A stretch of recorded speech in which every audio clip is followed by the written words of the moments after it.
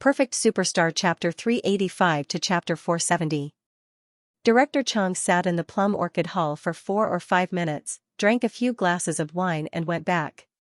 The main purpose of his coming here was to clear up misunderstandings, get to know the two current hot stars in the entertainment industry, and talk about the shooting process of Full of Romance. Zhidong Satellite TV has obtained the premiere rights of this TV series. With the advent of the summer vacation, large-scale publicity activities are about to be launched. Zhidong Satellite TV has high hopes for the ratings, and even the advertising and investment plan has been made in advance. Director Chang knows this very well, so he respects Lu Chen and Chen Feier very much, not only because of their status in the circle, but more importantly, the cooperation between Zhidong Television and the two studios involves huge interests. As soon as Director Chang left, Lu Chen's cell phone rang. It was Gao He who called. Lu Chen, third brother, have you arrived in Hangzhou? Although Lu Chen is now a famous idol artist all over the country, in Gao He's eyes, he is still third brother in room 405 of Xianxia University. Lu Chen also hopes so. He smiled and said, I'm already here. I'm eating here with Bai Lu. What about you? Cough. Gao He had a lot of bitterness to say. Fourth brother and I and a group of friends are at Xiaoling's house. We were blocked outside the door and not allowed to enter. Those bridesmaids are going to play us to death. Ha ha ha. Lu Chen laughed. Of course, picking up the bride has to go through 3 stages. Do you want me to come and help? Gao He praised. Of course, it's best if you can come and help. Then you eat quickly. I'll ask fourth brother to drive over to pick you up. With the friendship between the two, saying polite words would be estranged. Of course, Lu Chen had no objection. Let fourth brother call me when he arrives. I'll come out to find him. Gao He, okay. After hanging up the phone, Tian, who was sitting next to him, asked curiously, your friend is getting married today? Lu Chen nodded and said, yes, so I'll leave Feier to you today. Tian pursed her lips and said with a smile, are you going to hide Sister Feier like this and not take her to the wedding? Of course, this little trick of sowing discord was not difficult for Lu Chen. He smiled and said, I'll take her with me next time I get married. In fact, it was mainly because Chen Feier's identity was too special. If he brought her to the wedding banquet, he would be suspected of ruining it. He couldn't let his brother's wedding banquet become his girlfriend's home court, right? Lu Chen told Chen Feier that he would treat the bride and groom to another meal tomorrow. This way, it would be the best of both worlds. Tian was speechless. Chen Feier hugged her and laughed, I can't be bothered with him. Let's enjoy our world together. Tian sighed. Seeing you two together makes me want to fall in love. Chen Feier said, can I introduce a boyfriend to you? Tian pursed her lips. Forget it. I'm focusing on my career now. Men are just fleeting clouds. We'll talk about it later. The two of them talked and laughed, and the atmosphere was harmonious. After about half an hour, Lao Si called. Lu Chen shook his mobile phone at Chen Feier and said, I'm leaving first. You can eat with everyone. Chen Feier nodded. Be careful. Lu Chen said, got it, dear. Tian shrank her shoulders. It's so corny. Lu Chen laughed, said goodbye to Xiao Haichao and his wife, and left the room. Outside the egret restaurant, Lu Chen quickly found Lao Si's car. Lao Si, you're rich. Sitting in the car, Lu Chen looked at the brand new interior in surprise. You're driving a Mercedes-Benz. Lao Si, Zhou Rui, was a native of Hangzhou. He was thin and unattractive. He directly gave Lu Chen a contemptuous look. Big star, don't mock me. This Mercedes-Benz is borrowed as a wedding car. I'm just a broken driver. Lu Chen laughed and gave him a punch. Don't talk. Nonsense, drive. Zhou Rui, protrude. On the way to the bride's house, Lu Chen chatted with Zhou Rui and learned about the recent situation of a group of brothers and friends. After graduation, Gao He stayed in Hangzhou and didn't return to his hometown. He even gave up the job he had found. He was currently working at a local game company with Xiaoling. Although they could not afford a house, they were very happy together. Marrying at such an early age was also a result of careful consideration. It was not the result of an impulsive decision. Zhou Rui said, sister-in-law's family is very opposed, mainly because they don't have a house, so they just get the certificate directly. More than opposition, at the beginning, Wang Xiaoling's parents didn't agree with the two at all and almost broke off their relationship with Wang Xiaoling. If you want the two to agree, first of all, Gao He has to buy a suite in Hangzhou. The problem is that the current house price in Hangzhou is not affordable by young people. In the end, Wang Xiaoling's determination and Gao He's sincerity played a role. The story in the middle is enough to be written into a novel. Lu Chen nodded. It was really not easy for Gao He and Wang Xiaoling to finally come together. 99% of the long-distance relationships in college have no result. Fortunately, both of them have enough courage to persist to the end. After graduation, old K1 Hongji went to Huhai first. He originally worked with his senior brother, but it didn't take long for him to resign and go south to work in an internet company. Because he was too busy with work, he couldn't come to Gao He's wedding. As for Zhou Rui himself, he works in the game department of Fading Company. Fading Company is one of the top 3 internet companies in China. The famous Yibao and Yufubao are under its banner. In addition, the game department is very strong. It is self-produced and acted as an agent for many popular online games. The key is that Fading Company is a local company in Hangzhou, and the treatment has always been one of the best in the industry. Therefore, among the 4 brothers in the dormitory, except for Lu Chen, Zhou Rui is the best. Everyone has their own opportunities. In general, everyone is very good. It's a pity that they can't all reunite this time. Zhou Rui gossiped, Old 3, are you and Chen Fei really planning to get married? His face was full of envy. Chen Fei is a real goddess. Who would have thought that the guy who slept in the same room with him could fall in love with the goddess? He is simply a big winner in life, Lu Chen smiled and said, I'm not thinking about marriage at the moment. Do you have a girlfriend now? Zhou Rui said with a bitter face, I was pulled by my mother several times. It's not that I don't like her, but she doesn't like me. In short, I don't like her. I don't have any ideas. Let's leave it to fate. Speaking of which, among the 4 brothers in the dormitory, Zhou Rui has the least luck with women. In 4 years of college, he was the only one who didn't fall in love. The most difficult time was when the other 3 were in pairs, and he was still alone. Zhou Rui was very open-minded, and he could enjoy playing games. Chatting all the way, the two came to the community where Wang Xiaoling lived. Wang Xiaoling's home is in the old city area in the southeast of Hangzhou. The community here was basically built in the 80s or 90s. Most of them belonged to the staff dormitories of local state-owned enterprises.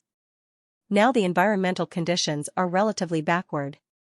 The people's call for demolition is growing, and it is expected that the transformation of the old city will be completed within a few years. But even if the demolition is replaced with a new house, Gao He and Wang Xiaoling will not be able to touch the light, because Wang Xiaoling still has 2 younger twin brothers. It is precisely because the living conditions are very poor that the family will oppose the relationship between the two. They can't rent a house for a lifetime, can they? What about having children in the future? The road in the old community is narrow. Zhou Rui's car was parked on the road outside. There were already 3 wedding cars waiting there, suffering in the hot sun, and there were a lot of colorful debris scattered on the ground. Zhou Rui was very helpless. None of Wang Xiaoling's relatives and sisters are good people. Our group of brothers have sent out thousands of red envelopes to the best man, but they haven't even passed the first gate. I don't know how they are now. The Wang family was not very satisfied with this marriage. Wang Xiaoling is a native of Hangzhou. If Gao He, this outsider, wants to marry her, it is inevitable that he will pass 3 trials. Even Wang Xiaoling herself can't stop the bridesmaid sisters from making things difficult at this time, because according to the customs, this is regarded as a show of strength to the groom, so that she will have authority in the family after she marries. Things that are too easy to get are always not cherished. Zhou Rui is also a native of Hangzhou. Of course, he knows the knack. In order to complete the task, he can only use Lu Chen as a magic weapon. Third brother, this time it's up to you. Lu Chen is very disapproving of this custom, but today is a big day. He can't tell his brothers to withdraw and go to the street to catch another bride, so he nodded and said, then I will try. Here. Zhou Rui picked up a big bag from the back seat and gave it to Lu Chen. Lu Chen said, "What is this?" Zhou Rui smiled and said, "Best man clothes. I specially rented it for you. Hurry up and put it on." Lu Chen was convinced and changed his clothes in the car. After Lu Chen changed his clothes, the two got out of the car. Under Zhou Rui's guidance, they came to the 5th floor of an old building. There were a lot of people in the corridor. Most of them should be the neighbors who were watching the fun. In front of the door, there were 4 or 5 guys in suits and leather shoes. The tall and strong groom Gao He was particularly eye-catching. He had a helpless look on his face. The neighbors were all pointing and gossiping, some of them gloating and muttering.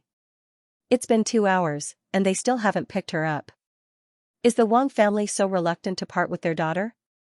Since they've already gotten their marriage certificate, they still have to get married. However, they still have to vent their anger. That's right, that's right. We can't let our daughter go out without giving enough red packets. In my opinion, make way, everyone please make way. Zhou Rui shouted, "Boss, Lao San is here." Old Third. Gao He was like a suffering disaster victim who met a big savior. "I'm waiting for you." Seeing him so excited, everyone's gaze involuntarily fell on Lu Chen. Eh? This young man is very handsome, even more handsome than the groom. Yes, he looks familiar, as if I've seen him somewhere. Go and ask if he has a partner, hee. Lu Chen, he is Lu Chen. Who is Lu Chen? The one who plays Xianxia. He is a big star. Superstar, are you for real? Lu Chen didn't wear sunglasses after changing into his best man suit. His appearance rate in the media is quite high now, so he was quickly recognized and immediately caused an uproar. No one expected that the new son-in-law of the Wang family had a big star friend who came to be the best man in person. Everyone consciously made way, and some people took out their mobile phones to take photos. Thank you, Lu Chen politely thanked the person who gave way to him, and then went over and gave Gao He a solid hug. Boss, congratulations. Gao He was so excited, Lao San. No matter what Lu Chen's current identity is, the friendship between the two has not changed. Lu Chen said with a smile, "Are you still blocking the door? I'll talk to the people inside and see if they can give me some face." After 3 passes, the door is the first pass, the living room is the second, and the bride's bedroom is the third. Generally speaking, the beginning and the end are the hardest to pass. It is normal for them to spend most of the day if they encounter a difficult one. Lu Chen walked to the door and asked through the anti-theft fence, "Sisters, can you open the door?" Wang Xiaoling's relatives and sisters were guarding the door. They all heard the movement outside just now, but they didn't understand what was going on until Lu Chen appeared. Ah! Someone immediately screamed, "It's really Lu Chen, Xianxia." The inside suddenly exploded, and one of the girls immediately unlocked the door. "Come in." Lu Chen turned to Gao He and made a gesture of victory. Gao He gave him a thumbs up. A handsome man is already powerful. A big star handsome man is simply a human-shaped nuclear bomb. It would be strange if these little sisters can bear it. There is no need to take out a red envelope to blow open the originally unbreakable door. As soon as the door opened, the groomsmen surrounded the bridegroom and rushed in. The girls inside were so excited that their faces were red. Some of them came over boldly with bright eyes, and some of them were shy and evasive. They wanted to be close but didn't dare to be close, which made several groomsmen who had just suffered secretly despise them. The first pass was broken, and the second pass was very easy. Gao He gave the red envelopes that Wang Xiaoling's elders had already prepared and went there. As for the last pass, which was originally a big test, it doesn't exist at all, because all the bridesmaids in the bedroom ran out to see Lu Chen, took photos and asked for autographs, and left the bride inside without any spirit of loyalty. For them, it may be the only time in their life that they can see a big star as a groomsman. Lu Chen smiled and satisfied the bridesmaid's request. Gao He took the opportunity to run to the bedroom and carry the bride out. Pick up the bride. Only to hear a bang sound, countless ribbons were hit on the ceiling and fell down one after another. Gao He strode out of the house with the bride in his arms and carried her all the way to the wedding car under the blessings of everyone. Then the bride and groom, as well as the bridesmaids and groomsmen, took the wedding car to the hotel. Because Gao He and Wang Xiaoling currently live in a rented house, Their wedding night was arranged in the hotel where the wedding banquet was booked, and the hotel room was used as a temporary new house. After the two got married in Hangzhou, they had to go to Gaohi's home in Jiqing to have another wedding. After a lively toss, there were finally no accidents. They settled down in the hotel in twos and threes, and then waited for the wedding banquet to begin in the evening. Lu Chen was able to talk to the bride and groom alone. Lu Chen, I really want to thank you this time. Wang Xiaoling's eyes were bright, and she sincerely said to Lu Chen, I didn't expect you to come. When she was at home, she was guarded by the bridesmaids in the bedroom, and Gaohi was not allowed to enter outside. She was actually very anxious in her heart, for fear that Gaohi couldn't help but lose his temper and make both sides unable to step down. It's not uncommon to get into trouble because of picking up the bride. There are even cases where they want to divorce on the spot. Fortunately, Lu Chen was like a divine soldier and heavenly general, and easily solved her relatives and sisters, so that she could smoothly complete this important step in her life, and naturally, she was very grateful in her heart. Lu Chen said with a smile, Sister-in-law, you're being too polite. What kind of friendship do I have with the eldest brother? Gaohi held Wang Xiaoling's hand and smiled honestly. Wang Xiaoling grinned and said, Anyway, thank you. I heard that your girlfriend, Chen Fei is also here? Lu Chen nodded, bring her to meet the bride tomorrow. Wang Xiaoling was delighted, that's great, I'm her fan. Lu Chen asked Gaohi, boss, how is your work now? Before Gaohi graduated, he had already talked about a job in his hometown of Ji City, but in the end, he chose to stay in Hangzhou for the sake of love. Zhou Rui said that he and Wang Xiaoling worked in the same game company. Zhou Rui's words were a bit vague. Lu Chen thought that this job was estimated to be ordinary, and it certainly couldn't be compared with the fading company where Old Four worked. So he asked with great concern. Gaohi didn't hide it. The company he and Wang Xiaoling worked in was not big. It was a game production company that was established the year before last. It was mainly engaged in the production of web-based games and mobile games. At present, it has produced 2 small games that were not very popular. The salary is enough to live on, Gaohi said, a small company also has its advantages. At least I can get in touch with more things. I still focus on learning and exercising. I have accumulated enough experience, and I can change jobs or work on my own in the future. He added, mobile games are really popular now. A small game can make millions every month. Of course, the competition is fierce. Gaohi also has an idea. He can't let Wang Xiaoling suffer with him all the time. The housing price in Hangzhou is so expensive. He can't afford to buy a house with his current salary. If he has a chance, he still wants to start his own business. Although the risk of starting a business was great, without risk, how could there be any substantial gains? Gaohi joked to Lu Chen, if I make my own mobile games in the future, I will definitely ask you to endorse them. You have to give me a big discount, haha. Smartphones had already entered a period of rapid development, and mobile games had also flourished. The scale of the market continued to expand, reaching a very shocking level. It was common for celebrities to endorse mobile games. Lu Chen had also received endorsement offers from several companies, but he had turned them all down, not because the price was low, but because the quality was not high enough. But now he was thinking about something else. Lu Chen studied computer applications in college. Of course, he understood the trend of smart mobile phones and entertainment. He knew that creativity was the most important thing in today's mobile games, apart from the quality of production. A mobile game with excellent creativity, even if it's just a simple 2D picture, can still be very popular, while a 3D mobile game with huge investment and exquisite production can be found everywhere. In Lu Chen's dream world, there are also many classic games, including many popular mobile games, which are like treasures waiting to be excavated. If he hadn't embarked on the current road, he would have worked in a game company to accumulate experience and original capital, and then come out to start his own business. With these creative wealth in the dream world, he believed that he could also do a real career.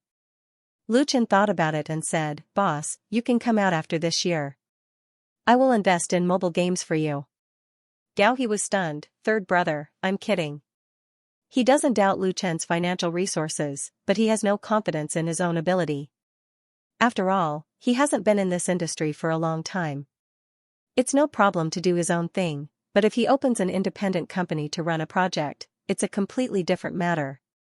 Lu Chen may not care about the failure of his investment, but how can he live with it in his heart? Lu Chen shook his head and said, I'm not kidding. I really have such a plan. You know that I can't run a game production company by myself. If I let you do it, I can rest assured. Lu Chen thought about it. Instead of benefiting others, it's better to benefit Gao He. He also laid out for his own big IP plan in advance. One must know that the interests involved in the game copyright are very huge.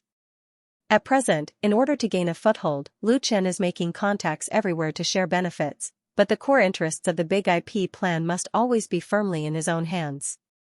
For example, he is currently updating and publishing The Smiling, Proud Wanderer in Waves literature. If the book can sell well in the future and eventually form a high-quality IP, then film and TV adaptation is inevitable, and gamification is indispensable.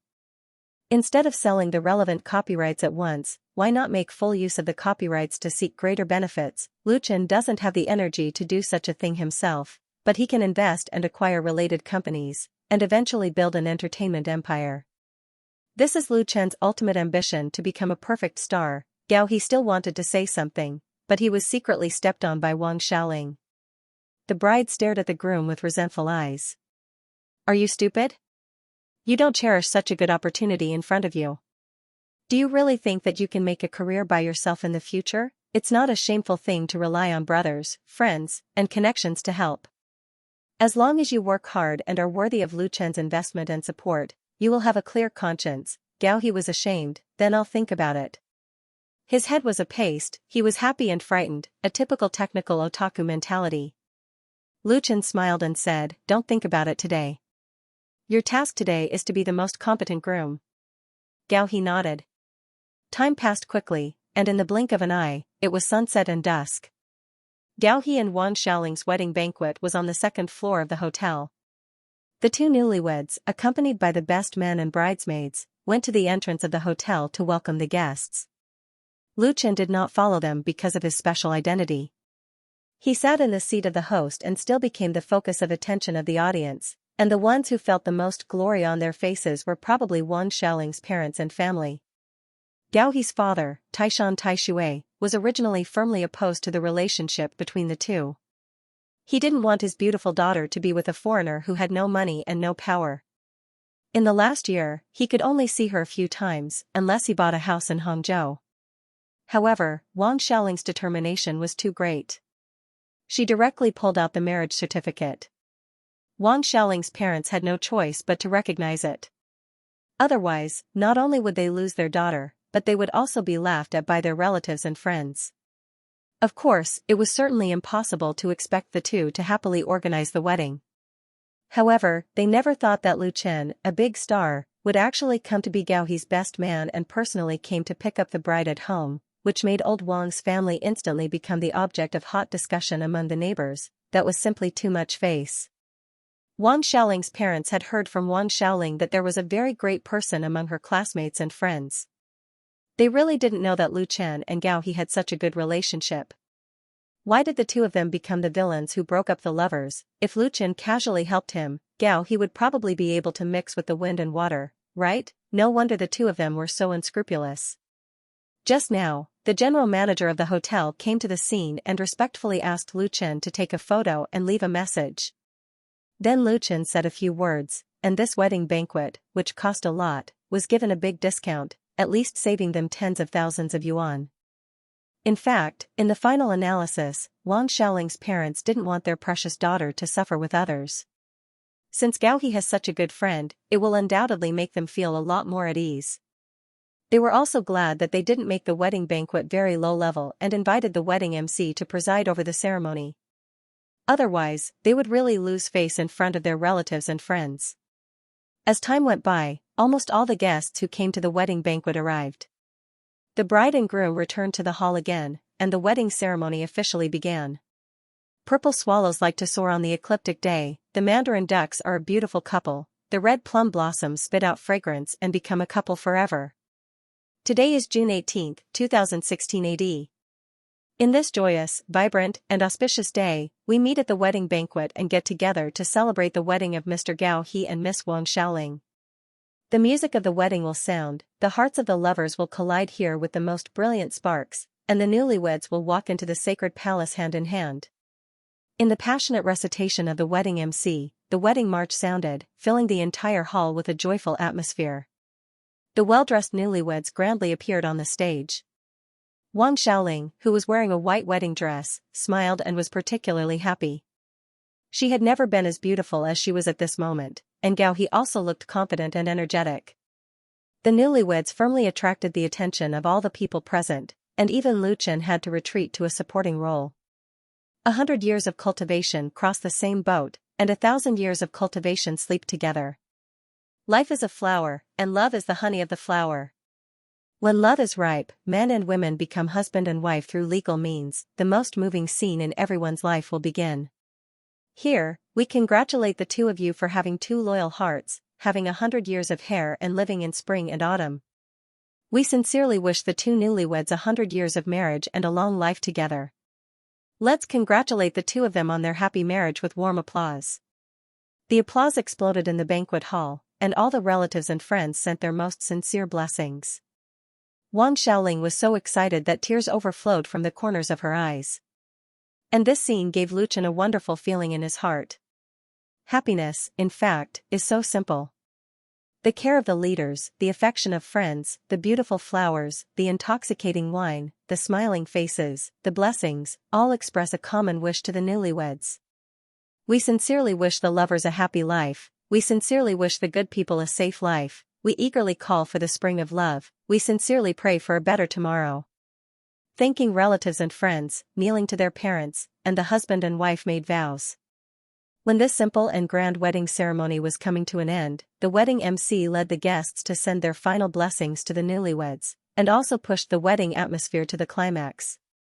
At this time, the wedding MC should have announced that everyone could start eating, and there would be a game lottery or something, but she suddenly changed the subject and said, "Before the banquet officially begins, there is a very special guest who has a few words to say to the bride and groom.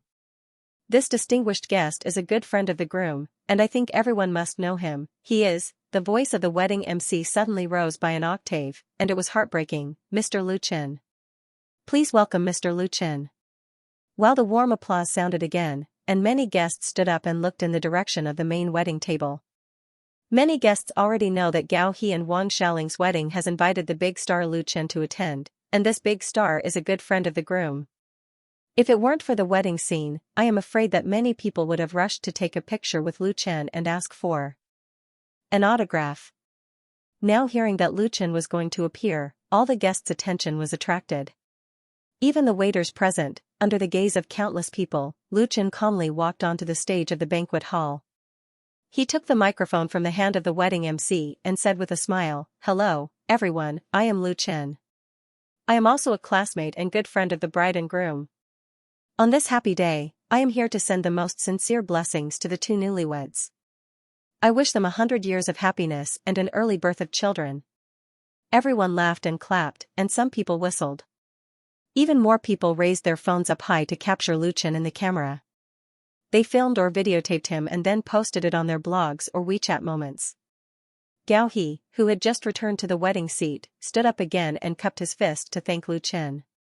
"Thanks, brother," Lu Chen waved at him and continued, "In addition, I also want to give them a special gift, which is a song I wrote for today's special day." Lu Chen was going to sing for the bride and groom here. Everyone immediately became excited. Their palms clapped loudly, and cheers rose and fell. Usually, if one wanted to listen to a celebrity like Lu Chen live, they would have to pay at least a few hundred yuan, not to mention being so close to him. It was really an opportunity that one could not ask for even if one wished for it. Especially some young girls, they were so excited that their faces were flushed. Therefore, even though the waiters had already started serving hot dishes, not many people cared about eating and drinking, even though most of them were starving. Lu Chen took the microphone and sat in front of the piano placed on the right side of the performance stage in the banquet hall. This piano is an ordinary joint venture brand, and it is not very well maintained, but it is more than enough for an impromptu singing accompaniment. He first inserted the microphone into the shelf placed on the piano, then took out his mobile phone and opened it, placed it horizontally in front of the microphone stand, and sent a video call request to Xianxia. Xianxia quickly connected, and the screen showed that she was at Tian's house. "Hey, are you looking for me?" Lu Chen said, "Yes, I'm at the wedding. I'm going to sing a song. Let's listen to it together." "Ah. I want to listen too." Tian's head appeared in the video camera, and she looked excited. "It's so lively over there." Lu Chen smiled and said, "Let's listen together." He said into the microphone, "The name of this song is For You." As soon as he finished speaking, Lu Chen skillfully pressed the black and white keys to play the prelude. With the sound of the zither, his expression became focused and serious, and a faint smile appeared on his face. This song was for the bride and groom. He will be your bridegroom. Henceforth he will be your companion for life. Everything about him will be closely related to you. Fortune and misfortune must be born together. She shall be thy bride, she was entrusted to you with all her heart. Thou shalt double the care of thy life, whether it is pain or joy, we must share it together. It must be a special fate. Only then could they become a family along the way. How much he loves you, you should pay him back a little more. The possibility of finding happiness. As Lu Chen sang, his bright eyes slowly swept over the faces of the bride and groom.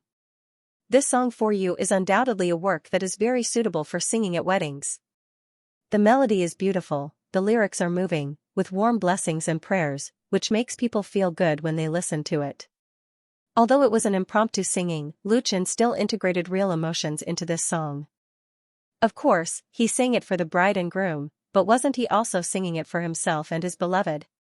Part 2, From now on, we are no longer alone, you have to think about us all the time. How much you give, love is a little more complete, it must be a special fate. The banquet hall became very quiet. There was no noise, and even the waiters who served the dishes slowed down. On this day, here, it was their luck to hear such a song. Wang Xiaoling has been in tears. She and Gao He fell in love in college and had a sincere love. This relationship did not fall into a routine separation because of graduation. The most important thing was her persistence and efforts. She believes in love and is willing to make sacrifices for love. Today, she is frightened and sad, but also happy and joyful. Lu Chen's song easily evoked her heart and made her shed tears that she didn't know whether they were sour or sweet. Sparkling tears washed away her makeup until a big, warm hand held her hand tightly. Wang Xiaoling raised her head and saw Gao He's firm look, and her fluttering heart suddenly fell to the ground. Very steady, the newlyweds snuggled up to each other and quietly listened to the song from Lu Chen that represented blessings. Today is a special day, and this special gift, the two of them will never forget it in their lives. At the other end of the phone, Xianxia stared at Lu Chen on the screen and listened. How lucky she was. Note, For You lyrics, 11 Lang/composer, Zhang Yu. May all the lovers in the world get married. This is Lu Chen's new blog post in the Waves blog that night, congratulating his college friends Gao He and Wang Xiaoling on their marriage and wishing the new couple happiness forever. There is also a video attached to the blog post, which is a clip of him singing For You at the wedding. This 5-minute video was shot by Zhou Rui, and it is very well shot. For Lu Chen's fans, especially his fans, it is undoubtedly a very happy thing to be able to hear his new songs from time to time, and it is such a warm work. It's good. I want to get married after listening to it. I have a house and a car, and I'm just missing a bride. Alas, the single dog has been abused again, sad. Haha, when my girlfriend and I get married, we must play this song at the wedding ceremony. I just want to know, when will my Chen and my Fei get married? Same question. Seeing these comments, Lu Chen couldn't help but ask Xianxia, who was leaning against him, My Fei, when are we getting married? Xianxia giggled. She blinked charmingly, drew circles on Lu Chen's chest with her long white fingers, and asked in a sweet voice, Do you want to get married? Lu Chen thought about it seriously, yes. To be honest, when he sang the song For You at the wedding of Gao He and Wang Xiaoling, he really wanted to get married. Xianxia hugged Lu Chen's waist, leaned her head on his arms, closed her eyes and said, In another 2 years, when I'm over 30, we'll get married, okay? Lu Chen smiled, okay. Xianxia opened her eyes, and the two looked at each other, with indescribable tenderness and sweetness in their eyes. Lu Chen lowered his head and kissed her charming lips. Ah! As soon as their lips touched, there was a cry of surprise. Tian, who was carrying a plate of fruits, appeared in the living room and said coquettishly, "You too, pay attention to your image. This is my house. Are you trying to make me unhappy by showing off your affection in front of me?" Lu Chen was a little embarrassed and scratched his head in embarrassment. This was Tian's home in Hangzhou. Originally, they planned to stay in a hotel, but Tian said that it was not convenient for them to stay in a hotel, so they stayed in her home. Anyway, it was just one night. She lived in Lu Chen and Chen Feier's home in the capital. Chen Feier blushed slightly, but she was not afraid of her. She straightened up and said, "Then let's go to the bedroom. Remember to put on your headphones." Tian was stunned. For a moment before she reacted. She couldn't help but blush. "Sister Feier, you've learned bad things." She hadn't had a boyfriend yet, so she was naturally shy when talking about such a sensitive topic. She quickly put down the fruit plate and ran away. "I'm afraid of you guys. I'm going back to my room." Tian was so shy that she ran away. Chen Feier smiled and said, "The little girl is also in love." Lu Chen shook his head, got up, and leaned over to pick her up. "Wife, let's go to sleep." Chen Feier shrank in his arms and giggled. At noon the next day, Lu Chen took Chen Feier to have lunch with the newly married Gaohe couple. Chen Feier also prepared a gift for the newlyweds. It was not a very expensive kind, but the intention was enough. Then the two ended their trip to Hangzhou and took the high-speed train back to Jinling. They continued the intense shooting of Full House of Romance. Due to the cooperation of many big shots in the industry, the shooting of Full House of Romance was coming to an end smoothly near July, and it would soon be officially completed and transferred to the post-production stage. It was a foregone conclusion that Lu Chen's second TV series would be broadcast during the summer vacation, so Beijing Television and Zhejiang Satellite TV, which had obtained the premiere rights, launched a publicity campaign in advance. The official V of Full House of Romance had already been online on the Waves blog. Every day, a variety of shooting footage was released to tease fans, and the early promotion was very colorful. But this doesn't mean that Full House of Romance can rest easy and sell immediately after it is broadcast, because there are many TV series that are also broadcast during the summer vacation, some of which are big productions, and there are also many dramas like Autumn in My Heart. Among them, the one whose publicity campaign is stronger than Full House of Romance is undoubtedly Shonan TV's self-produced drama Sea of Love. Shonan TV is famous for its publicity and hype in the circle.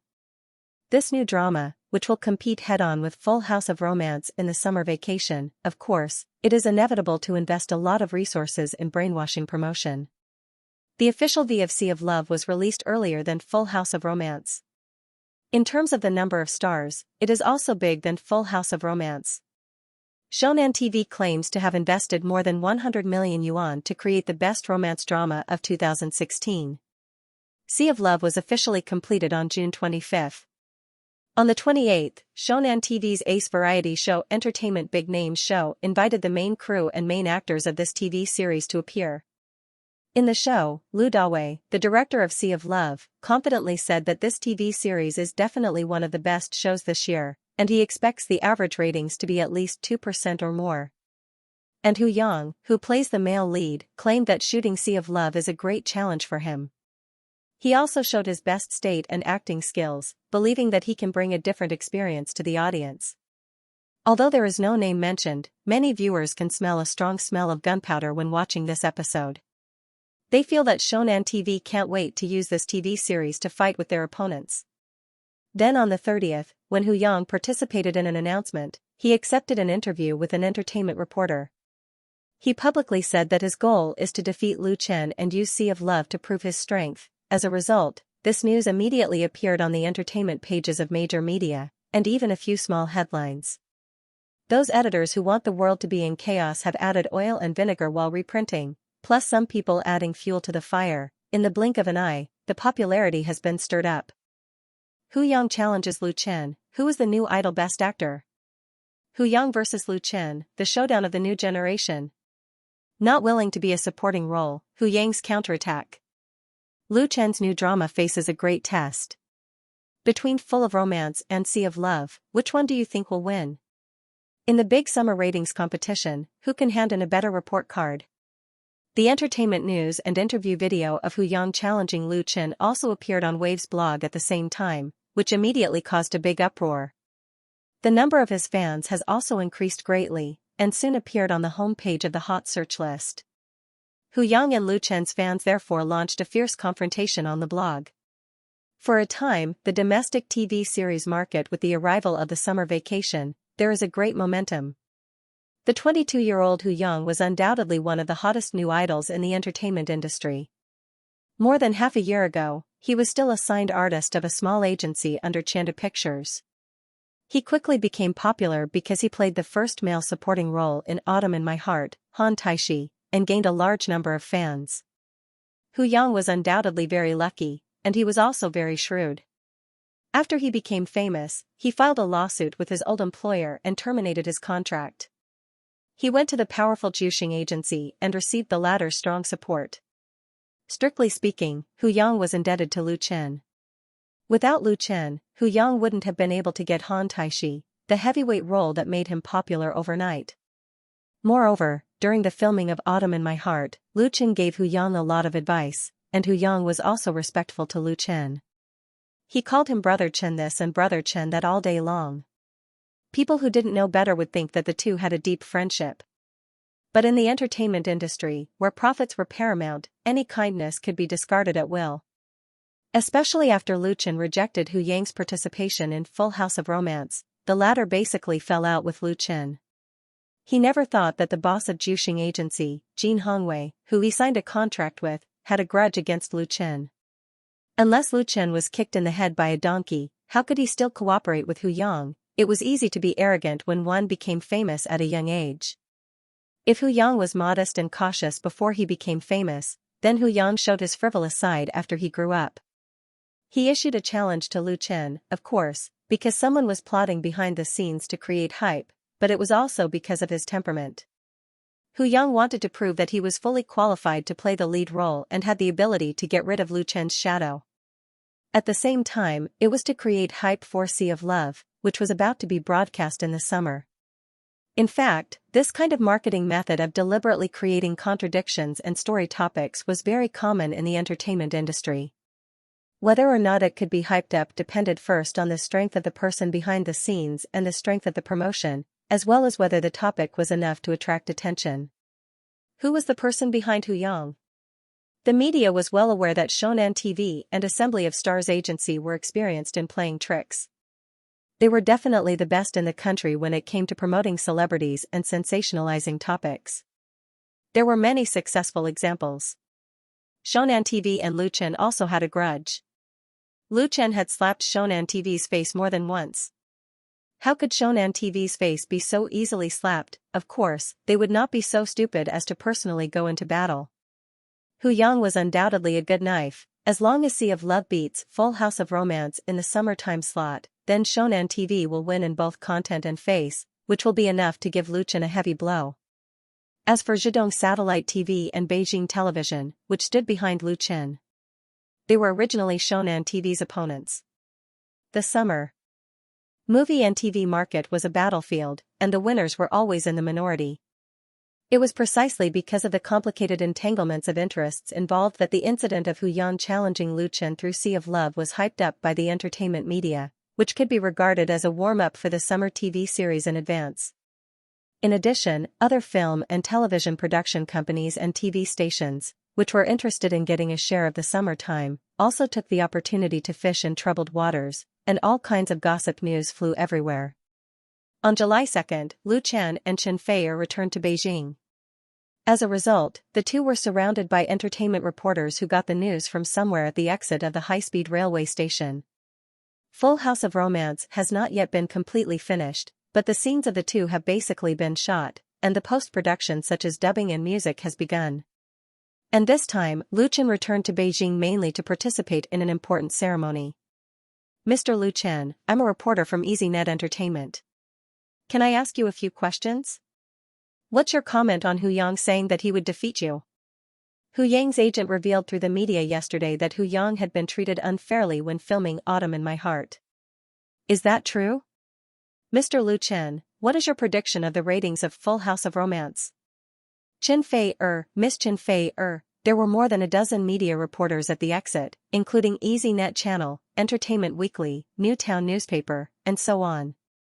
With the addition of photos and videos, it was noisy and attracted a large number of onlookers. If it weren't for the assistant blocking them and the timely appearance of the security personnel to divert the crowd, it would have been difficult for the two of them to move. Chen Fei lowered her voice and said, "Don't pay attention to them." She was experienced and knew how difficult it was to deal with entertainment reporters. Moreover, it was easy to be misinterpreted when answering questions on such an occasion without any preparation. Lu Chen nodded, "I know what I'm doing." He suddenly turned around and walked toward the place where the media reporters gathered. The entertainment reporters suddenly became excited. Under the obstruction of the security personnel, they desperately stretched out their microphones. "Lu Chen, may I ask?" Facing the microphones, Lu Chen said calmly, "Thank you for your hard work, but this is a crowded public place. It's not convenient for me to be interviewed by the media, so as not to cause any accidents. In addition, I welcome everyone to the press conference to be held at the Beijing Hotel at 7 o'clock this evening. If you have any questions, please ask them then." "Thank you." At 7 o'clock that evening, representatives of the South Korean Embassy in China and the South Korean Jeju City government would hold a press conference in the conference hall of the Beijing Hotel to officially confer the title of Jeju Island Tourism Ambassador on Lu Chen and Chen Fei. As for whether the media in front of him were invited or not, whether they could get a seat in the conference hall, Lu Chen certainly didn't care. He just didn't want to give these reporters a chance to make a fuss. After saying that, Lu Chen quickly returned to Chen Fei's side. The two of them quickly left the exit under the escort of the assistant and security personnel. They boarded the nanny van that had been waiting outside and left. "You really don't know a person's face. I didn't expect that Hu Yang to be such a person." Sitting in the passenger seat, Li Feiyu said indignantly, "I used to think he was a good person. I was really blind." Li Feiyu knew Hu Yang. When they were filming Autumn in My Heart, the latter even treated Li Feiyu to a meal and was quite polite to Li Feiyu. Li Feiyu also said good things about Hu Yang, so he had a good impression of him. Now, there was only downright disgust. Hu Yang obviously wanted to step on Lu Chen to continue to rise. Lu Chen smiled indifferently and said, "It's just my ass deciding my head. There's no need to be angry." My ass deciding my head? This term was very new. Li Feiyu did not understand it, and Chen Fei and Xian, who was driving, were also curious. Lu Chen explained, "A person's position determines their attitude. Hu Yang is signed by Juxing Agency, and he is filming a new drama from Shonan TV. He is our enemy, so it's normal for him to say something like this. Arguing with him will give him a chance to hype up, so there's no need." Chen Fei chuckled and said, "This sentence is really interesting and reasonable, but it's not big." "Hee, that's right, we really don't need to accompany them to hype up. It's beneath our dignity." If Hu Yang heard Chen Fei's last sentence, he would probably be half dead with anger. But Chen Fei was fully qualified to say that. Lu Chen finally said, "Everything depends on the results. Strength is not hyped up, and the ratings of TV series can't be falsified. If 10,000 words of saliva can't increase the ratings by 0.1%, it will be in vain. Results determine everything." Of course, there are many blind fans, but the fans with bright eyes are by no means a minority. Lu Chen has confidence in Full House of Romance, so whether it's Hu Yang, or the Juxing Agency and Shonan TV he represents, Lu Chen is not afraid. Perhaps half a year ago, Juxing Agency and Shonan TV had the strength to crush Lu Chen, but Lu Chen is by no means alone in the circle. Behind him stands Beijing Television, Zhejiang Satellite TV, Crown Pictures, Flying Stone Records, SPG, and other industry tycoons. In terms of lineup and power, they are strong and not weak. Most importantly, Lu Chen believes in his own work and believes that Full House of Romance, which he has carefully created, can create another miracle of ratings. Therefore, Hu Yang's various gestures and remarks are ridiculous in Lu Chen's eyes. They can lift you up, but they can also suppress you. If Shonan TV is smart enough not to confront Full House of Romance head-on, they may be able to make a difference. But the possibility of that is very small. Then bring it on. Beijing Hotel is not the largest and most luxurious hotel in the capital area, but it is undoubtedly the most famous. Beijing Hotel is one of the first foreign-related hotels in China.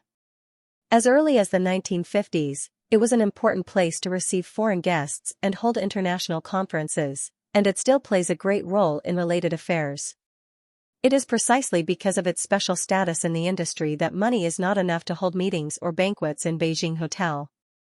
First, one must have sufficient qualifications.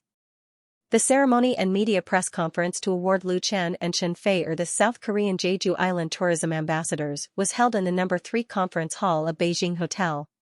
In addition to the 2 studios that hosted the ceremony, they also received strong support from Beijing Television and SPG. Those who came to the scene to attend the ceremony included a cultural counselor from the South Korean Embassy in China, cultural officials from the Beijing municipal government, representatives from Jeju City, and so on. The standard was quite high. In addition, more than 100 media outlets, as well as friends of Lu Chen and Chen Fei in the circle, were invited. Participating in the grand event together, at 6:20 p.m. Lu Chen and Chen Fei arrived at the ceremony. Tonight, Lu Chen wore a black Armani suit with a white shirt, looking very handsome, while Chen Fei was dressed up. A gorgeous evening dress perfectly showed off her figure, and she became the target of many media reporters present. Tan Hong, Liao Jia, Lin Xianxia, Qin Hanyang, the Bionics, MSN, Little Tigers. Even Tian Tian took time out of her busy schedule to come to Beijing to support the two. Tonight's Beijing Hotel can be described as star-studded. Although there was no red carpet ceremony, it made the media reporters on the scene feel that the trip was worthwhile, and they had enough material to take back. The awarding ceremony began at 7 o'clock sharp. First, the cultural counselor of the South Korean Embassy in China spoke. In his speech, he praised Lu Chen and Chen Fei for their contribution to the cultural exchange between China and South Korea, and welcomed more Chinese friends to travel and shop in South Korea. Then officials from the Beijing municipal government came on stage to speak. Finally, the representative of Jeju City, Korea, awarded the two with the honorary title of Jeju Island Tourism Ambassadors. When Lu Chen and Chen Fei respectively received the certificate and the golden key from the Korean official representative, the audience burst into thunderous applause, setting off a wave of celebration. Although there wasn't much pay to be a tourism ambassador, it was a commendable honor for any artist, especially when the two of them were foreign tourism ambassadors. This was unprecedented in the domestic entertainment industry, and it was the same in Korea. It was definitely an honor. If it weren't for the miraculous ratings of Autumn in My Heart in South Korea, which gave them a large number of fans in South Korea, this honor wouldn't have fallen on their heads. This represented official recognition. South Korea used this opportunity to promote tourism and attract tourists from the mainland, while Lu Chen and Chen Fei used this opportunity to better expand the South Korean market, using South Korea as a springboard to radiate influence to the Southeast Asian countries. It could be said to be a win-win cooperation. After the simple but grand ceremony, the cultural counselor of the Korean Embassy in China and the Beijing municipal government left first, and the press conference continued in the conference hall. When Lu Chen faced the reporters at the high-speed rail station during the day, it wasn't without reason that he asked them to come here to ask questions. First of all, he eliminated the small media reporters who liked to make trouble out of nothing, because these people couldn't even enter the Beijing Hotel. Second, because of the standard of the press conference and the presence of many official media, it was enough to shut the mouths of those with ulterior motives, or at least not dare to ask some controversial questions. This way, Lu Chen could deal with it much more easily. The first to ask questions were naturally the official media reporters, and the questions were basically related to the tourism ambassadors. Some questions were asked of Lu Chen and Chen Fei, and some were asked of the Korean representative. It was very official. After the two sides talked for more than 10 minutes, finally, a reporter couldn't help but stand up and ask, "Mr. Lu Chen, I'm a reporter from EasyNet Entertainment. First of all, congratulations on winning the honor of tourism ambassadors. May I ask if your new drama full of romance will also be broadcast in South Korea?" This question was obviously just a prelude. Lu Chen nodded and replied, "Yes, and it will premiere at the same time as in China, so that the Korean audience can see our new work as soon as possible. The reporter immediately asked, "It is said that your new drama will be broadcast this month, and according to my understanding, there are more than 10 TV series of the same genre premiering this month, including Shonan TV's Sea of Love. So, in such a fierce competition, what is your goal for the ratings of your work?" This reporter's question was probably what many of his colleagues wanted to ask. Although he didn't directly mention Hu Yang's name, the latter had threatened to beat Lu Chen in the ratings a few days ago. In the face of Hu Yang's challenge, what would Lu Chen's attitude be? This was the question that everyone was most concerned about. And Lu Chen was already prepared for such a question. He answered calmly, "Average of 3 to exceed 4. What? The reporter was confused. Can you explain? Lu Chen smiled and said, "I said that my goal for the ratings of Full of Romance is to average 3 to exceed 4%, with an average of 3% and a maximum of 4%. Is that clear enough?" An average of 3% and a maximum of 4%, there was a sudden exclamation in the conference hall. Many people couldn't believe their ears. As entertainment media reporters who attended this press conference, they had a basic and even in-depth understanding of the ratings of domestic TV series. At present, it was considered a success if the average ratings of domestic TV series could reach 1%. The highest rating of Autumn in My Heart filmed by Lu Chen last year exceeded 3%, which was a phenomenal record-breaking result. Now that he had said that the average ratings would exceed 3%, it was not as simple as an increase of 1%. It was not like 20 or 30 years ago. At that time, entertainment was relatively scarce. Watching TV had become the most common way for ordinary people to relax. It was easy for a classic TV series to reach tens of percent, and there were even scenes of tens of thousands of people coming out to watch TV. Nowadays, entertainment had become extremely popular. There were as many TV stations as there were hairs on an ox. New media had seized resources. Most domestic TV series ratings were within 1%. Although Lu Chen had the success of Autumn in My Heart, his target for the new TV series was 4%. That was really shocking. Wasn't he afraid that the wind would cut his tongue? In such a formal occasion and with such a formal expression, even if Lu Chen wanted to deny it, he couldn't do it. Once he didn't achieve the target result, then his face would be greatly shaved, even if he didn't lose all his face. If this was Lu Chen's counterattack against Hu Yang and Shonan TV, then his counterattack was too ruthless. He was ruthless to his opponent and even more ruthless to himself. Many reporters were excited. They could smell the thick smell of gunpowder. Lu Chen says that the ratings of Full House of Romance will break 4%. What gives Lu Chen so much confidence? Let's wait and see. The summer TV series has not yet been broadcast. Sea of Love vs Full House of Romance. Who will laugh in the end? 4%. Lu Chen's new drama points to a new record. That night, many big and small media couldn't wait to publish what Lu Chen said at the press conference on their websites, and the hype was in full swing. In contrast, the news that he and Shin Fei won the South Korea Jeju Island tourism ambassadors was put in the corner, and the attention was far less than that of Sea of Romance. And Sea of Romance, a new term created by Lu Chen, also quickly appeared on the hot search list of blogs. Lu Chen's fans were naturally encouraged by his bold words and applauded one after another, but many people in the industry held the opposite attitude, thinking that Lu Chen was too confident and would suffer sooner or later. At present, the domestic TV series and variety show market has long been a Red Sea, and the competition is so fierce that outsiders can't imagine it. Especially in the summer slot, it is the time for major satellite TV stations to show their magical powers. In the summer slot, newly shot TV series are often broadcast together. Without a strong star lineup and intensive publicity and promotion, it is undoubtedly extremely difficult to get out of this bottomless Red Sea. Although Lu Chen has the support of Beijing Television, Zhejiang Satellite TV, and other industry tycoons, he also has Autumn in My Heart as the foundation. He is too proud to want to break the average ratings of 3%. Because his competitor is Shonan TV, known as the king of the summer slot, Shonan TV has always been the overlord of local satellite TV stations in China. It's self-made. Dramas and variety shows disdain its peers, and it can play a lot of cards in the summer slot. Shonen TV has made it clear that it wants to use the all-star production of Sea of Love to compete with Full of Romance. If Lu Chen's TV series can maintain an average viewership rating of 2%, it will be a victory. It is really exaggerated to say that 3% exceeds 4%. On the Waves blog, some people mocked Lu Chen for getting carried away, asserting that he would be slapped in the face.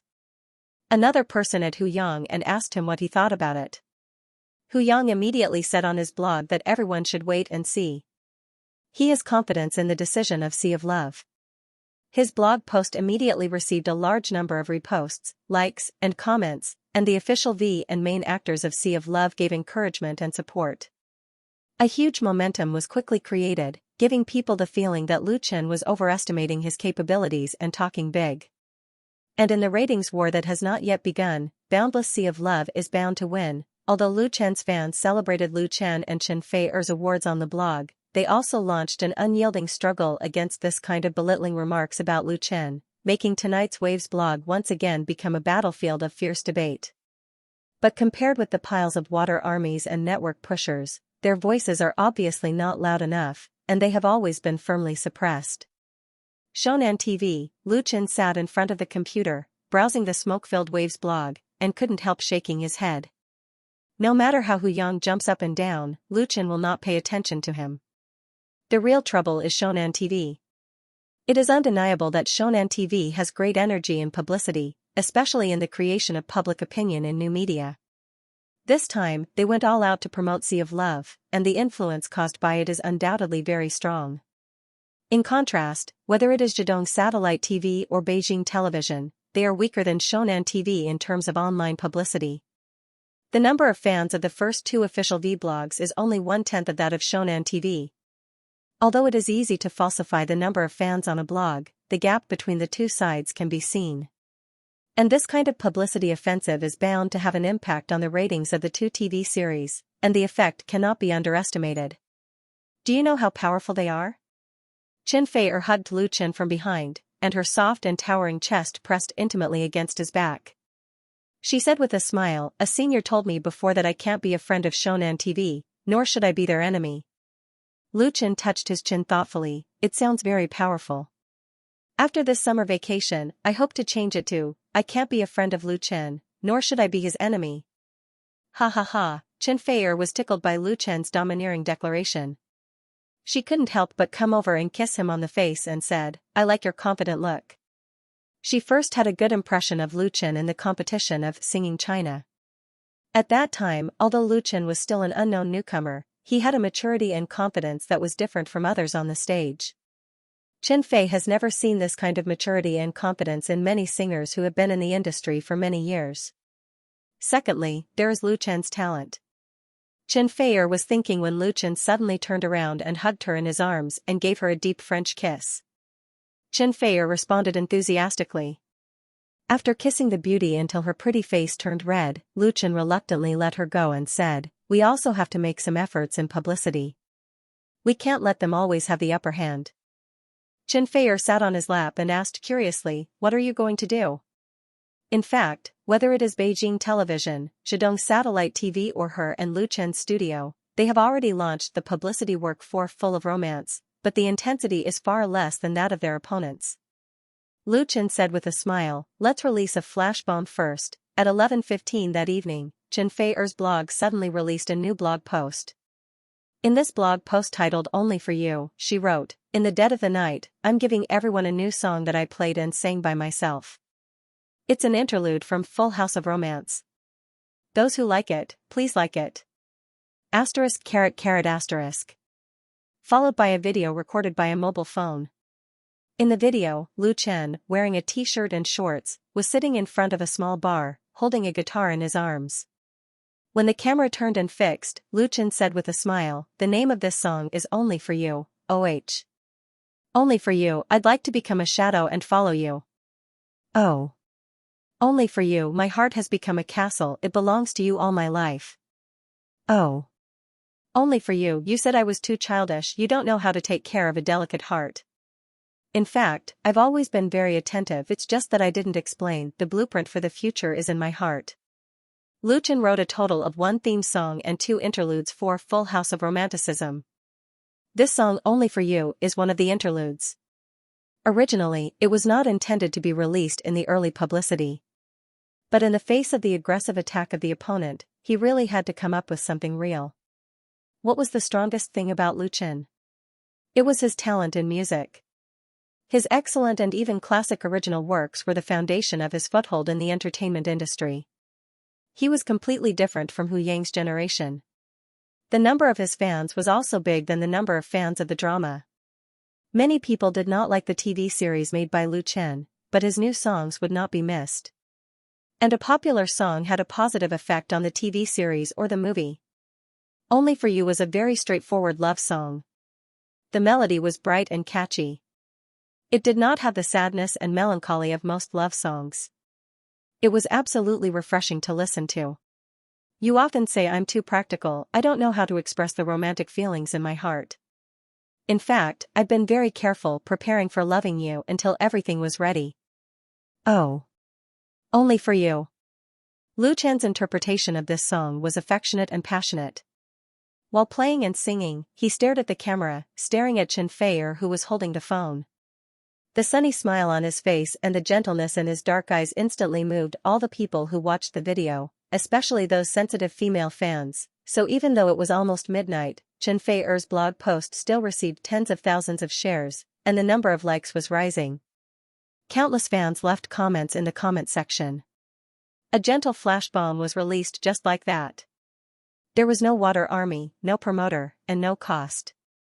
But the effect was not something that could be achieved by spending hundreds of thousands or even millions of marketing expenses. Note, Only for You lyricist, Yao Qian/composer, Harlem Yu Chen Feier has been famous for many years and has more than 20 million fans on Wave's blog. Fans who are familiar with her know that the heavenly queen of the music industry never quarreled with others on the internet. The content of her blog is basically daily photos, sharing experiences, reflections on life, etc. She is completely a quiet little girl, completely different from those star artists in the entertainment industry who can make waves when they have nothing to do. For example, this blog post. Everyone knew that she was definitely promoting Full House of Romance, but this kind of promotion method was not the disgusting yelling type of forceful brainwashing. It was very quiet and nourishing. A few simple sentences, an amazing video, and a touching love song. If this is a hype, fans say let the hype be more intense. I like Lu Chen so much, I like his songs. If someone can sing a love song like this to me, then I will definitely marry him. My Fei is so happy, bless. Don't say anything else, I'm going to follow Full House of Romance!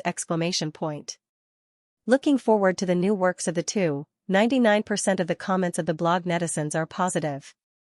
Although there is no lack of complaints of blinding and being showered with love again, they are all good-natured teasing. And the song Only for You, like many of Lu Chen's works, has been liked by fans. There was no need for the support group to encourage them at all. Everyone took the initiative to like and forward it, which made more and more people interested in Full House of Romance. By the next day, July 3, Chen Feier's blog post had been forwarded more than 500,000 times, with more than 1 million likes, and hundreds of thousands of comments, which steadily made it to the blog headlines. Compared with the marketing of the new drama vigorously promoted by Shonan TV, the effect of her blog post was enough to rival the hype of her opponents' piles of water armies and pushers, or even better. On the same day, the official V of Beijing Television, Zhidong Satellite TV and Crown Pictures, as well as Lu Chen Studio and Chen Feier Studio, announced at the same time that the new drama Full House of Romance will premiere on the 2 major satellite TV stations during prime time on the 22nd of this month. Every Friday, Saturday, and Sunday, 2 episodes will be aired each day, for a total of 25 episodes. This kind of broadcast frequency was quite intensive, which was undoubtedly beneficial to the increase of viewership. The summer break would be finished in 4 weeks, and it would be rebroadcast in early September.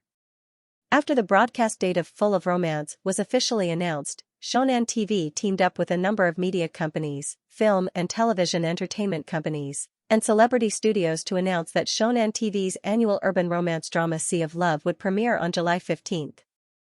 It would also air 3 days a week, with 2 episodes a day.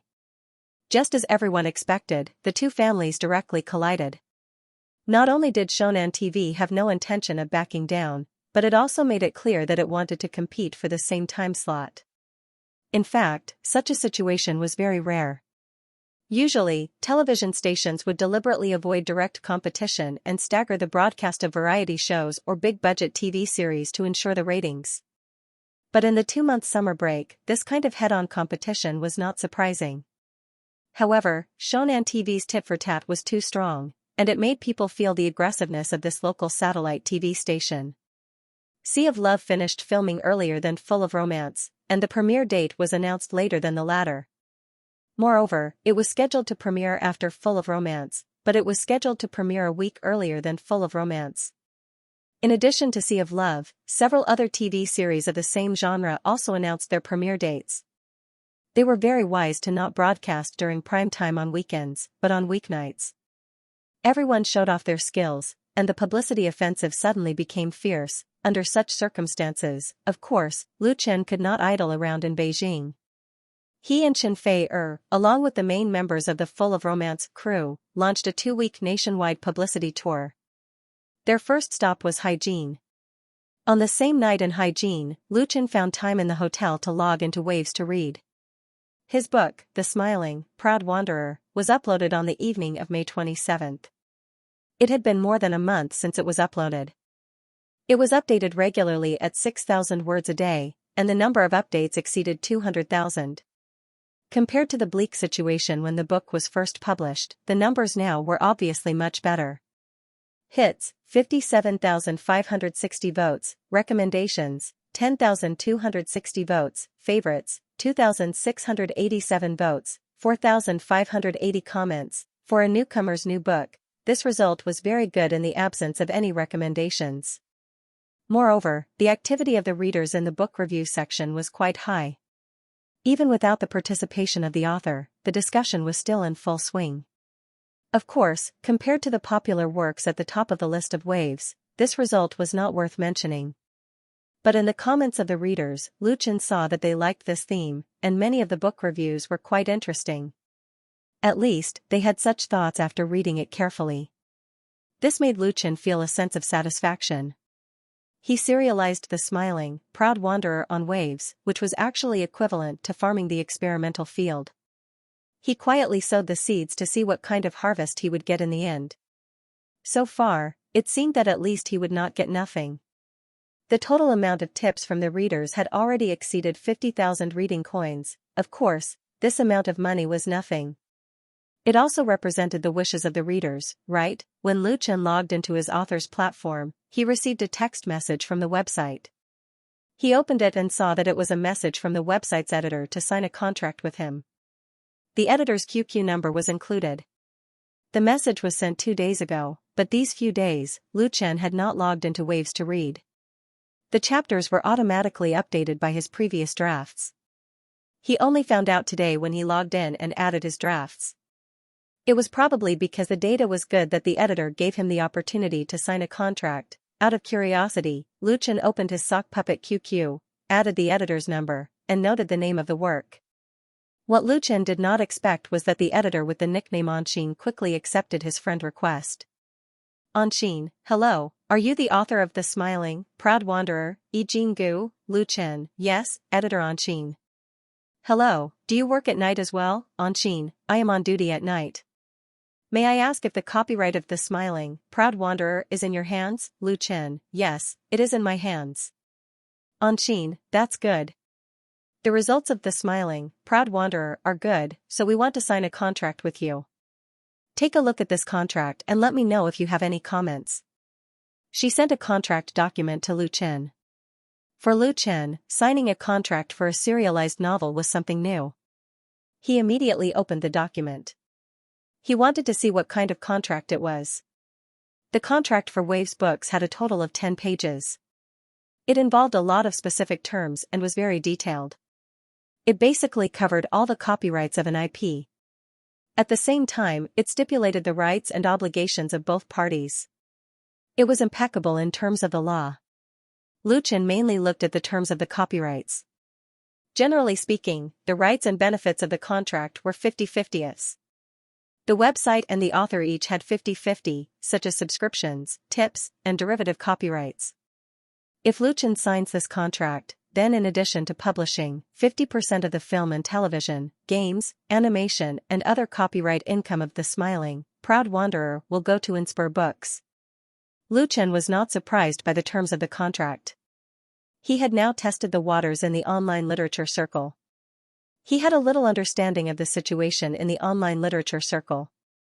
He knew that most of the websites were similar in terms of contracts, and there was no essential difference. Only the top authors had the right to negotiate contracts with the websites. In fact, it was similar to the entertainment industry. Artists who signed with entertainment agencies would get much harsher contracts at the beginning. That was normal.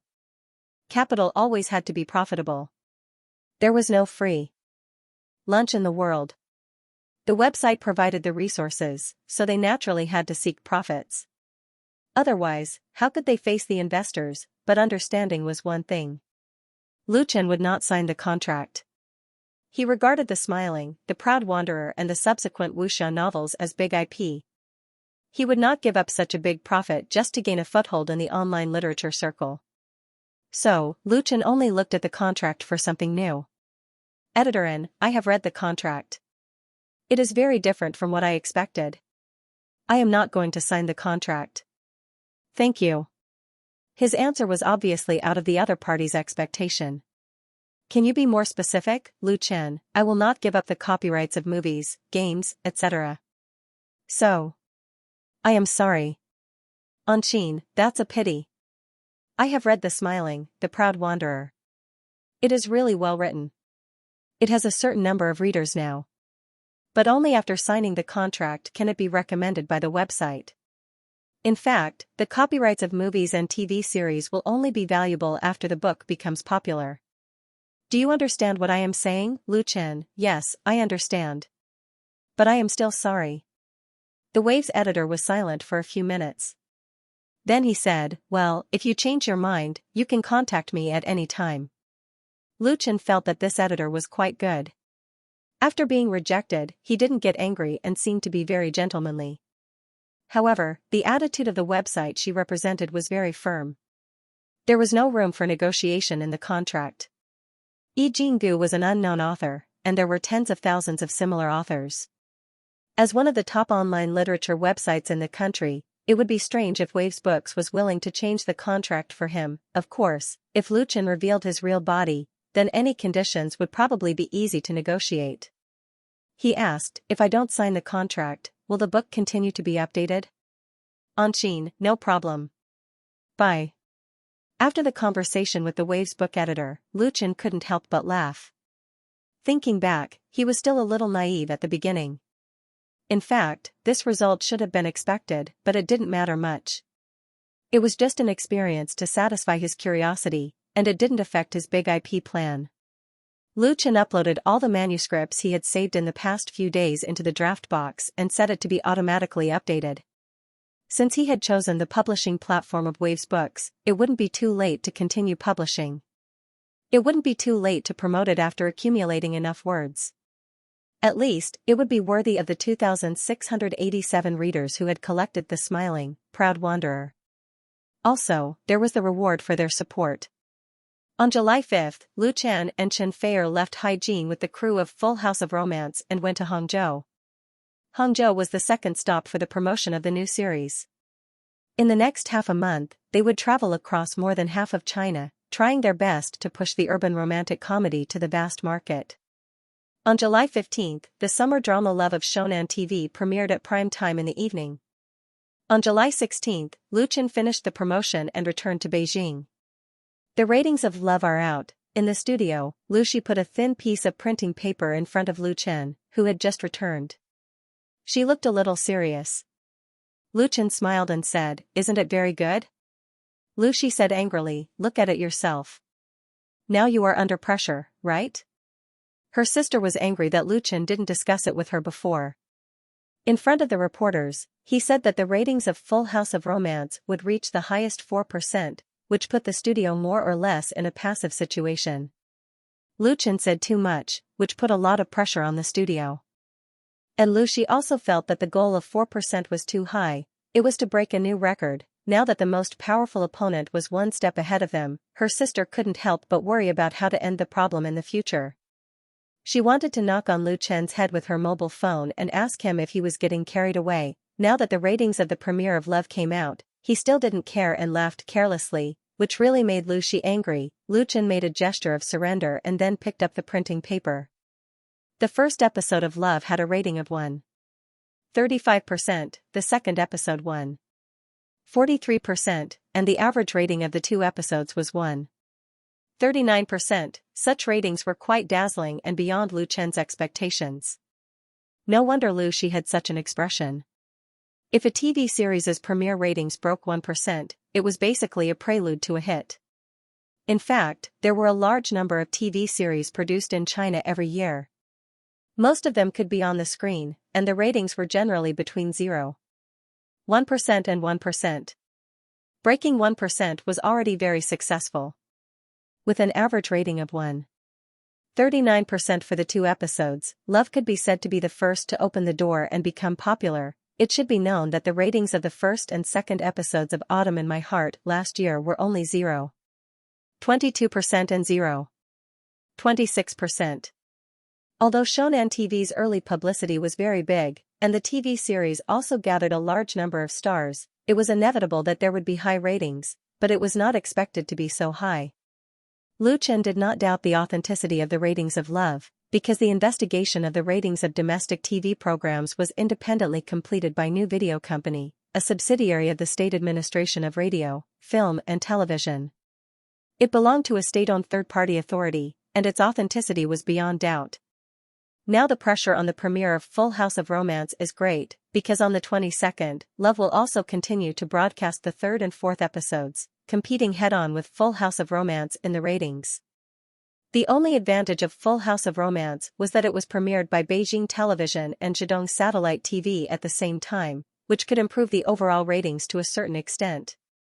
However, in the face of aggressive opponents, it still gave people a sense of suspense. Lu Shi frowned and said, "We still have a week left. Discuss with several other companies and increase the investment in publicity. We have to suppress their momentum. If compared with the early publicity, Full House of Romance is worse than Love. Now it can be considered as mending the pen after the sheep is lost." Lu Chen thought about it, shook his head decisively and said, "No, we just need to keep the current pace."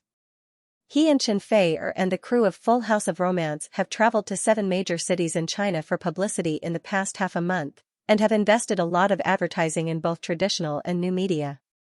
The budget is almost over. The early publicity has been very sufficient. If they want to achieve better results, the investment has to be at least doubled. That would not be worth the loss.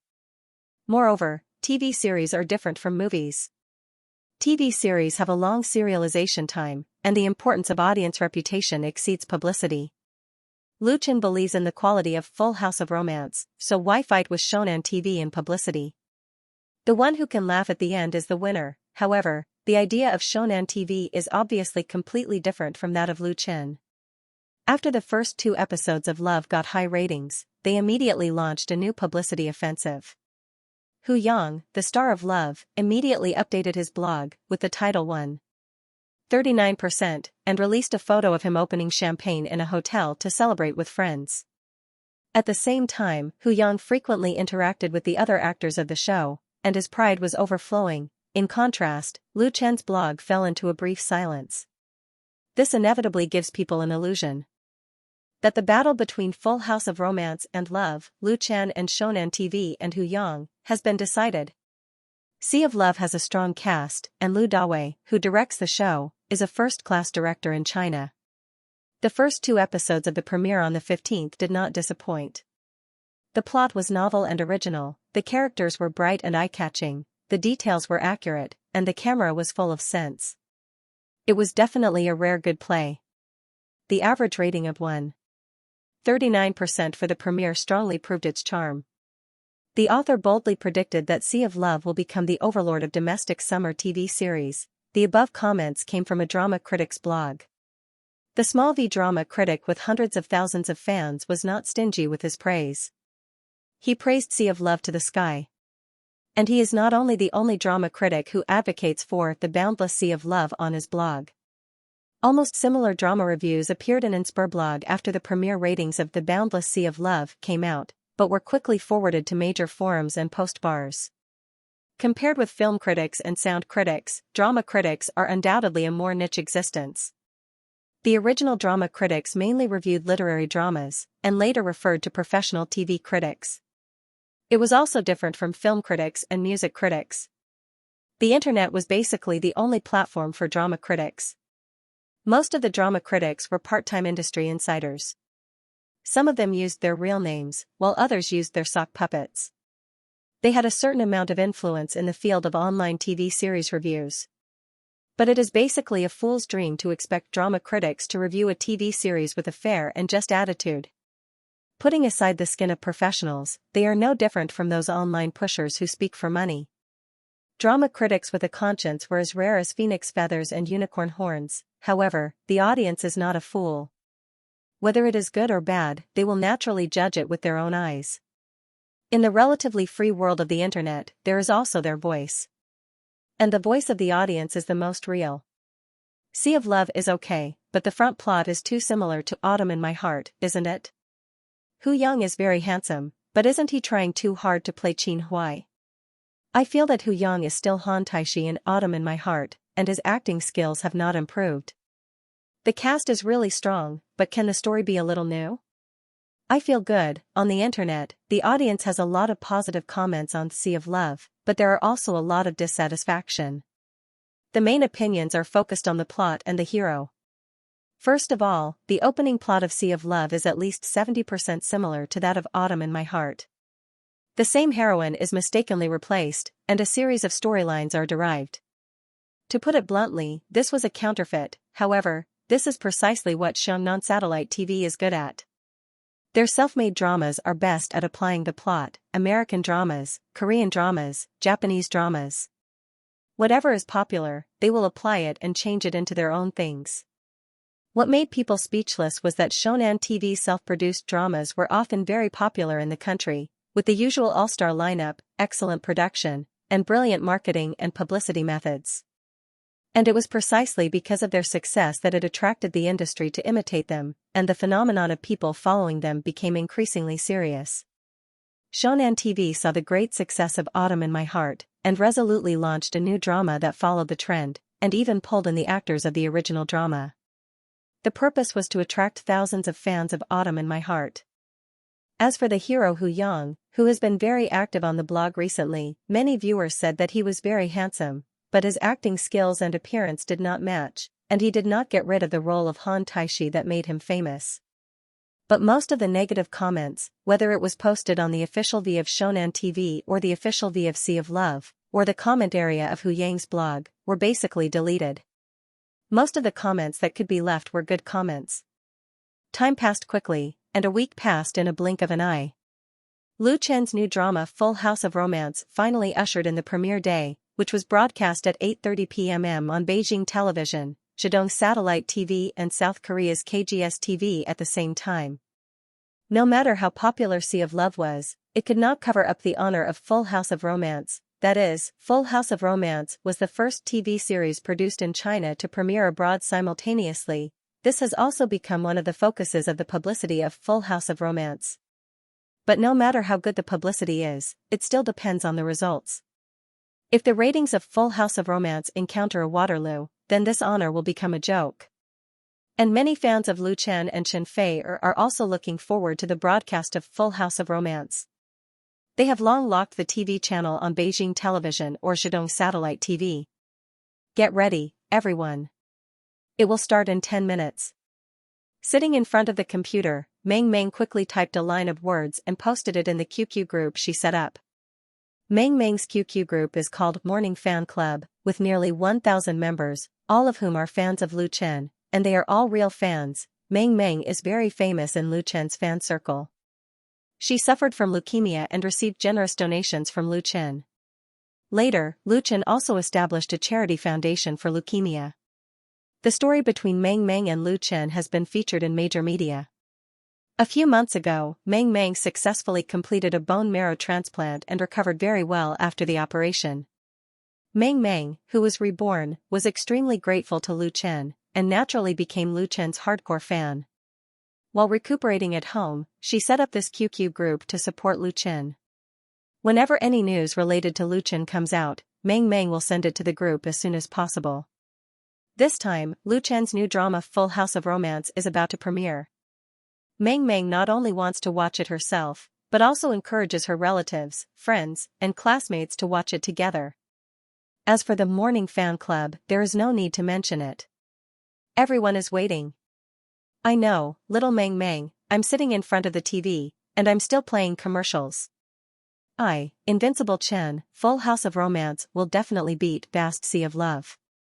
Needless to say, Hu Yang is really disgusting, and I used to be a fan of him. Don't mention that disgusting guy, let's support Lu Chen together. Support. The group members responded like a tide, and messages flashed quickly in the window, making it very lively. Because the premiere of Full House of Romance does not include online broadcast, it can only be watched on TV. Many fans said that this is the first time they have watched TV in several years. It's to support Lu Chen. Looking at the message on the computer screen, Meng Meng couldn't help clenching her fists. Lu Chen, come on. It's raining. Bean-sized raindrops hit the glass window under the effect of the strong wind, and the dense patter made Lu Chen wake up from his deep sleep. He opened his eyes and took a deep breath, feeling the warm and fragrant jade in his arms, and couldn't help but be tempted. Last night, they were entangled several times, but he still wanted more. Chen Fei-er, who was still sleeping sweetly, groaned unconsciously, frowned and groaned with dissatisfaction. Lu Chen smiled, lowered his head and bit her jade-like earlobe gently, and finally made the sleeping beauty wake up. She slapped Lu Chen's hand that was touching her body. You're so annoying. Lu Chen hugged her tightly and said with a smile, go to sleep.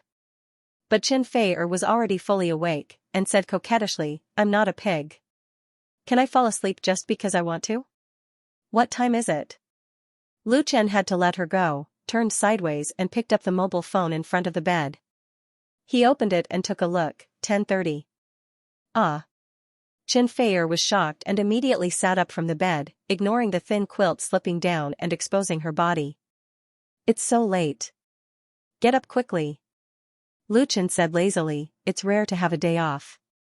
Sleep with me a little longer.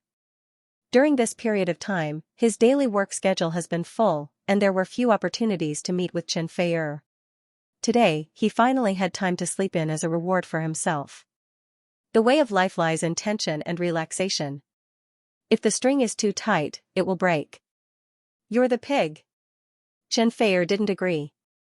She grabbed the clothes that were scattered on the bedside and put them on. The ratings of the premiere of Full of Romance have come out.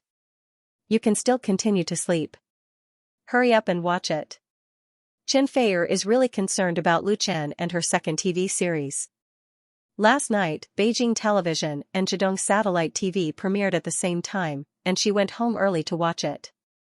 This heavenly queen was also suppressing a wave of energy in her heart, an energy that refused to admit defeat. Lu Chen said helplessly, what's the difference between seeing it sooner or later? Even if I watched it earlier, the ratings wouldn't have increased. Chen Fei-er pinched him fiercely. Get up. The lion's roar from Hedong was very powerful. Lu Chen had no choice but to get up and wash up. Then, he ran to the study and turned on the computer. How is it? Chen Fei-er asked loudly while frying eggs in the kitchen for breakfast. Lu Chen logged into New Vision's website and quickly found a familiar name on the homepage. In the first and second episodes of Full of Romance, Zhejiang Satellite TV's ratings were 0. 67% and 0. 71%, respectively, while Beijing Television's ratings were 0. 43% and 0. 45%, with a comprehensive average rating of 1. 13% and a peak rating of 1. 16%. Ranked third, and the first place in the domestic TV ratings was Shonan TV's Sea of Love. The third and fourth episodes of the TV series reached 1. 46% and 1. 50%, respectively, with an average of 1. 48%. It was broadcast at the same time on the same day. In a head-to-head contest, Sea of Love surpassed Full of Romance by 0.32%.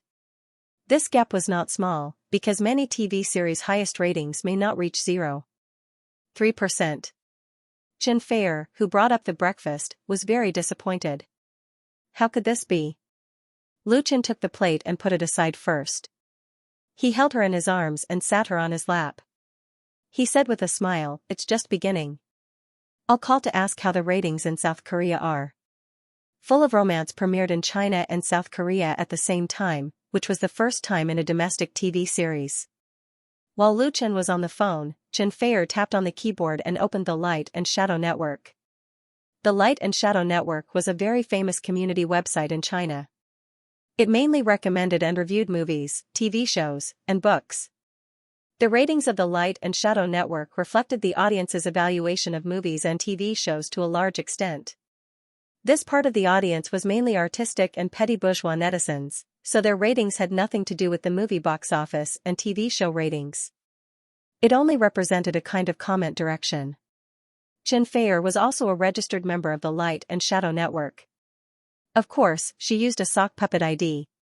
In the Light and Shadow Network, she found the rating column of Full of Romance without a hitch. So far, a total of 1,278 members had rated Full of Romance, with an average score of 8.7. The full score was 10. This score was beyond Xianxia's expectations. Although the Light and Shadow Network was a niche website, its rating system was very strict. Even registered members had to have enough qualifications and points to rate movies, TV shows, or books. Therefore, to a large extent, it prevented cheating. Moreover, the website would deal with abnormal data in a timely manner. Therefore, although the rating could not represent the mainstream, it had a certain degree of authority.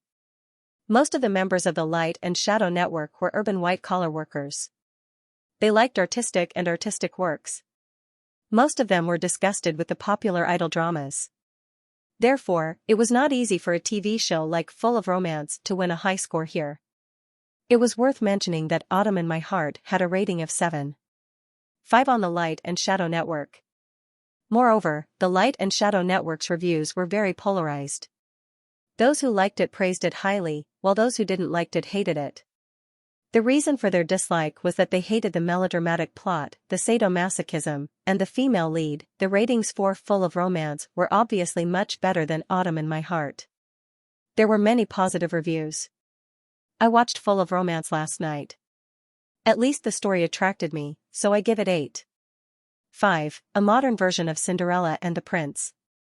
I give the screenwriter a thumbs up. He can write an old story with new ideas. I feel that Xianxia's acting has improved significantly. It's better than Autumn in My Heart. Lu Chen is very much like a star. I give him 9 points. The scenery in Jeju Island is so beautiful. Browsing through the comments section of Full of Romance, a joyful smile appeared on Xianxia's face. She had been in the industry for many years and had experienced prosperity. However, she had high hopes for this TV series that she had poured a lot of effort into. She also hoped that it would be recognized and loved by the audience. In order to play the female lead of Full of Romance, Xianxia had specially invited 2 well-known senior teachers in the industry to guide her acting skills. Her hard work was obviously not in vain. After reading the ratings and reviews of Full of Romance, Xianxia clicked on Sea of Love. 6.2 points. Contrary to the situation where the ratings of Full of Romance were higher than Full of Romance, the ratings of Sea of Love on the Light and Shadow Network were at least 3 streets behind the latter. The average score given by more than 3,000 members was just over 6 points. This kind of reputation was very difficult to achieve. Although Xianxia was very clear that the ratings of the Light and Shadow Network did not represent the opinions of the mainstream audience, and the works with high ratings were all over the place. However, the little bit of depression in her heart had disappeared because of this. At least it was a good start, wasn't it? Unlike the ratings on the Guangying website, on the blog of Waves, there are good reviews of Sea of Love everywhere. In fact, the premiere of Full House of Romance is already very strong. The overall average rating has reached 1.13%, which has left most of the similar TV series in the dust. It can be said that it is a good start, and it is worth celebrating. But the problem is that due to the early publicity war, Full House of Romance and Sea of Love are considered to be opposite each other. Shonen TV's tit-for-tat broadcasting strategy also makes the competition between the two TV series full of gunpowder, which makes people naturally compare them. The ratings of Full House of Romance lost to Sea of Love by 0.32%, which naturally gave some people the best topic. On his blog, Hu Yang proudly brushed the title of the blog post 150%. Although he did not name names, everyone knew that he was showing off the results of Sea of Love and demonstrating to Lu Chen that he can still be the protagonist, and he is very good at it, compared with the other protagonist of The Boundless Sea of Love, that is, Zhang Liwei, who plays the heroine. Hu Yang is undoubtedly much more high-profile. He has made a name for himself on the blog, and has also attracted great disgust from Lu Chen fans. Zhang Liwei also became famous because of Autumn in My Heart. Unlike Hu Yang, she did not get rid of her agency after becoming famous, but continued to stay. After taking over the role of the heroine of Sea of Love, Zhang Liwei also posted on her blog to promote the TV series, or release some shooting footage or something. But her publicity was only aimed at the show itself and never involved Full House of Romance. Even if she was asked sensitive questions by reporters, she always cleverly avoided them. Compared with Zhang Liwei's modesty and prudence, Hu Yang is really too arrogant. This makes many people feel surprised. As a young artist who has just become popular, Hu Yang is so ostentatious and even arrogant. It is a bit too much to PK with Lu Chen. As an artist, in fact, it is better to be low-key and modest. Isn't Hu Yang's approach a little stupid? In fact, Hu Yang is not stupid. On the contrary, he is very smart, even too smart. First of all, he knew what he was relying on. It was the Assembly of Stars Agency and Shonen TV. With the support of these two, he would be able to stand firm in the entertainment industry and not be afraid of ordinary storms. Secondly, through this method, Hu Yang gained a lot of attention, and the number of fans on his blog kept increasing. Although he had attracted a lot of haters because of this, who didn't have haters? Lu Chen had it, and so did Chen Feier. There was no need to be afraid of having anti-fans. The scariest thing was that no one paid attention to them. The more attention they had, the higher their commercial value. Even if they were scolded by others, they would still have a large income from endorsements and advertisements.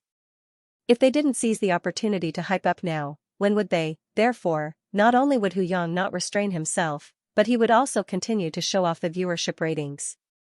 Now, it was 150%. Tomorrow, it might be 170%. The day after that, it might reach 2%. Basking in the sun once was equivalent to slapping Lu Chen's face. How could he not be happy? Lu Chen's target for Full of Romance was 4%, he had too many opportunities to slap people's faces. With results, attention, fun, and money, why wouldn't Hu Yang do it? He couldn't wait to hype up the show as much as possible. If Lu Chen fought with him, that would be even better. Of course, Lu Chen wouldn't do something as lowly as fighting with him, but that didn't mean that Lu Chen wouldn't fight back. Moreover, Lu Chen had just mastered a powerful weapon. Less than 10 minutes after Hu Yang updated his blog, Lu Chen also posted a new blog post.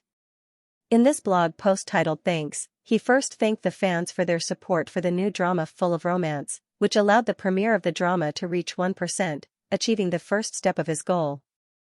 In addition, Lu Chen had another piece of good news to tell everyone.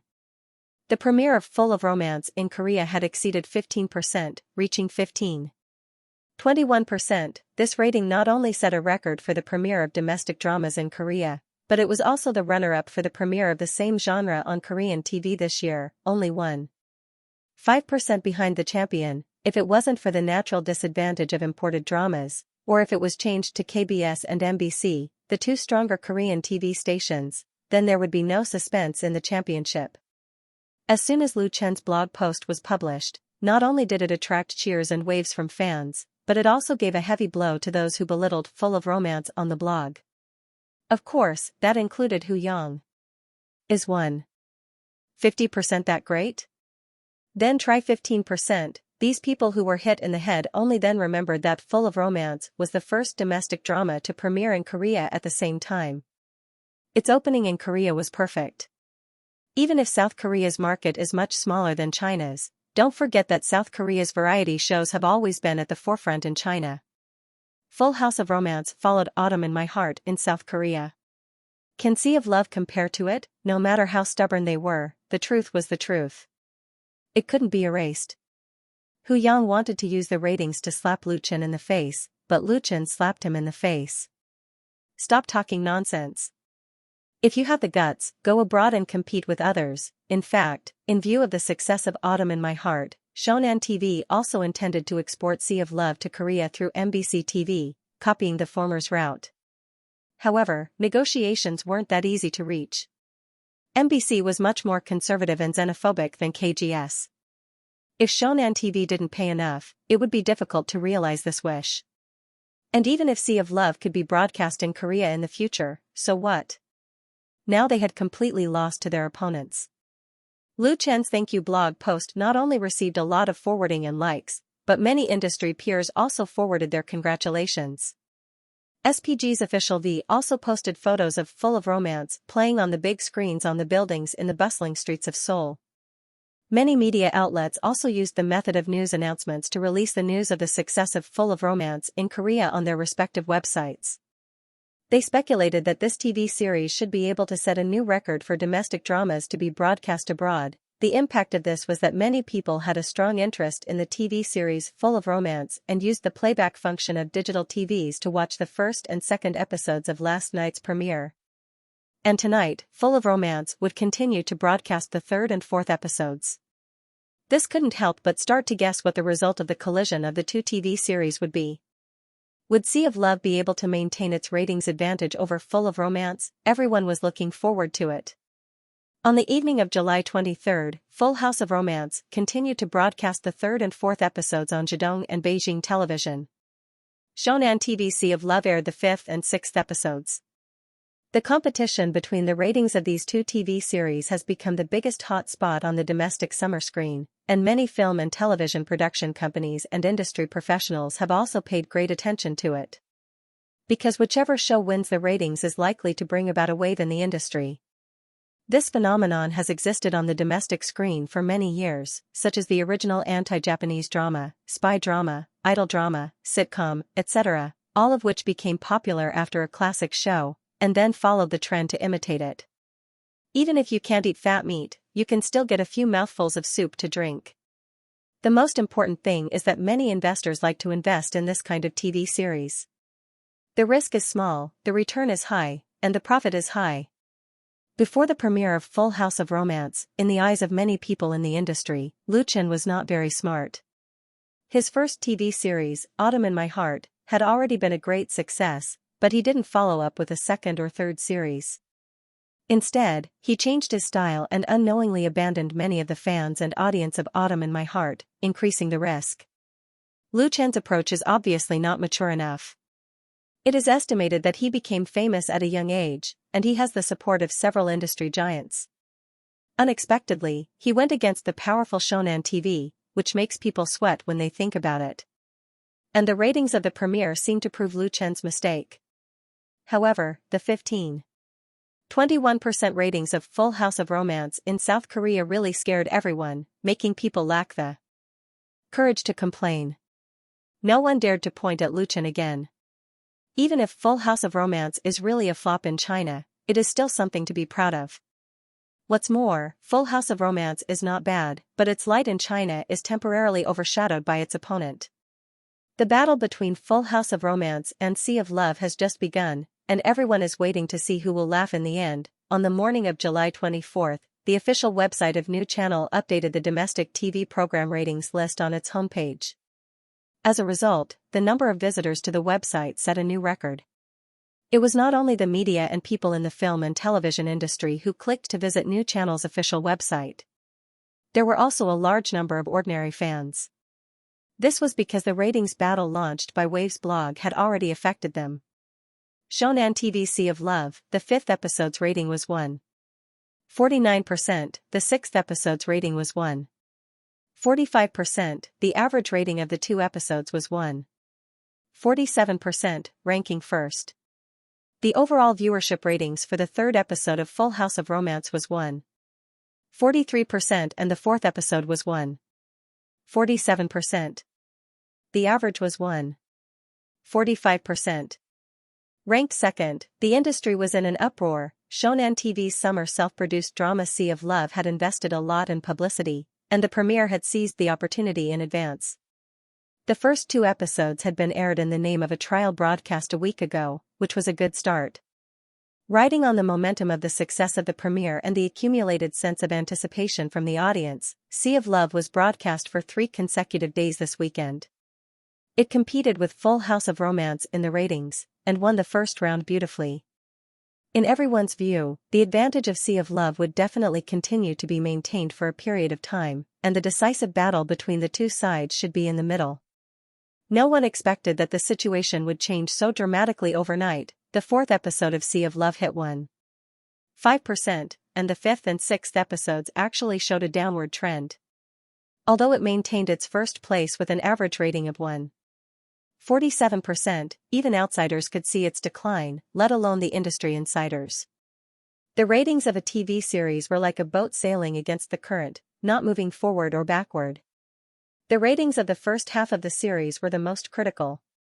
Only by rushing all the way up could the average ratings be pulled up. Once it fell, it would be difficult to recover. The ratings of the 30 episodes of Sea of Love had only been broadcast for 4 episodes, and the ratings had dropped. Such a result was undoubtedly like a resounding slap in the face of Shonen TV. It was too embarrassing. Compared with Sea of Love, the ratings of Full House of Romance had improved significantly, directly pulling up to 1.47%. The latest single episode had actually surpassed its opponent, showing the momentum of soaring. Of course, it was too early to say that Full House of Romance had defeated Sea of Love. No one dared to say that Full House of Romance would not have the same decline in ratings as its opponent. But the possibility of this was really too small, because the growth of the ratings of Full House of Romance was achieved under the strong growth of Sea of Love, and vice versa. In the blog of Waves, the marketing pushers, video critics, and fans of Sea of Love were speechless for a while. Hu Yang, who used to read 8 or 10 articles a day, was completely silent. He was too embarrassed to post another one.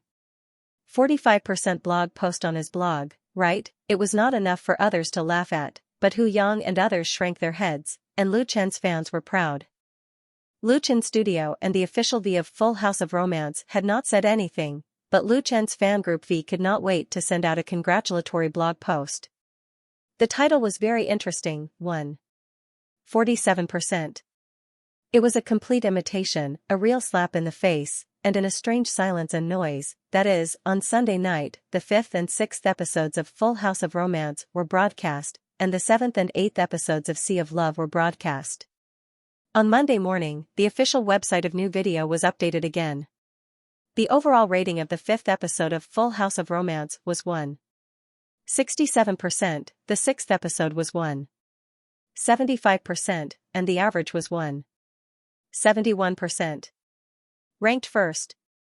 Sea of Love was unable to reverse the decline, and the ratings of the 7th and 8th episodes fell again, 1.42% and 1.40%, respectively, ranking second with an average of 1.41%. It was not terrible to be one step behind, but terrible to be behind step by step, and unable to recover. Full House of Romance surpassed Sea of Love in average ratings by 0.3%, proudly and confidently stood at the top of the domestic TV ratings of the same period, and rushed to the 3rd place among all TV shows, full of momentum. In just 3 days, the second TV series written and starring by Lu Chen, in the face of a strong opponent, from falling behind to catching up and successfully surpassing, completed an incredible and gorgeous counterattack, and anyone could see that the average 1.61% was far from the end of the ratings of Full House of Romance. As the plot of the TV series deepened and the reputation fermented, it was not a dream to realize Lu Chen's bold claim of breaking 4 out of 3.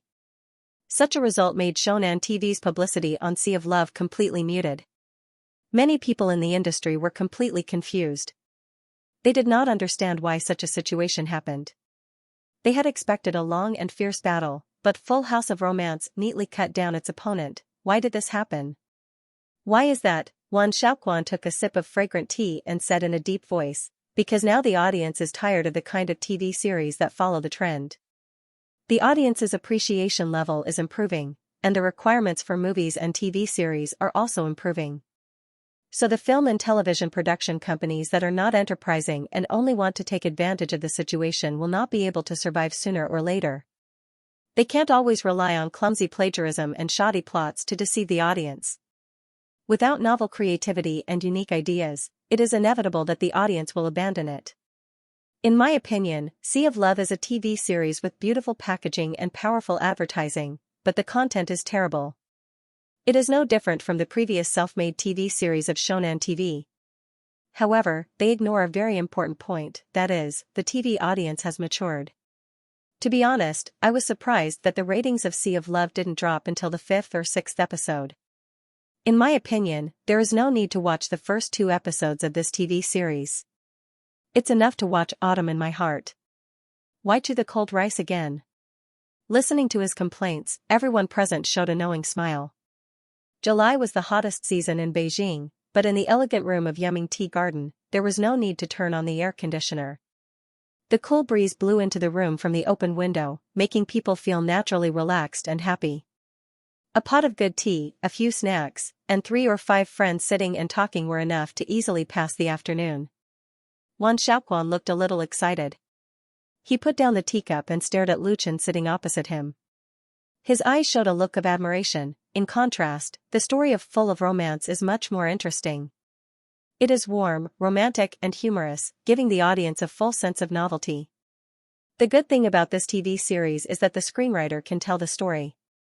It is inevitable that the ratings will surpass Sea of Love, and it will be higher.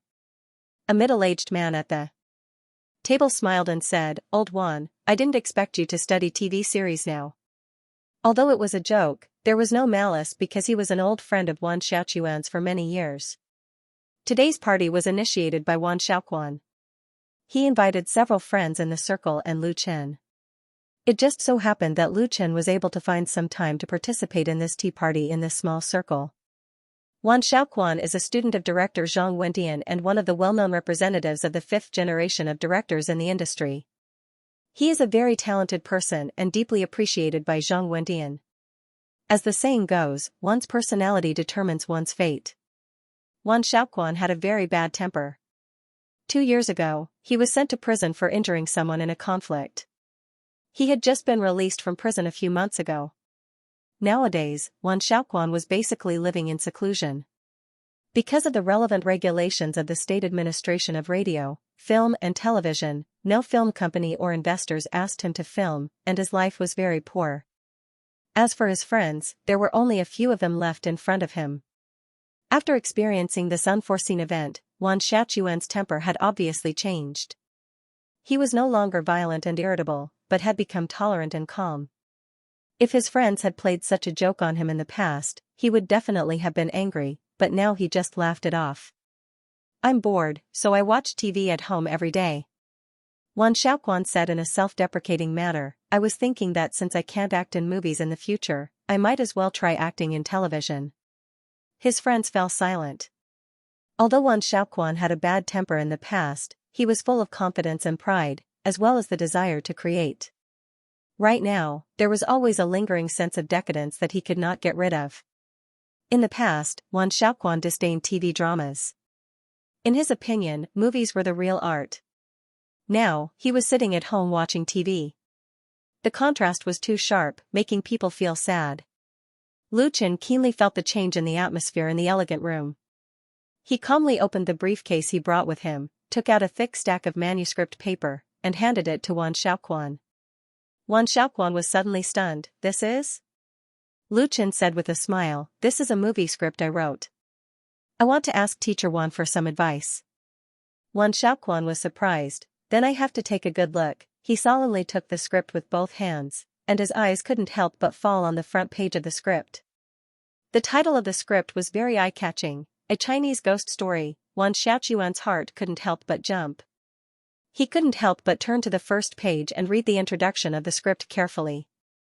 The introduction on the second page had 300 to 400 words, and it took him a full 5 minutes to finish reading it. After reading the outline of the story, Wan Xiaoquan let out a long breath. This is Xianxia from Strange Stories from a Chinese Studio. Lu Chen said with a smile, yes, my script is based on Xianxia. Wan Xiaoquan felt a little confused. You want to make a movie? Lu Chen nodded, yes. There was nothing to avoid. The path he had set for himself in life was to walk the path of film, television, and singing. In the entertainment industry, movie actors were the most pretentious among all the artists. The idea of making a movie hadn't just appeared in Lu Chen's mind for a day or two. It could be said that he had it ever since he stepped into the industry, and he had already started planning. This script of A Chinese Ghost Story was written and sorted out by him in 5 days. There were about 40,000 words in total, and there were hundreds of pages printed. Since returning to Beijing after the national promotional tour of Full House of Romance, Lu Chen spent most of his time at home typing on the keyboard behind closed doors. In addition to writing The Smiling, Proud Wanderer, it was A Chinese Ghost Story. He was going to use this movie as his debut on the screen, it was just that there were only a few movie directors that Lu Chen knew. The most famous one, Zhang Wendian, had retired, so he thought of Wan Xiaoquan. It just so happened that Wan Xiaoquan invited him to tea, so he printed the script and brought it over. Wan Xiaoquan was good at period films and had shot The Legend of the White Snake. Lu Chen believed that with his directing skills, there should be no problem directing A Chinese Ghost Story. Wan Xiaoquan was not a fool. Although Lu Chen did not say it clearly, how could he not understand what Lu Chen meant? You don't want me to direct this movie, do you? Lu Chen said with a smile, if Teacher Wan can help, that would naturally be the best. Wan Xiaoquan said with a wry smile, it's not like you don't know my situation. He had been in prison for more than a year, but he had not paid the price for his impulsiveness that year. He would be banned in the industry for at least 2 years. How could he come out and be a director now, although he was very tempted? Although Lu Chen is young, he is modest and knows how to respect his seniors. He is also a well-known artist and has opened his own studio. He is doing very well in the circle and has a strong market appeal. Tien, not bad. In other words, Lu Chen was a very good partner. Unfortunately, Wan Xiaoquan sighed low in his heart. The more developed the entertainment industry was, the more scandals there were in the entertainment industry. The rise of the internet had allowed the interaction between people to reach an unprecedented level. Information that could only be obtained through television, radio, newspapers, and magazines in the past could now be obtained immediately through the internet. The internet had also allowed celebrities and idols to receive far more attention than before. But at the same time, the negative news of celebrities would also be magnified on the internet, easily triggering a frenzy of public opinion. The same rice fed all kinds of people. In this industry, there were all kinds of people. As more and more people entered, negative news was constantly exposed, causing the public's negative impression of the entertainment industry to deepen. Drug abuse, prostitution, cheating, drunk driving, brawling. In recent years, these scandals had become frequent guests in the entertainment section of the media. They often appeared in the headlines, causing their social influence to continue to expand. Under such circumstances, the relevant departments of the country had no choice but to come up with corresponding rules and increase the punishment for celebrities who violated laws and regulations or morals. It was no longer the 3 glasses of wine punishment that they used to have. Wan Xiaoquan had been imprisoned for 1.5 years for assaulting someone. Although his crime was pardonable, rules were rules. It was a law that everyone had to abide by. 2 years of imprisonment was already considered a lenient punishment. Therefore, Wan Xiaoquan could not make a movie in these 2 years. Even if he did, he could not be released or broadcast. Of course, no film production company or investors would look for him. The only way left for him was to either retire temporarily or find another job. In fact, the impact of such a ban was very far-reaching. It was better for a director like Wan Xiaoquan, but if it was an idle artist, 2 years was enough to completely push them into the abyss, unable to make a comeback. However, for Wan Xiaoquan, he could still support himself after sitting on the bench for 2 years. At least, he would not starve to death. However, not being able to engage in a career that he liked and dedicated his life to was undoubtedly a great torment. Compared to 2 years ago, Wan Xiaoquan gave people the feeling that he had aged at least 10 years, and his sideburns had turned white. Therefore, when he saw the script of A Chinese Ghost Story that Lucien took out, Wan Xiaoquan was excited at first. He felt a warm current surging in his body, quickly spreading throughout his body, making him feel as if he had regained the vitality of life. However, when he thought of his own situation, it was as if a basin of ice water had been poured over his head, and he suddenly woke up. This feeling was really difficult to describe in words. The conflict in his heart made Wan Xiaoquan clench his fists. His knuckles turned white from clenching too hard. When Lucien saw this, he sighed in his heart. Of course, Lucien knew the trouble that Wan Xiaoquan was facing, but since he had taken up a script, he must have come prepared. Mr. Wan, I would like to invite you to be my director in this movie. There were policies and countermeasures. Wan Xiaoquan couldn't be a director in name, but it was not a problem for him to be a consultant and guide. To put it bluntly, he was selling dog meat under a sheep's head to avoid the ban. However, in this way, even if the entire movie was directed by Wan Xiaoquan, his name would not appear in it. Whether it was in the publicity or in the subtitles, he was equivalent to an invisible person. This was undoubtedly a compromise. Lucien had only proposed it because he understood Wan Xiaoquan's situation. If the other party was addicted to drugs, then no matter how talented Wan Xiaoquan was, Lucien would only stay away from him. After all, it was risky for him to hire Wan Xiaoquan as a director. Wan Xiaoquan's eyes suddenly lit up. As an insider, how could he not understand what Lucien meant? This method was completely feasible. Although there was no direct honor as a director, what he needed most now was a job, not honor. Actually, at this time, the middle-aged man sitting next to him suddenly said, I have a suggestion. Lucien quickly said, Mr. Zhang, go ahead. This middle-aged man, surnamed Zhang, was a senior independent media person and one of Wan Xiaoquan's few friends. The middle-aged man said seriously, Xiao Lu, if you want to invite Lao Wan to direct your movie, I suggest you take him to Xianxia. Lucien couldn't help but be stunned. To Xianxia?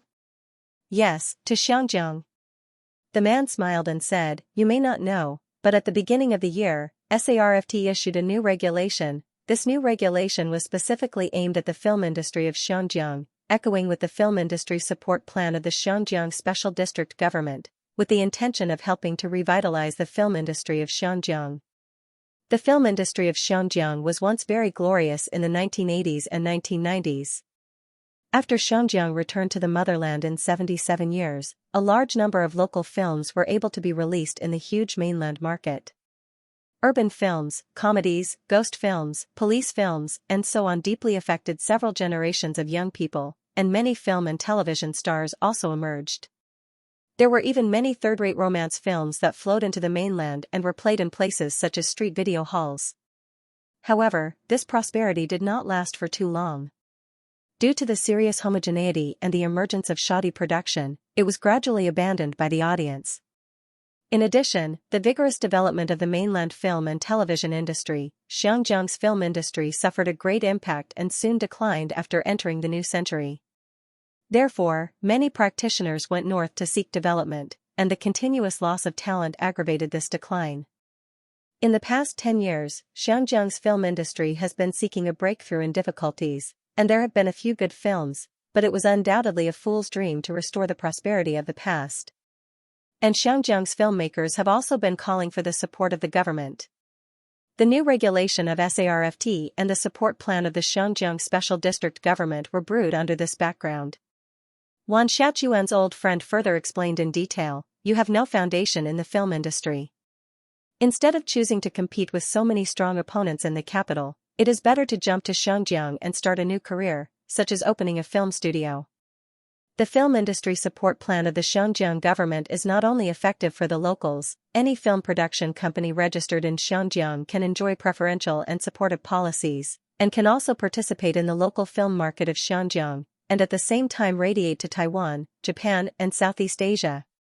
The most important thing is that, according to the new regulation of SARFT, movies produced in Xianxia can apply for approval and broadcast Green Channel. Once approved, then it can be released in the 3 major domestic cinemas and small and medium-sized cinemas at the same time. Just this point alone is completely worth going to Xianxia. Lu Chen's heart palpitated. The domestic film industry was developing rapidly. As of 2015, apart from the 3 special administrative regions, there were more than 5,000 cinemas and 25,000 screens in the country. The annual box office reached 48 billion, accounting for 50% of the Asia-Pacific market, second only to the United States. In China, the 3 major cinemas, Wanlong, New Generation, and Meichen divided the main share of the film market. Wanlong owned more than 400 cinemas, and was the well-deserved leader. The profits brought by operating the cinemas were quite amazing. According to the proportion of the domestic film box office, of the 100 yuan box office, 5 yuan had to be paid to the film fund, 5 yuan as tax, and the remaining 5 yuan, 45 yuan for the cinemas, 15 yuan for the cinemas, and only 5 yuan for the producers and distributors. This meant that the cinemas with a large number of cinemas could share the most abundant profits. Not only that, with the expansion of the film market, the rich cinemas extended their tentacles to the forefront, forming a one-stop shooting, production, distribution, and screening model, eating up all the meat from top to bottom. In such a situation, big and small film and television production companies were bound to be suppressed by the cinemas, and the competition between them was very fierce. As an independent artist, if Lu Chen wanted to squeeze into this market, it could be imagined how difficult it would be. Lu Chen had to rely on a powerful production company, establish a good cooperative relationship with the 3 major cinemas, and then share most of the benefits to get a foothold. And in the process, Lu Chen also had to look at other people's eyes. Of course, he didn't need to do this. With his current popularity, there was no problem for him to be the male lead in a certain movie. Participating in the shooting and producing and distributing were completely different things, and Lu Chen's ambition was obviously not satisfied with being the male lead in the movie. He wanted more. Wan Xiaoquan's friends saw this, so he made such a suggestion, to go to Xianxia. With the new regulations of the SARFT and the support plan of the Xianxia government, he could get a very good starting point, without any historical burden, and with the Green Channel, it would be much easier to distribute in the country. Because even the 3 major cinemas had to bow down to the SARFT. In addition, the foundation of Xianxia's film and television industry was very good. There were many people in the industry, including directors, actors, cameramen, makeup artists, props artists, and other film and television-related professionals. Xianxia had already formed a very mature operating system. Also, the salary of the local actors in Xianxia was generally lower than that in China. This was also one of the main reasons why many Xianxia actors liked to go to the mainland to film and appear on programs. Of course, there were also disadvantages to developing in Xianxia. That was, the culture and social atmosphere of Xianxia were quite different from that of the mainland. If one could not adapt to it, the loss would outweigh the gain. Finally, what Wan Xiaoquan's friend didn't say was that going to Xianxia to start a new life was the best choice for Wan Xiaoquan, because no one would care about his past there, and he could live a more relaxed life. All of these made Lu Chen really tempted. The benefits of going to Xianxia were obvious. As for how to integrate into the local people of Xianxia, it was not a big problem for Lu Chen. He could speak fluent Cantonese. Because Su Bo was a native of Cantonese, he could also sing Cantonese songs very well. There was no barrier in communicating with the people of Xianxia who mainly spoke Cantonese. Lu Chen thought for a moment and said to Wan Xiaoquan, "Teacher Wan, how about this? I'll register a movie studio in Xianxia first, and then you can go there first to help me support the stall and prepare for this movie?" It was impossible for Lu Chen to open a company to make a movie now. In fact, there was no prearrangement in his plan for this year. In the next half of the year, he would release a new album and hold his own solo concert. It had been nearly a year since the release of Lu Chen's debut album You Who Sat Next to Me. Many fans were looking forward to his second album. In the past year, Lu Chen had also accumulated enough works, so there was no problem in releasing a new album. Most importantly, he now also had a high-end recording studio and a professional music team. If he didn't release a new album, when would he? After releasing the second album, he would hold a solo concert at the end of the year and push his singing career to a new peak, which was also in Lu Chen's plan. There had always been a popular saying in the pop music world, that is, a singer who has not held a special concert is not a real star. For example, Chen Feier had been in the industry for more than 10 years, and she had held countless concerts. If she hadn't been shooting with Lu Chen, she would have had a concert last year, which had been delayed until this year. It was also imperative to hold a concert, and it was certainly not enough. It was necessary to tour several major cities. With all these things, Lu Chen had no time to run to Xianxia to prepare a movie studio, and Lu Shi was also not free. But if he missed this opportunity, if there were any changes in the policy in the future, it would be too late to plot at that time. The so-called opportunity would not come again. In this way, asking Wan Shaoquan to come out of retirement was undoubtedly a very good choice. Let him go to Xianxia first, familiarize himself with the local situation, recruit useful talents, and occupy the pit firmly. At that time, it would be much easier for Lu Chen to go there. Treating people with sincerity, Lu Chen clearly told his thoughts to Wan Shaoquan.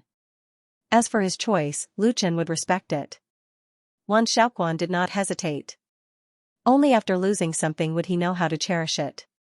This time he had the opportunity to go to Xianxia to start anew, which was an opportunity and a challenge for him. Maybe he would face all kinds of difficulties, but that was precisely the meaning of life. The most terrible thing was not the difficulties, but the slow decay in silence. As long as there were movies to shoot, Wan Shaoquan did not mind working for Lu Chen at all. Moreover, Lu Chen's attitude towards creation was not comparable to those who only wanted to make money. In his heart, he was very grateful to Lu Chen. How could the icing on the cake compare to charcoal in snowy weather? It was just that Wan Shaoquan was an introverted person. He would not show his gratitude on his face all the time.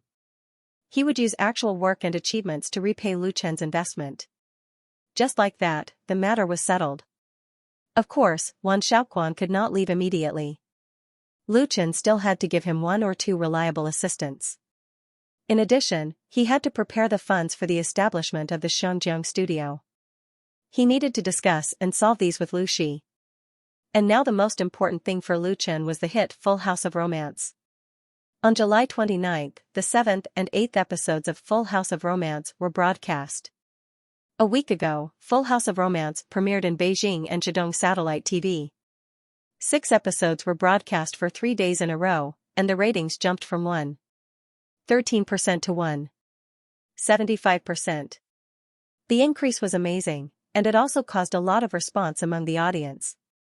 This urban emotional TV series took the route of comedy and romance. In Lu Chen's dream world, the original work opened the prelude to the transformation from tragedy to comedy of Korean TV series. It was a milestone work of Korean TV series. The original work's premiere in South Korea broke through 34% of the ratings. The average rating of the whole series was 31.9%, and the highest rating reached 47%. After that, it was broadcast in more than 13 countries, such as China, the United States, and Japan, and achieved good results. Now, Lu Chen has remade the adaptation, enriching the plot and characters, and even deepening and modifying the characters of the male and female protagonists, completely making up for the defects of the original work, and the degree of excitement is much better than the original work. So Lu Chen confidently shouted the words flat 3 high 4, and the performance of Full House of Romance did not disappoint him. In just 6 episodes, it overturned Shonan TV's Sea of Love, showing an unparalleled momentum. On July 29, the 7th and 8th episodes of Full House of Romance were broadcast, with a rating of 1.97% and 2.25% respectively. This kind of stable and frightening increase is simply terrible, because most TV series will show irregular curve fluctuations in the ratings, and it is really rare to see a continuous straight-line rise like Full House of Romance. At this time, even those who are biased against Lu Chen have to admit that he has succeeded again, and is likely to create new records and results. In South Korea, the ratings of Full House of Romance have exceeded 30%, and KGS has increased its publicity efforts for this. On the internet, there are more and more fans of Full House of Romance. The number of fans on Wave's blog has exceeded the 1 million mark, and the popularity of related posts and forums has remained high. Lu Chen, who plays the big star protagonist, and Chen Fei, who plays the online female writer, have once again gained a wave of fans with the help of this TV series, becoming the most popular couple on the domestic screen at present. The delicate shooting style, the beautiful exotic atmosphere, the interlocking storyline, the handsome and determined male protagonist, and the beautiful female protagonist, who is a little silly, jointly interpret a moving story full of warmth and romance. Completely contrary to the bitter sadomasochism of Autumn in My Heart, this TV series is aimed at making people happy. The characters in the story have a lot of humorous dialogue, and many wonderful sentences have quickly spread on the internet. The audience is the most realistic. The remote control is in their hands. Watching a TV series that has been shot with more than 100 million investment, and it has been shot with countless efforts and time, there is no reason for them to directly change the channel if they feel it is not to their liking. But they were also the most selfless. When they saw a drama they liked, they would take the initiative to recommend it to their friends and family. They would even argue with those who opposed it on the internet. The extreme development of the information network has made it very easy to spread this kind of evaluation from the audience. QQ, Feishin, blogs, BBS. One person's opinion can easily be seen by tens of thousands of people. The reputation of Full House of Romance has been fermenting over time. The increase in the ratings is completely natural, and the potential is infinite. It's just that the rise of a winner is often stepping on the bones of countless losers. Full House of Romance is undoubtedly Shonan TV's Sea of Love as a stepping stone. It's very interesting to say that Shonan TV originally premiered Sea of Love first and competed head-on with Full House of Romance in the ratings. Their purpose was to step on the ladder and prove that they are worthy of being the king of the summer slot. The momentum of the premiere of Sea of Love is very good. The production quality of this TV series is actually not bad. However, as a tragedy that follows the trend, its biggest tragedy is precisely that it chose to fight head-on with Full House of Romance. Shonan TV has not realized that the audience's appreciation tastes are changing. They are wishful thinking that they can replicate the success of Autumn in My Heart. They are superstitious about their own successful publicity and hype. They stubbornly and arrogantly refuse to believe that Lu Chen's Full House of Romance is a strong opponent. In their view, only Full House of Romance avoids the edge of Sea of Romance. There is absolutely no reason for Sea of Romance to retreat from Full House of Romance. But the market has ruthlessly educated them, slapping the faces of those who advocate Sea of Romance and belittle Full House of Romance. On July 30th, the 9th and 10th episodes of Full House of Romance were broadcast, with ratings of 2.75% and 2.96%, respectively. The highest ratings were only 0.4% away from breaking through 3%. At the same time, Full House of Romance's ratings in South Korea broke through 35% and moved towards the 40% mark. With less than half of the episodes broadcast, Full House of Romance has become a phenomenal new TV series. It firmly occupies the top spot of all TV shows in the same period, leaving other TV series far behind. It has booked the throne of the summer ratings in advance. Unless there is a shocking reversal, it will be unshakable. In contrast, the ratings of Sea of Romance have fallen to about 1%, which is extremely embarrassing. The first few episodes of this Shonan TV masterpiece are still some highlights, but in the middle, the usual nature of the melodramatic screenwriter is exposed, and it can't get rid of the pattern of Autumn in My Heart, so the audience has little expectation for the later plot, and it can't help but feel like chewing wax. The reason why it can struggle at 1% is because of the fans of many idol stars in the show. On the internet, especially in the blog of Waves, which is the main position of film and TV series publicity, the blog posts touting Sea of Romance have been greatly reduced. But anyone with a little brain knows that the show has been exhausted, and it is really stupid to continue to spend money on publicity. In the industry, there are many voices of rational discussion about the very different performance of the two TV series. Why did the magic weapon that Shonan TV relied on to sweep the market fail? Why did the great change from a sad sadomasochistic drama to a romantic comedy always win the audience's favor? Has the domestic TV series reached the critical moment of seeking novelty and change? Everything is worth thinking about. In such thinking and discussion, as the leading actor of the two phenomenal dramas Autumn in My Heart and Full House of Romance, screenwriter, producer, arranger, and other important identities, Lu Chen's status in the industry has quietly risen. He may still lack some foundation from the real big stars, but whether it is popularity or fame, he has become the top. The most important thing is that he is still very young, very young. Youth means unlimited possibilities in the future. It's not easy to see you now. The soft voice with a hint of hidden bitterness coming from the mouth of a beautiful woman made people unable to bear it. But Lu Chen just smiled faintly and said, "Sorry, I've been too busy recently." Today in his own studio, he had already received 3 visitors, and the 4th visitor was the general manager of Light Rain Media, Miss Su Qingmei. Lu Chen was not perfunctory.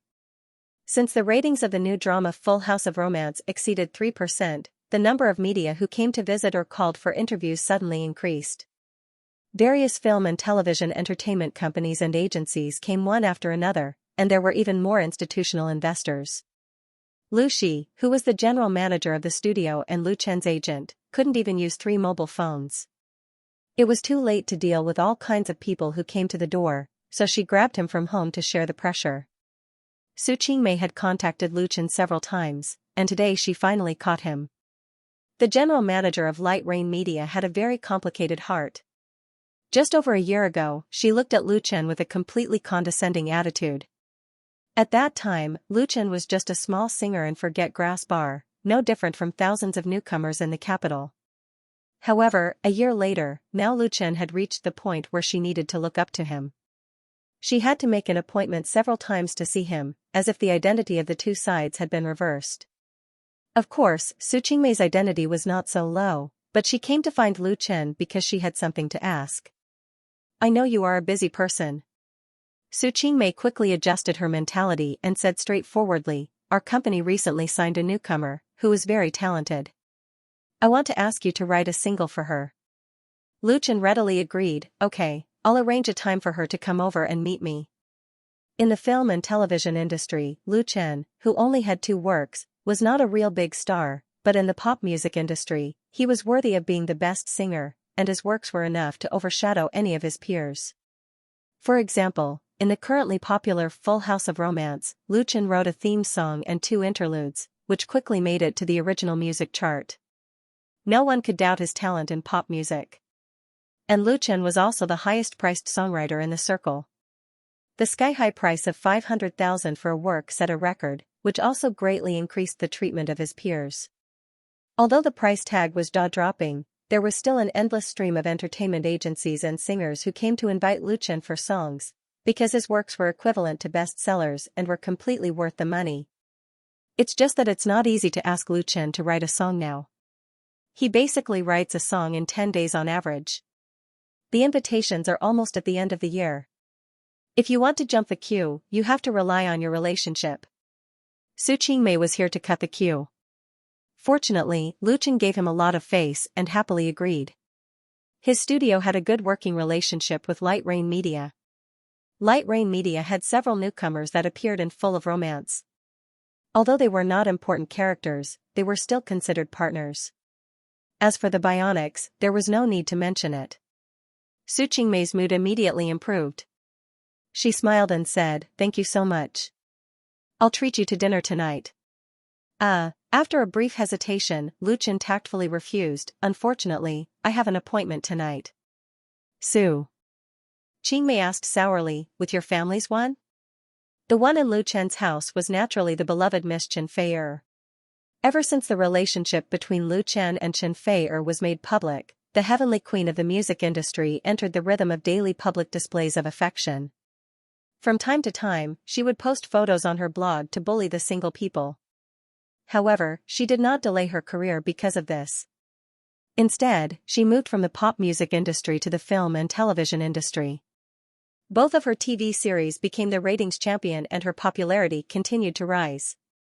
Who knew how many people in the industry were envious and jealous? In the beginning, some people said that Lu Chen was lucky to have a relationship with the heavenly queen and that he could live off a woman. But now, who could say that? Su Qingmei sometimes thought that if she had taken down Lu Chen at all costs when Lu Chen had just emerged, what would Light Rain Media be like now? In fact, Light Rain Media was a small temple that could not accommodate such a great god. Lu Chen did not expect Su Qingmei to think so much. He nodded and replied, yes, let's go together next time. During this period of time, Xianxia was busier than him. She first went to Korea and then there was a domestic endorsement event. She signed a contract and had to attend all of them. Today, she had just returned to Beijing. Therefore, Lu Chen did not want anyone to disturb their date tonight. Okay then, Su Qingmei was not a clingy person. She put away her bag and with that strange thought in her heart, she slowly stood up and said, next time, I'll treat you to a drink at Forget Worries Bar. I haven't been there for a long time. Lu Chen smiled and said, okay. He personally sent Su Qingmei out. After sending Su Qingmei off, Lu Chen returned to his office and saw Lu Shi sitting in his seat. His sister held a piece of paper in her hand and warned Lu Chen, this Chief Su is a little bit interested in you. You have to know your limits and don't cause any scandals. Lu Shi and Su Qingmei had met a few times and knew each other, but her sister was not very interested in this charming woman. Lu Chen did not know whether to laugh or cry. Sister, what are you talking about? He remembered that Lu Shi had warned him once before. He did not expect her to mention it again. Was Su Qingmei interested in him? Lu Chen didn't see it, and he wouldn't think too much about it. Moreover, he already had Xianxia and his career. Lu Shi curled her lips, it's fine as long as you know what you're doing. She waved the paper in her hand and said, these are the media that have made appointments to interview you. There are also the program invitations from various TV stations. Whether you want to go or not, it's up to you. Lu Chen took it and looked at it. He felt that his head was getting bigger. There were dozens of densely listed on it. Beijing Television, Zhejiang Satellite TV, Shanghai Satellite TV, Haijin Satellite TV, QQ, Chaolu, EasyNet, Entertainment Weekly, New Youth Daily. Lu Shi had obviously filtered out the small media, otherwise the number would have been at least several times higher. These big media were not easy to offend, but if he agreed to all of them, he would probably have to split himself into several pieces. Otherwise, he would not be able to do anything else. Looking at Lu Chen's frowning face, his sister was in a good mood. Oh, you can study it slowly. Say hello to Fei for me tonight. Lu Chen nodded weakly. The road that the wind blows is still far away. Where is your story? In the recording studio, Lu Chen, who was wearing a huge monitoring headset, finished singing the last sentence of The Ordinary Road. He opened his eyes again and saw Wang Hui giving him a thumbs up through the thick glass. Lu Chen smiled, gave Wang Hui a thumbs up, and then took off the headset. He was recording his second album. After careful consideration, The Ordinary Road would be the title song of the new album. So far, more than half of it had been completed, and it was expected to be on the market at the end of August. For Lu Chen, it felt really good to be back in the recording studio again. Nowadays, Lu Chen did not lack fame or fortune. His work life was busy and fulfilling, shooting TV shows, endorsing advertisements, and participating in various activities. But only here could he find his original love for music. The closed recording studio was isolated from all noise. Standing inside, he could hear his heartbeat and the sound of blood flowing. When the familiar accompaniment music sounded in the headset, he just wanted to sing. Most importantly, this was Lu Chen's own recording studio. There were no restrictions, and he could pursue perfection unscrupulously. In just a day or two, Lu Chen found the right feeling. The recording of one song after another was very smooth, and he could not stop, but that was enough for today. Thank you for your hard work. Lu Chen walked out of the recording studio and said to Wang Hui, who was sitting in front of the tuning console, go to Beijing World tonight and spend as much as you want with my card. Beijing World was a food city in the business district near the New Era Art Park. It gathered delicious food and snacks from all over the world. The food was cheap and the business was excellent. After Lu Chen's studio moved here, Lucy applied for 2 prepaid membership cards in Beijing World. From time to time, she would take everyone to have a sumptuous meal, which could be regarded as a small benefit of the studio. In the past few days, Wang Hui has also worked hard. He is often busy until late at night. Although Lu Chen is not in a hurry to release his second album, for this technical otaku, being idle seems to be like a sin. Taking the membership card from Lu Chen, Wang Hui said shyly, thank you, boss. He added, next week, I'll definitely finish it. Lu Chen smiled and said, actually, you don't have to rush. It's okay to take it slow. Just do your best. Wang Hui said without hesitation, that's a must.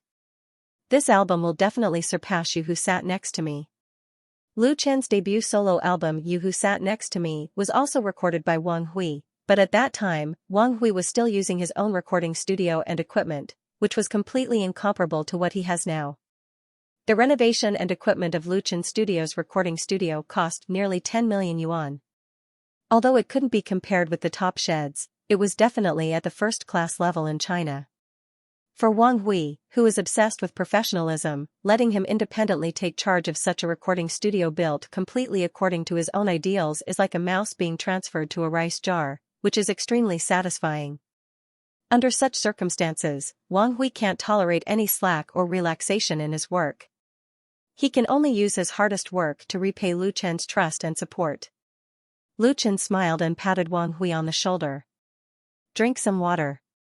At this time, a bottle of mineral water was handed to Lu Chen. Thank you. Lu Chen took it, unscrewed the cap, took 2 sips and asked, when did you come? It was Wang Jing who handed him the water. Wang Jing blinked and replied, I just came, Ouyang and the others are outside. At the beginning of the year, Lu Chen took over the original Nirvana studios and reformed the Nirvana band. After the Nirvana band settled in their new home in Lu Chen studio, under the arrangement of Lu Chen, in addition to the usual tasks of accompaniment and following the performance, they also went to other places, such as Forget Grass Bar. Especially during the period when Lu Chen was busy shooting TV series, the Nirvana band spent most of their time running in addition to practicing, using this to constantly improve their ability level, maintain and temper their own skill level. As for the remuneration of the Nirvana band for running the venue, Lu Chen Studio did not take a penny. In this way, the Nirvana band is not only loyal to Lu Chen, but also their progress is very obvious. The quality of the accompaniment of Lu Chen's new album is much better than that of You Who Sat Next to Me. In the Nirvana band, Wang Jing is the well-deserved soul. She is the arranger, lead singer, and guitarist. The harmony of several songs in Lu Chen's new album was also completed by Wang Jing. Lu Chen said with a smile, that's just right. You can go to Beautiful World together and let everyone have a good meal. Wang Jing asked, aren't you going? Lu Chen shook his head, I have an appointment with Fei Er tonight. She just came back. Wang Jing nodded silently and suddenly said, we are not going to go out for a while and concentrate on practicing your works. I want to rearrange several songs and make a live version. Lu Chen has plans to hold his own solo concert at the end of the year, and the Nirvana band will definitely participate in the whole process. It is rare for a singer's concert to be accompanied by a live band, and it is very low. Lu Chen said with a smile, that's fine. It's estimated that it will be at least November. By the way, he asked Wang Jing, have you ever thought about releasing your own band single or album? Ah? Wang Jing was obviously not prepared for Lu Chen's question and was stunned. Nirvana band's own album, for a long time, whether it is Wang Jing or the others in the Nirvana band, they have positioned themselves as Lu Chen's exclusive band and the studio's professional band. They have never thought of releasing a band album. Because they are working for Lu Chen. On the contrary, Wang Hui reacted faster and asked hesitantly, Boss, can we do it? Wang Hui is also a member of the Nirvana band, but he belongs to the non-staff and can only play when needed. Lu Chen said with a smile, why not? The studio has all the conditions. Think about it yourself. He looked at the time and said, I'll go first. You all go to dinner. Wang Jing looked at the background of Lu Chen's departure. She bit her lip and her eyes flashed with a complicated light. Wang Hui said cautiously, Sister, actually, before he finished speaking, he was knocked on the head by Wang Jing. Actually what? Let's go.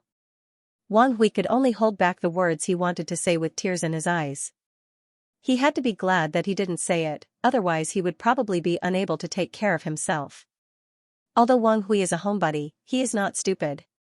There were 5 to 6 wooden tables and dozens of dining chairs in the courtyard of a shabby house in the depths of an old alley. This was Master Chen's private kitchen. The tables were a little old. The paint was dark, but it was wiped clean. The dining chairs were almost the same. However, they were a little shaky when sitting on them. people were worried that they would directly collapse.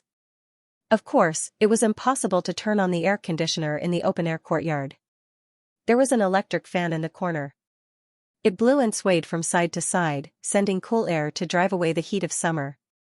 Compared with those formal restaurants, the environment here was definitely terrible. However, the customers who came one after another didn't eat the environment, but the taste. Lu Chen hadn't been here for a long time, but nothing had changed here.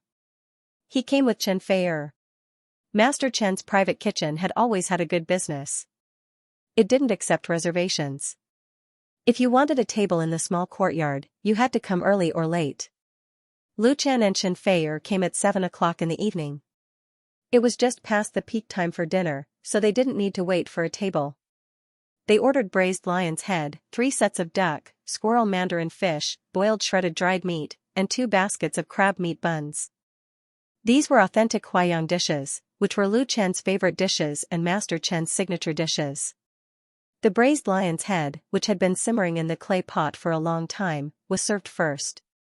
Big lion's head was in the pot. The thick red sauce was steaming hot, and the fragrance was very tempting. Lu Chen used chopsticks and a spoon to pick up a small piece for Chen Fei'er. The latter carefully ate a few mouthfuls and couldn't help but show a surprised expression. "It's delicious." Lu Chen smiled and said, "That's good. I was afraid that you wouldn't like it." Today, Chen Fei'er had just returned to the capital. The two hadn't seen each other for a while, so they made an appointment to have dinner together in the evening.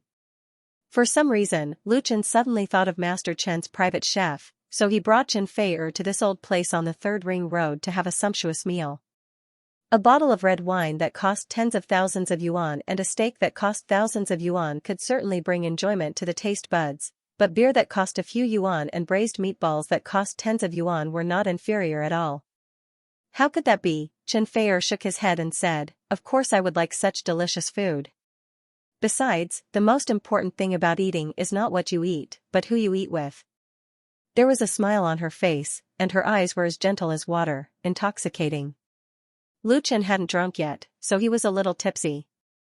Although it was the same dish, the taste was really different, more delicious. "I used to live in a basement near here, and Li Feiyu was my neighbor," Lu Chen told Chen Fei'er about the past. "When it's time to get paid, we come here to have a meal to satisfy our cravings. I like the braised meatballs made by Master Chen the most.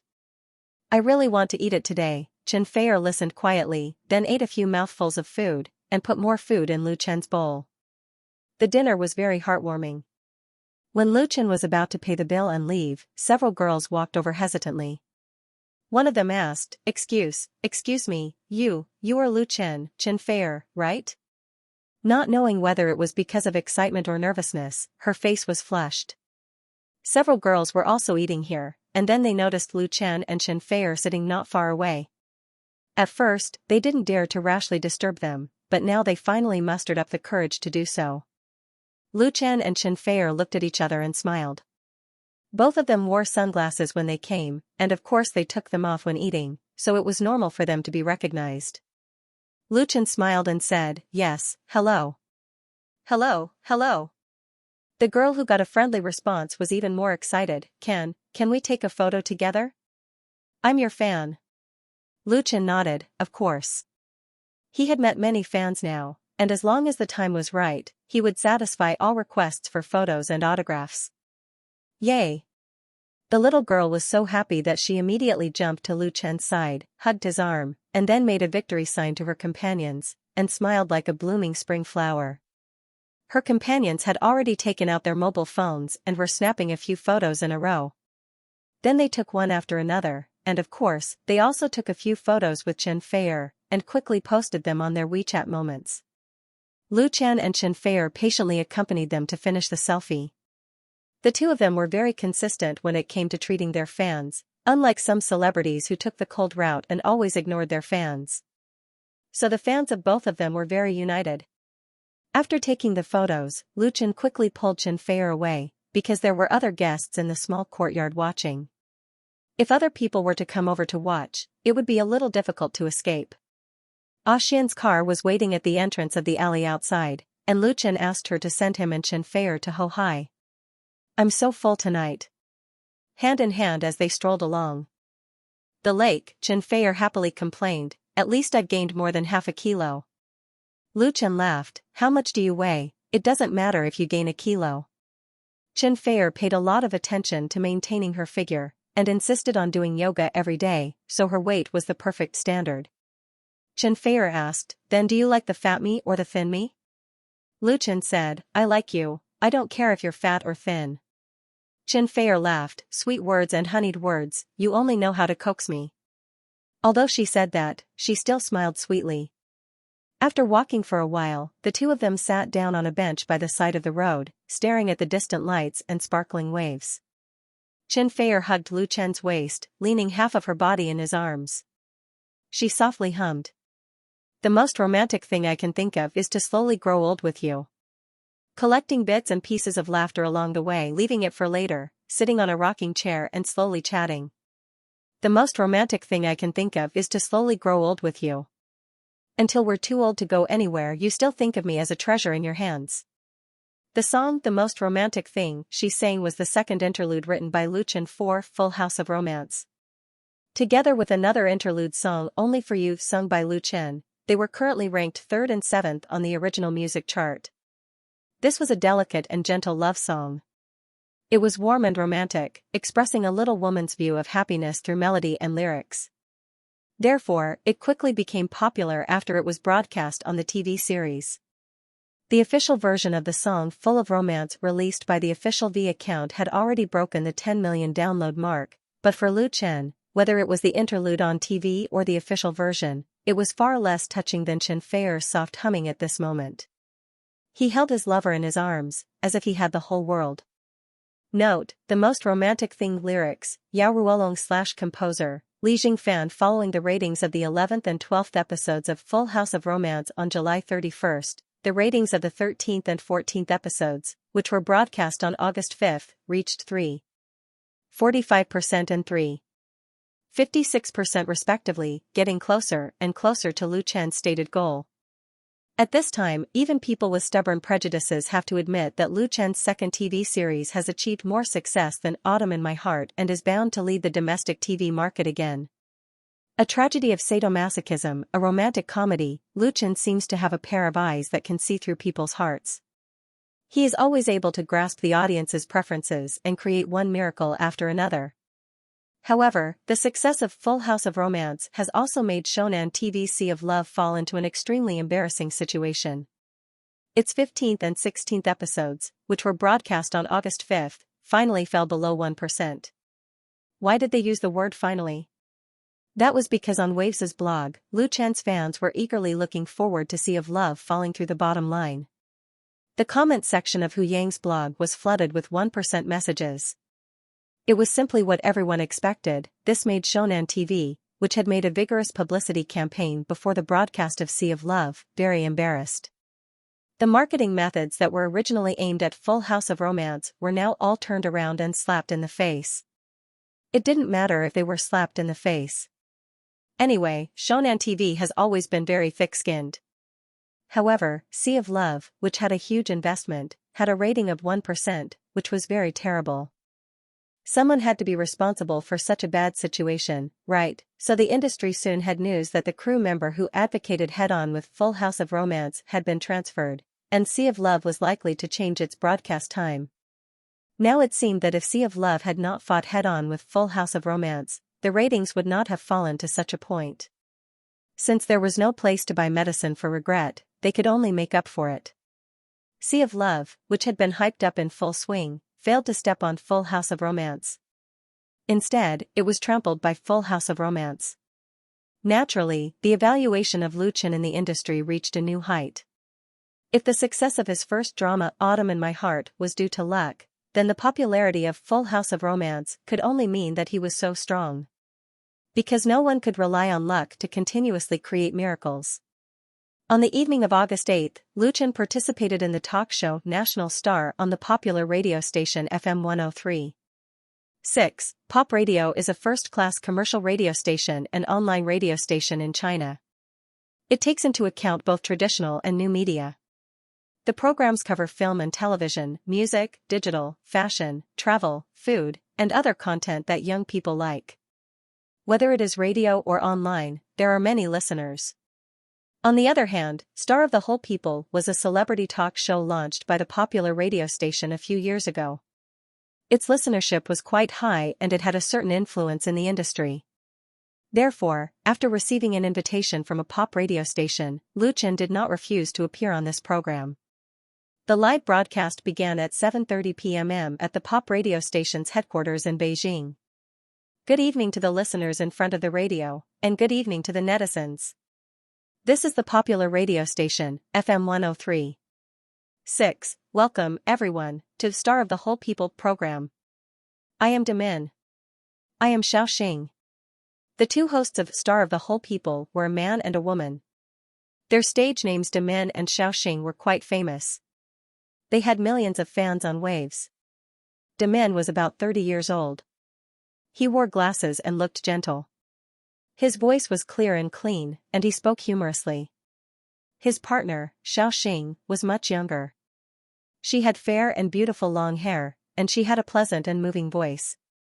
Demin was the first to introduce, tonight's Star of the Whole People, we have invited a famous singer-songwriter, a famous screenwriter, and a famous actor. And they are actually the same person. Xiaoxing smiled and continued, he is teacher Lu Chen. Everyone, please welcome him.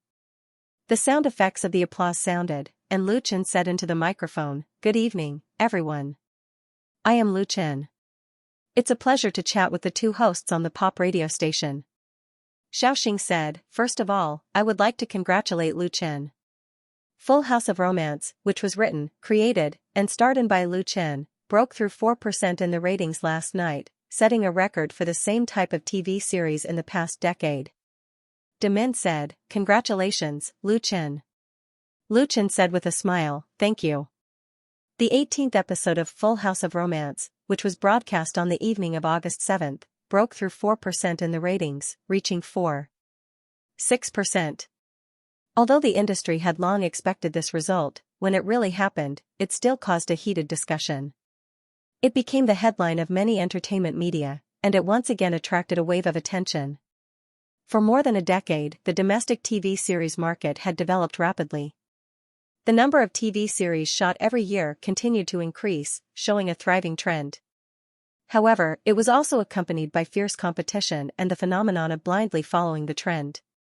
This was especially true for TV series with urban themes. Idol dramas and youth dramas were popular. In terms of theme and style, they mainly imitated Japanese and Korean dramas. Although there were more TV series, the average ratings were constantly declining. Many people attributed this to the impact of the internet on TV. As the main audience of idol dramas and youth dramas, young people had many choices for entertainment, and they preferred Japanese, Korean, and American dramas. This view had always existed. However, the success of Autumn in My Heart and Full House of Romance suddenly made everyone realize that in fact, domestic TV series also had great potential. Success did not depend on hype, scandals, or arguments, but creativity and sincerity. As a domestic TV series, the ratings of Full House of Romance in South Korea had exceeded 40%, far ahead of other local Korean TV series in the same period, causing the Korean media to cry wolf. Full House of Romance, which still had 7 episodes to go, had become a real phenomenon.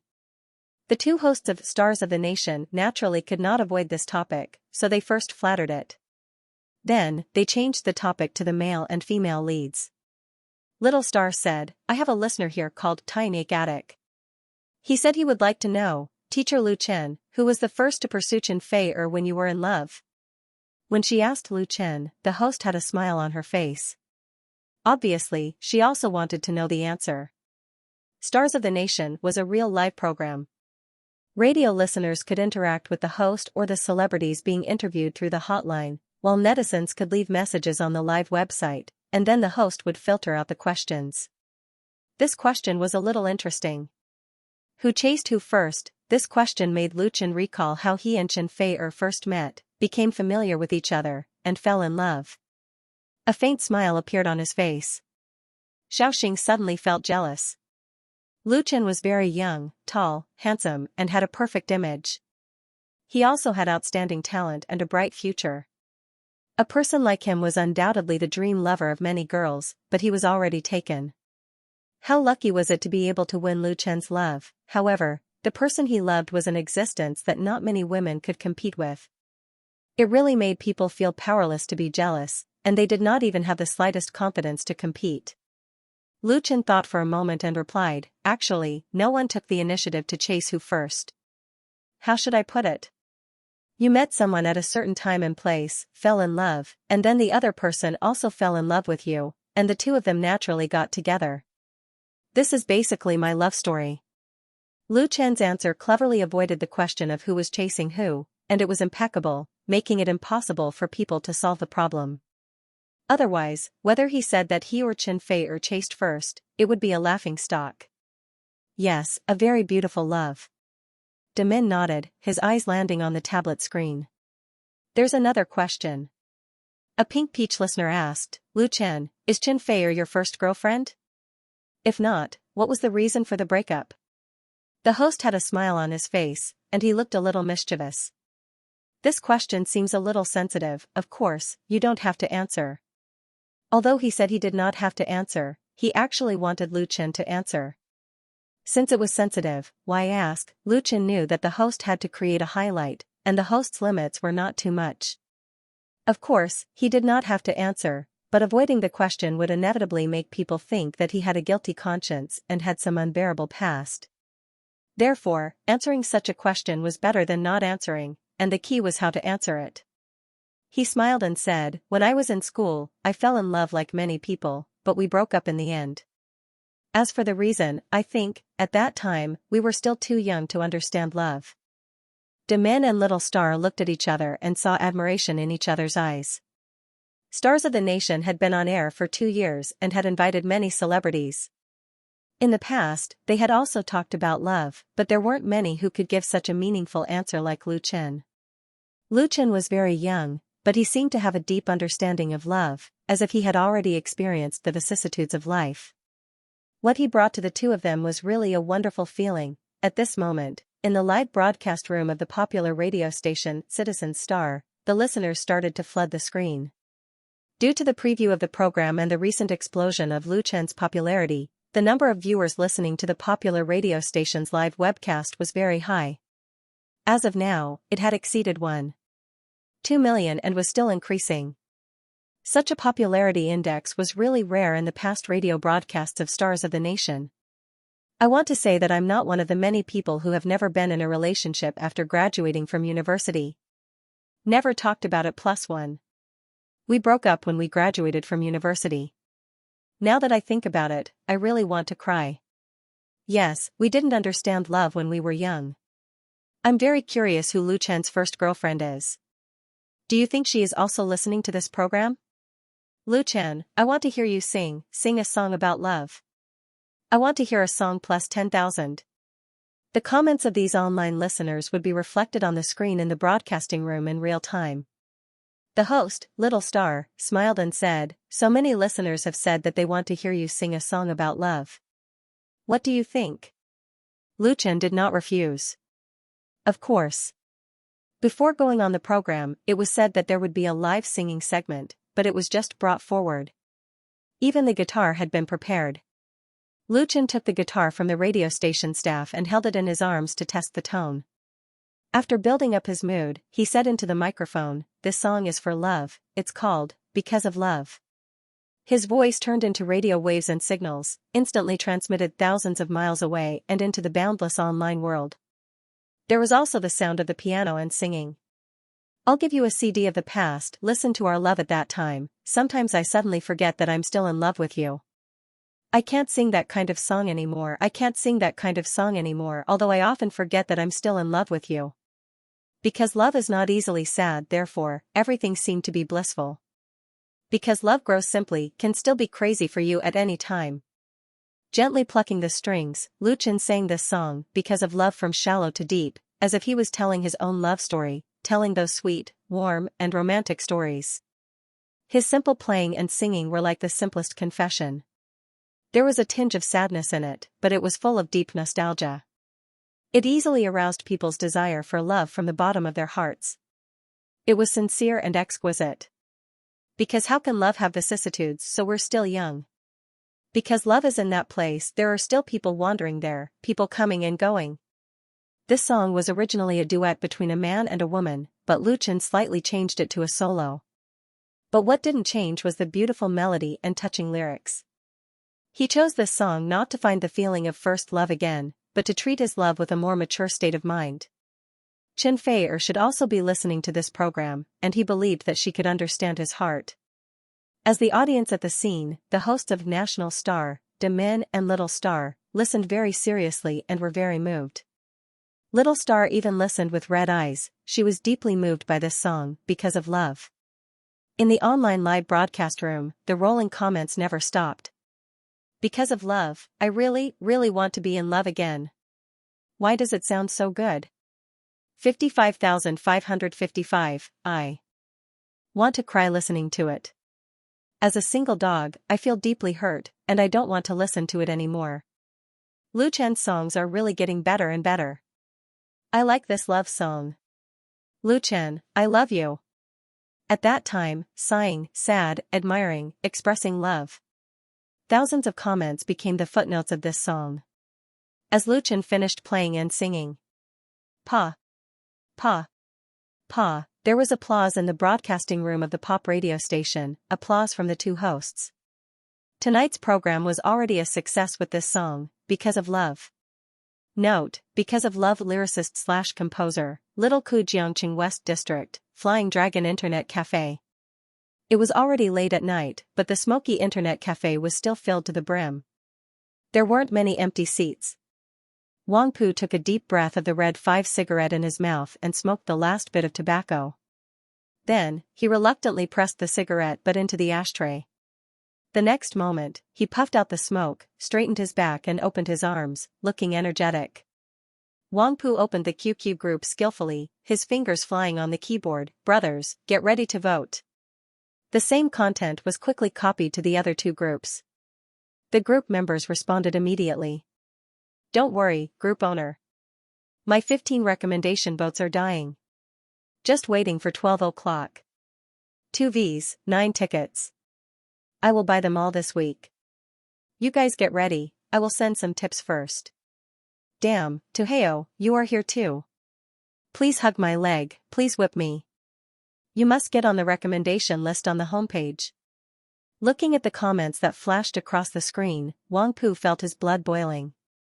He felt like he was commanding an army of thousands of men and horses to charge and break through enemy lines. Just after 12 o'clock, he pressed the confirm button in the voting column and gave all the 7 recommendation votes to the smiling, the proud wanderer. After 12 o'clock, it will be Monday, and according to the rules of Inspur Books, the hit list, recommendation list, and gift list on the home page will be reset and refreshed, so this is the best time to grab a prominent position on the list.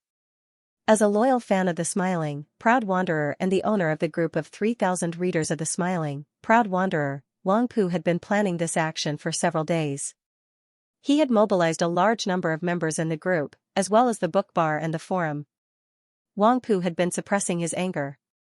The Smiling, the Proud Wanderer was first released on Waves on May 27th, and it had been updated for more than 2.5 months until August 14th. The number of updated words had reached more than 400,000, clicks, 235600, recommendations, 225647, favorites, 6690, comments, 23690. Without any recommendation, it was a small miracle that the Smiling, the Proud Wanderer could get such a result. The click-through ratio was close to 1:1, which beat many books on the list. However, with such a good result, the Smiling, the Proud Wanderer was still unsigned. It seemed that Waves didn't even care about the existence of the Smiling, the Proud Wanderer. Wang Pu felt deeply insulted that he couldn't even sign a contract with such a good book. Since he discovered this martial arts novel on Inspur Books, he quickly became a loyal fan, and reading it twice a day has become a habit of his life. As the number of words increased, the story of the Smiling, the Proud Wanderer was getting better and better. The exciting plots made him unable to stop. There were several times when he wanted to save a few chapters to read, but when it came to the end, he clicked on the web page as if he was possessed. This made Wang Pu curious about the author of The Proud Wanderer. He tried to contact him many times through text messages, but there was no response. In Wang Pu's opinion, Memories of Present and Ancient should be a talented and capable writer who did not understand the rules of online literature. Other than diligently updating daily, he did not know how to interact with readers and did not advertise himself. He was like an old ox that silently plowed the land. But it didn't matter. Wang Pu created several reader groups and advertised in the book review section and Tieba forum to attract people. He managed to unite a large number of old Bai readers who also liked the book. Wang Pu definitely contributed to The Proud Wanderer's current success. He didn't ask for the gratitude of The Proud Wanderer or anything else. He just didn't want this good book to be buried. It couldn't be buried either. Many readers felt the same as Wang Pu. They were angry about The Proud Wanderer. That was why this ranking competition was born. Once The Proud Wanderer was on the list, Waves couldn't continue to ignore it. Unless they were all blind, the group logo at the bottom right corner of the screen was flashing crazily. In the 3,000 reader groups of The Proud Wanderer, many people were posting pictures of their achievements. The so-called pictures of achievements were screenshots of votes, including gifts. The more votes and gifts, the better it was. Because of their collective action, The Proud Wanderer's weekly recommendation votes were increasing rapidly. After 10 minutes, it was at the top of the list with 3,780 votes. The three groups were instantly filled with cheers. Ha ha ha, it is at the top of the list. That's it. Yes, there is strength in numbers. Good job, everyone. It's not challenging at all. I have prepared 3 V accounts and 25 recommendation votes. It would be great if we could stand for a week. Wang Pu said hurriedly, don't be too happy. Our opponents are very strong. Those who have votes, please continue to vote. Even if we could stand for a day, it would be great. Although The Proud Wanderer was at the top of the list with their efforts, it was only temporary. Those popular books on the website had far more readers. Once they started, they could easily destroy their efforts. Wang Pu chose to make use of the time difference so that The Proud Wanderer could stand on the list as long as possible. His ultimate goal was to get this book signed and get a chance to recommend it. Wang Pu also believed that as long as The Proud Wanderer was recommended by the website, its results would definitely soar. The group members all agreed with him. Don't worry, group leader. We won't waste our votes. I will go to other groups and ask for as many as I can. At least one day on the front page? In fact, there are not many people in the group. There will be more today. Anyway, I will give all my votes to The Proud Wanderer this week. Support a good book. Support group leader. Wang Pu felt warm in his heart. He did these things not for fame or profit, but purely out of his love for The Proud Wanderer. He was really satisfied to have so many readers supporting him. After thinking for a while, Wang Pu said, thank you, everyone. It's late. Go to bed early. We will see the results tomorrow. Good night. Wang Pu closed the QQ group and went to the bar to pay the bill. He left the Flying Dragon Internet Cafe and ate a bowl of noodles at a nearby restaurant. Then he went back to his rented apartment and slept. Wang Pu had a dream. He dreamed that he was in the Jianghu full of swords and swords in the book. And he himself was the protagonist of the chivalrous act. At 7 in the morning, Wang Pu woke up on time. He washed up in a hurry and ran to work in the morning light. This was the most important way for Wang Pu to exercise his body. Unless it was raining or snowing, he would never stop. He had breakfast in a breakfast shop not far from his office. It was still early. Wang Pu walked as usual and took out his phone from his pocket. He opened the app of Waves Books. He couldn't wait to know how The Proud Wanderer was doing and whether it was pushed down from the top of the weekly recommendation list by other books. Wang Pu scrolled through the rankings. Surprisingly, he didn't see any familiar titles on the weekly recommendation list. Pushed out of the top 10 so quickly, the weekly recommendation list of Waves books only showed the top 10. Wangpu couldn't help feeling disappointed. But soon he found something was wrong. Because the data on the phone showed that the recommendation for the 10th place had less than 3,000 votes. How was that possible? Wangpu remembered very clearly that in the wee hours of the morning, the smiling, the proud wanderer was at the top of the list with 3,780 votes. How could it not be in the top 10 now? Wangpu suddenly had a bad feeling. He hurriedly clicked on more data on the weekly recommendation list, but the name of the smiling, the proud wanderer was nowhere to be found. Wangpu quickly took out the smiling, the proud wanderer from his bookshelf and opened it to check the data. Weekly recommendation, 0 votes. Wangpu felt like there were 10,000 alpacas galloping through his heart. His face turned red and his hair stood up. Damn it. What the F***ck? Although Wangpu was young, he was definitely an experienced reader of online novels. He knew the rules of the literature website. He knew that it was not the website's data that was wrong, but the votes were blocked because it was considered to have been manipulated. The votes were reset to 0, and all votes were invalid within the time limit. If the smiling, the proud wanderer was really manipulated, Wangpu would accept it. Nowadays, the website was quite strict with this kind of cheating, and the punishment was not low. As a reader, he would support it. However, these recommendation votes were cast by hundreds and thousands of readers. They were definitely not cheated. Last night, everyone had worked hard in front of the computer until 12 o'clock to vote.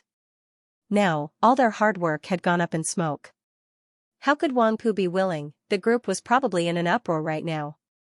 He couldn't help but speed up his pace and hurriedly came to his workplace. Before his boss came, he turned on the computer and logged into his QQ. As Wangpu expected, several QQ groups were already full of complaints. Does anyone know why our recommendation votes have been cleared? Holy sh*t, are you kidding me? Hehe, books that haven't signed a contract won't be on the list. What else is there to say? This is too unfair.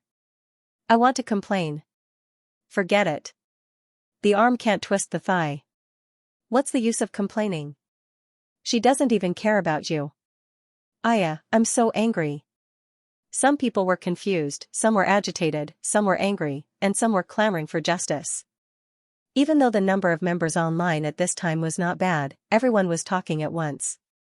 Wangpu clenched his teeth, his fingers tapping on the keyboard with extra force. For this matter, we have to seek an explanation from Waves Reading. Why did they remove our recommendation votes? We didn't fake our votes. It's normal for readers to vote to support their favorite books or authors. If this counts as fake votes, then there's no need for the list to exist at all. On this matter, Wangpu was confident and confident.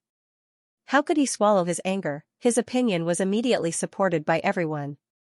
The way to seek an explanation was very simple, that is, to complain and protest through the customer service of Waves Reading. 1 or 2 complaints may not have any effect, but what if there are hundreds or thousands of people? The effect will definitely be different. The group members of the Smiling, Proud, and Smiling Wanderer Readers Group are still very united. Their large number of complaints and protests have also attracted the attention of Inspire Books official, because many of these readers are VIP users, and their levels are very high. In other words, they were regular subscribers.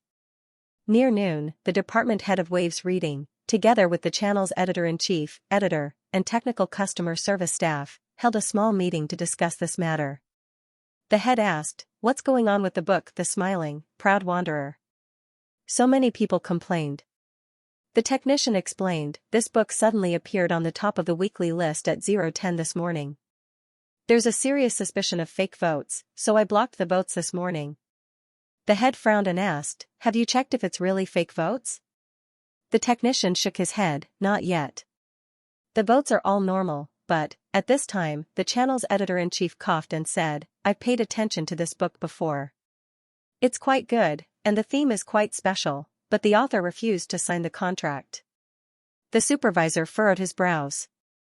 "What's the reason for your refusal?" The editor-in-chief said, "He has a problem with the copyright contract, so he didn't want to sign it." So that's why. The head suddenly understood. Sometimes, the author refused to sign the contract, and it was mostly because of the contract. But it was really rare for a book like The Smiling, Proud Wanderer to appear on the homepage list without a contract. It should be known that unsigned works did not have any recommendations, so the exposure was too low. How could it compare with popular books? But understanding was one thing, but how to deal with it, the head was also a bit puzzled. It was obviously unjust to block the list, but since the author refused to sign the contract, it would not bring benefits to the website. Why would the website give the valuable homepage resources to him? After thinking about it, the head said resolutely, since it's blocked, let's block it to the end. Contact the author again and ask him if he is willing to sign the contract. If he is willing, then we will unblock it. What if he is still not willing? No one asked this question, because it was not necessary. The customer service staff asked, what about those complaints? The head smiled and said, just tell them that the data of this book is abnormal, and the technology is dealing with it. In any case, he would not let The Smiling, Proud Wanderer on the homepage, otherwise it would be too embarrassing. After the meeting, the editor-in-chief contacted Remember Now and Ancient again through QQ. However, she didn't get any reply. Because at this time, Luchan didn't know the storm caused by The Smiling, Proud Wanderer at all.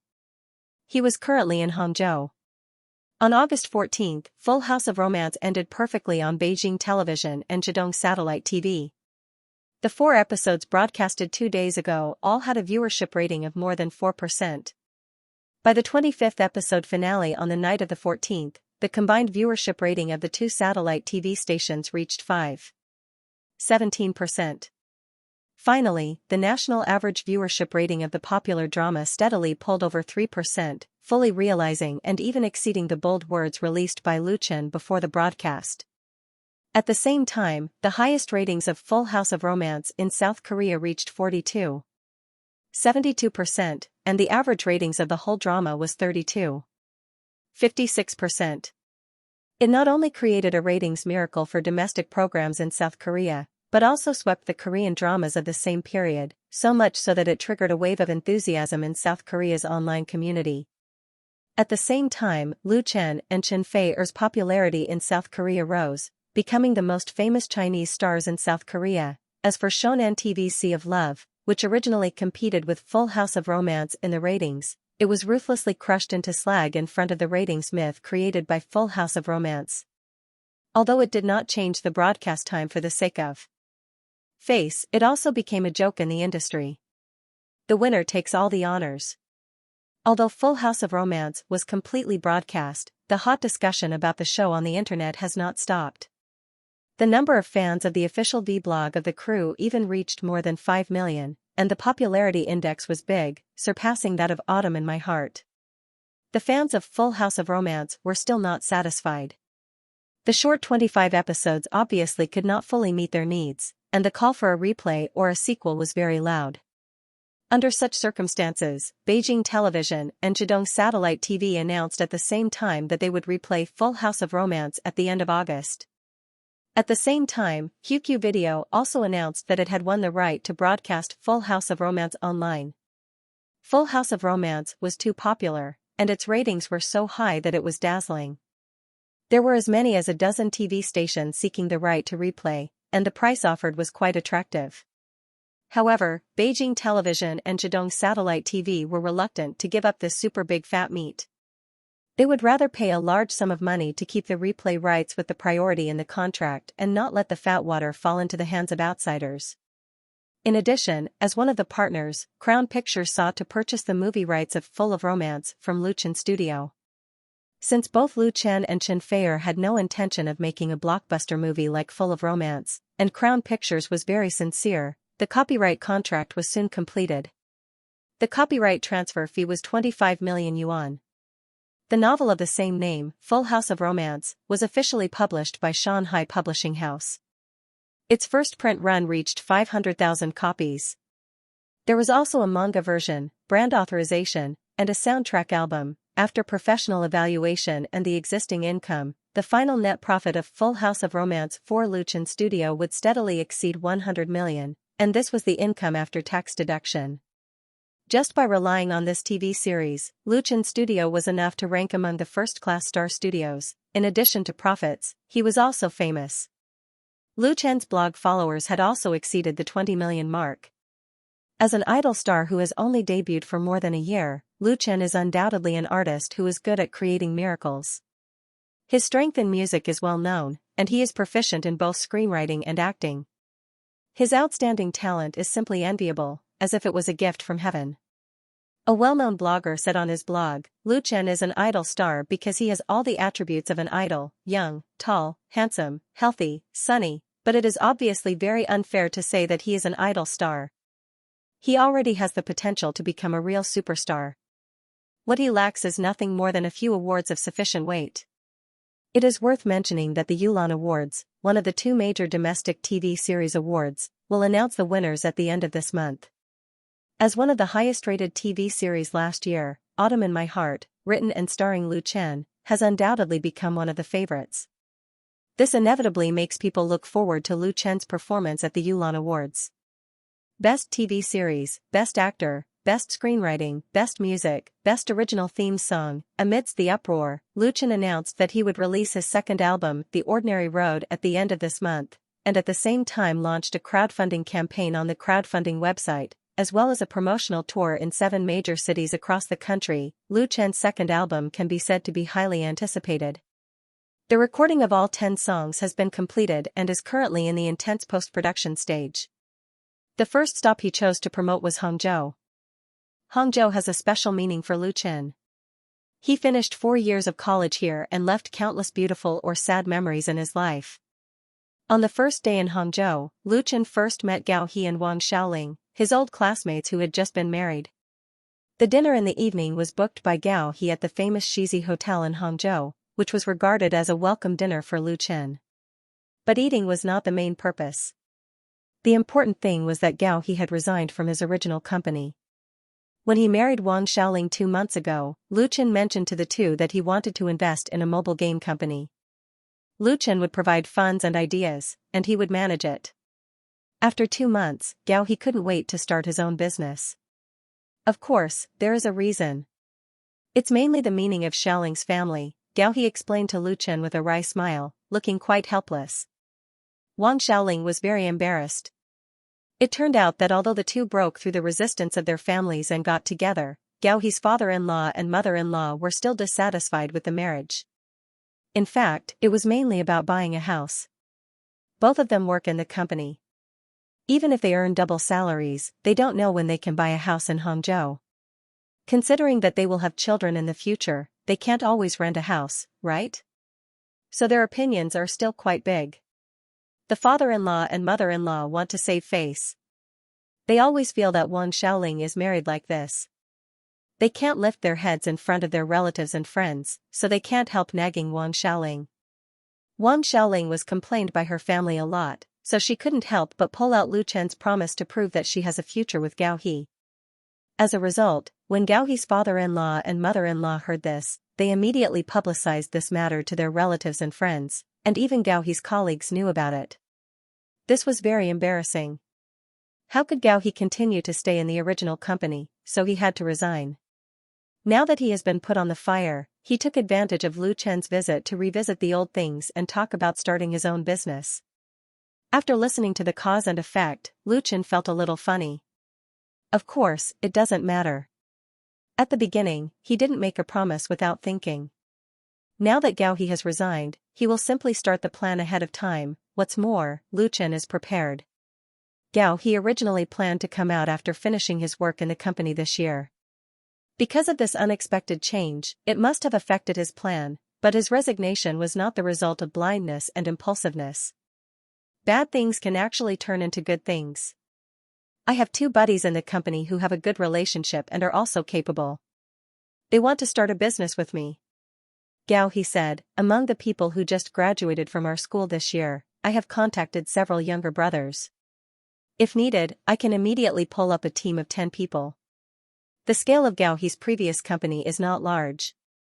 At present, the competition in the mobile game industry is extremely fierce. In the winner-take-all situation, the situation of small enterprises in the weak position is undoubtedly much more difficult. Low wages and benefits, high labor intensity, and uncertain future. Gao He has been in this company for more than a year, and he has long had the idea of leaving, but he stayed out of the need to accumulate work experience. So after talking to Lu Chen last time, he was actively preparing. A team of 10 or so people was definitely far from enough to make a mobile game. However, as long as the flag was raised, it wouldn't be difficult to recruit relevant professionals in Hangzhou, which was a hotspot for advanced technology. It just depended on how big the company needed to be. At the beginning, we don't need a lot of people, Lu Chen smiled and said, I have already thought about the first game project. What do you do? Gao He suddenly became interested. Role-playing? Action? Strategy? Puzzle? He asked about the type of game. For a new company to start a business, the choice of mobile game type is very important, and it is one of the keys to success. Gao He understands technology and can also be a hardworking IT scalper, but game creativity is not his strength. He cares about the creativity proposed by Lu Chen, even more than the funds provided by Lu Chen. In such a mobile game market, creativity is really king. Lu Chen was not in a hurry to answer. He asked the waiter to find him a pen and a few pieces of printing paper. Picking up the pen and writing a line of English letters on the paper, Lu Chen handed it to Gao He. Gao He took it and looked at it, and he looked confused. Wang Xiaoling curiously poked her head and asked cautiously, happy? What was written on the paper was a website. Lu Chen smiled and said, that's right. This will be the new company's website. It will be called HappyNet. This URL had been registered a long time ago. Fortunately, it did not belong to a well-known website. Instead, it was in the hands of a domain name dealer. Lu Chen only spent 100,000 yuan to buy it. The first project of the new company will be a farming social network and mobile game. His brush flew, and he used simple strokes to quickly sketch out a rough image of the game on a new piece of white paper. There were fields, farmhouses, windmills, rivers, and so on. Of course, there were also growing vegetables. Lu Chen had learned sketching and coloring before. Although his drawing ability was far from that of a professional, it was still not a problem for him to draw this kind of childlike sketch. He finished it quickly. He used this picture to explain his ideas to Gao He. The name of this game is Happy Farm. All registered users have the initial resources, 6 squares of fields, farming tools, seeds, etc. They can log on every day to manage their own farms, planting, watering, fertilizing, pest control, picking. That's it. Gao He and Wang Xiaoling looked at each other and didn't know what to say. The two of them work in this industry. Not to mention their ability, they have knowledge and experience. Lu Chen's game creativity is a bit special, but it doesn't sound very attractive. Who would be bored enough to grow vegetables on their mobile phones and computers every day? How can they ensure customer stickiness? It's just that because of their face, the two of them couldn't say it clearly, and their expressions were a bit strange. Lu Chen looked at the expressions of the two of them and continued with a smile. Don't you think it's a little boring? In fact, the key to this game is interactive. Registered users can invite others to become friends, and then help their friends' farms manage and cultivate, or steal their planting results. That's stealing vegetables. In Lu Chen's dream world, Happy Farm once created a miracle in web games.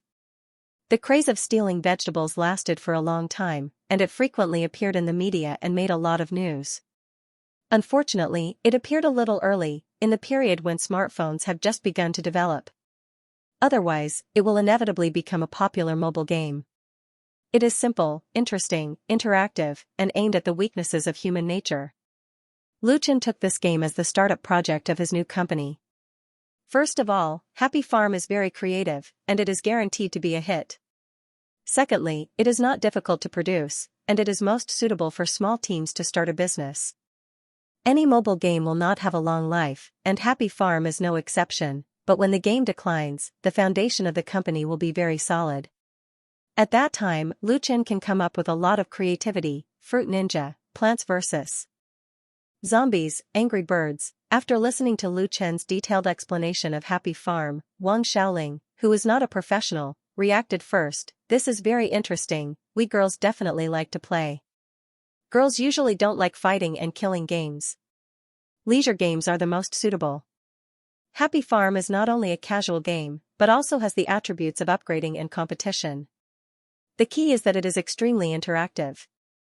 Lu Chen continued, users can bind to QQ, so that users can directly use QQ to log into the game, add and invite all their friends to participate together. As the hegemon of online instant communication, QQ has the most extensive users in the world. It is a common practice for many websites and games to use ready-made QQ numbers to register members. Lu Chen Studio has a good cooperative relationship with QQ, so there is no problem in applying for the resources of QQ, and they can even advertise through QQ. Lu Chen has thought of this step. Even Gao He, who is still a little confused, was determined. Old 3, we will do whatever you say. I will listen to you. Wang Xiaoling gritted her teeth and said, Lu Chen, for the investment of the new company, Gao He will contribute 300,000 yuan, and I will contribute 200,000 yuan. The two of us will add up to a total of 500,000 yuan. The proportion of shares will be decided by you. Although it is said to be two people, it is actually all the funds that the two families can come up with. Lu Chen nodded, then I will contribute 5 million yuan, accounting for 80% of the shares. You will contribute 10%, and the other 10% will be used as equity incentives for those employees who have made contributions in the future. What do you think? To start the Happy Farm project, 5 million yuan is definitely more than enough. Lu Chen's equity distribution plan is very fair and reasonable, and it is also slightly biased towards Gao He and Wang Xiaoling, because 10% of the incentive equity is equivalent to him, and he also provided the most important creativity. Gao He said without thinking, no problem. Lu Chen smiled and held out his hand, come, I wish us a happy cooperation. Countless examples had proven that it was the easiest for friends to run a business together. When two or more good brothers ran a business together, they might be able to work together in the beginning. However, when the business was struggling or when they were growing stronger, their interests would cause a rift, causing the once indestructible friendship to lose its luster. Often in the end, the business fails, and the brothers become enemies. Lu Chen, who has 3 life memories, deeply understands the truth, so he did not take it all at the beginning. In the most critical and sensitive equity distribution, he did not give too many benefits, which not only took care of Gao He's dignity, but also fulfilled the friendship between the two sides. Only such cooperation can last for a long time, and only in line with Lu Chen's original intention. After negotiating the basis of cooperation, Lu Chen will send a financial staff to supervise the funds, and the work of recruiting and opening a stall will be handed over to Gao He and Wang Xiaoling. In this new company, Lu Chen will be the behind-the-scenes boss, and the daily business affairs will be handled by Gao He and Wang Xiaoling for the time being. However, after getting on the right track, professional managers will be introduced to carry out better and more professional management of the company. After talking about business, it is natural to talk about life. Gao He asked the waiter to bring a box of beer and drank with Lu Chen bottle to bottle, recalling the good college days and the past together. Gao He regretted, it's a pity that the 4th brother is on a business trip, otherwise it would be better if he was here. The 4 of us haven't reunited for a long time. The last time Gao He and Wang Xiaoling got married, old K did not come, but sent a big red envelope to Gao He as a congratulatory gift. Now everyone has their own careers, and it is not easy to reunite. Wang Xiaoling is obviously more interested in the private affairs of the big stars. Lu Chen, when are you going to get married? In response to this question, Lu Chen couldn't help but touch his nose and smile. When are you going to have children with the boss? Wang Xiaoling shyly, I asked you first. Lu Chen laughed, when you have children, then I can consider getting married. For Lu Chen's rascal, Wang Xiaoling could only roll her eyes helplessly. Gao He smirked. Wang Xiaoling couldn't help but pinch him. Stop laughing. Don't be so wishful thinking. I don't want to have children now. At least wait until we buy a house and settle down. I think that day will come soon. Lu Chen smiled and said, come, let's have a toast. Cheers. Even Wang Xiaoling generously poured a full glass of beer and drank it all in one go after clinking glasses with Lu Chen. Sister-in-law is indeed a heroine. Lu Chen put down his glass and gave her a thumbs up. He then opened his bag and took out a stack of invitations. Tomorrow night, I will hold a fan meeting at the Xianxia Automobile 4S flagship store. He handed the invitations to Wang Xiaoling. There are 7 invitations here. 2 of them are yours, and the other 5 can be given to relatives and friends. There are gifts and lucky draws. This time, Lu Chen's new album's nationwide promotional tour was held in the form of fan meetings in Xianxia Automobile's 4S flagship stores in 7 major cities. Xianxia Automobile gave strong support. Oh, there's a lucky draw? Wang Xiaoling's eyes suddenly lit up, and she took it with a smile. What's the grand prize? Lu Chen said, a new Xianxia R-Class station wagon. Wang Xiaoling, ah. She was really shocked. She didn't expect that a small fan meeting could give a grand prize of more than 100,000 yuan. Lu Chen's nationwide promotional tour of The Ordinary Road was fully co-organized by Xianxia Automobile. Not only did they provide the venue, personnel, and prizes, but they even paid a 7-figure marketing fee to Lu Chen's studio. It sounds like Xianxia Automobile is simply a living lay foam, but they will certainly not do a losing deal. Once the R-Class station wagon endorsed by Lu Chen was launched, with its reasonable price, novel style, and excellent quality, it quickly opened up the market among the young middle-class group, and its sales rose steadily. Among them, Lu Chen's commercial for Xianxia Automobile played an indispensable role, making the brand image of this Xianxia R-Class station wagon deeply rooted in the hearts of the people, and its market evaluation and reputation were quite good. Other automobile manufacturers saw the potential of this market and were all ready to enter the market. At that time, the competition was bound to be fierce. Therefore, under such circumstances, Xianxia Automobile naturally attached great importance to the promotion of new models. If a new car sells well, it can easily make hundreds of millions or billions of sales, and millions of marketing expenses are just a drop in the bucket. Therefore, when Lu Chen Studio contacted Xianxia Automobile, the two sides hit it off. Xianxia Automobile not only agreed to all the terms of cooperation proposed by the studio, but also added a lot of content. For example, the car prize, which is also excellent publicity. Now Lu Chen's popularity and influence are much stronger than when he was shooting the commercial. The 7 fan meetings in 7 major cities were not only held in the local Xianxia Automobile 4S flagship store, but also had a car prize. In addition, there were 3 cars for Lu Chen's fan group blog and, Whale TV, live lottery. The value of 10 cars alone reached 1.5 million. In addition to the car prize, there are computers, mobile phones, shopping vouchers and so on. Wang Xiaoling couldn't close her mouth with a smile. My sister must be very happy. She and many of her classmates are now your loyal fans. Lu Chen said with a smile, then remember to come on time tomorrow night. Both the guests and the host enjoyed the meal. Lu Chen had his own car to follow. He first sent Gao He and his wife home, and then told the driver, Brother Zhang, take me to West Lake. I want to go to the broken bridge. When he was in college in Hangzhou, Lu Chen often went for a walk by West Lake. Although the scenery was already familiar, he still missed it today. He drank a lot of wine in the evening, so he wanted to relive the original feeling. The driver nodded, okay. The driver, Brother Zhang, was introduced to him by Lin Jijia of Flying Stone Records, Lu Chen's new assistant. Li Feiyu no longer holds this position. He has been in charge of online publicity in the studio, managing the live broadcast room, official blog, official post bar and so on. Brother Zhang's real name is Xianxia. He is in his 30s. He has been in this industry for more than 10 years. He has worked with many artists, so he has a lot of experience. His professional quality is really much better than Li Feiyu's. With him around to take care of chores, Lu Chen will undoubtedly be much more relaxed. Zhang Xiaofeng drove all the way to Beishan Road and put Lu Chen down in front of the broken bridge. Lu Chen likes Hangzhou very much. The reason why he likes it is not only because Hangzhou is the provincial capital of his hometown, but more importantly, he has many good memories in this city. Those memories are imprinted in his heart and can never be erased. He studied in this city, lived here, fell in love here, was lovelorn here, laughed here, and was sad here. This city is so charming. It has both the profound heritage of history and the graceful style of Jiangnan, which makes people forget to return, make people unforgettable, and make people willing to devote a lifetime to it.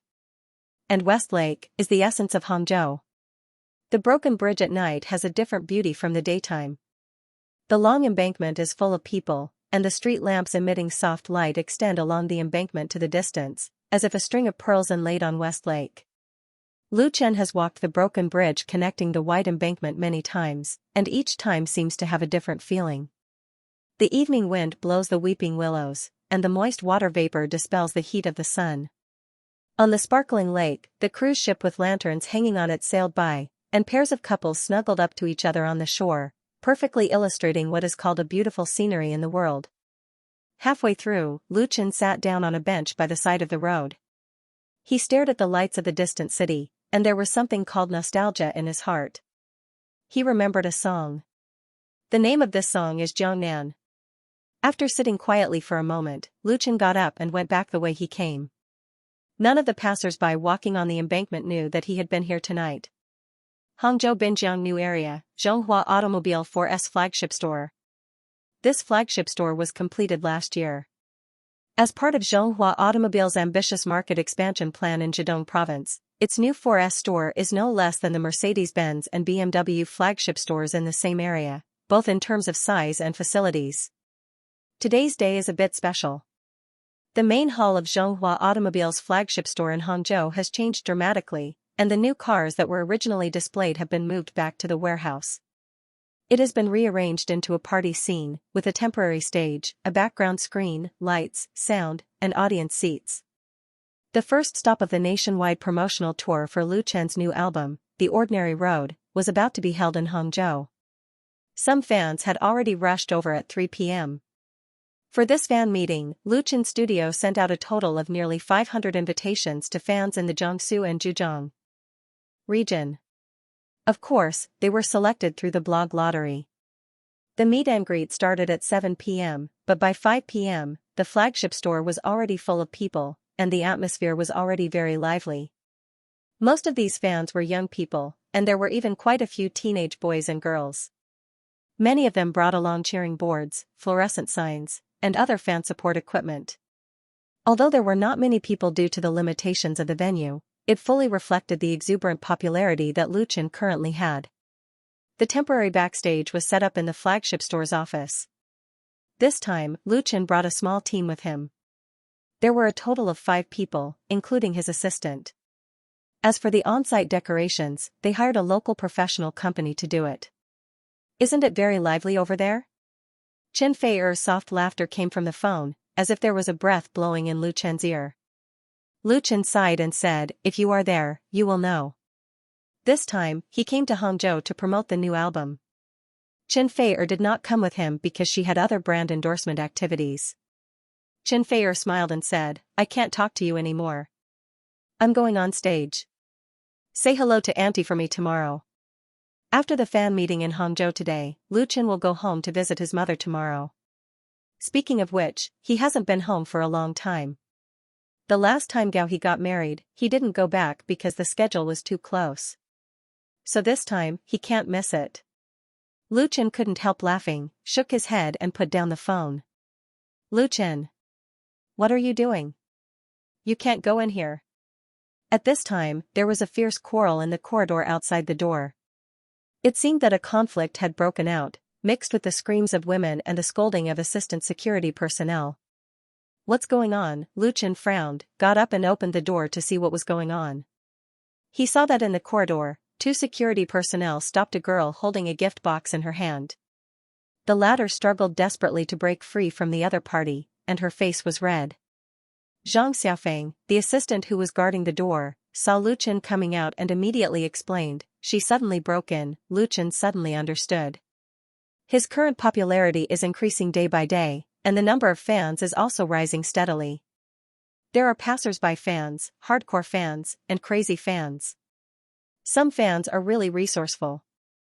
They can even touch the community where Lu Chen lives in Beijing, and then squat outside, waiting for him to come out and ask for autographs or photos.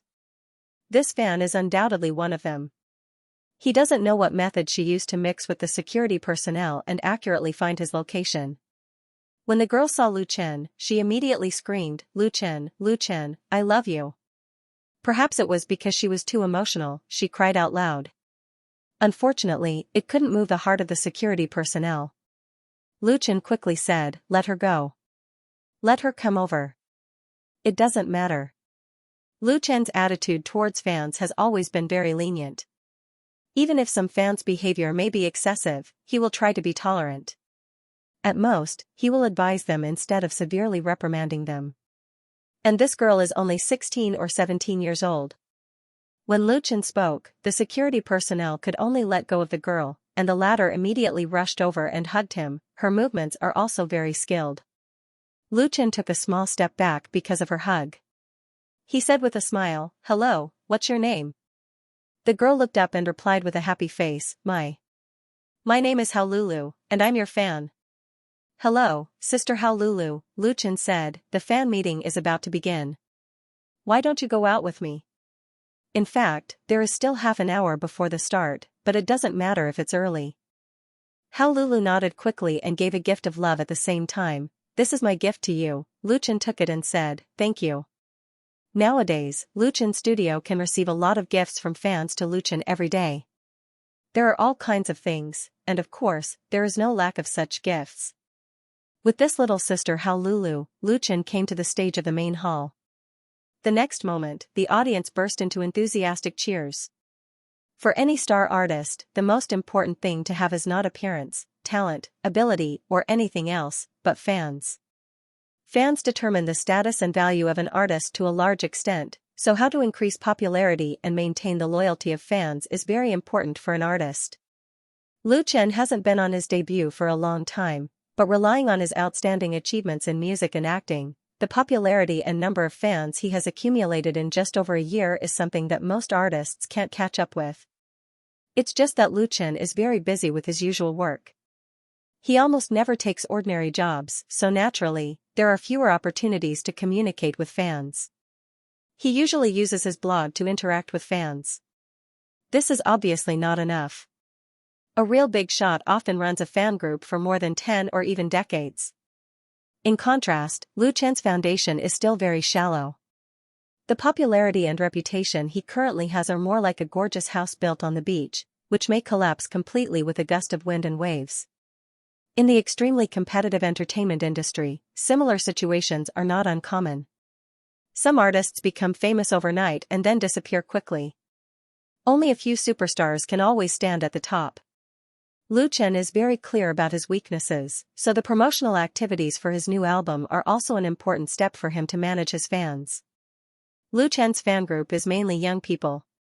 Even if some fans are not sensible enough and willful enough, he will give enough tolerance and kindness. "Good evening, everyone. I'm Lu Chen." Holding Hao Lulu's hand, Lu Chen stood in the center of the stage, under the spotlight. He said with a smile, "Thank you for coming to this meeting." Ah! There were screams and cheers under the stage. Many fans clapped their cheering sticks hard, and some held up fluorescent signs with Lu Chen's name, setting off a wave of climax atmosphere at the scene.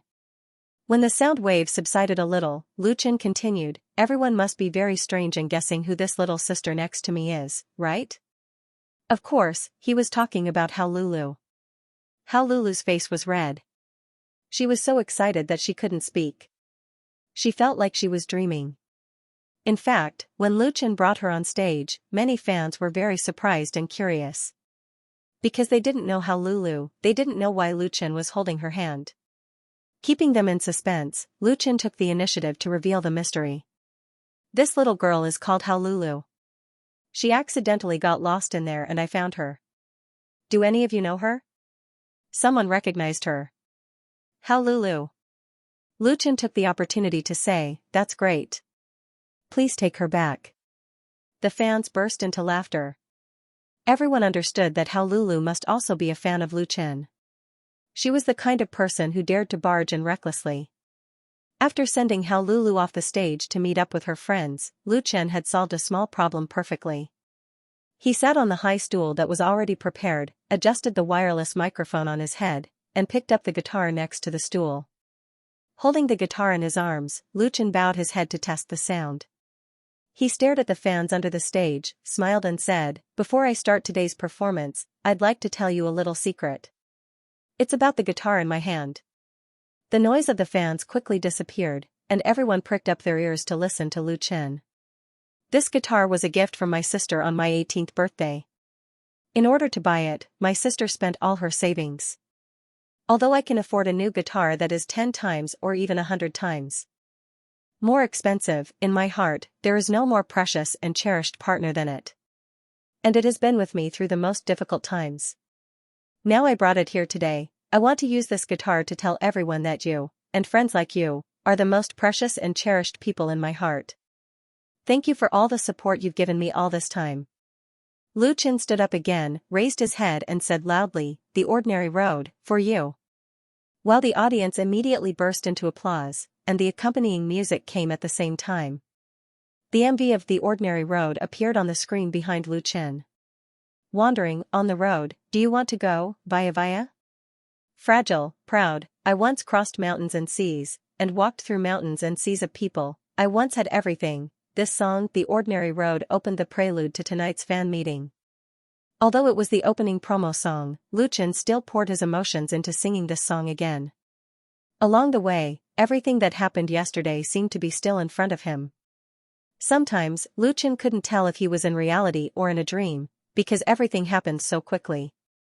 He used to be confused and afraid that one day he would wake up and find that everything was a dream, and that he was still a nobody struggling at the bottom of Beijing to make a living and pay his debts. But today, Lu Chen had found his true path. He was no longer confused or hesitant. He had his own dreams and ambitions, and he had family and lovers that he needed to protect. Even if the road ahead was bumpy, he was not afraid. Somehow, this is the only road I have to take. In addition to the hundreds of fans at the scene, a camera set up behind the auditorium was only focused on Lu Chen, recording his image and then transmitting it to the live broadcast room of Whale TV, through the internet, appearing on the computer and mobile phone screens of millions of fans. Only a very small number of lucky fans received the invitation and came to the scene. Most fans could only participate in this music event in this way and listen to Lu Chen singing. Whale TV was also the partner of Lu Chen's new album promotion plan.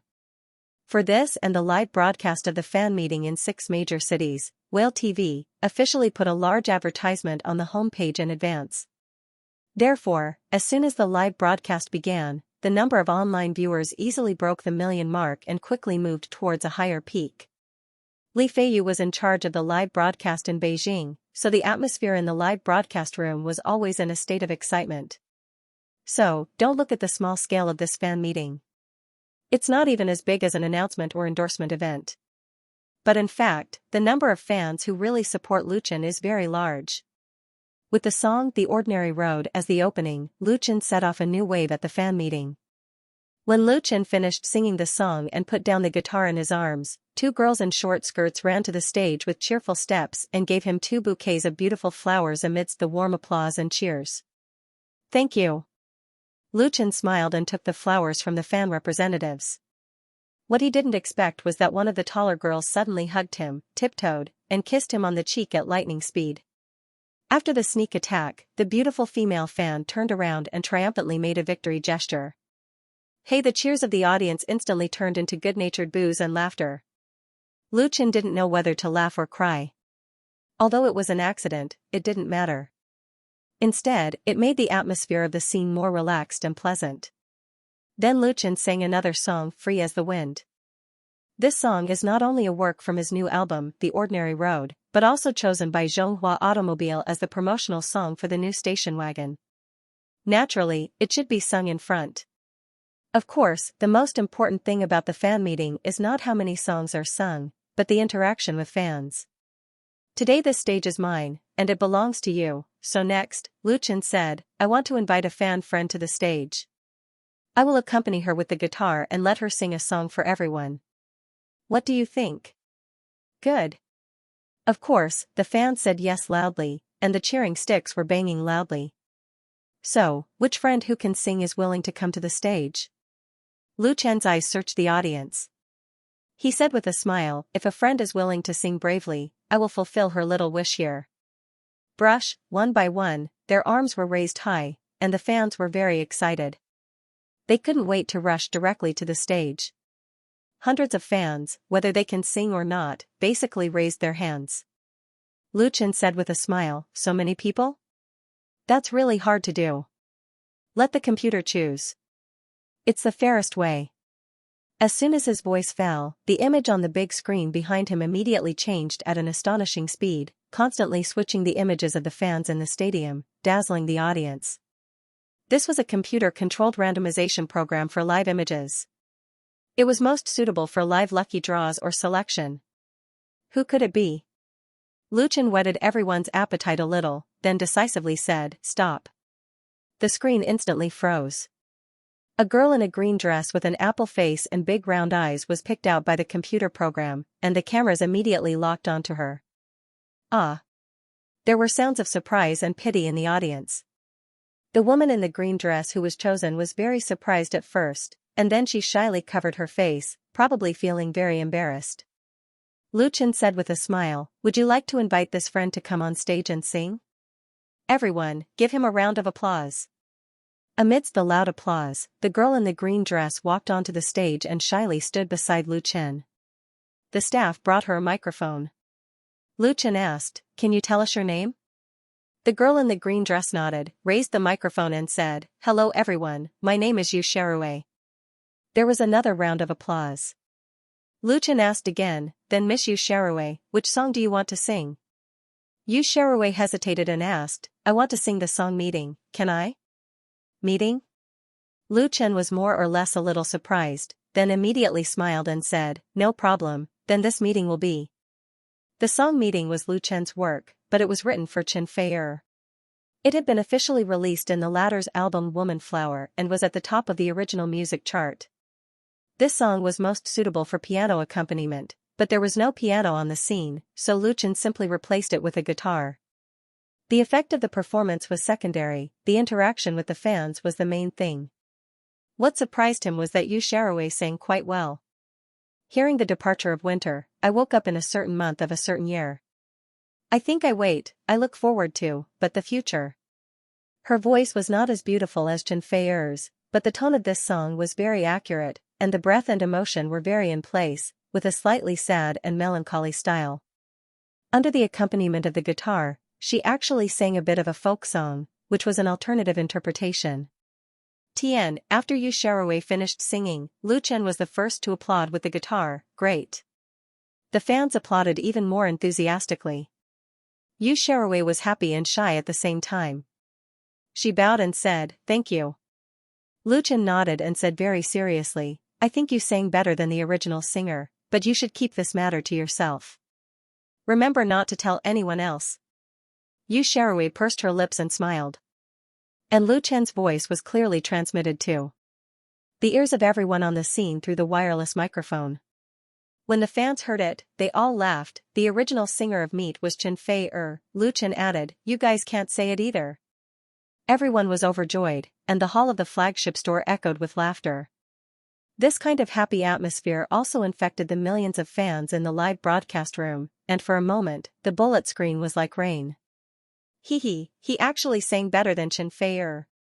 Ha ha ha, I don't know what Fei will think when he hears it. I think Chen will kneel on the washboard when he goes back. Pfft. Who would kneel on the washboard now? If he wants to kneel, he can only kneel on the motherboard. The one in front is too ruthless. Too ruthless +1. After everyone laughed, Lu Chen waved his hand and said, "Let's stop joking."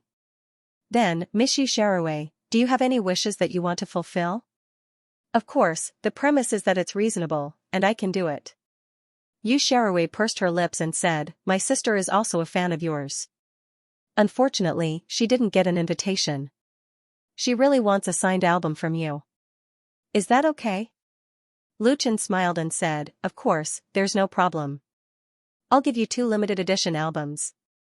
He motioned to the staff on the sidelines, who quickly sent 2 limited edition albums. Coming to Hangzhou for publicity, Lu Chen certainly prepared gifts for his fans. This limited edition album was one of them.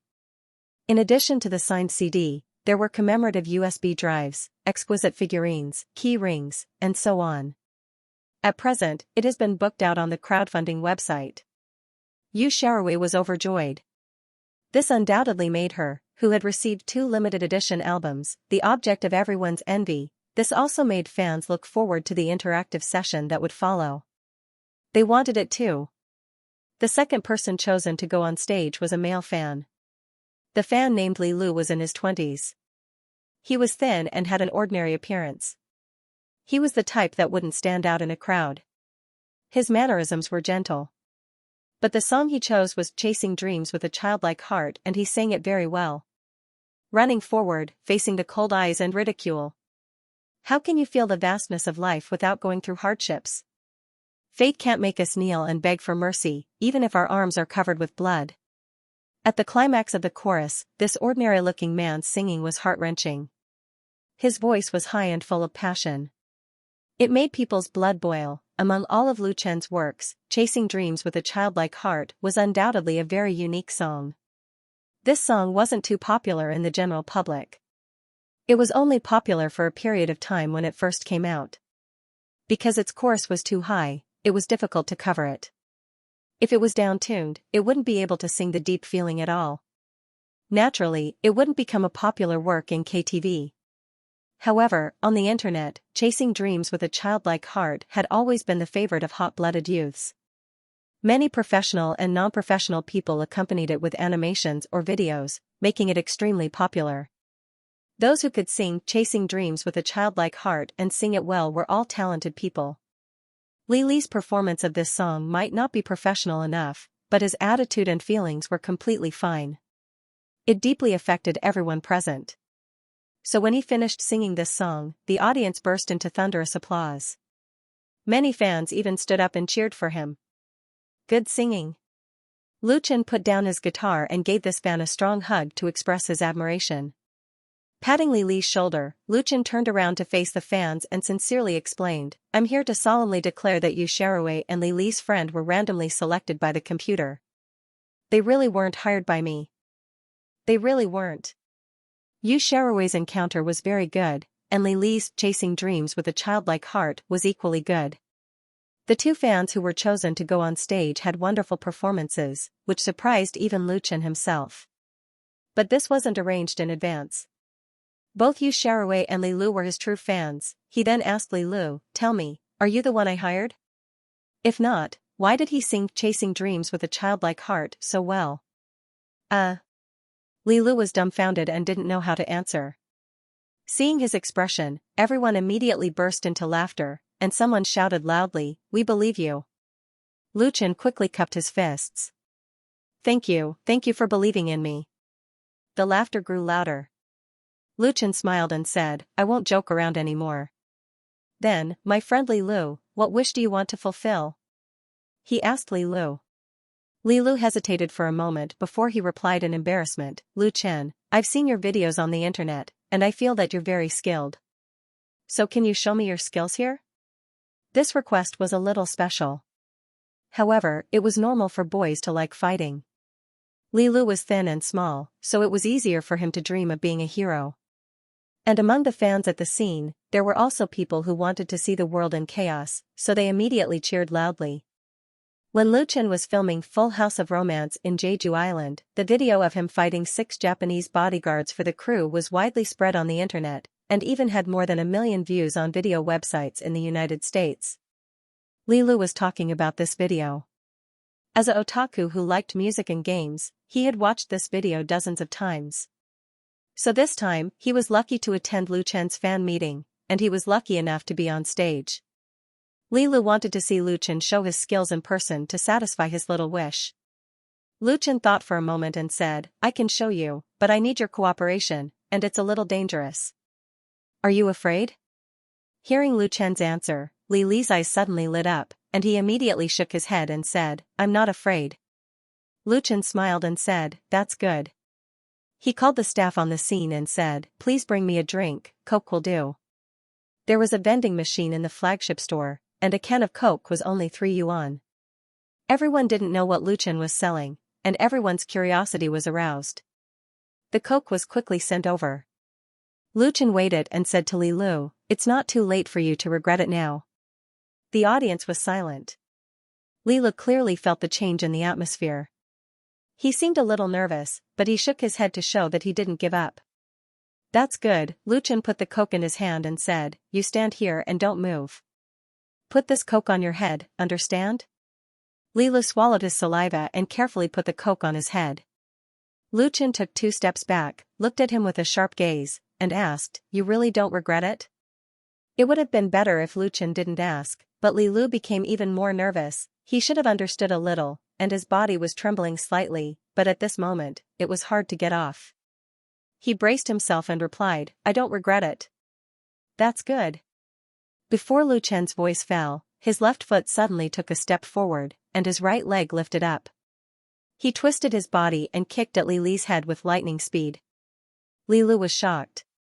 He didn't have time to dodge, and his mind was completely blank. Bang, there was only a muffled sound, and the coke that was originally placed on top of Li Li's head was kicked by Lu Chen in the air.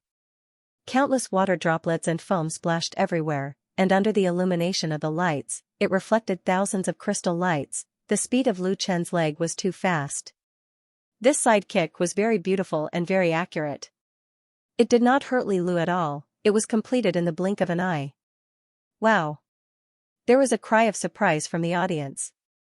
In fact, most people did not completely see the whole process, but Lu Chen's strong skills had been vividly displayed in this flying kick, especially the scene where he kicked the Coke can, which really made people gasp in amazement.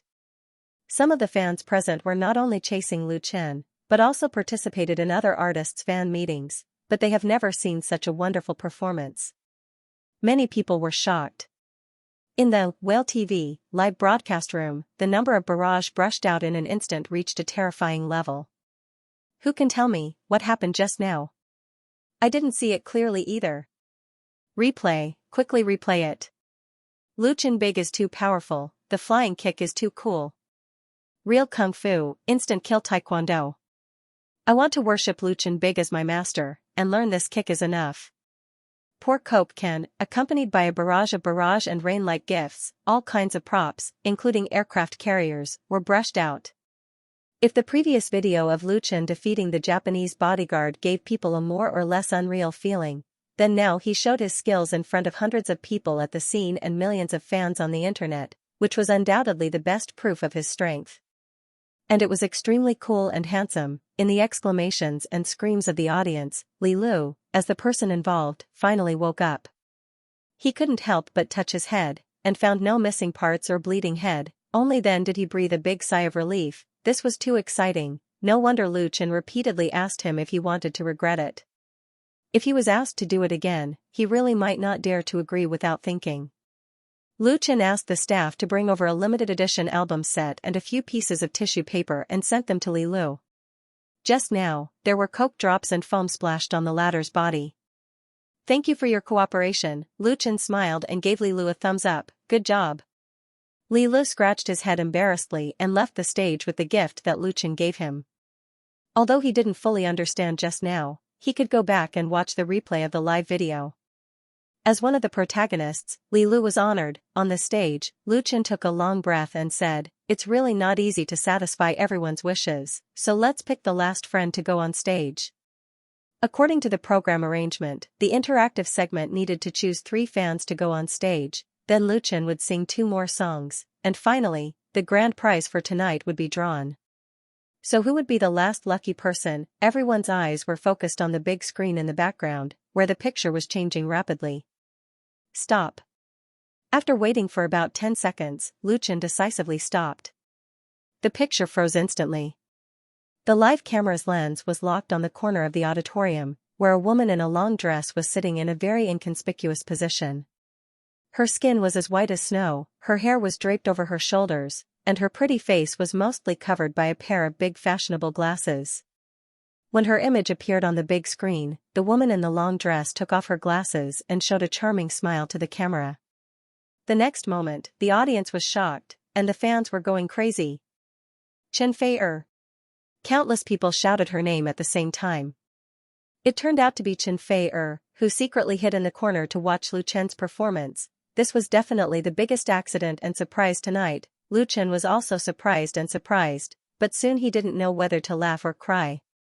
Revenge. This was definitely a naked revenge, because last time when Chen Fei promoted her new album in the Huhai Mecha Culture and Arts Center, Lu Chen also sat in the audience and played a low-key fan, giving her a big surprise. Now Chen Fei repeated the same trick.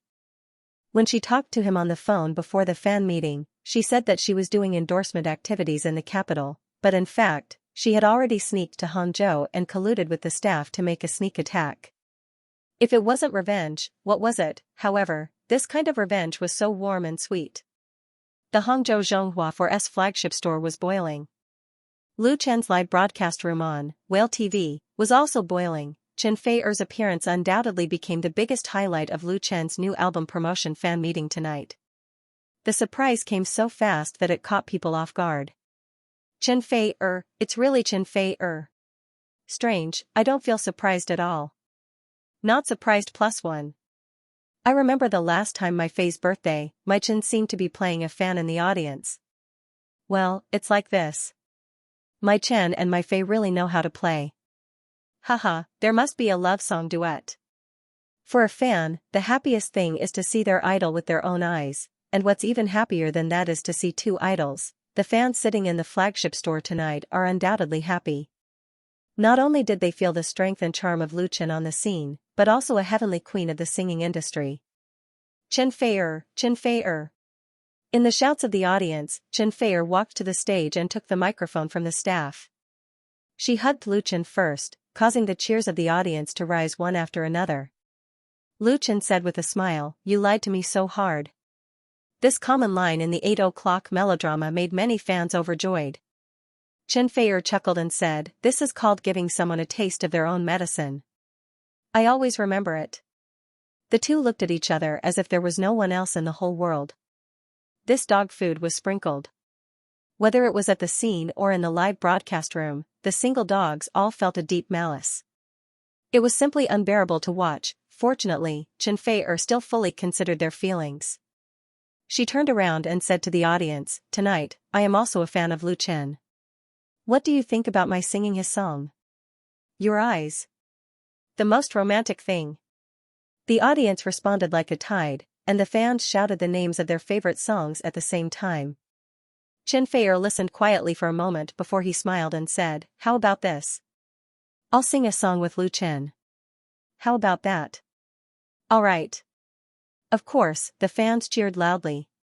Chen Fei-er turned around and said to Lu Chen, "Then let's sing, Because of Love." Lu Chen nodded. He had sung this song, Because of Love, once when he did a radio program, but this song was a duet between a man and a woman. The two had never sung it in public. Today was the first time. The accompaniment was still the guitar in Lu Chen's hands. He gently plucked the strings and played the prelude. Facing the person he loved the most, the song seemed to flow from the bottom of his heart. "I'll give you a CD of the past. Listen to our love at that time. Sometimes I suddenly forget that I still love you." Tonight, Chen Fei-er was very beautiful. As usual, she did not wear heavy makeup. The light makeup looked more elegant under the light, and the plain white dress set off her figure extremely perfectly. She looked at Lu Chen with deep affection in her star-like eyes. "I can't sing a song like that anymore. Every time I hear it, I blush and avoid it. Although I often forget that I still love you." Although this song has not been officially recorded as a single, and Chen Fei-er has only sung it with Lu Chen a few times after getting the score, but standing on this stage for hundreds of people at the scene and millions of fans on the internet, the two people's interpretation of the work seems to have gone through thousands of times of practice, and there is a natural tacit understanding and agreement. It was the kind of tacit understanding that belonged to a real couple. The guitar accompaniment was almost non-existent. The deep warmth of Lu Chen and the ethereal grace of Chen Fei-er, the two different voices blended together, echoing and setting off each other. What the audience heard was the purest sound of music that was close to the essence. The hall was silent.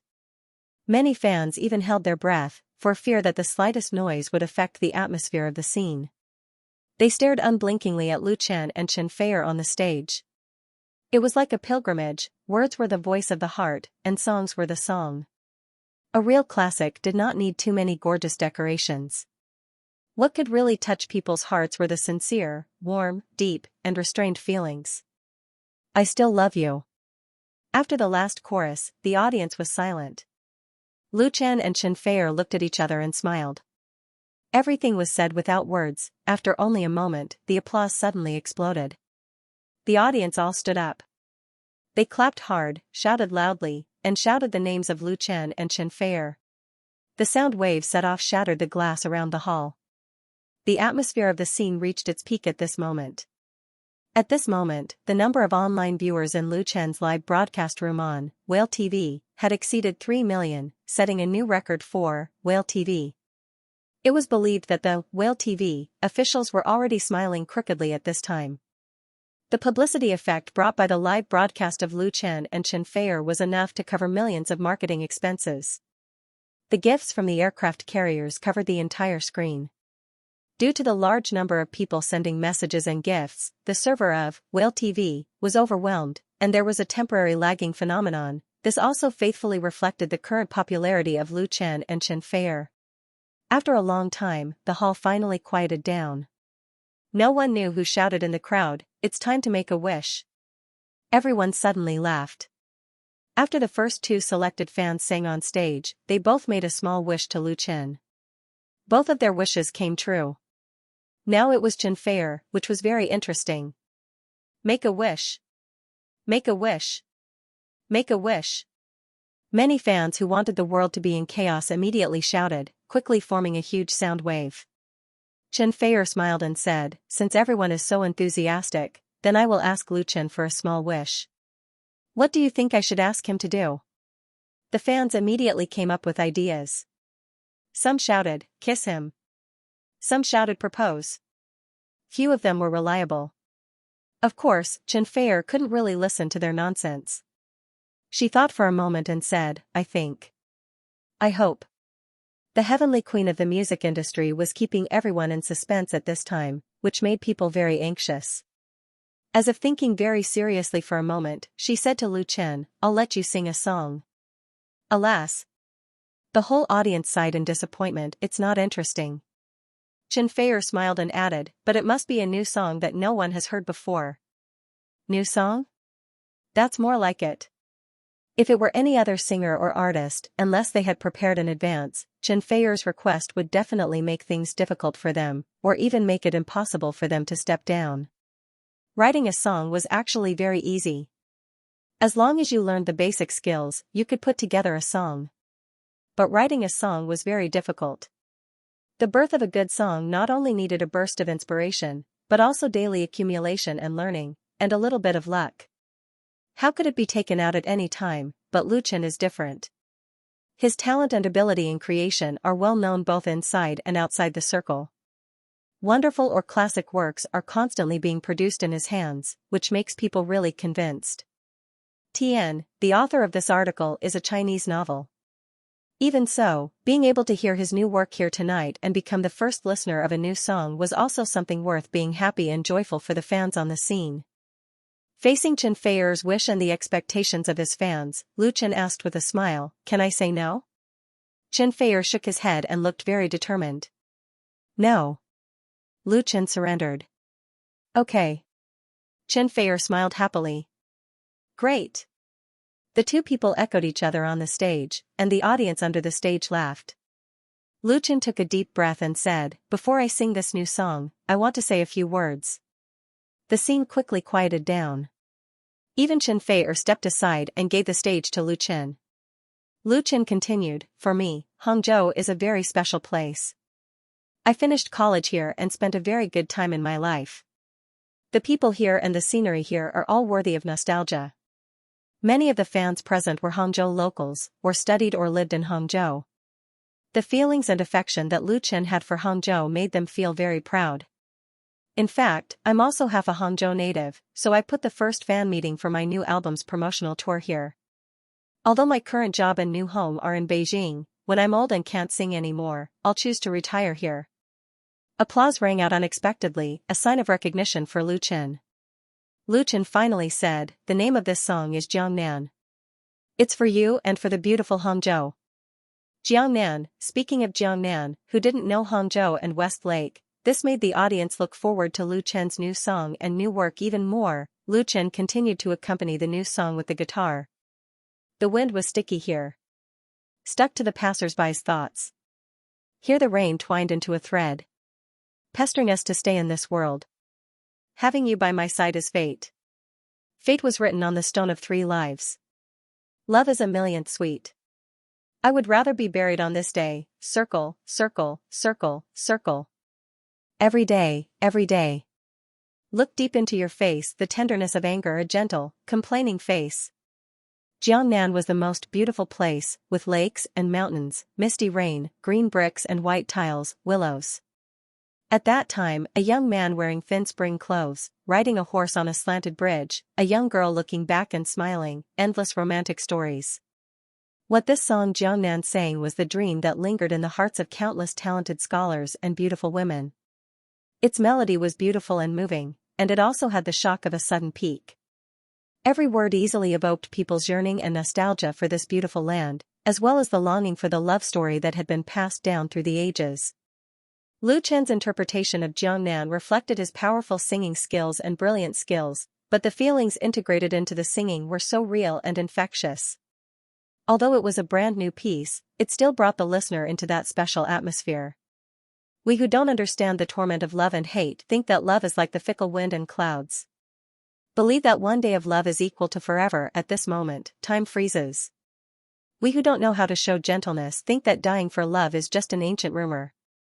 The sorrow of separation can be as painful as it can be when the dream is buried in the misty rain of Jiangnan. Only when the heart is broken will you understand. In essence, Jiangnan was a love song, singing about the unchanging love that had existed for thousands of years. However, its melody and style were destined to not be an ordinary love song.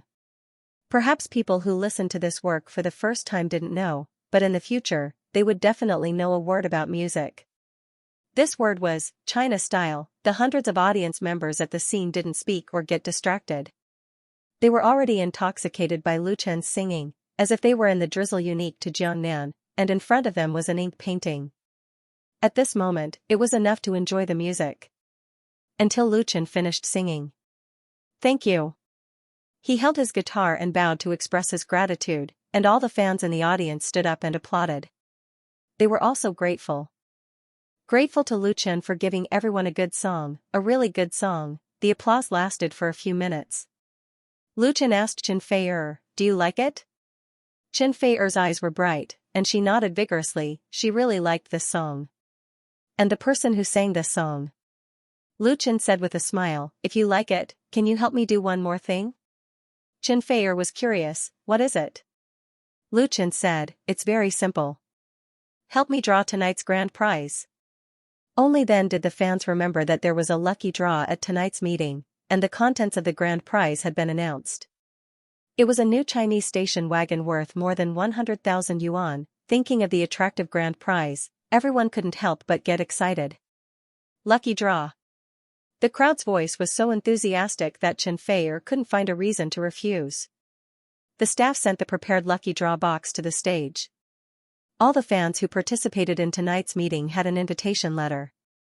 The corner of the invitation letter was cut off when they entered the venue. The corresponding number was printed on it, and then they were all placed in this box to draw the prize. In addition to the grand prize, there were also first, second, and third prizes. The prizes included computers, mobile phones, limited edition albums, etc., mainly provided by China Automobile. Together, Lu Chen and Chen Fei first drew 20 third prize winners, followed by 10 second prize winners. The fans whose number was called were happy and disappointed, because they were lucky to be drawn, but it also meant that they had no chance of winning the grand prize. The automobile grand prize was the last to be drawn, and the winner was a teenage girl. She was so happy on the spot, laughing and crying. She was so excited that she didn't know what to do. The atmosphere at the scene also reached a new climax at this time. The first stop of Lu Chen's fan meeting to promote his new album in Hangzhou was undoubtedly a perfect success. Note, Jiangnan lyrics, Li Ruixuan, Chen Xiaoqi/composer, Lin Junjia. After the end of the promotional event in Hangzhou, Lu Chen's team rushed to the second stop, Shanghai City. Lu Chen himself returned to his home in Binhai with Chen Fei. His current career is booming and his work is getting busier and busier. His mother is unwilling to retire early and live in Beijing, so except for the Chinese New Year, it is difficult to see her.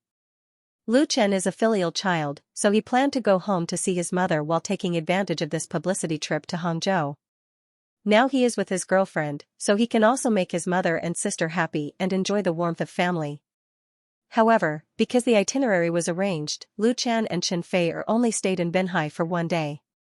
Then Chen Fei returned directly to Beijing from Binhai, while Lu Chen went south to meet the team in the deep sea. As a celebrity couple, it is normal for them to separate. Without any accident, the news of Lu Chen's fan meeting in Hangzhou appeared in the entertainment section of major media. Although it didn't grab the headlines, it was introduced in a lot of space. Naturally, the appearance of Chen Fei as a surprise guest, and the number of viewers of the online live broadcast of the fan meeting broke a record, which inevitably poured a spoonful of hot oil on the already quite popular online live broadcast industry. So, although it was nominally the promotion of Lu Chen's new album, in fact, the two sponsors, China Motors and Whale TV, were the real winners, especially Whale TV. With this record-breaking live broadcast, they have fiercely brushed up a wave of popularity and have a great tendency to return to the peak. If you ask what changes Lu Chen's appearance has brought to the pan-entertainment industry, first of all, he has brought a new trend of pop music with his unparalleled creative talent. Big boosted the morale of domestic original works, and at the same time, it has also increased the treatment of original music songwriters. In fact, the two TV series created and starring by Lu Chen have become popular both at home and abroad, creating a new model for domestic TV series, making the industry begin to seriously reflect on the bad atmosphere of imitation and plagiarism in the past. It is inevitable that there will be film and television entertainment companies, with the successful influence of Autumn in My Heart and Full of Romance, will seriously produce sincere works. There was also a live streaming platform. People inside and outside the circle know that although Lu Chen officially made his debut through Singing China, his popularity accumulation and expansion largely relied on the platform of Whale TV. Moreover, after he became successful and famous, he did not leave Whale TV behind, but became more and more popular. According to information leaked from within Whale TV intends to re-sign an endorsement contract with Lu Chen. The endorsement fee will reach 8 figures, and Lu Chen will earn hundreds of thousands of yuan from the platform every month. One must know that the current Lu Chen did not have many hours of live broadcast time on Whale TV. The income from the endorsement fee and the share of the gifts was enough to make those second and third tier star artists extremely jealous.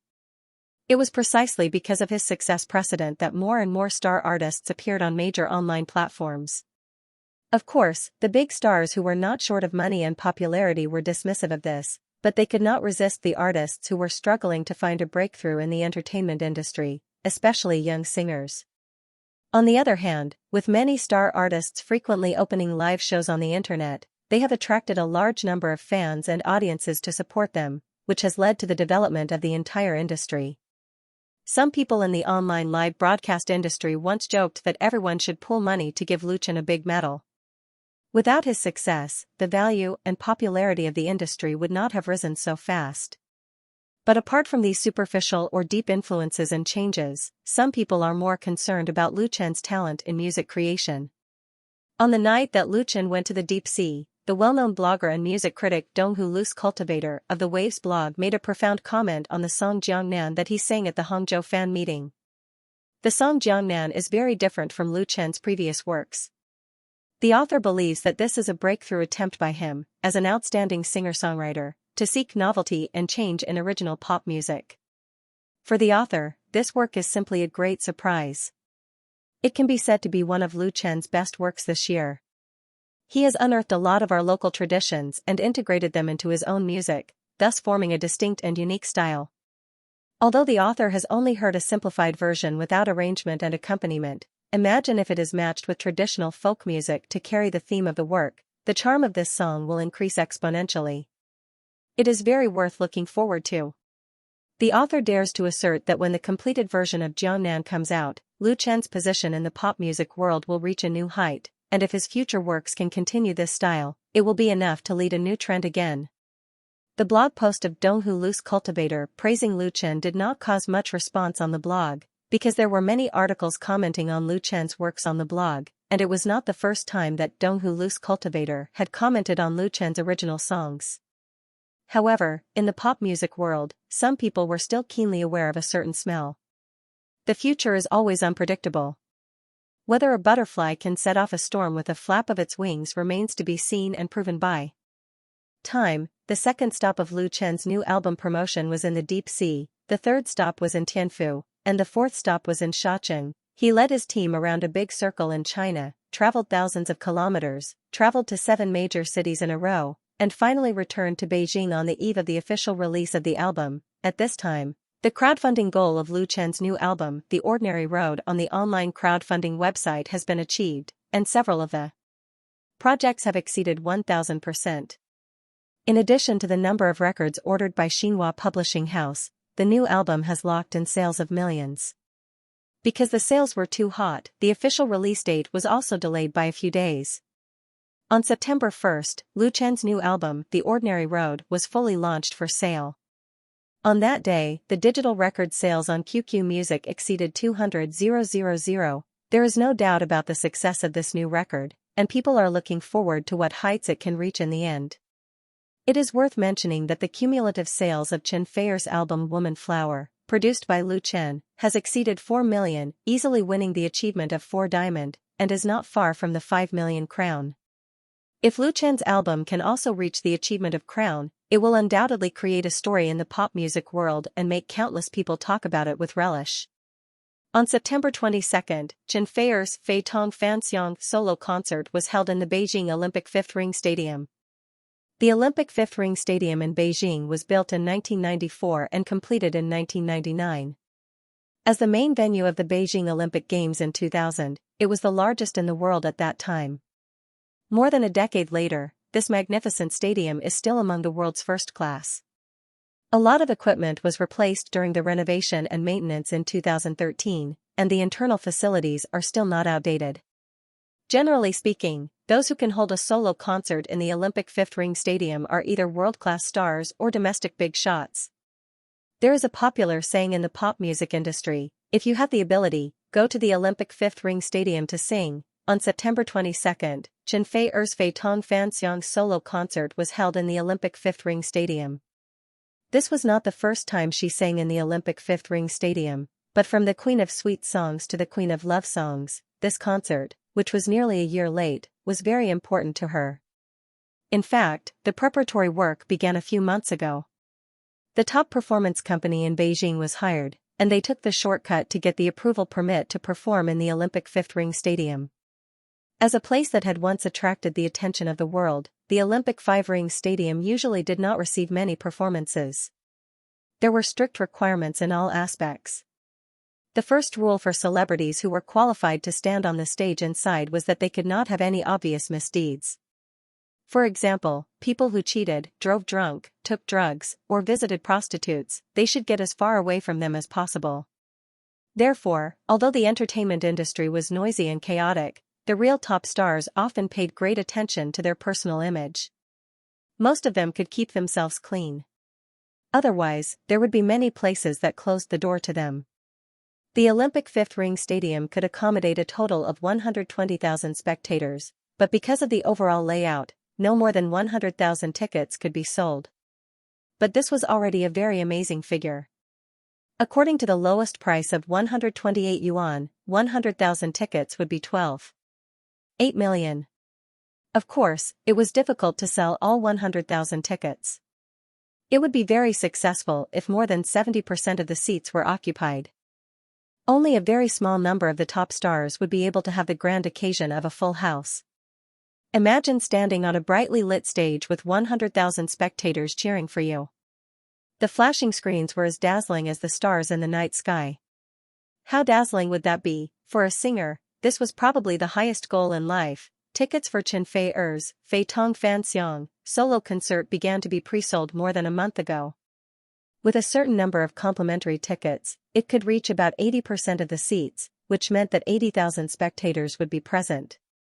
Although there was still a gap from the domestic record of more than 100,000 audience/single concert, it was enough to make 99% of singers feel inferior and envious. The concert officially started at 7 o'clock in the afternoon, and at 4 o'clock in the afternoon, most of the seats were already occupied.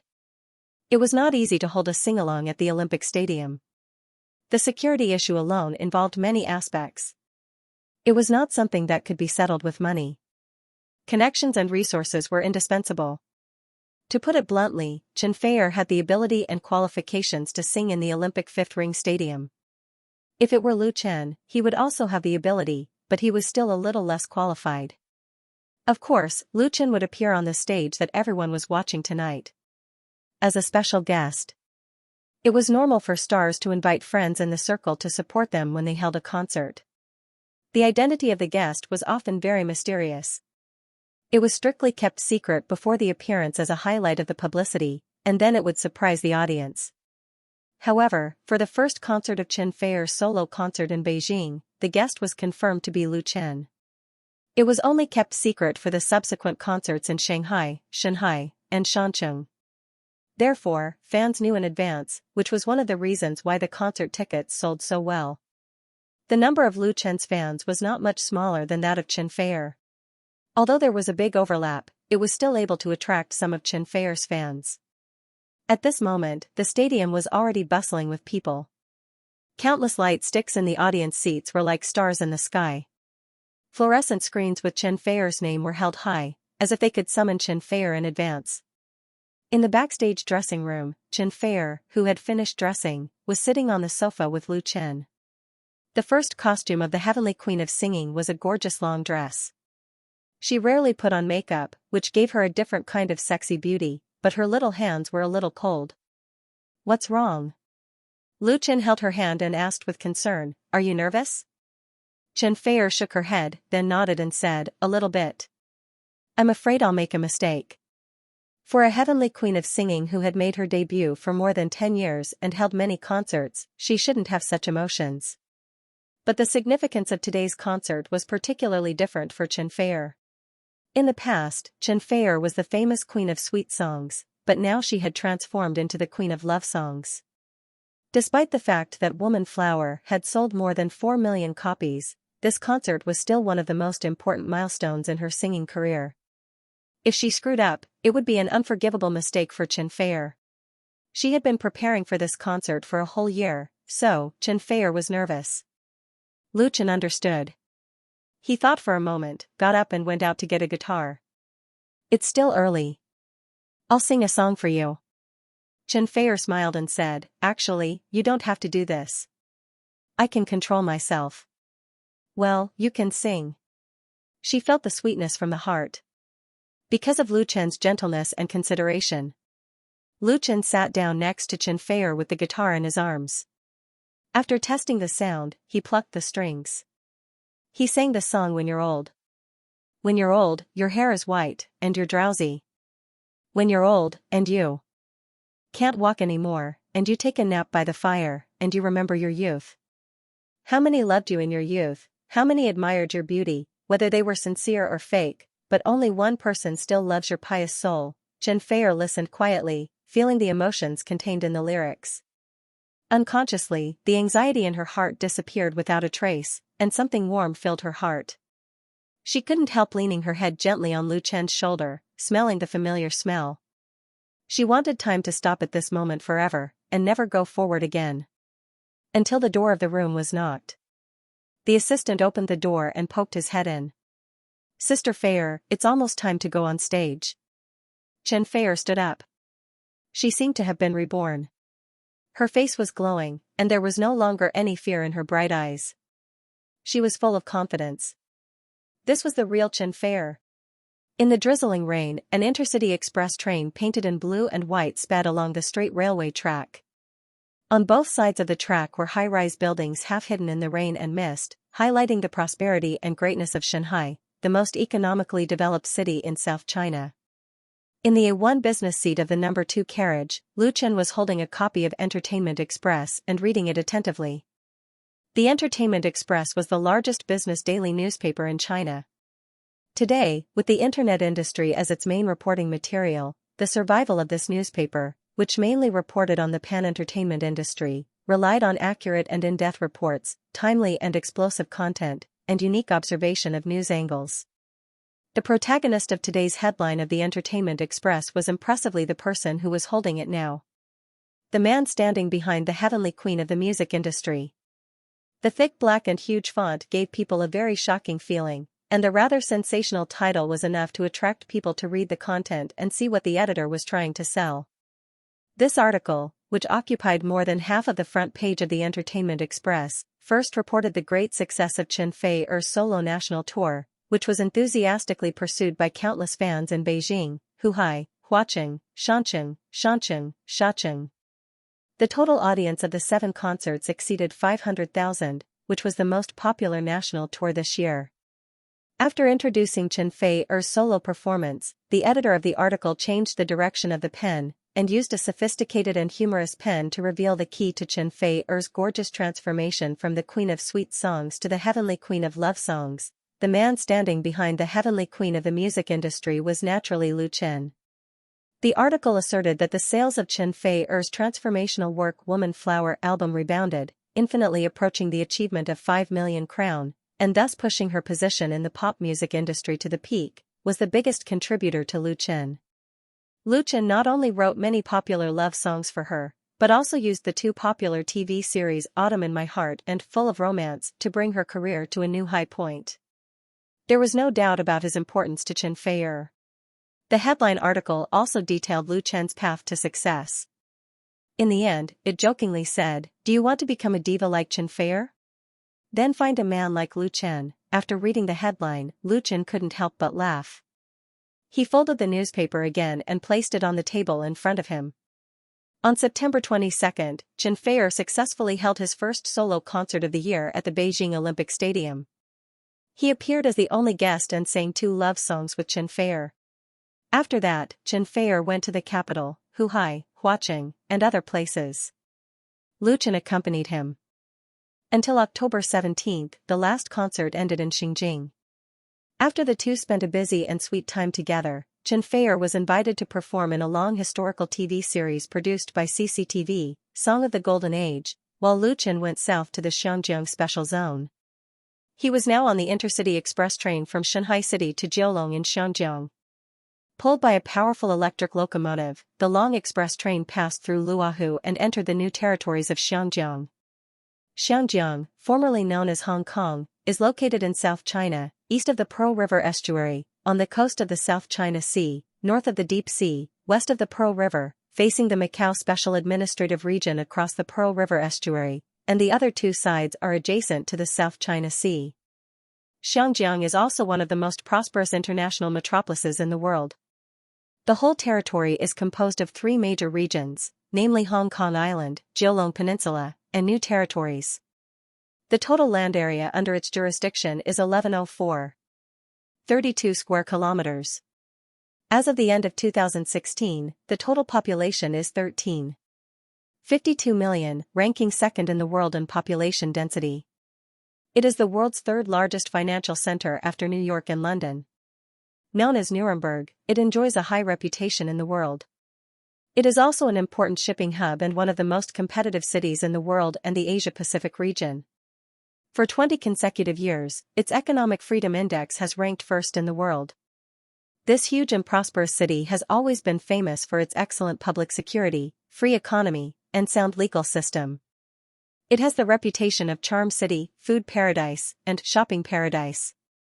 It is also one of the wealthiest, most economically developed, and has the highest standard of living in the world. Half a month ago, Lu Chen applied for permanent residency in Hong Kong and Macau Special Administrative Region, which is commonly known as the Special Economic Zone Green Card.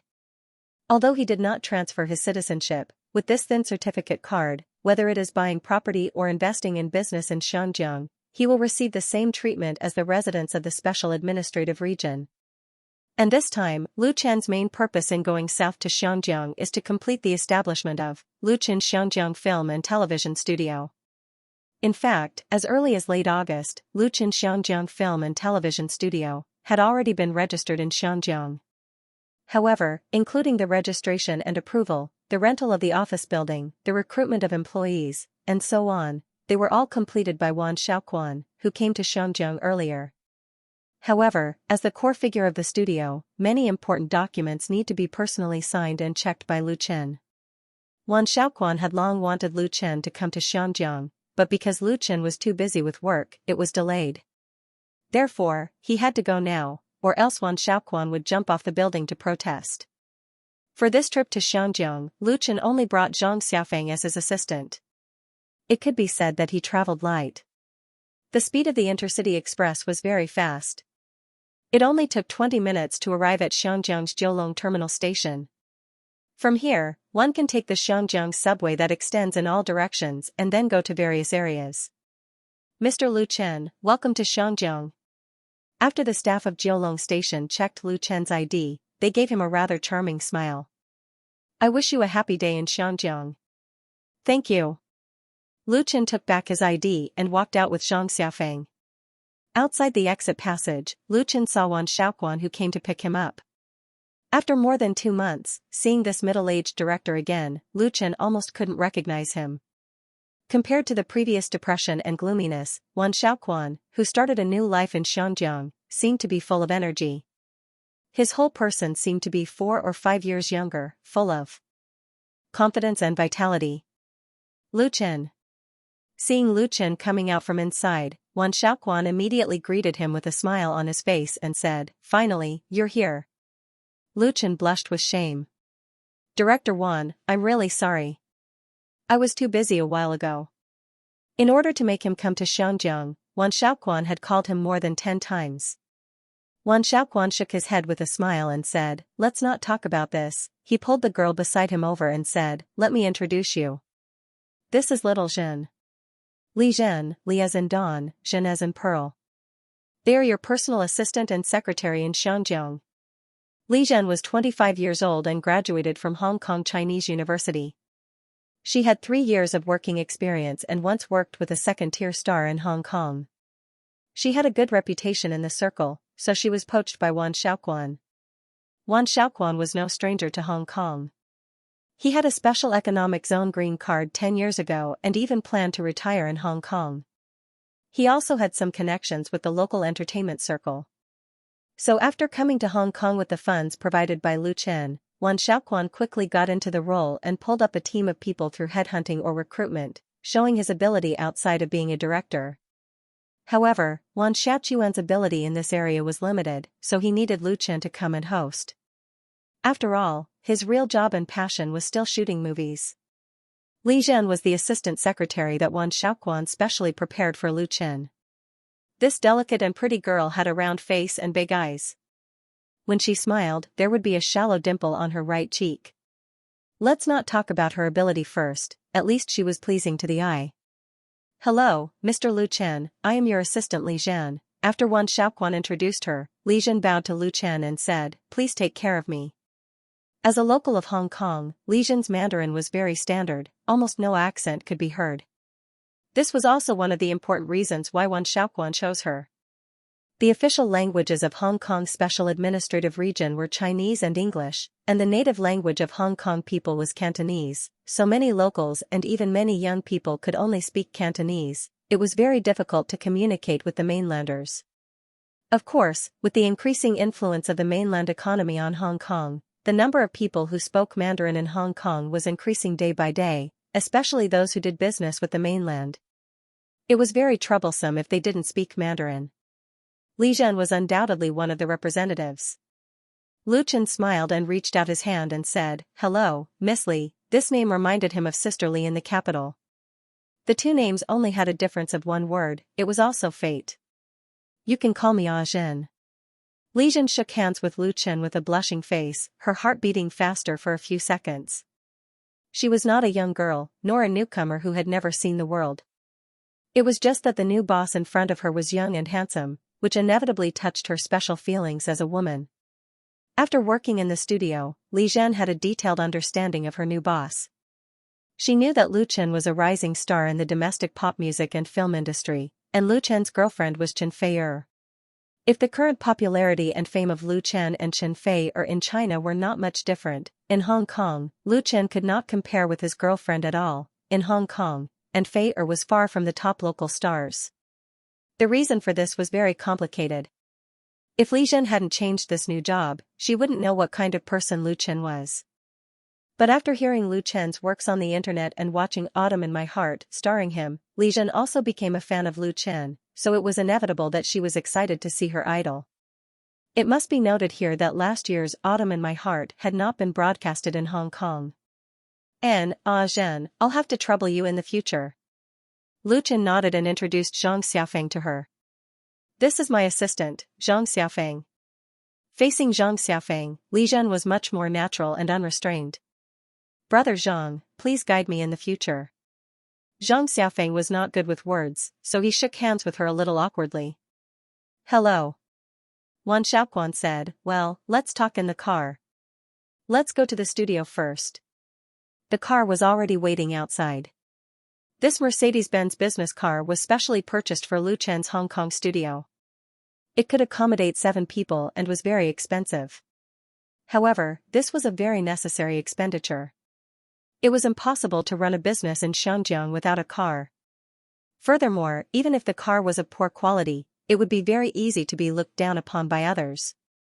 In this metropolis, luxury cars from all over the world were gathered, and Rolls-Royce was the most numerous. The Mercedes-Benz business car was already very low-key. In the future, there would definitely be another car for Lu Chen to match his identity and status. Although Xinjiang returned to China in 1969, the policy of one country, two systems allowed Xinjiang to maintain a unique development trajectory. Therefore, whether it was the local customs or laws and regulations, they were all very different from the domestic. It could even be said that they were two different worlds. The address of Lu Chen's Xinjiang Film and Television Studio was in the commercial center of Xiangpun, not far from Xinjiang University. This area gathered the main TV stations of Xinjiang, including the headquarters of wireless and satellite TV stations, as well as big and small film and television entertainment companies and record companies. It was the core and essence of Xinjiang's entertainment circle. Crossing the Victoria Harbour along the West Kowloon Highway, they entered the commercial area, which was full of high-rise buildings. The business car carrying Lu Chen and others stopped in front of a 50 to 60-story high building. The studio was on the 59th floor of this Rongjin building, in an office with an area of about 200 square meters. Compared to the Lu Chen studio in Beijing, the area of Xinjiang studio was undoubtedly much smaller, but the rent was not cheap at all. It was more than 100,000 yuan per month, which was equivalent to a monthly rent of 500 square meters. And this was considered cheap in Xinjiang, where every inch of land was extremely expensive. East of Xiangpun were the Upper Ring, Middle Ring, and Golden Bell land. The same area of office buildings with a rent of 2 to 3 million yuan per year could be found everywhere. The high rent was among the highest in the world. Wan Xiaoquan had only been in Xinjiang for 2 months, but the expenses of renting a house, getting approval, hiring people, buying a car, etc., had been spent like water. Of course, this money was not spent in vain. In addition to the necessary investment, the early investment also allowed Lu Chen to easily obtain a special economic zone green card. Otherwise, even if he was a well-known artist in the country, it would take a long time and effort to apply for a green card. As for ordinary people, it was currently already very difficult to apply for a green card, not to mention the more difficult immigration. The economic prosperity, coupled with a large population and special environment, and then there were investors from the mainland investing in Xinjiang's real estate market. Therefore, the average house price in Xinjiang was the highest in the world, surpassing that of Beijing. A 200 square meters office building, for a newly established star studio, was actually already considered very luxurious. There were also many local artists in Xinjiang who opened a studio, but only a few could rent such a big office in this commercial area. As for the current employees of the studio, aside from Wan Xiaoquan and Li Zhen, there were also 7 people, including the receptionist, ordinary clerks, financial cashier, network management, marketing planner, and so on. There was also a director of the studio, Chen Wenqiang. Although Lu Chen's Xinjiang Film and Television Studio had only been established for a short time, everything here seemed to be orderly and regular. None of the recruited employees was idle. They were all busy preparing for the first movie that the studio was going to shoot. Although it was small, it was complete. The most important thing was that the atmosphere in the studio was very good, giving people a sense of vitality, which made Lu Chen very satisfied. Wan Xiaoquan was not greedy for credit. He gave the credit to Chen Wenxiang, the director of the studio. Lu Chen's Xianxia studio still had very few employees. Of course, Lu Chen himself was the big boss, and Wan Xiaoquan served as the artistic director. When it came to specific work affairs, it all depended on this thin middle-aged man. Chen Wenxiang was not good-looking. He had high cheekbones, a tight and narrow chin, and a pointed mouth and monkey cheeks. His skin was dark and thin, and he was no more than 1.6 meters tall. He looked a little funny in a wrinkled suit. However, his eyes were full of spirit. His eyes were bright, and he gave people a feeling that he was tough and difficult to deal with.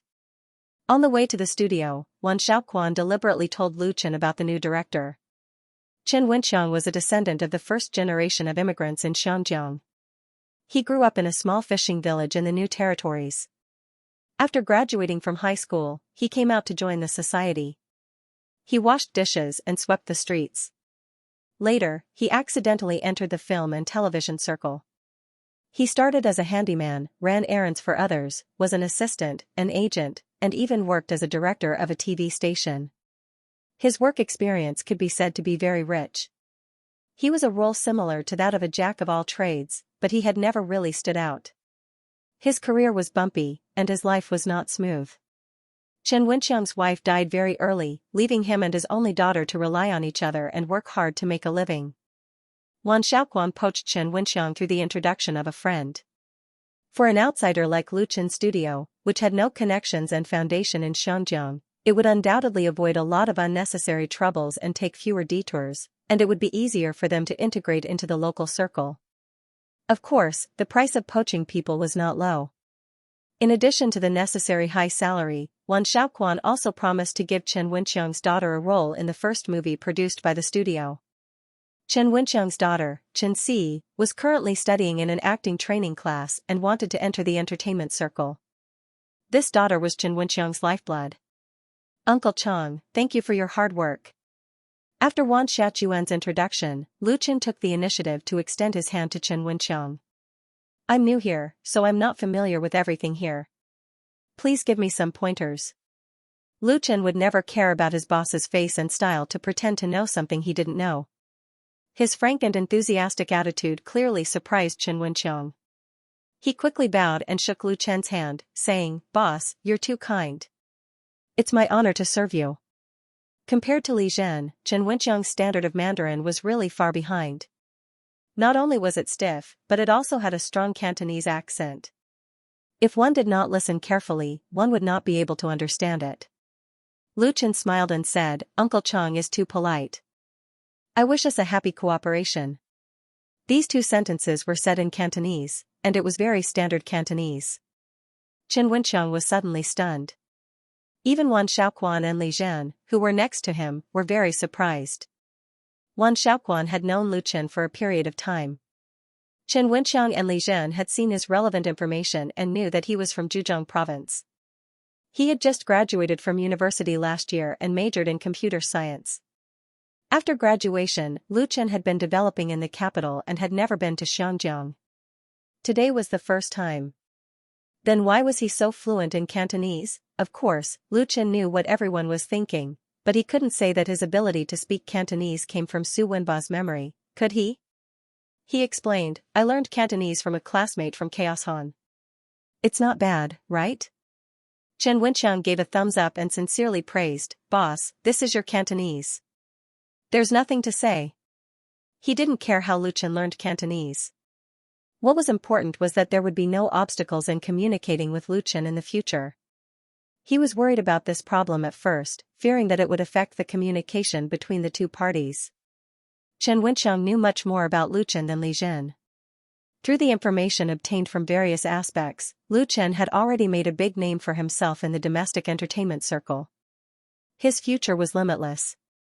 What he currently lacked was qualifications. Lu Chen chose to come to Xianjiang to establish his new career. Chen Wenxiang felt that this was an opportunity for him. As long as he grasped this relationship, even if the film here failed in the future, it would be easy to bring his daughter to develop in China. Compared to the entertainment circle in Xianjiang, the domestic world was really vast. Therefore, when Chen Wenxiang jumped to Luchen's studio, he sincerely wanted to make some achievements. I've seen many celebrities from the mainland. Your Cantonese is the best. It's not a problem for you to be a real Xianjiang person. Luchen smiled faintly. Chen Wenxiang's attitude towards him was certainly sincere and respectful, but his words inadvertently revealed the superiority of the Xianjiang people over the mainlanders. Chen Wenxiang was like this. What about the big stars and high-level figures in Xianjiang's entertainment circle? Although it was a good opportunity, it wasn't easy for him to expand his business here. Lu Chen had already been mentally prepared for this. He couldn't have all the good things in the world. If Xianjiang was a new battlefield, he would not be afraid of any challenges. A life full of challenges was an interesting and meaningful life, Wan Xiaoquan timely said. Let's go to the small conference room to talk about the new film. The most anxious person about the film was not Lu Chen. It was the director, who had not sat in the director's chair for several years. He had gotten Lu Chen's script when he was in the capital and had basically studied it thoroughly. From the perspective of filming, it's not difficult. In the small conference room of the studio, Wan Xiaoquan spoke confidently in front of the projection screen. What was shown on the screen was the draft of the new film that he had drawn himself. Every stroke was undoubtedly permeated with the director's painstaking efforts. All the scenes can be shot in the Lion Rock Film and Television City. In addition, as for the special effects, several local special effects companies in Xianjiang are fully capable of producing them, including the soundtrack, dubbing, and so on. There is no need to go back to the mainland to find people. The main problem is still the crew, or partners. Xianjiang was originally an important colony of the United Kingdom. After the handover in 1967, it became one of the 3 special administrative regions of China, retaining the original political system and social structure, which would not change within 100 years. Next year would be the 50th anniversary of Xianjiang's return to the motherland. In the past 50 years, Xianjiang's economy had been prosperous and developed. With finance and trade as the pillar industry, Xianjiang's per capita GDP had always been in the forefront of the world, and many world-class rich people had emerged. However, the different political culture also created the social atmosphere of Xianjiang that was different from that of the mainland. In recent years, this international metropolis had shown a kind of aloof and independent attitude, instinctively rejecting the political, economic, and cultural influence from the mainland. The social situation was very complicated. Xianjiang's entertainment circle was also a self-circulating and relatively closed circle. Although there was communication with the domestic entertainment circle, there was a clear distinction between them. The locals of Xianjiang usually only cared about the local artists and lacked interest in understanding the domestic stars. Xianjiang's media would also selectively ignore the entertainment news from the domestic and only report the entertainment gossip from Hong Kong, or add in the news from Taiwan, Japan, Korea, Europe, and America. All of these were the embodiment of pride and independence, even if more and more people in the entertainment circle were constantly seeking opportunities to develop in China, and more Xianjiang artists appeared on domestic TV and movie screens. The Xianjiang government cooperated with the domestic state administration of radio, film, and television to jointly formulate new regulations to support Xianjiang's film industry. They encouraged any film production company registered in Xianjiang to apply for preferential and support policies, and share the domestic and Xianjiang film market. On one hand, it was to revive the declining Xianjiang film industry, and on the other hand, it was to break the barrier. However, the specific effect still had to be proved by time. As one of the first batch of people to enter Xianjiang to register and establish a film and television organization, if Luchen's studio wanted to smoothly develop here, it was far from enough to rely on preferential and support policies. After decades of development, Xianjiang's film and television industry had already formed an inherent pattern of rules, which formed a natural barrier for those outsiders, and it was not easy to break it. Therefore, for Lu Chen to shoot a film in Xianjiang, it was not easy to hire a few cameramen, a sound recordist, or a crew, and so on. First, he had to understand, be familiar with, and finally understand how to use the rules here. Chen Wenxiang's suggestion was very simple, and that was to find a powerful local film and television company to co-shoot a new film. This was the fastest and easiest method, but it would be more troublesome to find out which film company was involved. In the 80s and 90s, there were countless local film and television companies in Xianxia. The number of movies and TV series produced every year could be said to be astonishing, and they were continuously sold to China and Southeast Asia. Although the glory days were gone, a starving camel was still bigger than a horse. Major film companies such as Jinrong, Wang Corporation, and Polaroid still firmly controlled the market and held the right to speak in the film and television industry. Chen Wenxiang did not have a high opinion of these old film companies.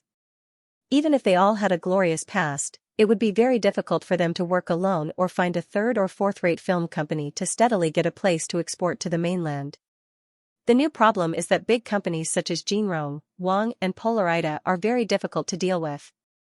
Outsiders like Luchan Studio are also a newly established small enterprise. Even if they agree to cooperate, the conditions they offer are very high, even to the extent of harsh. This was the problem that troubled Wan Shaoquan the most, and if this step was not taken well, then the road ahead would be very difficult. Luchan could see that Wan Shaoquan was worried about this. He thought that this was probably the reason why Wan Shaoquan pulled him here, so he comforted him, "Don't worry, let's think of a way slowly." Since Luchan was here, he definitely wanted to help. Although he was not familiar with the people and places in Xianjiang, he could still contact a few people in the circle through his friends, such as Chen Feier and Tan Hong.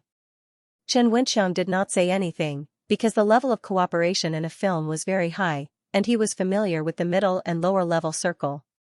He had no right to speak to the higher level of the film and television industry, so of course, he could not speak carelessly. They discussed in the meeting room for 2 hours and drew up a preliminary follow-up plan and work arrangement. After the temporary meeting, Chen Wenxiang said to Lu Chen, "Boss, it's your first time in Xianjiang. Can you let me treat you to Xianjiang's food today? It can be considered as a welcome dinner for you." Lu Chen smiled and said, "If you treat and I pay, then there's no problem." How could he let his subordinate treat him to a meal for the first time? Of course, he had to give face to Chen Wenxiang. Chen Wenxiang was stunned. Wan Shaoquan laughed and said, "That's it then, let's go." He reached out and patted Chen Wenxiang, who was still a little confused, and said, "Brother Chang, we don't have to save money for the boss. The song he writes for others costs more than $1 million. Ah." Li Zhan, who was sitting at the side, let out a soft cry. She looked at Lu Chen with stars in her eyes. Writing a song for others costs more than $1 million, wouldn't he be able to buy a house in Xianjiang by writing a few dozen songs? Chen Wenxiang could not believe it. As far as he knew, the top songwriters in Xianjiang only cost 200,000 to 300,000 yuan per song. Lu Chen was several times more than them. Lu Chen was very good at original music, but this price was too amazing. Lu Chen did not know whether to laugh or cry. "Uncle Chang, don't listen to Director Wan's nonsense. Let's go eat." The place Chen Wenxiang took Lu Chen to was the Typhoon Shelter in Causeway Bay. Together with Li Zhan and Zhang Xiaofeng's 2 assistants, there was a total of 5 people. Everyone had dinner on a special cruise ship. While enjoying the beautiful scenery of Victoria Harbor, they tasted the first-class seafood. The real local specialties made Lu Chen full of praise. After eating this sumptuous seafood meal, Chen Wenxiang asked, "Boss, which hotel are you staying at tonight? Have you booked a room?"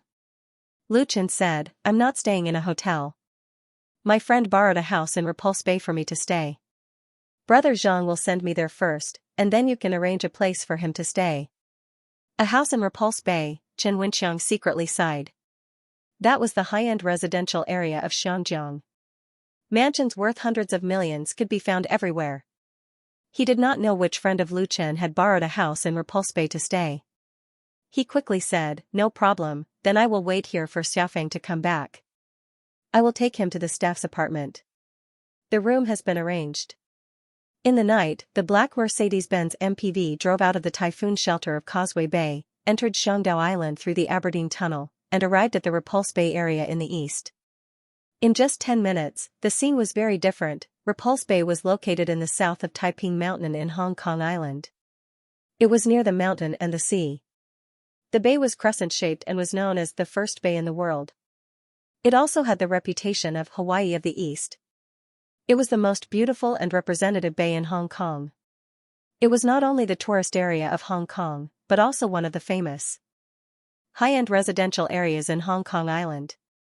The area was full of luxury houses, surrounded by many five-star hotels, ocean parks, golf courses, large supermarkets, and other commercial facilities. Lu Chen's residence in Hong Kong was in the Wanjin apartment at number 268, Repulse Bay Road. Your husband really had the foresight to buy a house here early. Wan Xiaoquan, who was sitting in the passenger seat, said to Lu Chen half jokingly and half seriously, with the current housing prices here, I'm afraid I can't afford it even if I don't eat or drink for the rest of my life. Originally, Lu Chen asked his assistant Zhang Xiaofeng to send him here. Although it was Zhang Xiaofeng's first time in Hong Kong, the MPV had perfect navigation equipment, so he didn't have to worry about going the wrong way. However, Wan Xiaoquan was a little worried, and there was something else he wanted to say to Lu Chen, so he followed the car. Lu Chen said with a smile, if things go well here, I think you will be able to afford it soon. The housing prices in Repulse Bay were extremely expensive. When Chen Feier bought this house with an area of only 137 square meters 10 years ago, she spent all her savings at that time and also applied for a bank mortgage loan. Now 10 years had passed, the market value of this house had increased at least 10 times. In terms of investment income, it was difficult for any project to compare with it. As early as more than 10 years ago, domestic celebrities began to buy properties in Hong Kong, and some even directly moved here, which also played a certain role in the rise of Hong Kong's housing prices. Chen Feier had bought 3 houses in Xianxia in total. The other 2 houses were bought by her when the real estate market rose sharply. This house in Repulse Bay was her favorite. She kept it for her vacation. Now, it just so happened that Lu Chen got a bargain. Otherwise, if he rented such a big house with such a good location in Xiangyang, the monthly rent would be quite a shocking figure. Wan Xiaoquan shook his head and said, if you buy one here, you can buy 2 or 3 in the capital. Lu Chen said, let's not talk about the house first. It's not good to have a car in Hong Kong.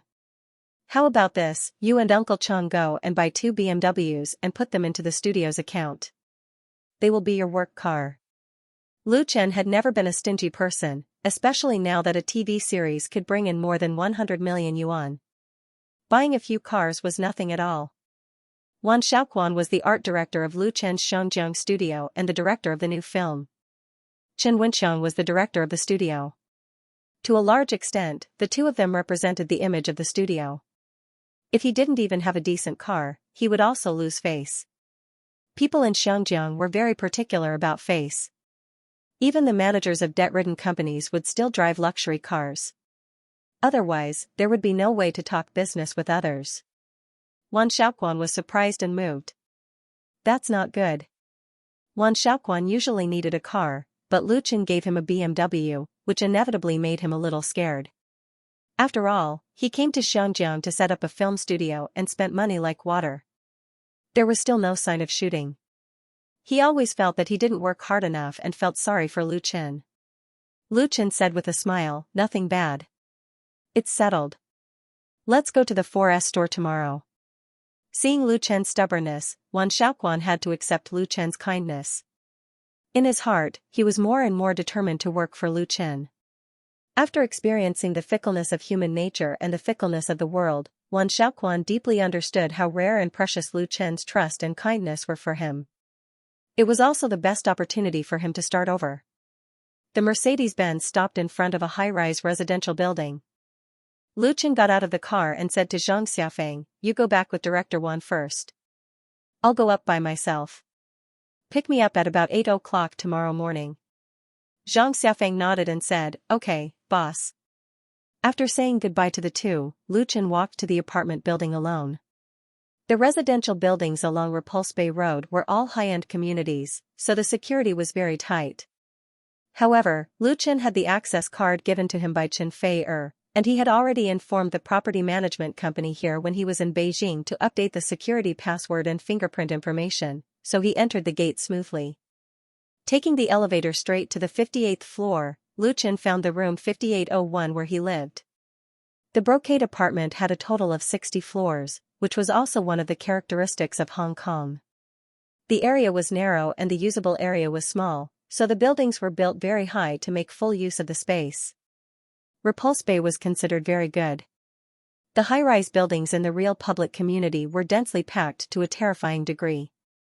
Beep, Lu Chen pressed his fingerprint on the door lock, and the red indicator light immediately turned green, and the door opened with a click.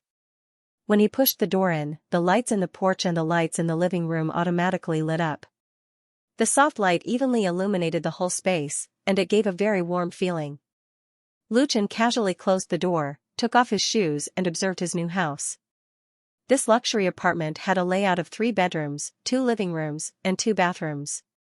The decoration was very exquisite, and the designer's intention and creativity could be seen everywhere. Especially through the large floor-to-ceiling windows in the living room, one could directly see the distant view of the bay. The room was clean and tidy. It had already been cleaned by appointment.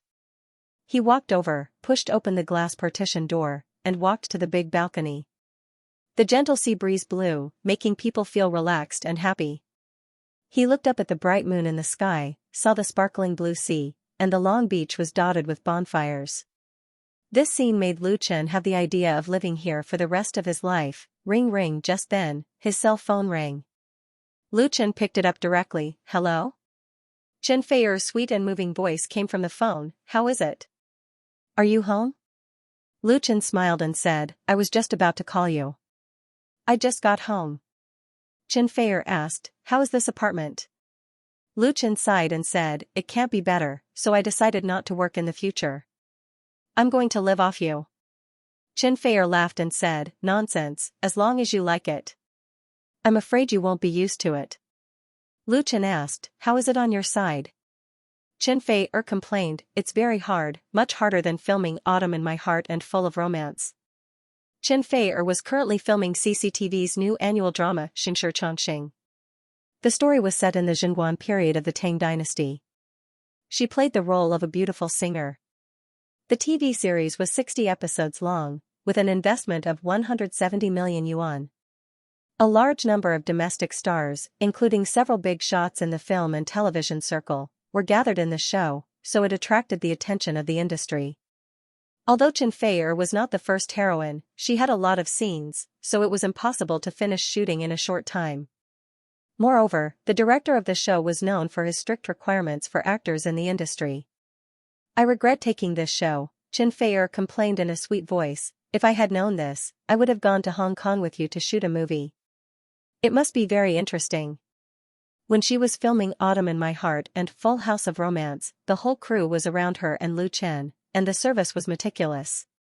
Moreover, the requirements for shooting an urban idol drama were low, so it was naturally much easier. In the crew of Xianxia, Chen Feier was not the first heroine. It was undoubtedly a fool's dream to expect others to accommodate her. However, this drama was very important for Chen Feier, who was developing in an all-round way in film, television, and singing. Once it was successfully filmed and broadcast next year, it would be of great help to improve her status in the circle. Therefore, although she complained, she still had to shoot the drama seriously. Lu Chen knew this, so he acted as a psychologist to comfort her. The two of them talked to each other on the phone, and the sweet phone call lasted for more than an hour. It was not until there was a low battery tone that Chen Feier seemed to wake up from a dream and said quickly, "Oh, my phone is almost out of battery. I forgot to tell you one thing. I have a friend in Hong Kong. You should know her. Her name is Xu Jing. I called her yesterday and mentioned you. She will probably send an invitation tomorrow to invite you to a charity dinner. There will be a lot of people in the circle." Lu Chen understood as soon as he heard this. He started his film career in Hong Kong without any foundation, so it could be said that he was unfamiliar with the people and the place. Chen Feier obviously wanted to bring Lu Chen into the circle of Xianxia through his relationship with Xu Jing. As long as he knew more useful people, his future development would undoubtedly be much smoother. The so-called charity banquet was actually a place for socializing. If one wanted to enter such an occasion, he or she would need a guide. Xu Jing was the one leading the way. Lu Chen didn't know Xu Jing, but he wasn't unfamiliar with her name. From the late 1990s to the beginning of the new century, this Xianxia singer, who debuted as a young girl, was very active in the pop music world. She had released many albums that sold well and won countless fans with her youthful and beautiful image and sweet voice. However, at the peak of her career, Xu Jing married into a wealthy family at a young age, and then disappeared from the music industry, which made people sigh. However, 2 years ago, Xu Jing suddenly announced that she had divorced and returned to the music industry. However, things were different now. After she stepped onto the stage again, she did not come up with any outstanding works. She was still famous, but her popularity was almost gone. In other words, she was an old singer of the past. In fact, Xu Jing was only 37 years old this year. For a powerful singer, the real golden age was far from over. However, Xu Jing was, after all, an all-powerful figure in the music industry of Xianxia. In addition, she had more than 10 years of life as a rich wife, so she had a wide range of contacts in all aspects. Chen Feier introduced Lu Chen to Xu Jing, undoubtedly because of the latter's connections. Chen Feier had known Xu Jing for a long time. When she bought the house in Repulse Bay, it was Xu Jing who recommended her. She used her connections to get a discount, so they were quite friends. After Xu Jing retired from the music industry, as long as she came to the capital, she would always find Chen Feier to have tea and chat. After ending the call with Chen Feier, Lu Chen's mobile phone was already very hot. After watching the scenery on the balcony for a while, Lu Chen was ready to go back to his room to take a shower and sleep, but his mobile phone rang again. He answered the phone without thinking, smiled and asked, "What's wrong? Did you forget anything else?" Lu Chen thought it was Chen Feier calling again, but he didn't expect that the voice coming from the phone was very strange. "Hello, are you Mr. Lu Chen?" Lu Chen was stunned. "Yes, may I ask who you are?" The other party said, "I'm Xu Jing. I don't know if Feier has mentioned me to you. Sorry to disturb you." Lu Chen suddenly understood. "Hello, Sister Jing. I was talking to Feier on the phone just now, and she mentioned you." Xu Jing spoke Mandarin very well, without much Hong Kong accent. She said softly, "No wonder I couldn't get through to you just now. It's like this. I want to invite you to the charity dinner scheduled for the night after tomorrow at the Shangri-La Hotel. I wonder if you can do me the honor?" Lu Chen quickly said, "It's my honor. I just came to Xiangyang to develop my career. Please take care of me in the future, Sister Jing. I will definitely attend the dinner at the Shangri-La Hotel." "That's good," Xu Jing said with a smile. "I'll send someone to send the invitation to your company tomorrow morning. I'll confirm with you first." "Okay, thank you." After a few polite words, Lu Chen hung up the phone. Lu Chen didn't expect Xu Jing to call him at this time. Through this conversation, he had a good impression of Xu Jing and believed that she should be a friend worth making. This made Lu Chen somewhat look forward to the dinner the night after tomorrow. If there were no accidents, it would be his first step in the Xiangyang entertainment circle, a very important step. After taking a shower in the bathroom, Lu Chen went to bed to rest. The next day, he got up early in the morning, put on a set of sportswear and went out to run. In the early morning, there were many people exercising along the beach of Shallow Water Bay. Some were running, and some were playing ball. Lu Chen ran a few laps back. When he returned home, he was already sweating profusely. After taking a shower and changing into new clothes, Xianxia called. Lu Chen went downstairs again, got in his car, and went out for breakfast. Xiangyang was a food paradise. There were all kinds of breakfast, and the most famous was the Cantonese breakfast. There were also several old teahouse chain stores in the Shallow Water Bay area, so he didn't have to worry about not being able to find a place. After breakfast, he went to the studio. It was exactly 9 o'clock. As soon as Lu Chen arrived at the office, Li Zhen took out a beautiful invitation and handed it to him. "This was just sent by Miss Xu Jing this morning." It was sent here so soon, Lu Chen was a little surprised. In fact, Li Zhen was even more surprised. She didn't expect Lu Chen to have a relationship with Xu Jing. Xu Jing was very famous in Hong Kong's entertainment circle. She became famous overnight when she debuted at a young age, and her first album was a double platinum hit. She was called the Little Queen of the music industry. When her career was at its peak, she bravely retired and married into a rich family. She became the idol of many female artists. After getting married, Xu Jing no longer set foot in the entertainment circle, but her influence in the circle had always been there, especially the Happy Angel charity fund she founded, which was supported by many stars. A few years ago, Xu Jing's divorce case with the rich young master had caused a sensation in Hong Kong. After being single again, Xu Jing returned to the music circle. Although she was no longer as glorious as she used to be, her connections and reputation in the circle were still there. Xu Jing often held charity banquets to raise money for her angel fund, and the people invited were all celebrities and stars in the circle of Hong Kong's upper class. Those small singers and artists couldn't get in even if they sharpened their brains. Lu Chen had just arrived in Hong Kong, but Xu Jing took the initiative to send an invitation letter, which made Li Zhen have a new view of her boss's background and strength.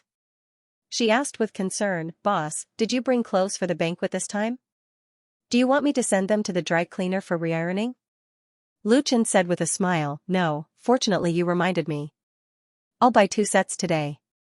He came to Hong Kong with light luggage this time. He only had a few sets of ordinary clothes in his carry-on luggage. He really didn't wear a suitable dress for Xu Jing's charity banquet. If it weren't for Li Zhen's reminder, he wouldn't have thought of it. Li Zhen had completely entered the role of a personal assistant and secretary, and she considerately suggested, "It's too late to make a custom order now. I know several master tailors have to make a reservation 1 or 2 months in advance." "Boss, what brand of clothes do you like?" If he couldn't make a custom order, he could only buy ready-made clothes. Lu Chen thought for a moment and said, "Armani." Lu Chen liked Armani suits and coats the most, and he often wore them in China. Li Zhen clapped her hands. "Armani's headquarters in Hong Kong is in Central. I know the location." Lu Chen said with a smile, "Let's go together. Let's buy a car first and then clothes." Li Zhen was surprised. "Boss, you want to buy a car?" Lu Chen nodded. "Buy a BMW for Director Wan and Uncle Cheng first. They need it very much." Li Zhen was rendered speechless. She had come out to work for a living and had worked for several bosses. She had also seen a lot of different bosses. Li Zhen has never seen a boss as forthright and generous as Lu Chen. There were stingy people everywhere in the entertainment industry. Some stars were even so stingy that they couldn't bear to buy lunch boxes for their assistants. This was no longer news. As soon as Lu Chen arrived, he gave 2 BMWs to the 2 managers of the studio. Moreover, he said it as if he had bought 2 pieces of clothes, which really made Li Zhen secretly click her tongue. Was it really that easy to make money for Chinese celebrities? Li Zhen looked at Lu Chen with stars in her eyes. Not only was he forthright and generous, he was also so young, handsome, and talented.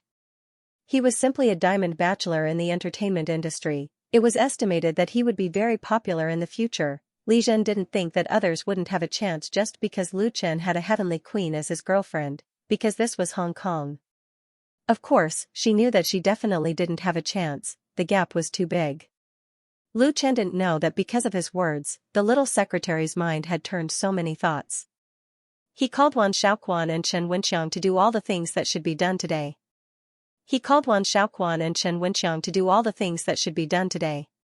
There were 5 people in the MPV again. Chen Wenxiang was the one with the most complicated feelings in his heart.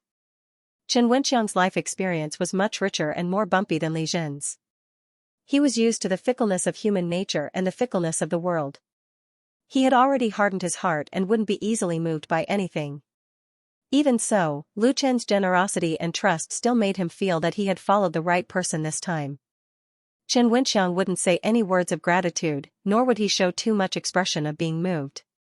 He just remembered it in his heart and would naturally show it at work in the future. Led by Lu Chen himself, the group of people first went to the BMW flagship store in Hong Kong to book 2 cars, then went to the Armani main store to buy clothes, and finally went to the Commerce Department in Hong Kong to take photos and sign the documents, completing all the final registration procedures of the studio. At this point, Lu Chen Film and Television Studio officially settled in Hong Kong and had the legal qualification to operate.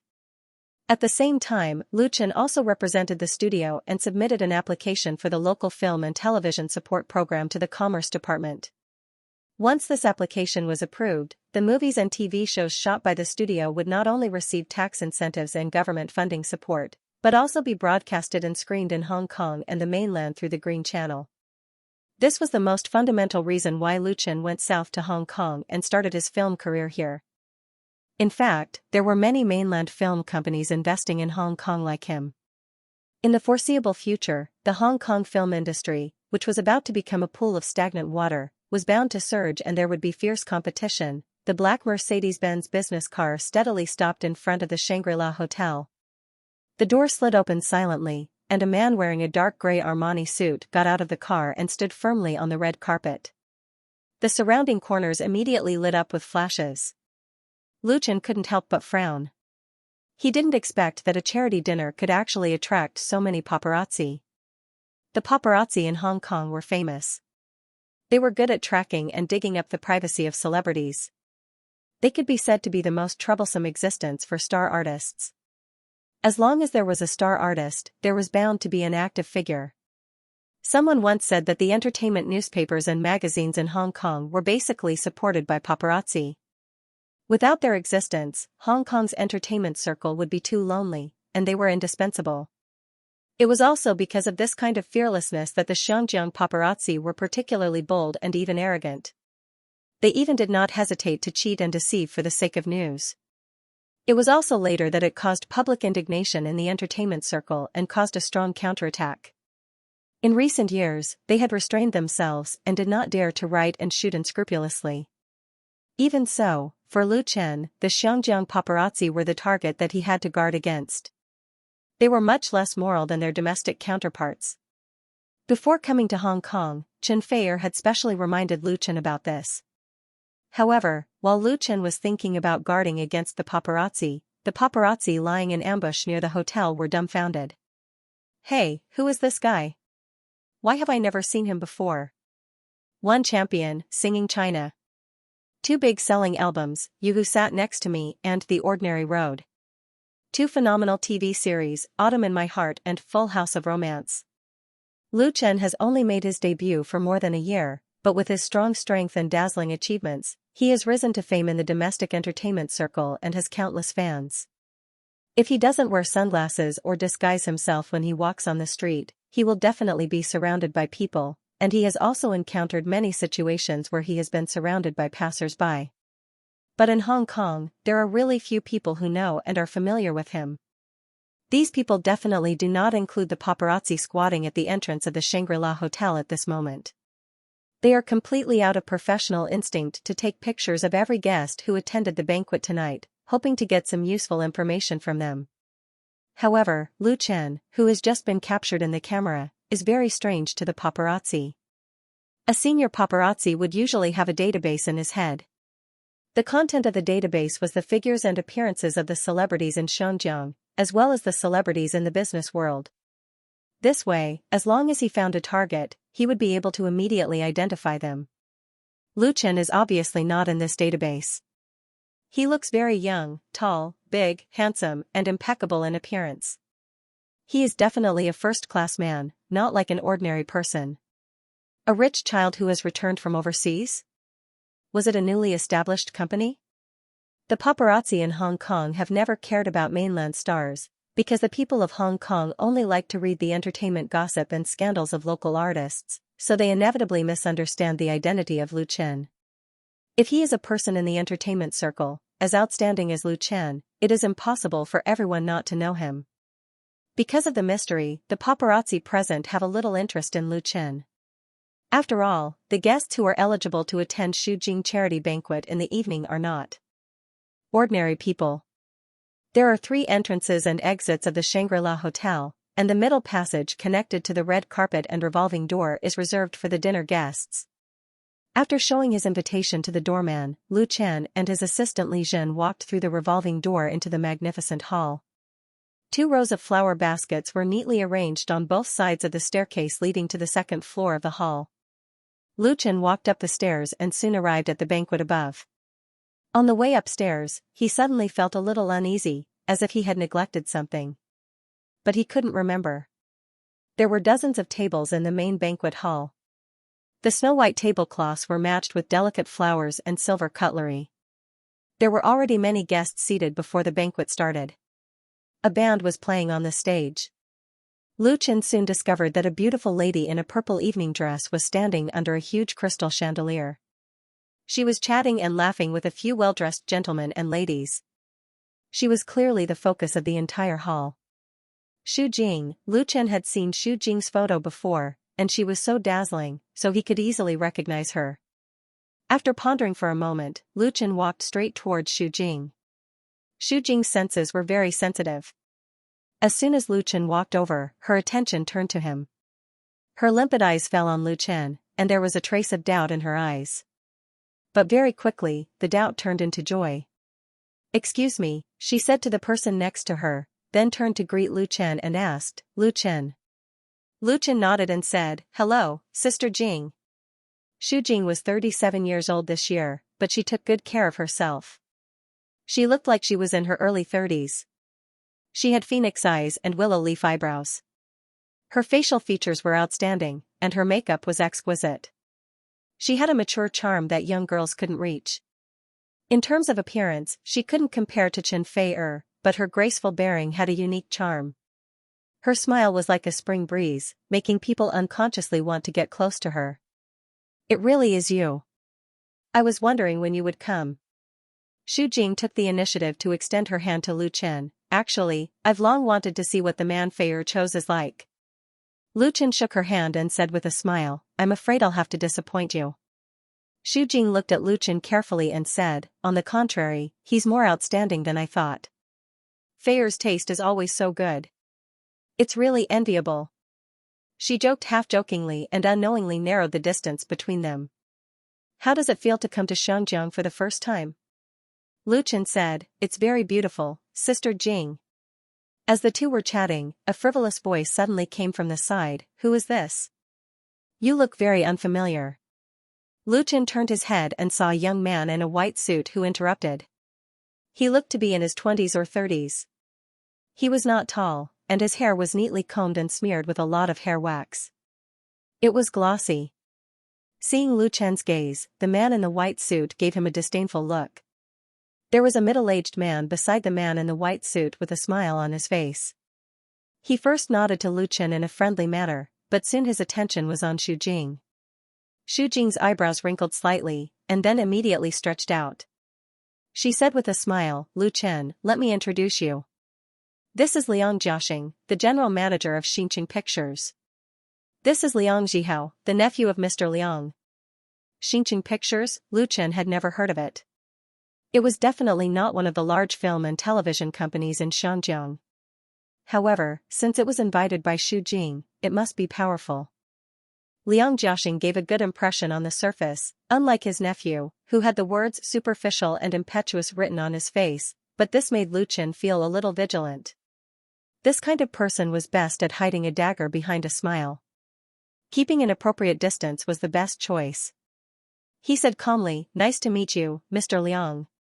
Lu Chen directly ignored Liang Zhihao, which made the latter so angry that his nose became crooked. Xu Jing introduced him again, "This is Lu Chen, who just came from the mainland.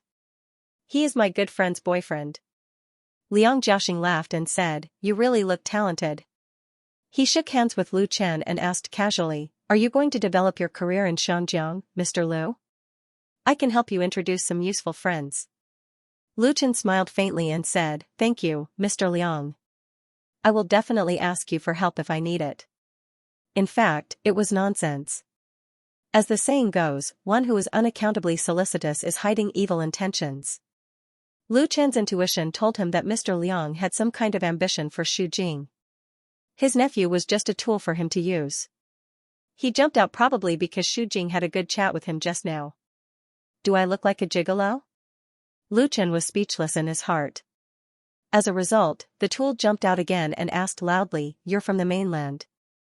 What did you bring for Sister Jing tonight?" Lu Chen couldn't help but frown. He knew the reason why he was uneasy just now. Lu Chen definitely didn't have the ability to predict the future. He couldn't predict that there would be an accident at the charity banquet. Liang Zhihao jumped out to make trouble for him. Although it was very inexplicable, it also made Lu Chen realize that he had made a mistake. He should have learned more about the banquet before attending. For example, if there were any rules or things to pay attention to, he would have come directly. Of course, he definitely brought the checkbook. He thought that bringing money was enough. But the fact was obviously not so. Seeing Lu Chen's stupefied expression, Liang Zhihao revealed an expression of "I knew it would be like this" and laughed loudly. Haha, you really are from the mainland. No wonder you don't know our rules here. Let me tell you, in Sister Jing's charity banquet, the auction items are all contributed by everyone. His laughter was particularly ear-piercing and attracted the attention of many other guests. Liang Zhihao obviously wanted to embarrass Lu Chen on purpose. Lu Chen didn't mind, but Xu Jing almost couldn't bear it anymore. Her pretty face seemed to be covered with a layer of frost. Xu Jing's temper had always been very good, but Liang Zhihao was jumping up and down to make things difficult for the guests she invited. Wasn't he making her lose face? There were already dozens of guests in the hall. As a result, before Xu Jing had time to speak, Liang Jiaxing beat her to it and scolded, "Zhihao, you can't be so rude. You keep saying that you are from the mainland. We are all Miss Xu Jing's guests. What are you doing here?"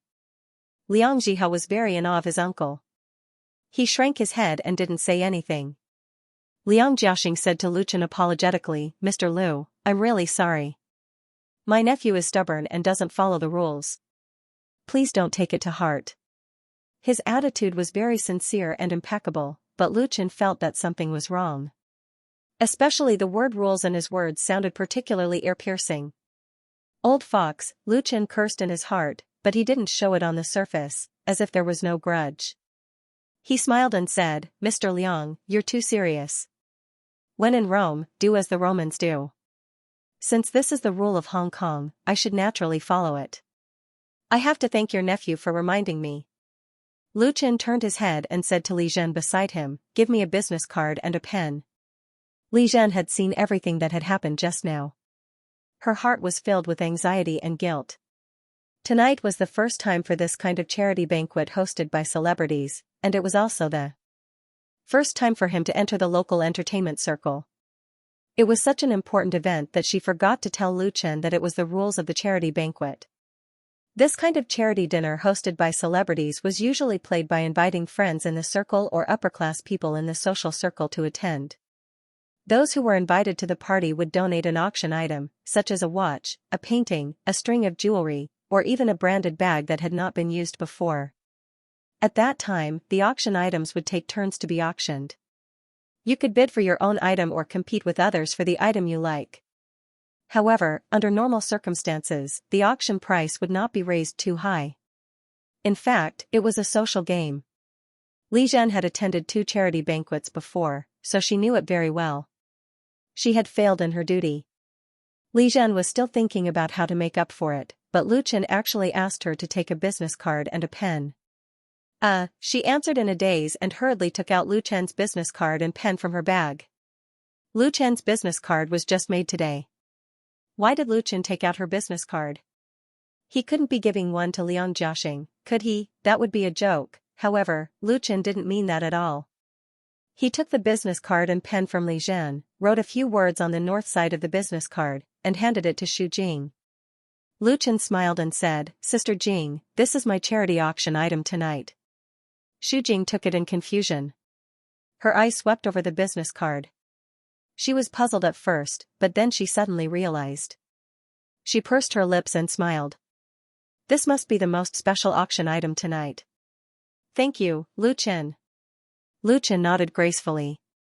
Sister Jing, you're welcome. The two echoed each other. Liang Jiaxing and Liang Zhihao, who were next to them, were extremely curious. They didn't know what Lu Chen was trying to do. He took out a business card and wrote a few words. Moreover, it was highly recognized by Xu Jing.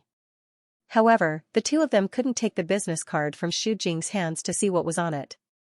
Liang Jiaxing was shrewd and acted normal, but Liang Zhihao's wandering eyes were a bit ridiculous. Xu Jing was very annoyed with the uncle and nephew. She even regretted giving them an invitation.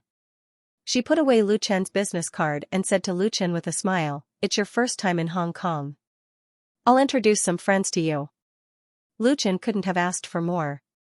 "Thank you, Sister Jing." Xu Jing said to the uncle and nephew, "Please help yourselves. I have to go now."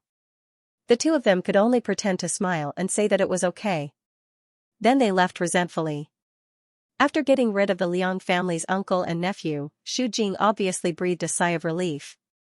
She said softly to Lu Chen, "I'm really sorry. This Mr. Liang may have some ideas about me, but I don't think about emotional problems now."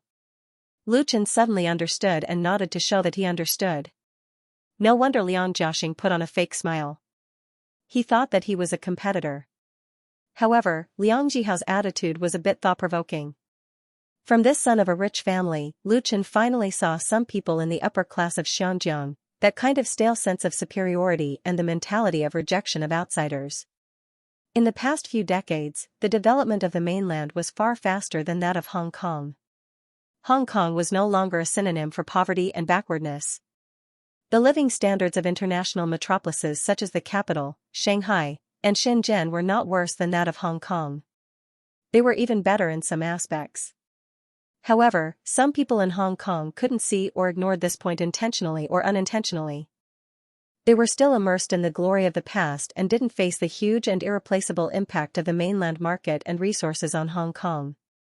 They stuck to their old ways and closed their circle, which led to the development of many aspects lagging behind the times. Hong Kong's once brilliant film and television industry was one of the best examples. And what made Lu Chen feel even more interesting was that Xu Jing actually told him so straightforwardly, as if she was telling her troubles to a real friend. This kind of trusting attitude undoubtedly narrowed the distance between them. With Xu Jing's introduction, Lu Chen got to know many upper-class people in the local circle. Some of them were the bosses of film and television companies, some were the chief editors of entertainment newspapers and magazines, and a few stars and artists. Apart from the small accident just now, his debut in Hong Kong's social circle was a good start. Xu Jing was the organizer of the charity banquet, so she was the well-deserved protagonist. As a guest, Lu Chen was definitely a supporting character. Of course, the protagonist couldn't accompany the supporting character all the time. She had other guests to entertain.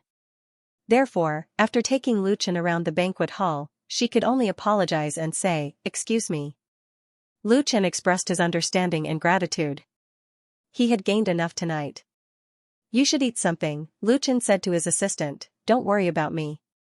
Eat first." Li Zhen was still a little embarrassed and said apologetically, "Boss, next time I receive such an invitation, I will definitely pay attention. Please rest assured."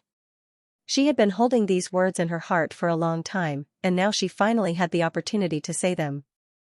Li Zhen cherished her current job very much. Her boss was young, handsome, and generous. The treatment in the studio was even better. If her mistake caused Lu Chen to lose face, she would have no face to continue staying. Lu Chen smiled and said, "It's not your fault. Go and get something to eat, or else all the delicious food will be taken away." This charity banquet was a buffet. The long table covered with a snow-white tablecloth was filled with Western-style dishes and desserts.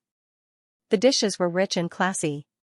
Those who were invited to the banquet were not ordinary people, so there was no such thing as the delicious food being taken away. Lu Chen was just joking, which made Li Zhen laugh and her tense heart relax. Lu Chen asked the waiter for a steak, red wine, and a lunch bag. He chose a seat in the corner and sat down, ready to eat. "Hello, may I ask?" As soon as he picked up his knife and fork, a young woman appeared in front of him gracefully. She asked in an uncertain tone, "Are you teacher Lu Chen?" This woman in a goose-yellow dress was very beautiful. She was in her 20s, had an oval face, big eyes, and long eyelashes like 2 rows of small fans. Her skin was white, and she was young and beautiful. She also wore a pair of silver and diamond earrings. She was beautiful, but Lu Chen was unfamiliar with her. He stood up and asked, "I'm Lu Chen, and you are?" Teacher was not a popular form of address in Xinjiang. It sounded especially intimate. Therefore, even though he did not know the other party, Lu Chen was still polite. The young woman smiled sweetly and took the initiative to stretch out her hand to Lu Chen. "It's really you. I didn't expect to see the male lead of Autumn in My Heart in Hong Kong. I'm your fan, Su Hui. Nice to meet you." "Hello." Lu Chen shook hands with her and asked curiously, "Have you read Autumn in My Heart?"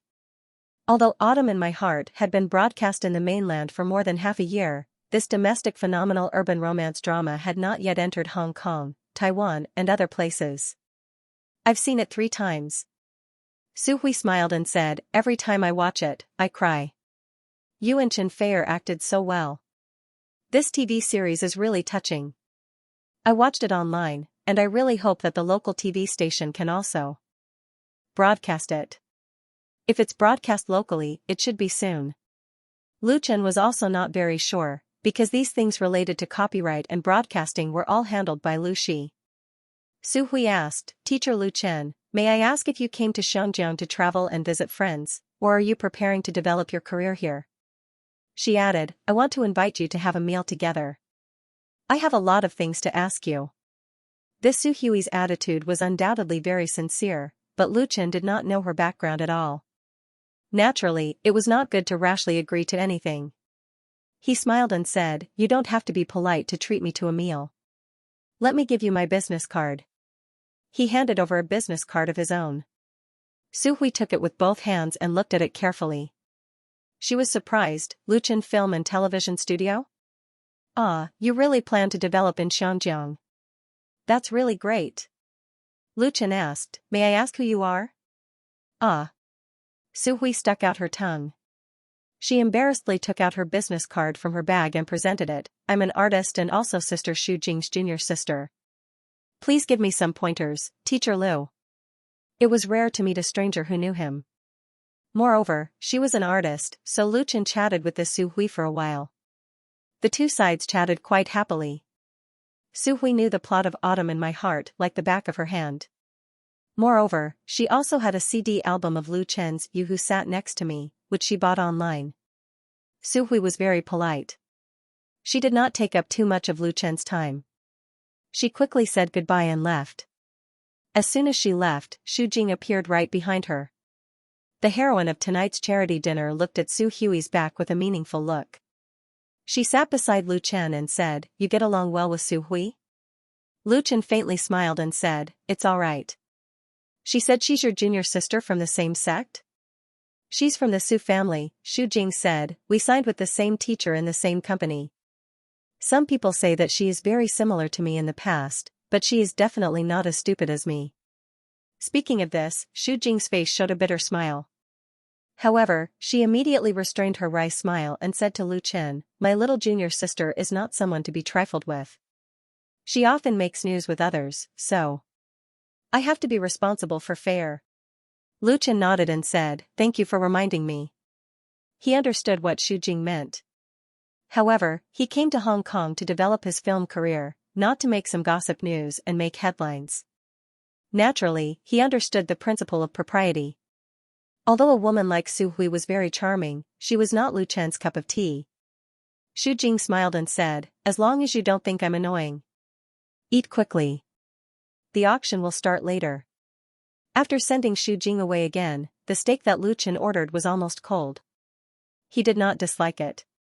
He waved his knife and fork and wiped it out without wasting anything. After filling their stomachs, it was almost time. After the guests finished eating, the waiters took away the tableware and dishes and replaced them with new tablecloths. Soft music sounded and echoed in the hall. On the performance stage, Xu Jing gracefully appeared. She first expressed her gratitude to the guests, then introduced the charity projects that her charity foundation was currently implementing, and finally announced the official start of the auction. Lu Chen received a plate from a waiter. His number was 39. Then on the stage was replaced by an auctioneer in a black tuxedo. The first auction item of Miss Xu Jing's charity auction tonight is, the auctioneer did not waste time and went straight to the point. He announced loudly, an antique watch donated by Sir Kai Hong, the starting price is 10,000 yuan. As soon as the auctioneer's voice fell, an etiquette lady wearing a cheongsam came forward and showed the first auction item to the hundreds of guests in the banquet hall with a smile on her face. This auction item was a famous antique watch, which belonged to a real collector's item. The starting price of 10,000 yuan was undoubtedly just a gimmick, and someone immediately raised the price to more than 200,000 yuan. 250,000 yuan. This gentleman bids 250,000 yuan, 300,000 yuan.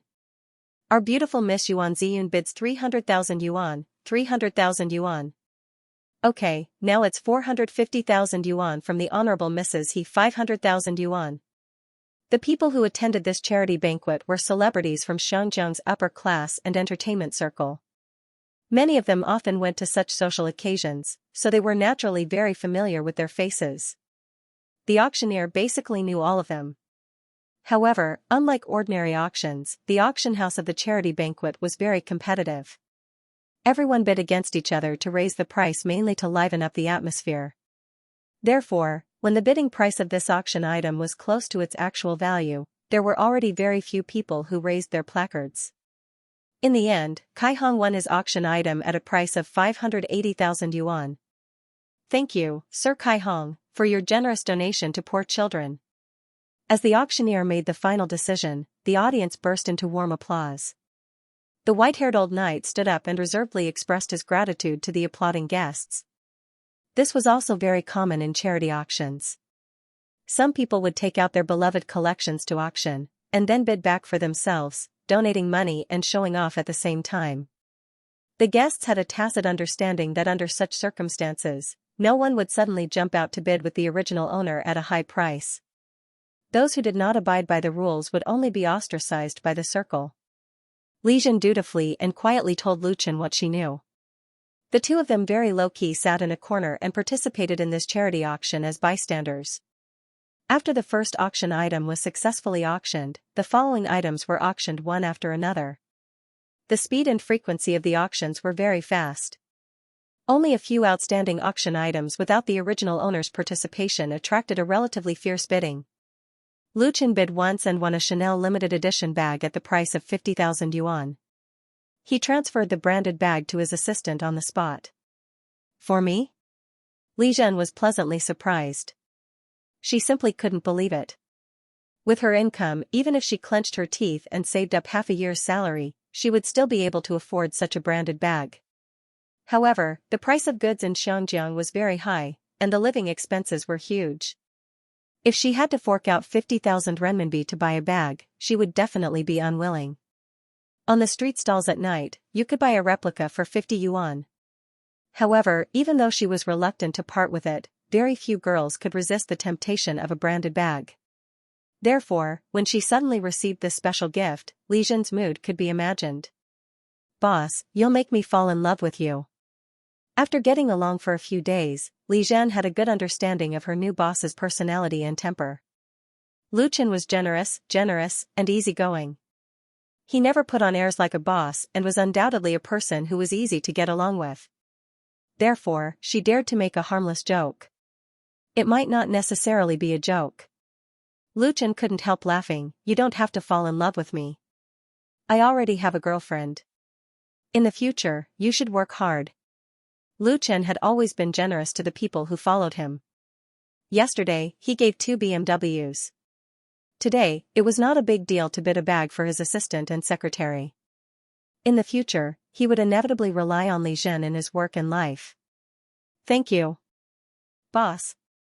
Li Zhen touched the bag in her hand happily, thinking about the scene of taking it out to make her friends envious. The next auction item is a little special. At this moment, the auctioneer standing on the stage introduced a new auction item. His expression was a little strange as he said, "It was donated by Mr. Lu Chen. It's a song that hasn't been written yet." As soon as the auctioneer's voice fell, the banquet hall suddenly burst into an uproar. The previous auction items that had been successfully auctioned included branded jewelry, watches, bags, antique handicrafts and so on. Now, a song that hasn't been written yet suddenly popped up, which made people feel very inconceivable. The most important thing was that not many people knew who Lu Chen was or had heard of his name. Was this auction item really not taken out to be a joke? Some of the guests were surprised, some were confused, some sneered, and some whispered with others, which made the atmosphere of the scene a little awkward. Someone asked loudly, "A song that hasn't been written yet can be auctioned for charity? Is there a mistake?" The person who stood up to question was none other than Liang Zhihao. Previously, he didn't like Lu Chen, but he couldn't make things difficult for Lu Chen, so he always took it to heart. Now that Lu Chen's charity auction item appeared, it was actually just a song. This not only solved the doubts in his heart, but also gave him a new opportunity to mock Lu Chen. "Who is Lu Chen? I've never heard of him." Although Liang Jihao's shouting was very rude, his question still resonated with many guests present. Many people looked at Xu Jing, who was sitting in front. The auction items that could be auctioned were all donated by the guests. Xu Jing's charity foundation had been established for many years and had held dozens of fundraising banquets. How could such a thing happen? The auctioneer was very experienced. Seeing such a situation, he immediately explained, Mr. Lu Chen is a famous singer in the mainland. His works have won many awards and he has a high status in the mainland pop music industry. The guests who bid for this song can get a work customized by Mr. Lu Chen or a designated person. The starting price is 10,000 yuan. Unlike the previous situation where someone immediately bid, the banquet hall fell into a subtle silence. The atmosphere was not right. Liang Jihao said sarcastically, so you're from the mainland. No wonder I've never heard of you. He was implying something. Several guests laughed, and some showed a sarcastic look on their faces. It would be strange if someone bid for such a sensational auction item. Maybe this would be the first auction item that would not be auctioned tonight. Then there would be a good show to watch. This guy, Li Zhen, was so angry that her eyes turned red. Liang Jihao had gone too far. Lu Chen had no grievances with him. They didn't even know each other before today.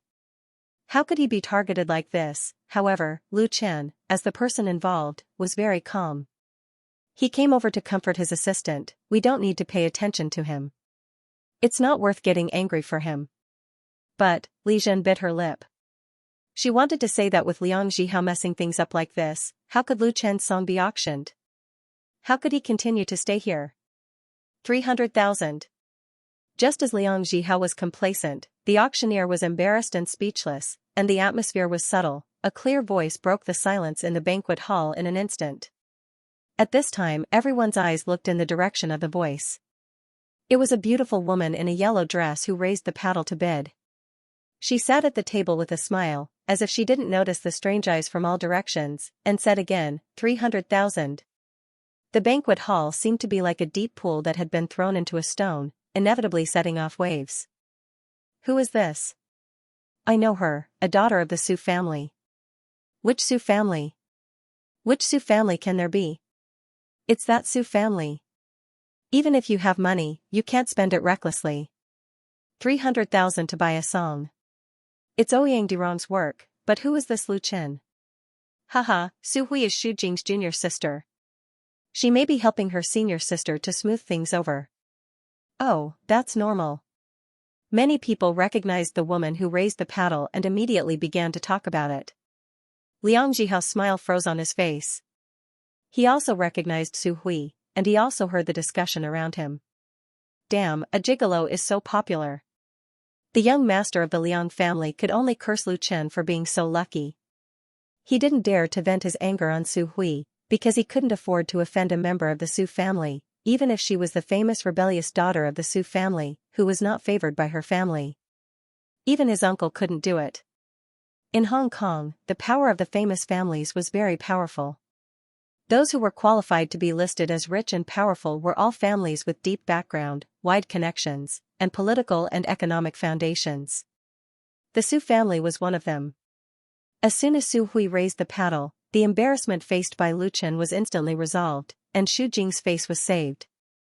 Lu Chen was very surprised. He didn't expect that the woman he had chatted with would help him out of trouble, and directly raised the bidding price to 300,000. Just now, Lu Chen planned to let Li Zhen raise the paddle to take a selfie. Even if it might be a little embarrassing, it was better than no one asking. But Xu Jing's mind was much more complicated. Only she knew in her heart that Su Hui's act of shooting Lu Chen's song was definitely not to support her. The fact that this rebellious daughter of the Su family didn't cause a scene was already a great thing. What's wrong? You're still not out of the picture? Su Hui waved the bidding card in her hand and asked the auctioneer on the stage. The auctioneer, who was in a daze, suddenly woke up as if he had just woken up from a dream. He quickly said loudly, 300,000. Miss Su Hui bids 300,000. Is there a higher bid? Although it was customary to ask, the auctioneer did not think that anyone would bid a higher price, so he raised the hammer and was about to knock it down. Charity auctions were not as particular as regular auctions. speed and efficiency were the most important, 350,000. Just when everyone thought that this was going to be the final word, another voice suddenly rang out. He actually dared to bid against Su Hui. Everyone's gazes turned over once again to see who exactly was messing with Su Hui's plans. The one who made the bid was a middle-aged woman in her 40s or 50s. Seeing that everyone was looking at her, she said with a smile, "My Xiaodai will debut next month and lacks a title song, so I can only apologize to Miss Su." Everyone couldn't understand what was happening. Basically all the guests present knew this graceful middle-aged woman. She was Jean Mingxiu, the boss of Madame Jean Entertainment Company, a famous performing arts agency in Xianxia. Jean Mingxiu was born in a prestigious family. She founded an entertainment company in her 20s, involved in the production of movies and TV variety shows, and trained artists and singers. For decades, she had sent a large number of talents to the entertainment industry in Xianjiang. Famous actors Lu Jian, Gu Rong, singers Gao Mingfeng, Li Li, and so on were all taught by Madame Jean. Although Su Hui was from the Su family, she was not strong enough to compete with Madame Jean alone. Madame Jean had a good relationship with Xu Jing. What everyone didn't understand was that if Madame Jean wanted to help Xu Jing out, then Su Hui could bid for it. What was the point of Madame Jean interfering? It couldn't be that she was angry with Su Hui, right? Madame Jean was not that bored, Su Hui was the one who was really angry. She said with a cold face, "The auction depends on who bids higher. No one is sorry to anyone. I bid 500,000. She raised the bidding card again. Madame Jean's smile did not change. "That's true. Then I will bid 600,000. In the blink of an eye, the starting price of 10,000 yuan was raised to 600,000 yuan, and it seemed that there was no sign of it ending. Generally speaking, such a situation rarely occurred at charity auctions. The purpose of everyone here was not to bid for a family heirloom. First, it was to socialize, and second, it was to do charity. Therefore, even if there was an auction item that they liked and many people bid for it, everyone would talk to each other. Whoever had the bigger face would get it. Everyone was happy. Madame Jean and Su Hui were directly against each other, not giving in at all. They were like enemies.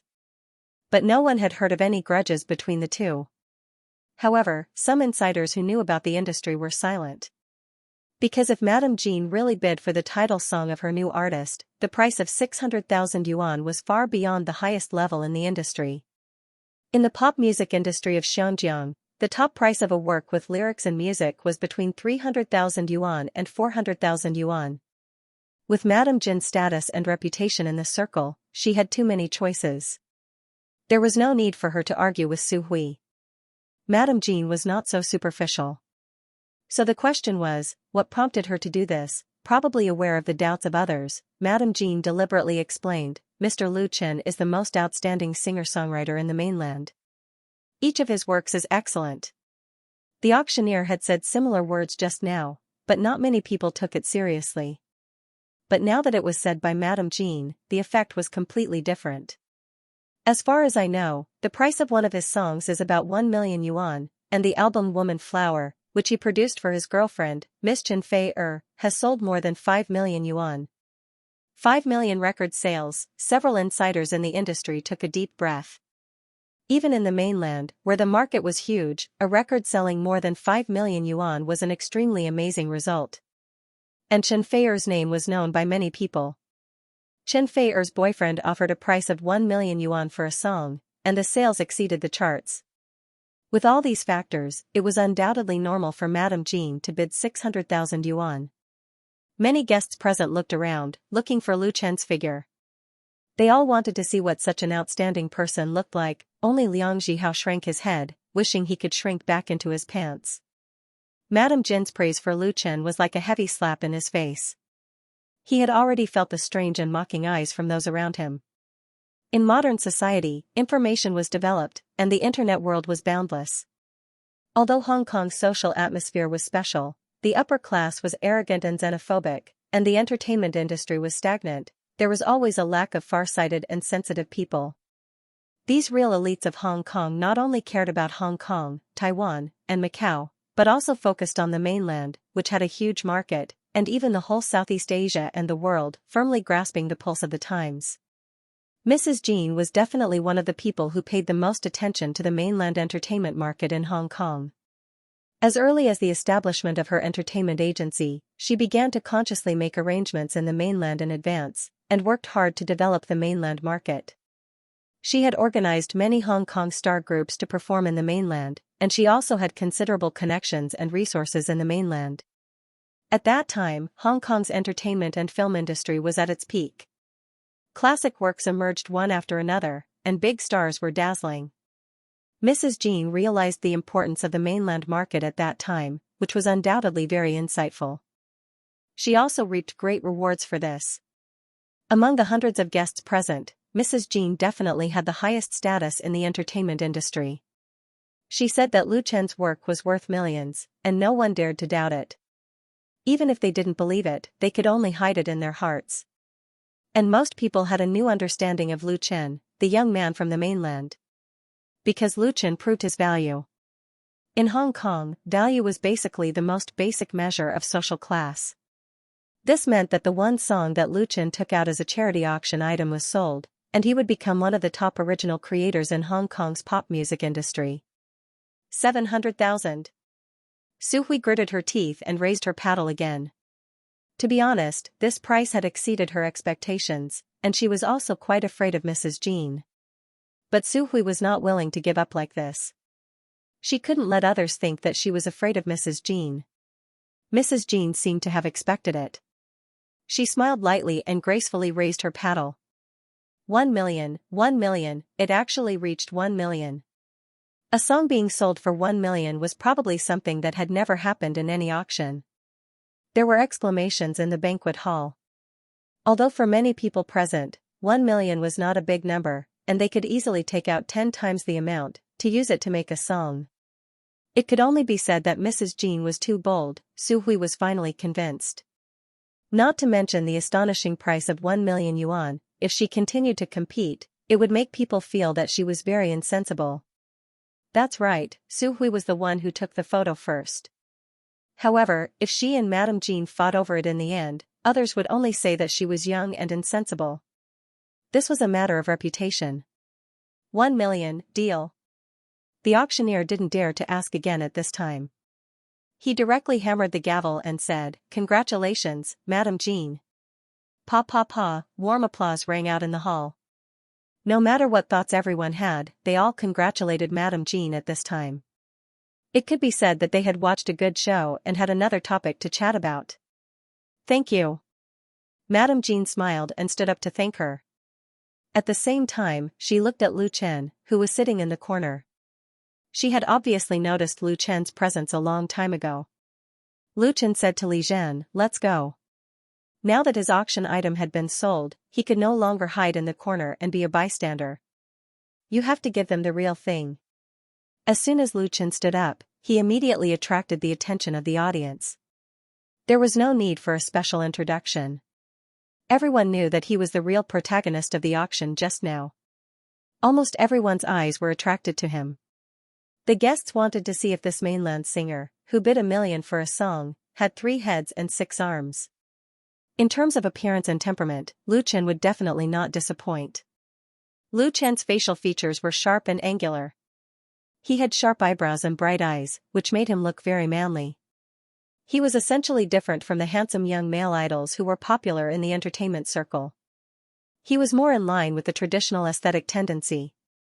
He was handsome enough, but he was not feminine. He was more than 180 meters tall. His figure was perfect after long-term exercise. With the new 2016 Armani suit, it was no problem for him to walk on the runway of the Fashion Week. The most important thing was that after experiencing 3 lives in the dream, Lu Chen's temperament had changed a lot. He was deep and restrained, not arrogant and rash. He had the calm temperament of a successful person, which left a deep impression on those who saw him for the first time. He is Lu Chen? He really looks talented. I'm afraid it's rare even in the mainland. Such a young man is also rare in Hong Kong. So handsome, there were several young girls among the guests. The way they looked at Lu Chen was rich and colorful. Beside Madame Jean, there were 2 young girls. The 2 of them stared at Lu Chen, who was walking over, with slightly shy and curious eyes. "Hello, Madam Jean. I am Lu Chen." Lu Chen bowed slightly and introduced himself first. Then, he introduced Li Zhen. "This is my assistant, Zhen. Can we sit down here?" Li Zhen quickly bowed and saluted. "Hello, Madam Jean." Madam Jean was no longer young. The ruthless years had left indelible traces on her face. No matter how hard she took care of herself, her white hair could still be seen on her temples. However, it could be seen that she must have been an outstanding beauty when she was young. Although time had left its mark, it had also precipitated the unique temperament accumulated by experience, graceful and luxurious. The most noticeable thing was her bright eyes. Her eyes seemed to be able to see through people's hearts. "Sit down.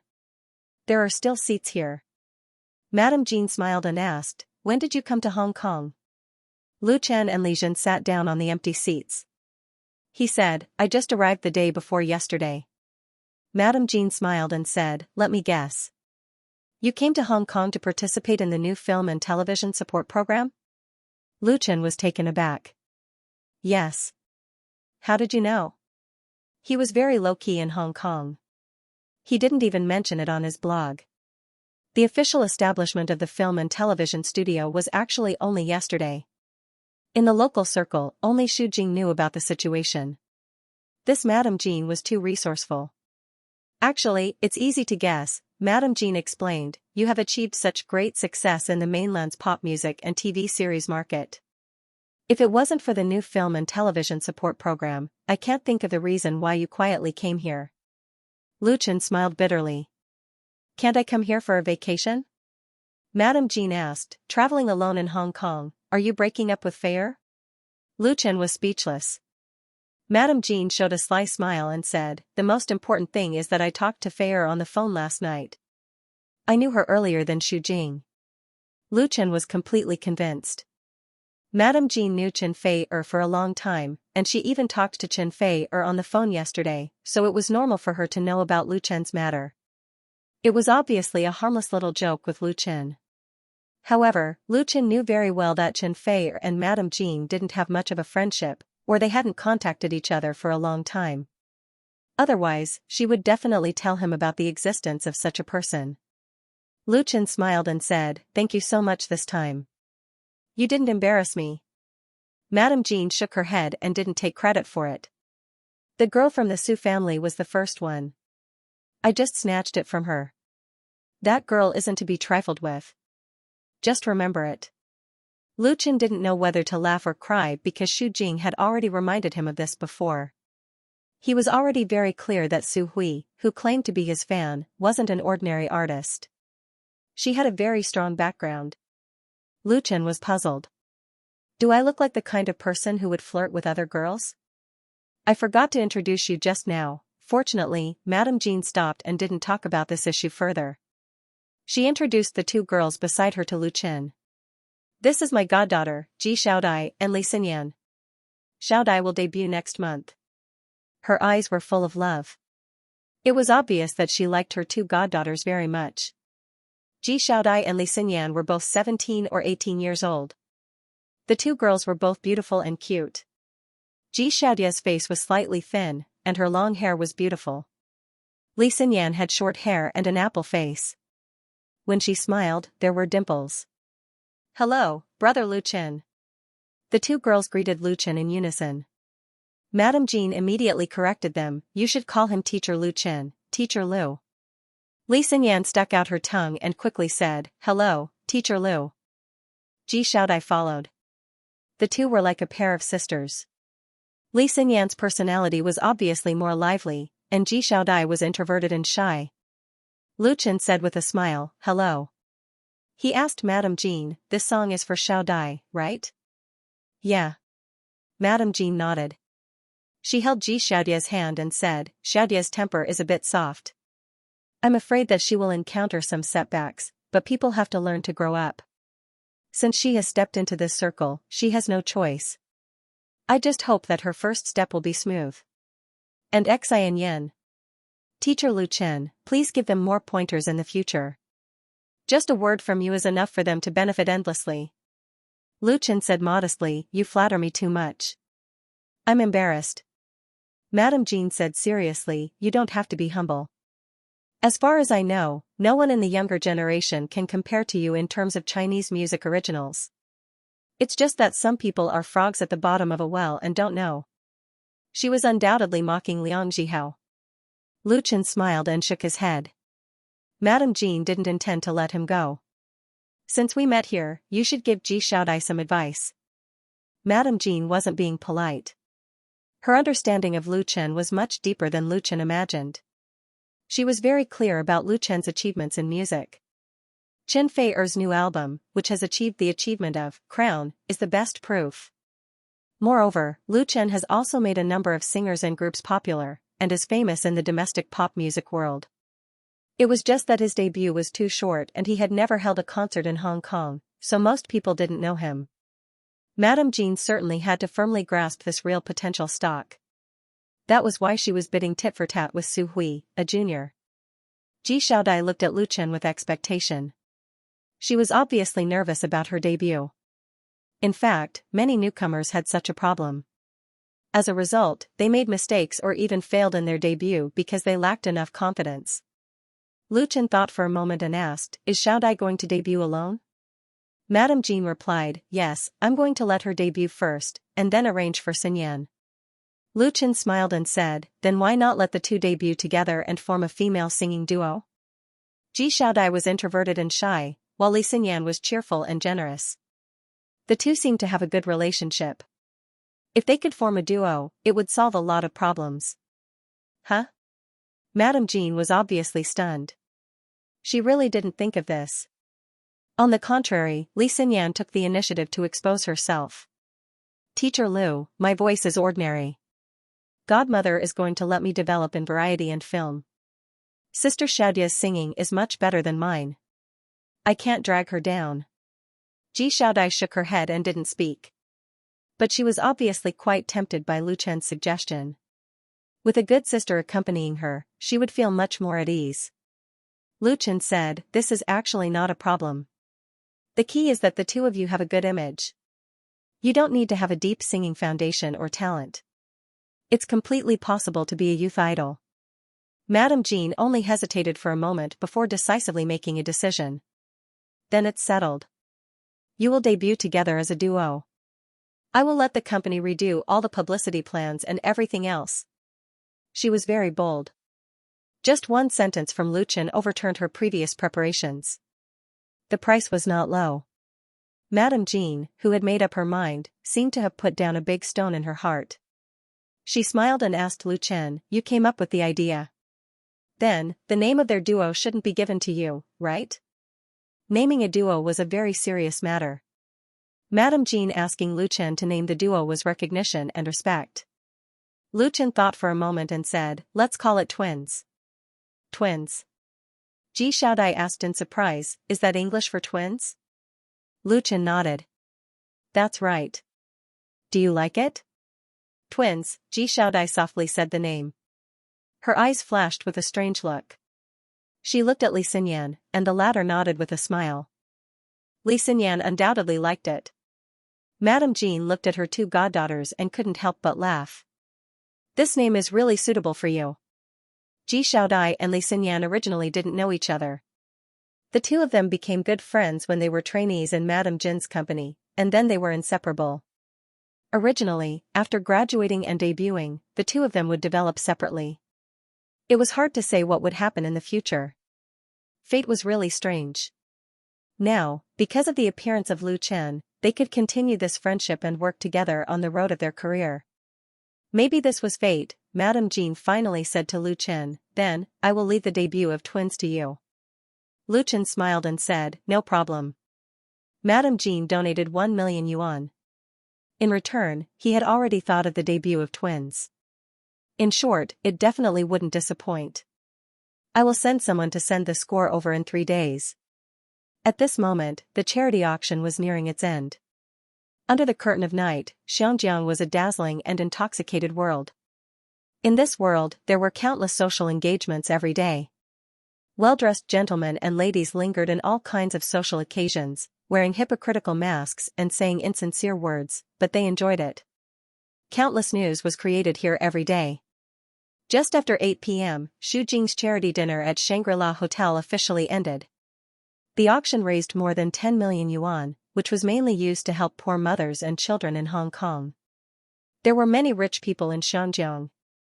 Among the rich, there were countless people with assets of more than 100 million yuan. There were also several world-renowned top billionaires, but among the population of more than 13 million, there were still a large number of poor people. Whether it was the upper class or the media controlled by the upper class, they rarely cared about these people at the bottom of society. Countless ordinary people struggled to survive. Compared to those extravagant rich people, they were like ants, unable to withstand even a little storm. In the past few decades, Xianjiang's economy had developed greatly, but social contradictions were becoming more and more prominent. People with insight realized the biggest problem of Xianjiang's society and had been loudly calling for improving the situation of the poor people. Xu Jing was undoubtedly one of them.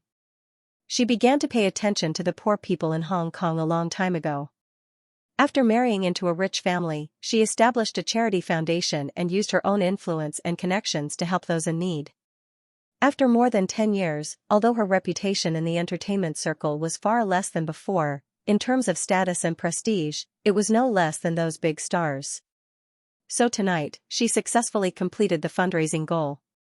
Lu Chen, thank you so much this time. After the dinner, Xu Jing first sent the guests away one by one and asked her assistant to specially invite Lu Chen to stay. How about a cup of coffee together? Lu Chen laughed and said, it's not good to drink coffee at night, right? But since Sister Jing said so, I will accompany you. Xu Jing smiled and said, Xianjiang's nightlife hasn't even started yet. The coffee shop that Xu Jing invited Lu Chen to was right next to the Shangri-La Hotel. It was said that it was the most famous Lanting coffee in Xianjiang. If one didn't make a reservation in advance, then they definitely wouldn't be able to get a seat. The seat Xu Jing had booked was very good. It was close to the large floor-to-ceiling window. As long as one turned their head to look, they would be able to see the beautiful night view of Port Victoria.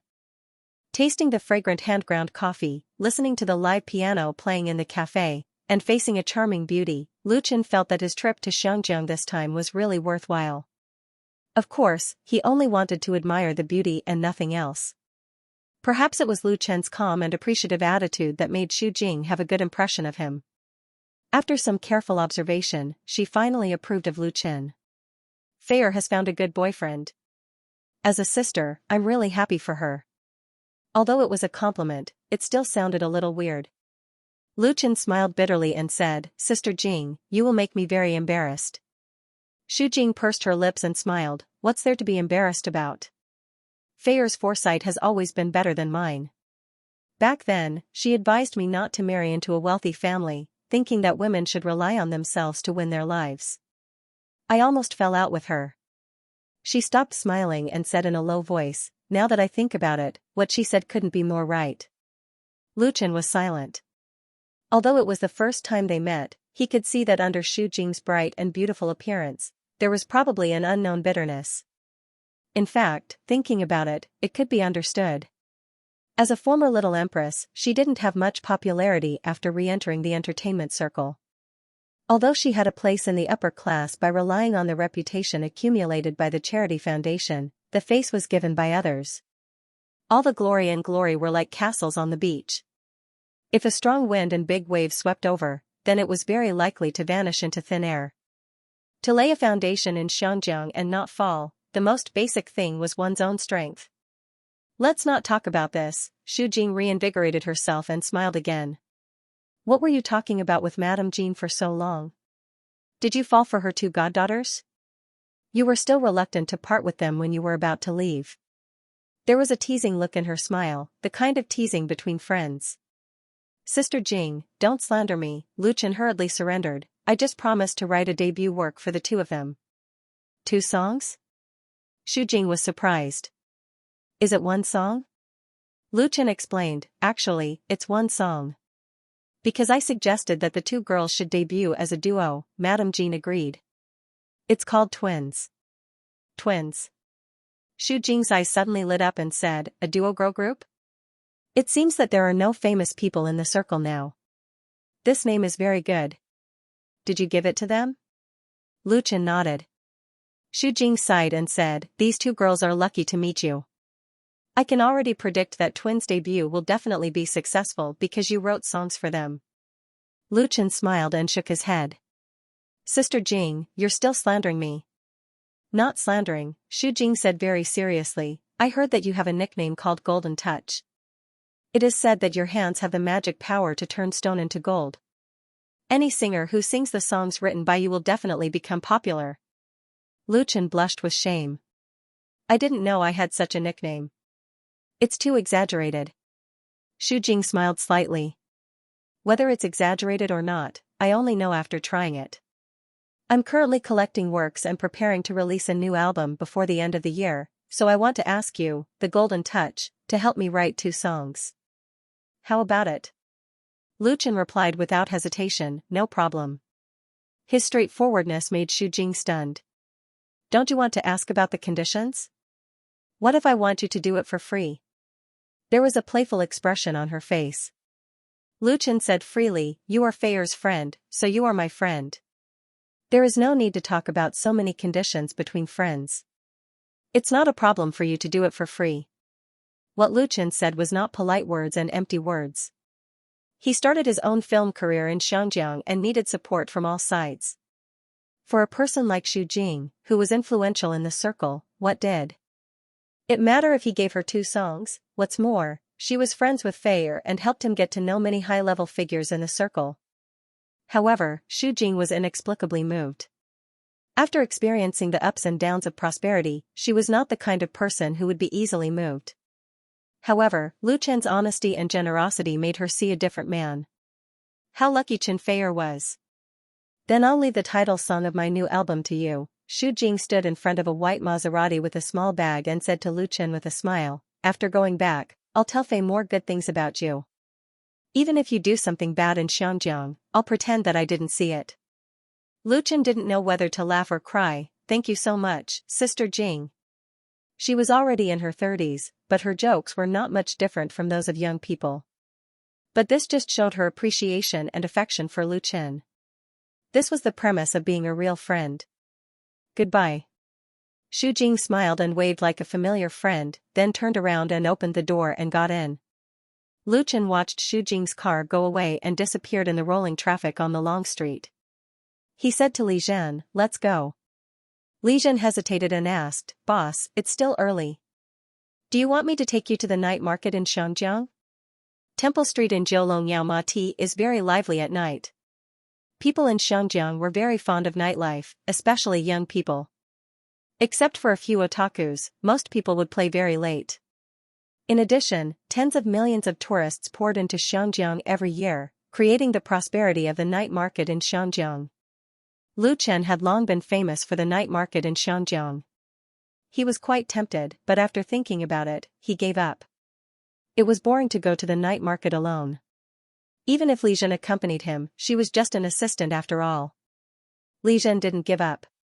She thought that Lu Chen was afraid of the noise and crowding, and said, if you don't like the night market, then go to Lan Kwai Fong. The bar in Lan Kwai Fong is very unique, and there are many foreigners. Compared with Temple Street in Jiulongyao, Lu Chen undoubtedly knew more about the bar in Lan Kwai Fong. Although it was the first time he came to Xiangyang, he had long heard of the famous bar in Lan Kwai Fong. When Lu Chen was mingling in Forget Grass Bar, he once knew a singer from Xiangyang, who sang in Lan Kwai Fong and told him a lot about it. At that time, Lu Chen really yearned for it. Li Zhen's suggestion inevitably evoked his memories and feelings. Then let's go to Orchid Kwai Lane. Finally getting what she wanted, the little assistant was overjoyed. Okay. Lan Kwai Fong was an L-shaped uphill path located in the central district. Its name was taken from the meaning of Lan Kwai Fong. It was a high-end consumer area that gathered bars and restaurants of all sizes. Therefore, it was very popular with the middle class, foreigners, and tourists. It was one of the special tourist attractions of Xiangyang. It was only a 5-minute drive from the Shangri-La Hotel to Lan Kwai Fong. After getting off the car, Lu Chen and Li Zhen walked into the famous street. Walking into Lan Kwai Fong, the atmosphere was immediately different from the central district. This path paved with stone eggs was filled with a European-style atmosphere. There were bars and restaurants on both sides of the road. The unique street lights and the light emitted by various signboards set off a different atmosphere. Most of the bars here were open from noon to 2 a.m. or even later. There were also English and Australian bars and even Japanese karaoke lounges that served snacks all day. Therefore, whenever the night fell, many young and fashionable people of Hong Kong liked to come here to have a good time, making Lan Kwai Fong full of vitality that belonged to young people. Li Zhen was a frequent visitor of Lan Kwai Fong, so she was clear and logical when she talked about it. It's still okay now. During holidays such as Halloween, Christmas, and New Year's Eve, Lan Kwai Fong will hold street carnival activities. This is definitely one of the most lively places in Xianxia. There are a lot of foreign tourists. Along the way, Lu Chen saw a lot of foreigners. They were standing at the entrance of the bar or on the roadside in groups of 2 or 3 holding a glass of wine. They were whispering and chatting or admiring the people and scenery along the street. Li Zhen suggested, "Boss, let's go to La Dolce Vita 97 bar. There are free performances every night. Saxophone, guitar, singing, and dance. I've been there with my friends many times." La Dolce Vita. Lu Chen thought it was a good idea. Then let's go to this bar. La Dolce Vita 97 bar was not fundamentally different from the other bars in Lan Kwai Fong. It was an English bar with a rather fashionable style. The decoration was unique but not luxurious, and the furnishings were relatively simple. Inside, the space was not particularly big. Wooden tables, high stools, or high-back chairs were standard equipment. The wine cabinet behind the bar was filled with all kinds of beer and other alcohol as well as wine glasses. 2 white-skinned and blue-eyed bartenders were mixing drinks for the guests. Most of the seats were occupied. On the small rotating stage on the right side of the bar, a jazz band was playing. Their skills were quite exquisite. Just by listening to this song, Lu Chen felt that this trip was not in vain. The bartenders were foreigners, and so were the members of the jazz band. However, the waitresses were obviously locals. Li Zhen greeted one of them and asked her to help find an empty seat. "Ah Zhen." Unexpectedly, before they could find an empty seat, someone stood up and called Li Zhen's name. "How did you know we were here?" The other party was undoubtedly Li Zhen's friend. There were many people there. 4 men and 3 women shared 2 tables. One of the short-haired girls was very surprised and rushed over to hug Li Zhen. Li Zhen had an embarrassed look on her face. She didn't expect all her friends to be here tonight. The short-haired girl did not ignore Lu Chen, who was walking with Li Zhen.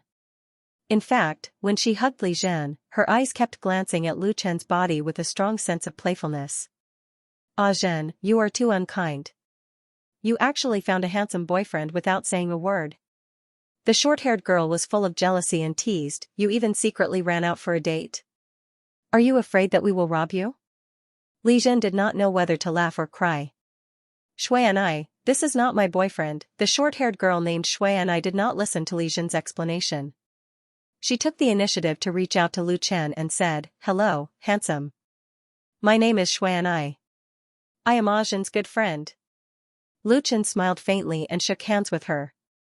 "Hello, my name is Lu Chen. I am Ah Zhen's friend." Shui and I gave Li Zhen a look that said, "Don't you dare to deny it." She pulled the ladder back to her seat and shouted, "Attention, everyone. Let's welcome our Ah Zhen and her handsome friend Lu Chen." Several of her peers immediately laughed, applauded, and jeered, which made Li Zhen feel very embarrassed. She did not know how to tell these friends that Lu Chen was her boss. Lu Chen did not mind. He sat down big, nodded and said, "Hello." From beginning to end, Lu Chen spoke fluent Cantonese, so these young people thought that he was a local, but they were quite curious about his identity. Soon, someone could not help but ask, "How did you meet Ah Zhen? How did you get to know Zhen?" The person who questioned Lu Chen was a young man in his mid-20s. His appearance was passable, a little handsome, and he knew how to dress up. He belonged to the type that young girls liked. But he obviously liked Li Zhen, so when he saw Lu Chen with Li Zhen, he couldn't help feeling jealous. His eyes and words were full of provocation. Li Zhen frowned and asked discontentedly, "Chen Jiaming, what does this have to do with you?" She was more uneasy, worried that her friend would offend Lu Chen. She didn't want to lose her current job. Originally, Li Zhen had a good impression of Chen Jiaming. Although she didn't agree to his pursuit, she acquiesced to his pursuit. Now it seemed that she needed to reconsider. Because the nature of her job required her to stay with the boss for a long time. If she had a jealous boyfriend, her life would be very painful. Li Zhen had seen a real-life example with her own eyes. She didn't want to repeat the same mistake. "It doesn't matter," Lu Chen smiled and waved his hand. He said to Chen Jiaming, "I just came to Xianxia 2 days ago. Zhen works with me. Because I'm not familiar with Xianxia, she took me to Lan Kuai Lane to broaden my horizons." He looked around and said, "This place is really good. So you are Zhen's new colleague?" Shui and I suddenly realized and asked curiously, "Where are you from? Do you have a girlfriend now?" The gossiping spirit of her best friend made Li Zhen want to cover her face, she was so embarrassed. Lu Chen didn't care and replied patiently, "I'm from the capital. I already have a girlfriend, and I love my girlfriend very much." He winked at Shui and I, but everyone knew that he was talking to Chen Jiaming. Chen Jiaming had an embarrassed look on his face. But Shui and I obviously didn't give up. She said without thinking, "Then your girlfriend didn't come with you, right? How about I be your girlfriend in Xiangyang? If I'm satisfied with your performance, it's not impossible for me to marry you in the future." Haha. Her friends all laughed and jeered, Shui and I, "Good job." Lu Chen was speechless. Li Zhen wished she could find a hole to hide in. Lu Chen didn't expect that this pretty girl would be so bold and direct. They had just met and she wanted to be his girlfriend. He recalled that Xiangyang's marriage system was different from the mainland. The 3 special regions all allowed one to marry more than one wife. It was said that many rich people in the mainland tried their best to move to Hong Kong, Taiwan, or Macau. In addition to the living environment and conditions, many of them were aiming at this system. On the other hand, because a large number of wealthy people had migrated, the market had flourished and brought in huge amounts of investment. Therefore, although the women's rights organizations in the 3 special regions had been strongly requesting to amend the unfair marriage law for many years, there had always been a lot of resistance. It was a pity that Lu Chen only had Chen Feier. "I'm afraid that won't work, because my girlfriend is very powerful, and she's much richer than me. She definitely won't sign the consent form." Lu Chen joked, "That's why it's a pity." Although the 3 special regions allowed more than one wife, if one wanted to marry the second wife or the third wife, one must first get the support of the first wife and get the latter's signed consent form. Shui and I suddenly stopped talking and looked at Lu Chen with disdain. "I didn't expect you to be such a handsome guy." This made the atmosphere a little awkward, but Chen Jiaming was relieved. He felt that Lu Chen was pleasing to the eye. Because he knew that Li Zhen would definitely not like this kind of boy. Seeing this situation, Li Zhen's other friend quickly smoothed things over and asked, "Lu Chen, you speak Cantonese so well, are you from Guangdong?" Lu Chen shook his head with a smile and said, "No, I'm from Zhejiang. I learned Cantonese from my university classmates." The other party praised, "Then you're so amazing, you're learning so well. If I didn't know, I would think that you're a native of Xiangyang and not from the mainland." Although it was a compliment, it inadvertently revealed a sense of regional superiority. To this, Lu Chen just laughed it off. Although he had only been in Xiangyang for a short time, he could feel that the social atmosphere here was really very different from that of the mainland. Openness and conservatism coexisted, and the fusion of different civilizations produced a special culture, as well as the people of Xiangyang. Putting aside the sense of regional superiority in their bones, these young people of Xiangyang were still very easy to deal with. It was probably because Lu Chen could speak Cantonese fluently, plus he was tall and handsome, so Li Zhen's friends quickly accepted Lu Chen. Even Shui and I, who was a little depressed, regained her happiness and talked and laughed with Li Zhen again. Lu Chen ordered a beer and drank it slowly. He listened more than he spoke, and his conversation was not bad. Therefore, despite the suspicion of living off a woman, Li Zhen's friends had a good impression of him. Inadvertently, it was already 10:30 at night. At this time, a middle-aged man walked onto the stage and said into the microphone, "Good evening, ladies and gentlemen. I believe those who are familiar with La Dolce Vita 97 know that our bar will be holding another LDV singing competition tonight. The winner will not only be rewarded with a free meal for the whole table, but will also be given 2 bottles of high-end red wine. Let's start signing up now, and the competition will begin soon." As soon as his voice fell, there was immediately a warm applause, whistles, and cheers. For a moment, the atmosphere in the bar was pushed to a climax. Li Jin knew that Lu Chen did not understand, so she deliberately explained it to him. It turned out that the La Dolce Vita 97 bar held a singing competition every week. Any customer could go on stage and perform their singing talent, and then the audience would judge the best. Each table could only send 1 representative. If they won, then all the food that had been ordered would be free of charge. Although it was not a very generous reward, it was fun. Many customers came specially for this. Those who were confident of winning the final victory would often order a lot of things in advance. If they won, they would make a lot of money. To put it bluntly, this was just a clever way for the bar to attract customers. Lu Chen asked curiously, "How will the audience judge?" Li Jin reached out and picked up a rose inserted in a vase on the wine table. She said, "This is the ballot. After listening, let the waiter give it to the chosen contestant. Whoever has the most roses will be the winner." "So that's how it is," Lu Chen praised, "very interesting." The bar owner had really racked his brains. It was no wonder that the bar was full. Li Jin lowered her voice and asked, "Boss, you will definitely win if you go on stage."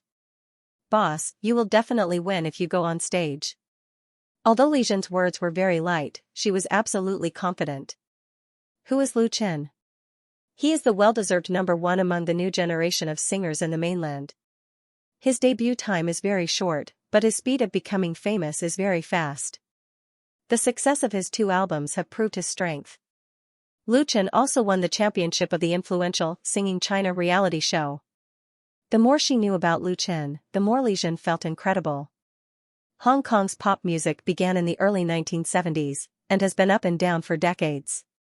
There was an incomparably glorious era, with a large number of outstanding singers and musicians emerging, and a huge impact on the mainland. But in Li Jin's impression, a young singer like Lu Chen, who has style, talent, and strength, there are really few people in the pop music world of Xianxia who can be compared with him. It should be known that Lu Chen is a top singer who combines singing and creation. If he goes on stage, won't he easily crush everyone in La Dolce Vita 97, that's bound to win? Before joining Lu Chen's studio, Li Jin, like the vast majority of Hong Kong people, knew nothing about her new boss. Now that she knows and is familiar with him, she is more and more looking forward to hearing Lu Chen's live singing. Therefore, Li Jin instigated Lu Chen as a small wish of the latter's fans. Lu Chen shook his head with a smile. He is confident that he can win if he goes on stage, but that would be bullying. What are you talking about? At this time, Chen Jiaming was in a bad mood again. He saw Li Jin and Lu Chen whispering, as if they were very intimate, and the jealousy in his heart rose again. Although he knew that his question would make Li Jin feel disgusted, he couldn't bear to pretend not to see it. "It's none of your business," Li Jin couldn't help rolling her eyes. Lu Chen said with a faint smile, "We're talking about who should go on stage later." "Of course, it's Jiaming." Sitting next to Chen Jiaming's friend immediately said, "Jiaming sings very well. He's best at Lu Tianwang's songs, and he has won an award in a singing competition before." Chen Jiaming revealed a proud expression and did not show any signs of modesty. Singing was really one of Chen Jiaming's best skills. His favorite and idol was Hong Kong superstar Lu Gangxing, so he had painstakingly imitated Lu Tianwang's works. In the KTV set organized by his colleagues and friends, his singing often won applause. Chen Jiaming was prepared to go on stage himself, but when he saw the calm smile on Lu Chen's face, he felt uncomfortable in his heart, so he said, "I think it's better to let Lu Chen go. It's his first time here, so of course he has to have fun. How can he not go on stage and sing? Am I right?" His friends looked at each other. Everyone had known each other for a long time and were very familiar with each other. Everyone could naturally see what Chen Jiaming was planning. It was nothing more than to let Lu Chen go up on stage and embarrass himself. In turn, it would serve as a foil to win Li Zhen's favor. It had to be said that this method was not very clever. This was not the way to chase a girl, and Lu Chen obviously did not have the idea of chasing Li Zhen. Chen Jiaming was undoubtedly blinded by jealousy. But because everyone was friends, no one could criticize Chen Jiaming. The person next to Chen Jiaming clapped and said, "Yes, yes, yes, this idea is good, I support it." The others could not help but look at Li Zhen. She was the one who brought Lu Chen. Li Zhen's expression was very strange, as if she wanted to laugh, but also seemed to not know whether to laugh or cry. In short, it was very strange. What did this mean? Everyone did not understand. Lu Chen coughed and said, "Let Brother Jiaming go and try to get a free bill. Everyone will be happy." I knew it would be like this. Chen Jiaming's face showed a proud expression again. It would be best if Lu Chen was willing to go on stage, but it did not matter if he was not willing. Of course, he would not force him in front of Li Zhen and ruin his own image. It was enough for Lu Chen to admit that he could not do it. It was better to let the Real Masters do it. "Yi Xian, it's Yi Xian." What Chen Jiaming did not expect was that just as he was about to speak, a shout of surprise suddenly burst out from not far away, causing an uproar. Everyone's attention was attracted, and they quickly figured out what was going on. It turned out that the person sitting at the table was Yi Xian, a rather famous singer in Xianxia. He came to La Dolce Vita 97 with his friends for a small gathering, and then was recognized by the hostess who sent him the number plate. Lan Kuifeng Bar was very famous, and it was very common for star artists to appear here. Coincidentally, there was a female fan of Yi Xian who shouted on the spot. In the end, there were several Yi Xian fans in the bar, and they strongly requested Yi Xian to go on stage. Yi Xian found it difficult to refuse, so he agreed and took the number plate, causing several fans to cheer. Then what was the point of playing? The people at Lu Chen's table were all discouraged, and Chen Jiaming no longer had any desire to be in the limelight. Although he was confident in his singing ability, against a famous singer like Yi Xian, he could only be crushed. There was no chance of victory. Chen Jiaming wanted to amaze everyone on stage, but he didn't want to become Yi Xian's foil.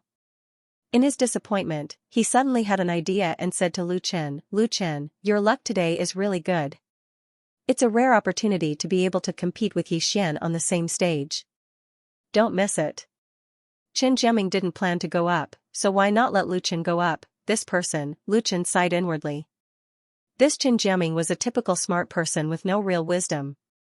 In fact, it was just something for everyone to have fun. There was no need to think so much about it. Why bother? What was funny was that his little scheme was seen by everyone, and he was complacent without knowing it. Lu Chen didn't think that Chen Jiaming would have a chance to chase after Li Zhen. Li Zhen was a very smart girl. At this time, the hostess came over. Lu Chen took the number plate from her as proof of going on stage. He said with a smile, "Then I'll make a fool of myself. When the time comes, everyone will support me." Chen Jiaming chuckled, of course, of course. He just threw out the hot potato and couldn't wait for Lu Chen to piqué with Yi Xian. He would definitely be tortured badly. Although Yi Xian wasn't a first-rate singer in Xiangyang, he was still very strong in singing. He had released a few albums that sold well, so it wouldn't be a problem for him to be ranked second. It was too easy to crush an amateur like Lu Chen. While they were talking, La Dolce Vita 97's LDV Singing King Award officially began. The first person to go on stage was a young girl. She sang a classic old song, Love Gone Away. She sang it very well and drew warm applause. Lu Chen's number plate was number 13. For the people living in Xiangyang, the truly exciting part of their nightlife had yet to arrive. The atmosphere in La Dolce Vita 97 was just right. The LDV Singing Kings Award was extremely famous, but it was actually just a program for the bar to entertain itself. The key was to invite customers to participate in it, and anyone could go on stage and show off their singing skills. However, the situation tonight was different. The appearance of the singer Yi Xian caused the competition to lose its suspense. However, the other contestants also sang exceptionally relaxed, losing a lot of competition and gaining a lot of joy. The amateur singers who went on stage according to the number plates were of varying levels. Some of them attracted bursts of warm applause, while others attracted bursts of boos. He didn't mind being booed and finished singing with a smile. Only then would he be able to receive the small gift that the bar gave to all the contestants, 2 stacks of German black beer. Coincidentally, Xian was ranked 12th, just in front of Lu Chen. A star is a star. The moment Xian appeared on stage, the entire bar was in an uproar. Applause, cheers, and whistles rose and fell one after another. There were even female fans shouting his name. It was as if this was his solo concert's home ground, instantly crushing all the contestants in front of him. Xian was around 30 years old. He wasn't the kind of handsome guy who met the public standards, but his skin was fair and gentle. His weak temperament should be able to attract the affection of young women. After going on stage, Xian held the microphone and said, "I'm very happy tonight. I was able to meet so many friends here, and everyone likes music. La Dolce Vita 97 is also very good. Originally, I didn't plan to go on stage, but since everyone insisted, I can only make a fool of myself. I drank a lot of wine today, so I'm not in a very good state. Please don't take offense to my poor singing." Everyone laughed and clapped, giving him encouragement and support. Xian seemed to have obtained strength from the applause, and his mental state instantly rose. His entire person immediately became very different, as if he was filled with vitality and the desire to sing loudly. "Then I'll play this song for everyone. It's my favorite song, Breaking Dawn." The applause instantly became several times more enthusiastic. Lu Chen was also applauding. He nodded to himself, thinking that his colleague was definitely experienced in controlling the scene. There were many kinds of singers. Some singers were only good at performing in the recording studio, while some singers performed better in big occasions. Their ability to control the scene was often very strong. A brilliant singer could easily stir up the atmosphere of the scene and firmly grasp the emotions of the audience. It was very easy to complete a successful performance. The scene in front of him was very small, but Xian had only used a few words and the aura he'd brewed to completely turn La Dolce Vita 97 into his home ground. It was obvious that he was well aware of the profoundness within. You really can't judge a book by its cover. Xian's singing ability was also very strong. This Breaking Dawn wasn't his own work, but the famous work of Xianjiang's heavenly king Lu Gangxing. It could be said to be a household name in Xianjiang. There were many singers in Hong Kong who had covered this song. Because everyone was too familiar with it, the standard of evaluation was very high. If one wanted to cover Breaking Dawn without enough strength, he would definitely be asking for humiliation. Breaking Dawn wasn't a fast song or a slobbering song. It had a high requirement for singing skills. Under the accompaniment of the bar band, Xian held the microphone and sang very engrossed. His voice was slightly sharp and resounding, and he was able to control the high notes of the song with ease. When it came to the climax of the chorus, it was quite shocking. If there was a flaw, it would be that the depth of the middle and low voice was not deep enough, causing this classic work to sound a little lacking in thickness and not thought-provoking. After Xian finished singing Breaking Dawn, the entire bar was in an uproar. "Another song!" Someone shouted loudly. His words were immediately echoed by countless people. After singing the difficult Breaking Dawn, Xian's forehead was already covered in sweat. He smiled and waved his hand, saying, "Thank you everyone. Tonight, everyone is happy. I can't break the rules of the competition, so I can only apologize." He inserted the microphone back into the rack, then returned to his seat. Xian's friend smiled and said, "I knew it was right to pull you over. This time, I saved at least a few thousand yuan." There were 5 or 6 friends sitting with Xian. They couldn't help but laugh when they heard this. A girl pursed her lips and laughed, "I should have called for a few more bottles of red wine just now. Actually, none of them were lacking in money, but it was always very happy to be able to take advantage of them. Moreover, they had a lot of face to take advantage of." Xian modestly said, "Don't be happy too early. There are still a few more to go on stage." "Tisk." His friend disdainfully said, "Unless Heavenly King Lu personally comes, tonight's champion will definitely be you, Brother Xian." This flattery was a bit too much. Xian could only bitterly smile. He couldn't possibly retort and slap his friend in the face, right? "I wonder how many more there are." The girl looked around and suddenly revealed a surprised expression. Number 13 is a handsome guy. The word handsome was quite attractive. Everyone couldn't help but turn their heads to look at the stage. What a handsome guy. At this moment, the person on stage was the handsome number 13, Lu Chen. Good luck. Li Zhen clapped her hands with all her might to cheer for her boss. The influence of the beauty wasn't weak either. Many guests gave face and applauded to express their encouragement. Actually, everyone looked at Lu Chen with a bit of sympathy. Because Yi Xian's previous performance was so brilliant, the pressure on him was extremely great. Fortunately, Lu Chen was tall and handsome enough to at least pull back some impressions, especially for the female guests. Good luck, handsome guy. A crisp voice came from the crowd, causing a burst of laughter. Lu Chen smiled faintly and asked the guitarist of the band, "Do you have a spare guitar?" For most guitarists, their instruments were second lives or wives and lovers. Normally, they wouldn't lend them to others to use, which was why Lu Chen asked to borrow a spare one. The guitarist was surprised. "You want to play and sing by yourself?" Lu Chen nodded. The guitarist was very straightforward. He directly handed the guitar he was holding to Lu Chen, "Then use mine. The tone is accurate." Lu Chen took it. "Thank you." He asked for another stool, adjusted the height of the microphone, and sat down. La Dolce Vita 97 bar became very quiet. Even the bartender put down the wine jug in his hand.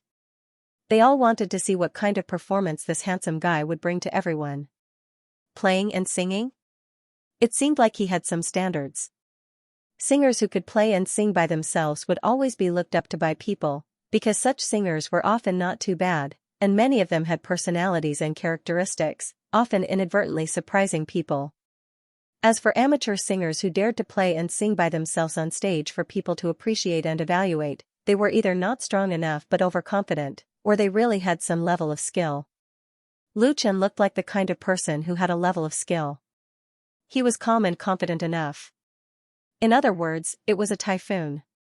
He was very good and did not have stage fright. Such people usually had 70 to 80% of their strength and could often play out 100%. So although there was no suspense about the result, everyone still had some expectations for him and listened very carefully. Lu Chen held the guitar and coughed, then said to the microphone, "It's my first time in Xianxia, and also my first time in Lan Kuai Fong and La Dolce Vita 97. Everything here has surprised me. It's a pity that I didn't bring my girlfriend with me this time. I believe she will also like it here." Everyone gave him face and applauded for Lu Chen's praise for La Dolce Vita 97. No one thought that Lu Chen was not from Xianxia, and it was his first time in Lan Kuai Fong. That was interesting. Lu Chen continued, "Then I saw that there were a lot of couples in the bar, so I sang a love song. May all the lovers in the world be together, and lonely people can also find their other half." The applause became louder. Lu Chen smiled and said, "The name of this song is called The Love of a Lifetime, and it's for all the lovers." He gently plucked the strings and began his own singing. On this strange and familiar stage. If you wait foolishly, one day you can finally wait, the love of a lifetime. Who cares that our love often encounters accidents and is not clear about the future? Who would like, the love of my heart, watching the sea alone every day? I would rather not speak for a lifetime, don't want to lie to you. Pay attention to our love, you will find a little distance between us. Love without words, I don't dare to say I want to be with you. Wu, the love of my life was a Cantonese song, and it was Lu Chen's first Cantonese work. It seemed a bit childish to sing it for the first time here, but as the saying goes, words are the voice of the heart, and songs are to express one's aspiration. Singing when you want to sing, not for profit or fame, is the true nature of a real singer. The Love of My Life was a gentle and affectionate song. What it sang was the singer's desire for love. It was the persistence and expectation of love. It was a love song that could undoubtedly become a classic. Lu Chen's interpretation of the song was deep and restrained. Every word and sentence contained his inner feelings, which gave his singing a unique charm. It made people involuntarily listen carefully and then sink into it without any resistance and be deeply affected. La Dolce Vita 97 suddenly became very quiet. People listened to this song that they had never heard before. Every word, every sentence, every sigh, it was as if they were under a spell. No one said a word. Even the waitresses hid in the corner. All eyes were on Lu Chen. Li Jin bit her lip, not letting the excitement in her heart show. She knew that Lu Chen was very good, but the feeling brought by listening to Lu Chen's playing and singing on the spot was not something that could be described and carried by a few pages of text. Chen Jiaming looked like he had seen a ghost. He had already tried his best to overestimate Lu Chen's level, especially after Lu Chen borrowed the guitar. However, the truth was often more cruel than imagined. Not only was Lu Chen not crushed by Yi Xian, but he also had the momentum to crush the other party. How could Chen Jiaming endure this? His little scheme just now was so laughable. Chen Jiaming's face was burning. Among the people present, perhaps he was the only one who was still absent-minded. Fortunately, no one paid attention to him. The people at Yi Xian's table were basically stunned. They originally thought that they would win for sure. Yi Xian would crush the entire audience without any suspense. They never thought that a handsome guy who could play and sing would suddenly appear, and he could even sing so well. Those who knew the ropes could naturally tell that Lu Chen's guitar skills were very high.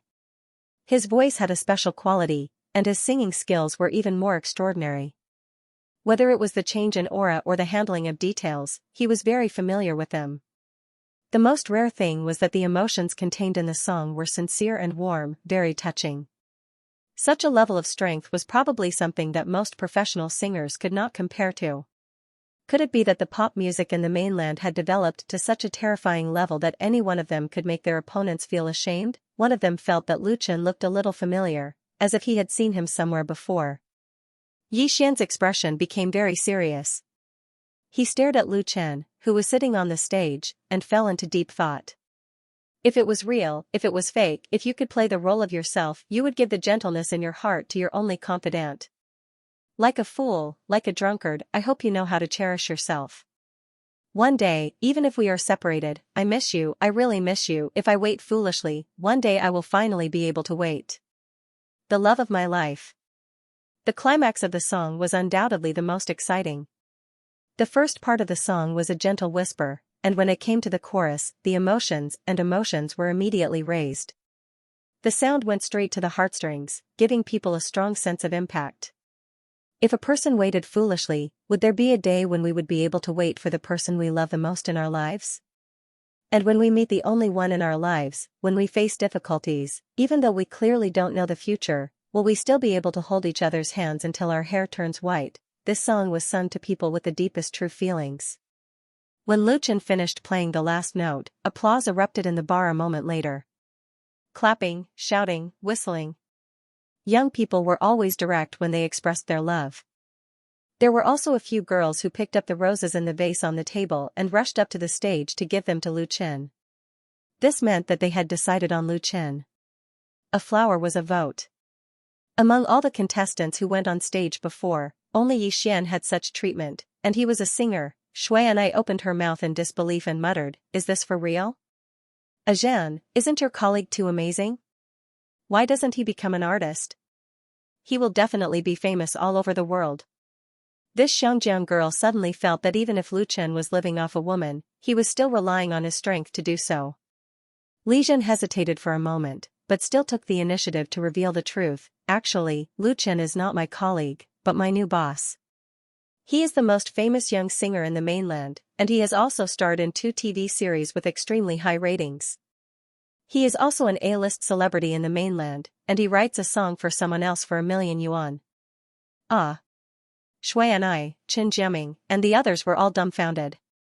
Note, the love of your life lyrics, Xianxia composer, Wu Si Kai Li Jin's new boss, the most famous young singer in the mainland, the star of 2 highly rated TV series, the A-list star whose works cost millions of dollars. Li Jin's friends felt like they were listening to a fairy tale. They were all stunned. It was a very unreal feeling. When they first met Lu Chen, they first felt that he was very handsome, a real handsome guy from the mainland. Then, he talked well, was kind and easygoing, like a big boy next door, which was very likable. Xianxia was immediately moved and boldly confessed to him. But to everyone's surprise, not only did Lu Chen have a girlfriend, but it seemed that he was relying on her. This made Li Jin's friend's evaluation of Lu Chen a lot lower. Now Lu Chen was playing and singing on the acting stage, but Li Zhen told everyone that he was a big star, which was hard for them to accept for a while. Li Zhen was also helpless, because even if she deliberately hid it, she wouldn't hide it for too long. When the truth was exposed, it would be very embarrassing in front of her friends. It's true, I'm not lying to you. Faced with her friend's bewilderment, Li Zhen had to explain, you can go to the internet and you will know. My boss's girlfriend is Chen Feier. You should know Chen Feier, right? And he and Chen Feier starred in the TV series Autumn in My Life and Death and full of romance. I suggest you watch them. Speaking of this, Li Zhen's pretty face was a little red. Because not long ago, like these friends, she only cared about the news in the Hong Kong entertainment industry, only watched the TV series and variety shows produced by Hong Kong TV stations, and only played on the local BBS. This was actually a common problem in Hong Kong. Most people lacked understanding of the situation in the mainland, and they would not take the initiative to care about it. Li Zhen felt that at that time, she and her friends were all frogs at the bottom of a well, staying in the small world of Hong Kong and ignoring the real wonderful world outside. His girlfriend is Chen Feier. Xuanxia covered her face and said coquettishly, "Ah Zhen, you're so bad. Why didn't you tell me earlier? You made me lose face." The people of Xianxia didn't know many mainland stars, but Chen Feier was one of them. She once came to Xianjiang's Hung Hom Stadium to hold a concert, and also released her own album in Xianjiang, so she had a certain degree of fame. No matter how confident Xuanxia was, she didn't dare to say that she could get a share of the loot from Chen Feier. Li Zhen smiled bitterly and said, "Who asked you to be so horny so quickly? Didn't I tell you now?" Xuanxia hugged her. "No, you have to compensate me." The two women laughed, and Lu Chen, who was on the stage, returned the guitar to the guitarist of the bar band. The latter's face was filled with admiration. Once he received it, he gave Lu Chen a thumbs up. "How sharp." Lu Chen smiled and said, "Thank you for the guitar." Right at this moment, Yi Xian strode onto the stage and arrived in front of Lu Chen. "Hello." Under the watchful eyes of the crowd, he took the initiative to extend his hand towards Lu Chen. "I'm Yi Xian." "Hello." Lu Chen shook hands with him. "My name is Lu Chen." Yi Xian impatiently asked, "I would like to ask, who wrote this song of yours? Who is the original singer?" As a local singer of Xianjiang, although Yi Xian's position in the pop music world wasn't very high, he graduated from the Nine Dragons Music Academy. Putting aside his singing ability, his eyesight and experience were both top-notch. Yi Xian had never heard of the song that Lu Chen had just sung, "The Love of My Life." This made him extremely curious. One had to know that as long as such an outstanding Cantonese song was released, he would definitely have heard of it. Moreover, this song shouldn't have been a nameless song. It was precisely this intense curiosity in pursuit of the truth that caused Yi Xian to rush back onto the stage to ask for the answer in front of everyone. He couldn't wait to know the original author. As a singer, his keen sense of smell made Yi Xian realize that this might be an opportunity for him. If he could buy this song, Yi Xian stared fixedly at Lu Chen, waiting for the answer he was looking for. Faced with Yi Xian's barrage of questions, Lu Chen was a little surprised. He said, "Let's go down and talk?" Only then did Yi Xian realize that his actions were inappropriate. He couldn't help but blush as he hurriedly said, "All right." The two of them walked off the stage together. Most of the guests in the bar didn't know what was going on. When they saw Yi Xian shake hands with Lu Chen and exchange pleasantries, they thought that this singer appreciated Lu Chen and specially went up on stage to encourage the latter. Thus, everyone applauded. Yi Xian directly invited Lu Chen over to his side to sit down. Lu Chen didn't refuse. After greeting Li Zhen, he calmly sat beside Yi Xian. Yi Xian's friends sized up Lu Chen with curious gazes.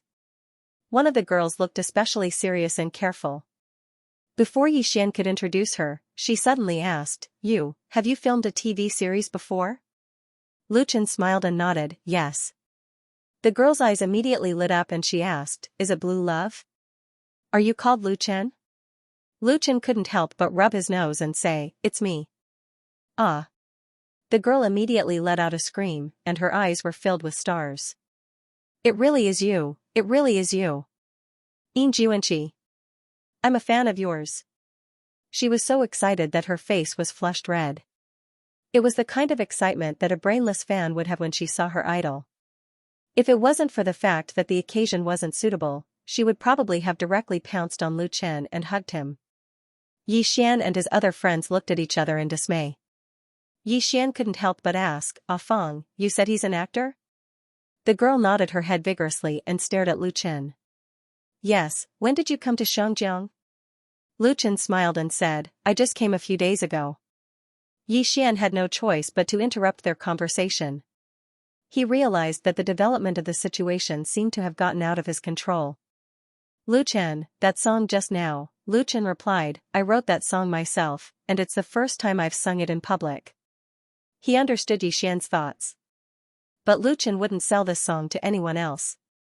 Yi Xian was stunned. When Ah Feng said that Lu Chen was an actor, Yi Xian didn't care too much. But now that he heard Lu Chen say that the song "The Love of My Life" came from him, Yi Xian was truly shocked. Ah Feng giggled and said, "Brother Lu Chen is very famous in the mainland. He's a singer and has already released 2 albums, right? All the works in his album were written by himself. He's a very good singer." Her understanding of Lu Chen all came from the internet. She specially searched for it after watching Autumn in My Heart. Yi Xian finally realized that he'd underestimated Lu Chen. La Dolce Vita 97 had been operating in Lan Kwai Fong for more than 20 years, and it was only in recent years that the LDV King of Singing Awards was held. But because it was held every week, it had accumulated quite a lot of times. And tonight's LDV Singing King competition was undoubtedly quite special. First, the singer Yi Xian appeared on stage. His song Breaking Dawn won the applause of the audience. However, just when everyone thought that there was no longer any suspense in the outcome of the competition, Lu Chen, who came on stage behind Yi Xian, stunned the audience with his song "The Love of My Life." This made the guests in the bar feel a different kind of musical charm, and also made the final outcome confusing. As for the contestants who were ranked at the end, they were basically there to watch the show. When all the performances were over, it was time to vote. As expected, the number of flowers obtained by Lu Chen and Yi Xian rose alternately, showing a stalemate. In the end, Yi Xian received 57 flowers, while Lu Chen received 57. He was actually defeated by Yi Xian by only 1 flower. This result was actually very normal. After all, Yi Xian was a well-known local singer, and Lu Chen was a mainlander who came to Lan Kwai Fong for the first time. No matter how good his singing was, the majority of the guests in the bar were from Xiangyang. In their opinion, Lu Chen only lost 1 flower, which was already a glorious defeat. However, Yi Xian didn't approve of this result. It wasn't that the gap was too small, but that he thought that tonight's champion should be Lu Chen's. Because Lu Chen had taken out an original work, he was a cover of Lu Tianwang. This was the biggest difference. Yi Xian specially went to find the owner of La Dolce Vita 97 bar. After some negotiation, the owner announced that he would give his flower to Lu Chen. In this way, the two of them tied and won the championship at the same time. Both of them won the reward of a free bill and a free red wine. Actually, whether it was Lu Chen or Yi Xian, they didn't lack this little bit of money. It was just that they had friends at night, so they were having a good time. Everyone being happy was truly happy. As the saying goes, if you don't fight, you won't get to know each other.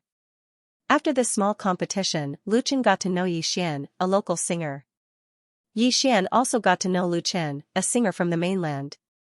Although he wasn't able to obtain the authorization for "The Love of My Life" as he wished, Yi Xian still enthusiastically invited Lu Chen to participate in a Hong Kong singers' music gathering. Lu Chen didn't play very late at La Dolce Vita 97. Although Xiangyang's nightlife had just begun, he was already used to sleeping early and waking up early. Thus, after saying goodbye to Yi Xian and Li Zhen's friends, he returned to his residence. After returning to his apartment and taking a shower, Lu Chen thought for a moment and sent a message to Chen Feier. He didn't expect Chen Feier to call back so quickly. Lu Chen was surprised. "It's so late and you're still awake? What are you doing?" Chen Feier said coquettishly, "I can't sleep. I just lay down on the bed and wanted to sleep when I received your message." "What's wrong?" Lu Chen smiled and said, "Nothing, I just miss you." Chen Feier giggled and said, Xu Jing called me in the evening and said that you were very popular at her charity dinner. A song was sold at a sky-high price of millions. Madame Jean sent 2 goddaughters eagerly. Aren't they beautiful? Lu Chen didn't know whether to laugh or cry. What? It's just a deal. She paid for it, and I just contributed a little. Chen Feier would actually be jealous, but she was very cute when she was a little jealous. Humph, I don't think you dare to have any playful thoughts, Chen Feier said coquettishly. I have a lot of informants in Xianxia. They can keep an eye on you all the time. Lu Chen smiled and said, how can there be such a powerful informant? It's better for you to come and keep an eye on me. Chen Feier sighed and said, if I knew this, I wouldn't have accepted this movie. I can't leave for at least a year. I have to travel all over the country. I'm so tired. She was currently filming a big drama produced by CCTV. It was a big investment and there were many stars. The shooting period would take at least a year, so even if she wanted to come to Xianxia, she might not have the time. Although it was a joke, Chen Feier was really a little worried about Lu Chen's career in Xianxia. Although Lu Chen's character was trustworthy, they were not married after all. It was hard to guarantee that no one would covet this piece of Tang Seng's meat. Especially in Xianxia, it was a special zone that allowed people to marry more than one wife. Lu Chen was very young, super handsome, and outstanding talent. In the eyes of any woman, he was definitely a diamond-level bachelor and would be popular everywhere. Of course, Chen Feier was confident in himself, but he couldn't stand the fact that the two of them were in different places. And Xianxia was also a famous nest of beauties. When it came to emotional issues, the Heavenly Queen was also selfish, so she couldn't help but give him a warning. She also complained. Lu Chen comforted Chen Feier with a few gentle words, coaxing Chen Feier's heart to feel sweet. In the end, Chen Feier said, it's not easy for Sister Xu Jing now. If you can help her more. No matter how glorious she was in the past, the current Xu Jing was no longer her original identity. Her return to the entertainment industry was more like a gamble. If she lost, she might lose everything. She couldn't afford to fail again. They were both women and good friends, so Chen Feier was willing to let Lu Chen help. Lu Chen said, I know. Speaking of this, his heart moved, and he chatted with Chen Feier about going to Lan Guifeng to play at night. Of course, it also included getting to know Yi Xian. Chen Feier didn't know Yi Xian, nor did she care. She was very envious of Lu Chen's ease. Next time I come to Xianxia, we'll go to La Dolce Vita 97 together. I know about this bar, but I've never been there before. It sounds very interesting. When the time comes, you can sing for me again, there's no need to go through so much trouble. I'll sing it for you now. There was no need to find a guitar to accompany him. Lu Chen directly sang into the microphone, if you wait foolishly, one day, you will finally be able to wait for the love of your life. Who would mind our relationship? Every time we encounter an accident, we don't know the future. When he sang the love of a lifetime again, he sang it for only one person. A person who really wanted to sing it to her, gentle and affectionate. If it's real, if it's fake, if you can play yourself, you will give the gentleness in your heart to your only confidant. Chen Feier listened quietly without saying a word. After Lu Chen finished singing, he asked softly, are you listening? What answered him was the sound of even and long breathing. The person on the other side of the phone had already fallen asleep. The corner of Lu Chen's mouth curled up into a smile, his eyes filled with tenderness. He didn't end the call immediately. Instead, he listened to Chen Feier's breathing, as if she was by his side. Outside the window, the moonlight was like water, and the night was gentle. Some people were singing, some people were dancing, some people were playing, and some people were laughing. The night in Xianxia was never peaceful. Therefore, when many people had already fallen asleep, there were still many people who were still enjoying life or busy with their daily tasks. On the 27th floor of Block B, Longqing Building, 269, Guangming Road, Queens Road West, the editorial office of Polo Daily was brightly lit, and a group of newspaper editors were working nervously in front of the computer. Polo Daily was one of the free newspapers with the largest circulation in Xianxia, with a daily circulation of more than 700,000, so it had a great influence in Xianxia. This newspaper aimed at the general public had always been known for its fast, accurate, and ruthless reporting of social news. Fast refers to the speed at which they publish news. Although it can't be compared to the internet, even if the news just happened tonight, when the citizens wake up tomorrow morning, they can see the relevant reports and comments at the newsstand or in their own mailbox. Accurate referred to their accurate positioning of news, aiming at the social hotspots and entertainment gossip of Xianxia, and grasping the tastes and hobbies of the general public, so the circulation was high. As for ruthless, it had a rich meaning. The paparazzi of Polo Daily were ruthless in grabbing news, and their editors were also ruthless in writing. Specifically speaking, it was enough to write a thick storybook.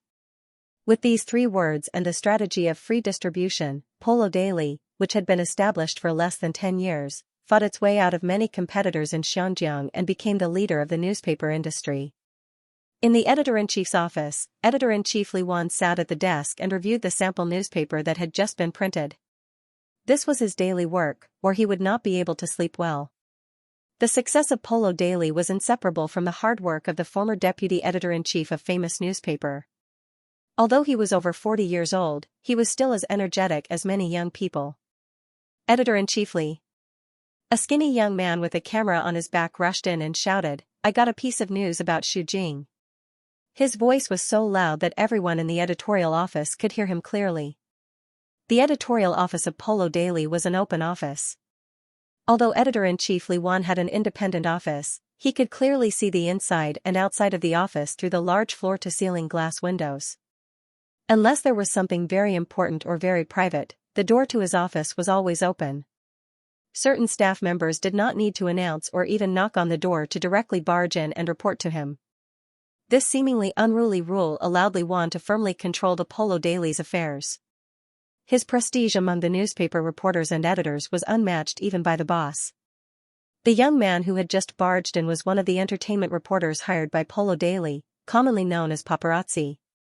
Li Wan put down the printed sample in her hand and looked at him with a faint smile. "Xiao Ho, you won't make a mistake again this time, right?" Xiao Ho's face turned red. He quickly raised the camera in his hand and said, "It's true this time." Tonight, Xu Jing held a charity dinner at the Shangri-La Hotel. After it ended, she went to Lanting Coffee with a handsome guy, and then, "Quick, let me see." Li Wan's interest was immediately piqued. She took Xiao Ho's camera and skillfully connected it to the computer with a data cable. She retrieved the photos from the memory card and watched them. Xu Jing used to be a pop diva in the music industry. After marrying into a wealthy family, she retired from the entertainment industry. A few years ago, her divorce caused an uproar, and she was still a very popular figure in the industry. Xu Jing was both a star and a socialite, which was quite newsworthy. She had not been dating anyone for a few years after her divorce. If the photos Xiao Ho took could prove her new relationship, it was completely worthy of being in the headlines. "This one, look at this one, and this one." Xiao Ho stood next to her, pointing and explaining nervously, "There was a traffic jam in Central at night. I could have come earlier, but I was stuck on the road." As a newcomer, Xiao Ho's seniority in Polo Daily was very shallow.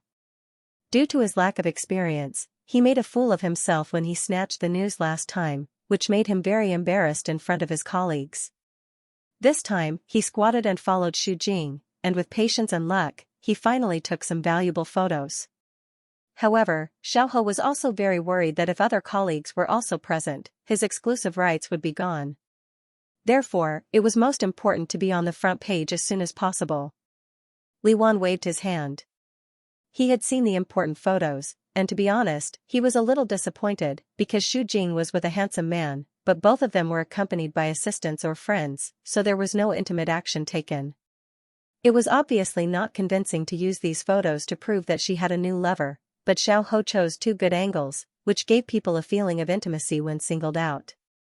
However, Li Wan searched in his mind, but he could not recognize the tall and handsome young man as an entertainer in the entertainment circle, or a descendant of a famous family. Of course, Hong Kong was so big and there were countless outstanding young people, so it was normal for Xu Jing to find a lover who was unknown to people outside the circle, but the identity of the other party would definitely not be very simple. He thought for a moment and immediately made a decision: "I'll give you a position on the B page." Use these photos and ask Xiaozhang to immediately rearrange the page and add a title. After proofreading, send it to the printer immediately. Free newspapers like Polo Daily, which mainly focused on social news and entertainment news, usually had big headlines, big pictures, and few words.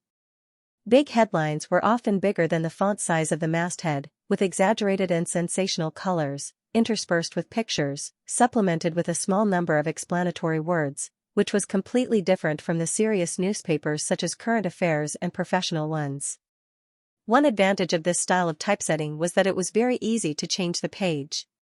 It was common to temporarily change the content of the page before printing, so the editors had long been used to it. The B page was the second page, second only to the front page. Xiaohe was already overjoyed. An editor complained, "Xiaohe, you've really made it this time. We have to work overtime because of you. You have to treat us."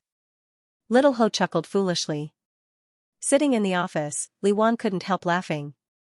He held the mouse and found the previous photos. For some reason, the chief editor felt that the young man who had coffee with Xu Jing in the evening was a little familiar. Out of professional sensitivity, he had to think carefully, maybe it would be a big news. At the same time, on the pop music section of Hong Kong's largest BBS forum, someone had just posted a video. The title was, "Has anyone heard this song?" Xianxia was the gateway to South China and the mainland's bridgehead to South Asia and the Western world. Since the beginning of the last century, Xianxia's economic development had always been ahead of the domestic and had long reached the standards of developed countries. However, since the beginning of the new century, especially after the explosion of the internet industry, Xianxia gradually fell behind, especially in the IT industry. There were only a few local high-tech companies in Xianxia, and the talents trained by the University of Technology often chose to go to domestic or foreign countries to develop. The unique cultural atmosphere, the lag of the industrial system, and the rapid and intense pace of life and work led to the average time spent on the internet for young people in Xianxia. The internet space that young people in Xianxia usually liked to browse and communicate was mainly concentrated in a few big BSS, or large foreign social network service sites, and finally Hong Kong blogs in Xianxia. Other than professionals, very few people liked to browse domestic websites. Even if the domestic websites were far more developed than Xianxia, young people in Xianxia rarely interacted with domestic netizens. Pride and isolation were the portrayal of them. Therefore, the internet circle of Xianxia was a relatively closed virtual world. The Hong Kong Forum was undoubtedly one of the biggest fortresses in this world. Most people had their own accounts on this BBS website. The Hong Kong Forum account was also connected to the Hong Kong blog. The combination of the two was basically the online home of the people in Xianxia. If you wanted to know about the big and small things in Xianxia, you could get first-hand information on the Hong Kong Forum and blog. The Hong Kong Forum had a total of 12 main sections, and the pop music section was one of them. Has anyone heard this song? The post was uploaded at 11 o'clock in the evening. There were many netizens in the section. Most of them were fans of pop music, and there were even some professional singers. Xianxia's pop music started in the 1970s. Like Xianxia's movies, it had a glorious period. A large number of Xianxiang singers, represented by Cantonese songs, had a high reputation in the mainland. Although Xianxia's pop music was showing a trend of decline and had fallen into an embarrassing situation in recent years, the number of fans was still quite large. Therefore, the popularity of the pop music section had always been very high. Similar posts were very common, and many enthusiastic netizens clicked on the post. The poster's name was Vivian, and she was registered as a girl. She wrote in her post, "Tonight, I went to Lan Gui Fong with my friends to play. At La Dolce Vita 97, I happened to run into the LDV Singing King Award held by the bar. Then, I unexpectedly saw Yi Xian singing on stage, a song by Lu Tianwang, Breaking Dawn. Seeing this, everyone was a bit confused. Since Yi Xian was singing Lu Tianwang's Breaking Dawn, then who hadn't heard of this song, he didn't expect Vivian to not waste any ink on Yi Xian. She focused on the participant that appeared after Yi Xian. She used exaggerated and enthusiastic strokes to describe how handsome this participant was, how good his singing was, and how touching it was. Finally, she desperately wanted to know where she could download the original version of this contestant's song. At the end of the post, there was a video taken by a mobile phone. This strange turn of the road, this exaggerated tone, made many of the single members of the forum feel very unhappy. Many people secretly suspected that it was deliberately hyping up and stepping on Xianxia to rise to the top. It was not surprising that there was such a guess. Right now, the pop music world of Xianxia was in chaos. In order to gain a higher position, new artists and singers used all kinds of unscrupulous means to hype up. Naturally, the pop music section could not escape the influence of this trend. But regardless of whether it was a hype or not, everyone clicked on the video. They decided to take a look first. If it was really a hype, then regardless of whether the original poster was a girl or not, they would definitely scold her and ask the moderator to delete the post. Needless to say, this 7-minute video was a recording of Xianxia singing The Love of My Life at La Dolce Vita 97, from the moment he went on stage to the moment Xianxia appeared. After watching the video, the forum members who boasted of themselves as veterans fell into a short period of silence. A large number of replies appeared after a few minutes. I've never heard this song before, but to be fair, it's a very good work. I agree with the seventh floor. It's a good song, but I've never heard it before. I can't find it on the internet. Since it could be an original work, I can only say that this singer is very good. Well, his guitar playing is very sharp, and his singing level is very high. He should be a professional. Really? Hey, he's so handsome and powerful. He should have been famous long ago. Why haven't I seen him before? Could it be a new debut? Didn't you all pay attention? He said he came from the mainland, and it was his first time playing in Languifang. Mainland? Damn it. Let's not talk about it for now. I'll take down the score of this song first. Good song. Although there were a lot of doubts and puzzlement, most people in the pop music section thought that this The Love of My Life was a very outstanding Cantonese work. They expressed shock and surprise that Xianxia, who sang this song, was from the mainland. It was common for Hong Kong singers to go to the mainland to sing Mandarin songs, but it was really rare for mainland singers to come to Hong Kong to sing Cantonese songs. There were also a few famous ones, but Xianxia was definitely not one of them. In fact, none of these forum veterans who participated in the discussion recognized Xianxia. Until an ID called 3 Bowls of Wine appeared. Haha, you don't believe me when I say you're ignorant. Do you know who this is? It's ridiculous to say that Xianxia is hyped up. Compared with this guy, Xianxia is only good enough to carry shoes. You guys are all frogs at the bottom of a well. As soon as 3 Bowls of Wine read the post, the comment section immediately exploded. Old wine, if you have something to say, just say it. What kind of hero are you to hide it? Forgive me for being ignorant. Throw your mother away. F***ck your lungs, loser. God of Wine, please explain. 3 Bowls of Wine was famous in the pop music and film and TV talk sections of Hong Kong's BBS. He was known for his high professionalism, sharp comments, and poisonous tongue. Fans called him God of Wine, and haters scolded him as Broken Bowl. He could be considered a topical figure. His fighting ability was absolutely superb, and his ability to attract hatred was first class. With a few words, he provoked a battle in the forum section and dragged a group of people into the water. As a result, who has heard this song? This post became popular, and it quickly reached the front page of the BBS, and then was seen by the administrator and pinned to the top. Along with the song The Love of My Life, more and more netizens in Hong Kong knew. Vivianis, who has heard this song? The post was posted on the pop music section of the Hong Kong forum at 11:10 a.m. Within half an hour, the post had become one of the hottest posts on the homepage of the Hong Kong forum. It had over 20,000 views and over 1,000 replies.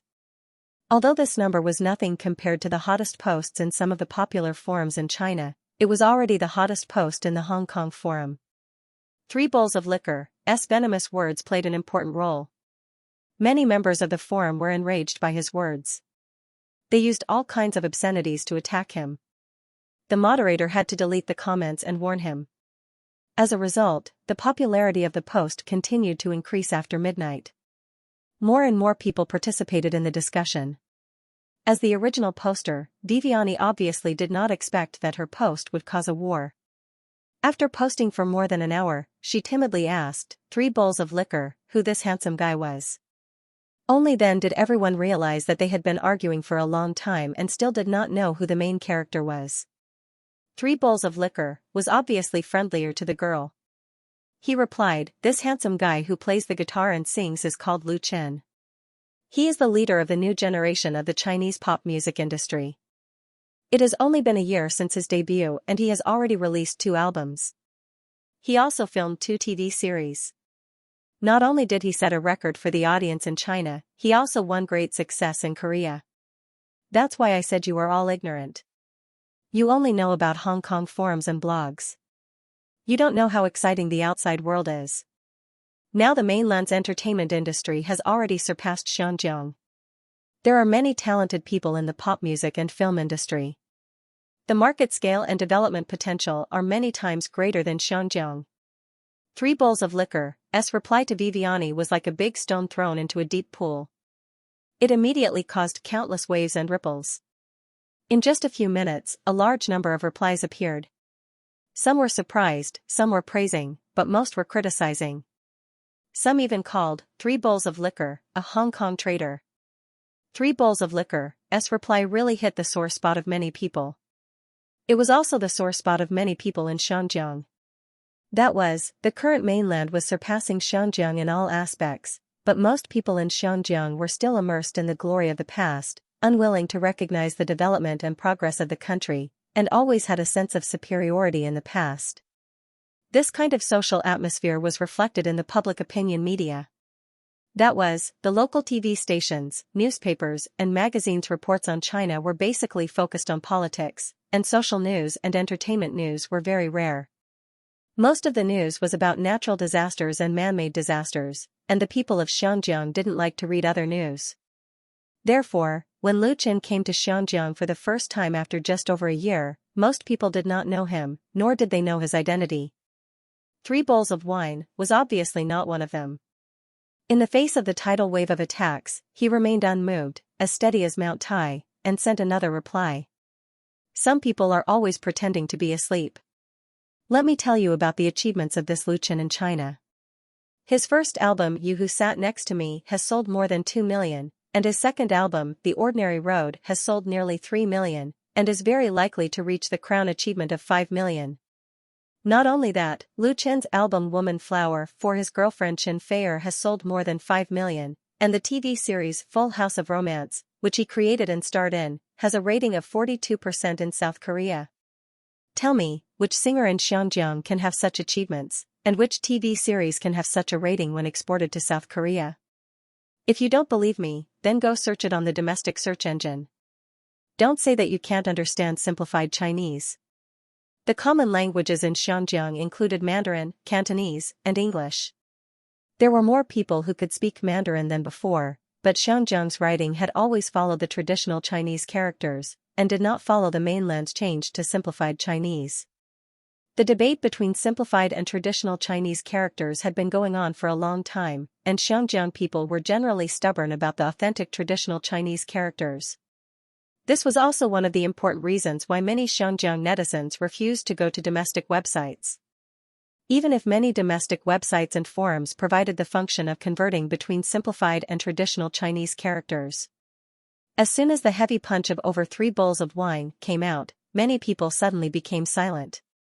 The 2 albums added up to 5 million sales, and the album produced by others also sold more than 5 million.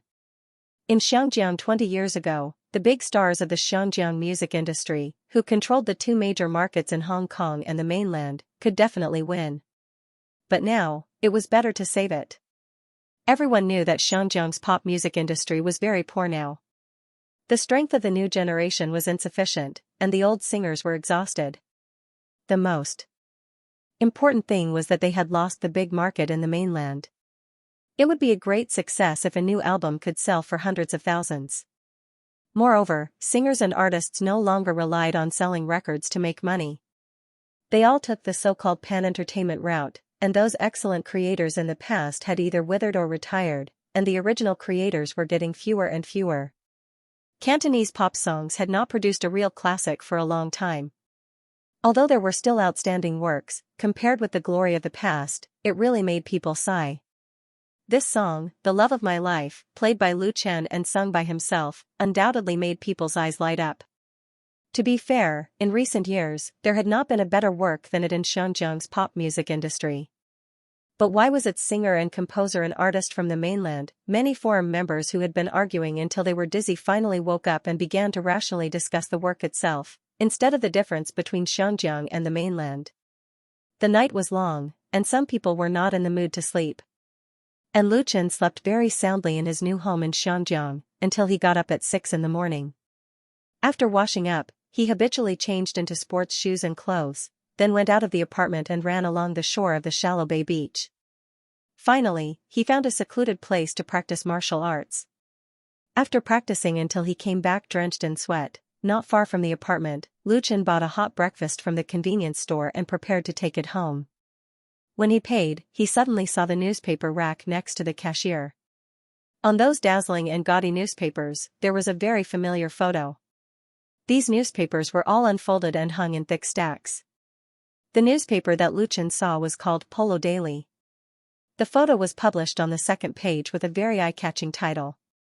Xu Jing met a mysterious handsome man at night, suspected to have a new lover. Damn, Lu Chen couldn't help but curse. This photo was the scene of him sending Xu Jing to the car after drinking coffee with her last night. It was actually taken by paparazzi. Xianxia's paparazzi really deserved their reputation. The entertainment reporters in Xianxia had the same origin as the notorious paparazzi in the UK, and they had the essence of the latter. Because the media in Xianxia was very developed, even in the age of the internet, the traditional TV, radio, newspapers, and magazines were still very powerful, and they competed for limited resources in a limited space. Therefore, most of the paparazzi in Xianxia had developed a special ability to follow, secretly take photos, and dig up the privacy of celebrities. Especially the celebrities in Xianxia, they all changed their faces when talking about paparazzi. Guarding against paparazzi was a basic skill, and those who didn't master this skill would be embarrassed sooner or later, unless they were clean and innocent. Therefore, there were many celebrities who quit the entertainment circle, which gave rise to sensational entertainment gossip such as XXX Door. Before coming to Xianxia, several of his friends in the circle, including Chen Fei had warned Lu Chen that the paparazzi in Xianxia were very powerful, and he must be very careful not to let them have anything on him. Lu Chen kept that in mind, but after arriving in Xianxia, he found that the atmosphere here was special, and there were very few people who knew him, so he more or less slacked off. He didn't expect that he would be secretly photographed. In fact, he knew that it was useless for him to be careful, because Xu Jing was careful enough, and she also didn't expect it. Lu Chen couldn't help shaking his head, and reached out to take the Polo Daily. How much? The clerk replied, 50 cents. Polo Daily was a free daily, but it was not free to sell it in convenience stores or newsstands, so the 50 cents was the booth fee that the latter naturally earned. But this price was very cheap, because as a daily newspaper, Polo Daily had more than 20 pages, and it had enough materials, so it had a lot of weight in his hands. Lu Chen had some understanding of the media in Xianxia, and he knew that Polo Daily was a rising black horse in Xianxia in recent years, and its daily circulation was much higher than that of several old newspapers in the same industry, which was very powerful. He didn't expect that he would be on the second page of Polo Daily just a few days after coming to Xianxia. But what made Lu Chen dumbfounded was that in this sensationalist news article, he was just a mysterious man. What was even more outrageous was that the article even hinted that he might be Xu Jing's gigolo. If the owner of the was standing in front of Lu Chen at this moment, Lu Chen would not hesitate to throw the nonsense newspaper in his hand at his face. With breakfast and newspapers, Lu Chen returned home. After washing off his sweat, he had just changed into clean clothes when the phone on the coffee table rang. After the call was connected, Xu Jing's voice came through the phone. Lu Chen, I'm really sorry. Lu Chen understood as soon as he heard it. Do you want to talk about today's Polo Daily report? Ah. Xu Jing was surprised. You've seen it? Lu Chen laughed. Yes, I've seen the power of the Xianjiang paparazzi. Xu Jing said apologetically, "I'm sorry, it's my negligence that got you into trouble. I'll post a statement on my blog to explain. I'm sorry for the trouble." The blog she was talking about was not the Domestic Waves blog, but a Hong Kong blog. Lu Chen said, "It's not your fault. You don't have to apologize. It's not a big deal." Countless precedents had proved that as a celebrity, it was not worth it to be angry with the media. Unless it was blatant malicious slander or fabrication, it was enough to clarify and laugh it off. Since he had come to Xianxia to develop his career, he must be familiar with and adapt to the rules here. Therefore, Lu Chen didn't take it to heart, and of course, he wouldn't blame Xu Jing. After chatting for a while, Lu Chen ended the call with Xu Jing. He thought for a while and called Chen Feier. The communication between the media in China and Xianxia was very poor, and gossip usually rarely appeared there. But now it was the age of the internet, and the transmission of information was very fast. Therefore, for the sake of safety, he had to tell Chen Feier about it. After all, it was a scandal. After listening to Lu Chen's words, Chen Feier laughed and shouted, "Send this newspaper to me right now. I want to see the so-called mysterious man." Lu Chen was speechless. He had nothing to say to her. After breakfast, he went out to the studio. Today, he was going to visit a local film company with Wan Xiaoquan and Chen Wenxiang to discuss the cooperation of the new film. At the same time, Xu Jing posted a statement on her blog. The main content of the statement was to refute the report of Polo Daily. She explained the identity and background of Lu Chen in detail, and specifically said that it was the first time they met last night, and that they talked about her new album in the cafe. At the end of the blog post, Xu Jing also attached a photo of her and Lu Chen at the charity dinner at that time. Xu Jing was the queen of the music industry in Xianxia, so she naturally knew how to deal with this kind of gossip. She didn't cover up Lu Chen's identity, and frankly announced it to everyone, so that she could show her calmness.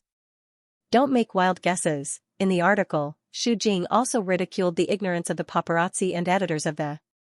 They didn't even know Lu Chen, who has recently become a hot topic in China and Korea. They even called him a mysterious man, which was ridiculous. Xu Jing had more than 500,000 fans on her blog in Hong Kong, which was much less than those big stars.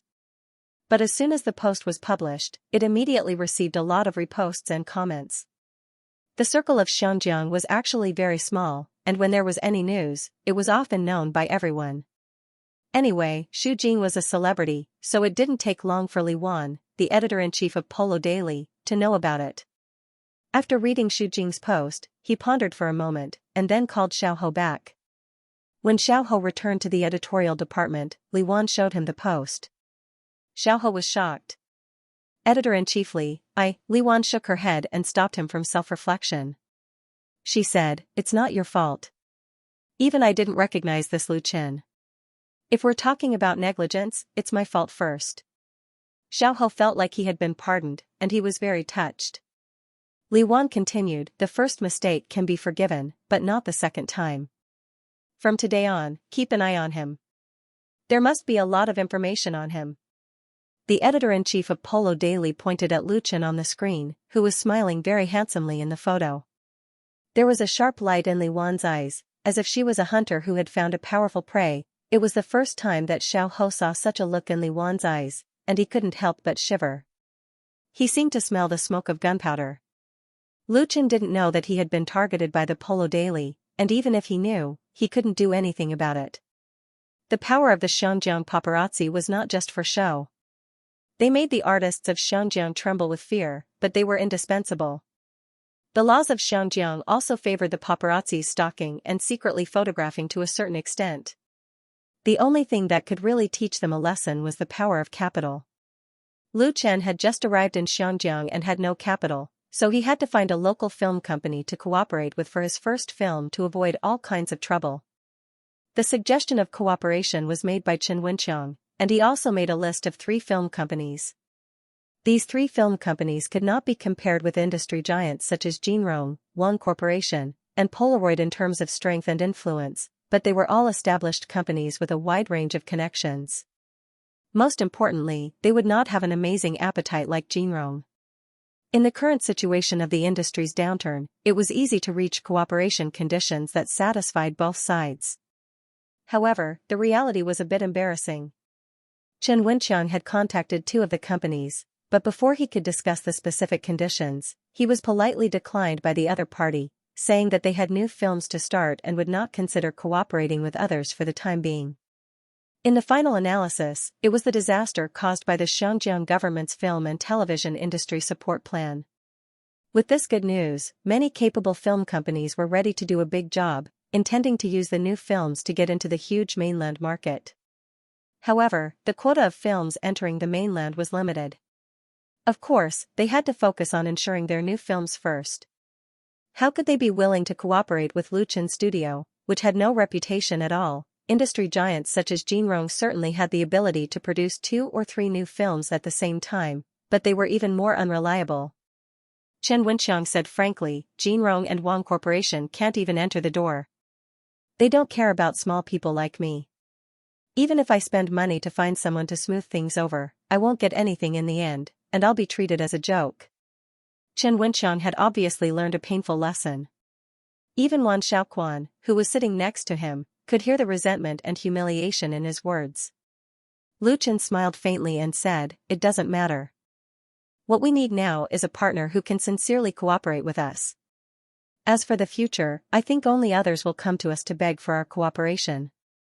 He said it very calmly, as if he was talking about a very ordinary fact. His words revealed a strong sense of confidence. Wan Xiaoquan agreed with him, but Chen Wenxiang didn't. He knew that Lu Chen was talented and famous in the mainland, but this was Hong Kong. Of course, Chen Wenxiang would not expose his inner thoughts on his face.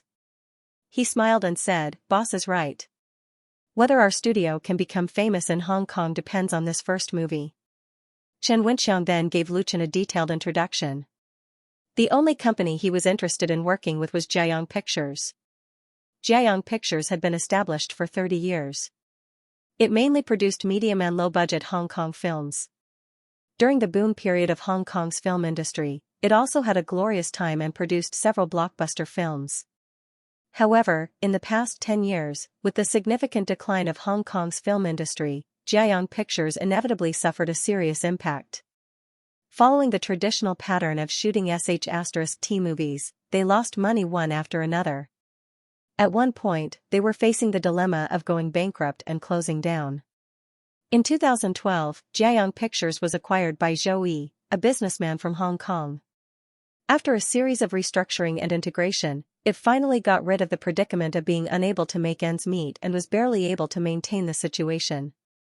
"Zhou Yi is a real businessman," Chen Wenxiang commented. "He only cares about profits, but he values credibility." When he acquired Jiayang Pictures, he directly fired 70% of the old staff.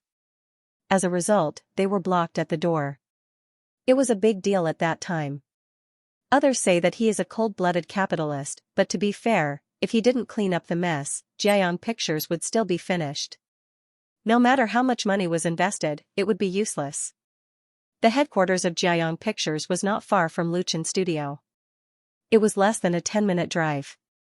However, the roads in Hong Kong were very congested, so it took them almost half an hour to get there. The office of Jiayang Pictures was in an old office building. After Lu Chen and the others went up to the address, they soon met the general manager of Jiayang Pictures, Zhang Yifan. Zhang Yifan was a middle-aged man in his 40s. He was wearing a suit, his hair was neatly combed, and he was quite strong. He had the aura of someone who had retired from the world of martial arts.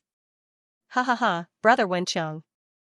Seeing Chen Wenxiang, the general manager of Jiayang Pictures greeted him with a smile and took the initiative to extend his hand. "Long time no see. You are a rare guest." Chen Wenxiang was a little flattered. He knew Zhang Yifan, and it would be nonsense to say that they were friends. In the circle, there was still a big gap between the two of them. Others might not know, but judging from Zhang Yifan's attitude, they must have thought that they were old friends. But Chen Wenxiang was not an ordinary person after all. He did not get carried away by Zhang Yifan's enthusiasm. He also showed a happy smile and shook hands with Zhang Yifan. "Boss Zhang, you really think too highly of me. Wenxiang doesn't deserve it." He let go of his hand and first introduced Lu Chen to him. This is Lu Chen, my current boss. Zhang Yifan's smile disappeared, and his expression became serious. He thoughtfully looked at Lu Chen, who was standing next to Chen Wenxiang. Lu Chen smiled and reached out to Zhang Yifan. Hello, Boss Zhang. I've heard a lot about you. Zhang Yifan's expression changed again, and a smile appeared on his face again. He held Lu Chen's hand tightly and said, I should say that I've heard a lot about you. Lu Chen, I know you. You're a big star in the mainland. You really bring light to my humble place by coming to Jiayang Pictures. Lu Chen smiled and said, Boss Zhang, you're too polite. After some polite greetings, Lu Chen introduced Wan Xiaoquan to Zhang Yifan. Lu Chen, Wan Xiaoquan, and Chen Wenxiang were the three horses of the newly established Xianxia film and television studio. The three of them came to Jiayang Pictures at the same time, which showed that they attached great importance to this cooperation. Zhang Yifan obviously understood that this was the sincerity of Lu Chen, and he also had the interest and sincerity of cooperation. So the two sides sat down smoothly and began to negotiate about the movie A Chinese Ghost Story. Although Zhang Yifan's attitude was very good and sincere, when it came to specific cooperation matters, he showed the shrewdness of a film company's general manager, which was very difficult to deal with. Because of the disagreement on the most important proportion of shares, they quickly fell into a deadlock. So in the end, the two sides did not reach an agreement on the spot. Dragging heavy steps, Ma Rongzhen slowly walked out of the main gate of Lion Rock Film and Television City, ready to take a minibus back to his home in Tianshui. Lion Rock Film and Television City was the film and television shooting base of Xianxia, covering an area of more than 5,000 mu. Although the scale was not comparable to the three major domestic film and television bases, it was already a large project and a large site in Xianxia. This film and television shooting base was built during the boom period of Xianxia's film and television industry. After several expansions, it formed the current pattern, with a number of large-scale ancient and modern scenic spots. In addition to receiving film and television crews, it was also open to tourists. Many of Xianxia's films and television works were shot in this film and television city at the foot of Lion Rock Mountain, and the scenery catered to the characteristics of Xianxia's film industry. So far, it has an important position in the local film and television industry. Ma Rongzhen could not remember how many times he had been in and out of Lion Rock Film and Television City. He was a student of the 7th Artist Training Class of ATV in the late 1980s. After graduation, he signed with ATV and began to play the old-fashioned career. After the end of the period, he entered the film industry. At that time, ghost films were popular in Xianxia. Ma Rongzhen's image was good, and he was chosen by the director to play the role of a Mao Mountain Taoist priest in a zombie film. As a result, he became popular and was very popular for a few years. However, ghost films declined and were basically abandoned by the audience at the beginning of the new century. As a special actor, Ma Rongzhen had to face the embarrassment of transformation, and his career plummeted. The business he invested in failed, and his wife and children left him. Ma Rongzhen originally lived in Jiulong, but he had to sell his house to pay off his debts and moved to Tianshui for 10 years. The rich areas of Xianxia were mainly concentrated in Repulse Bay, Saikung District, Shekou, Banshan and so on. Jiulong was regarded as a gathering place for the middle class. As for the poor areas, they were Tianshui and Wudun.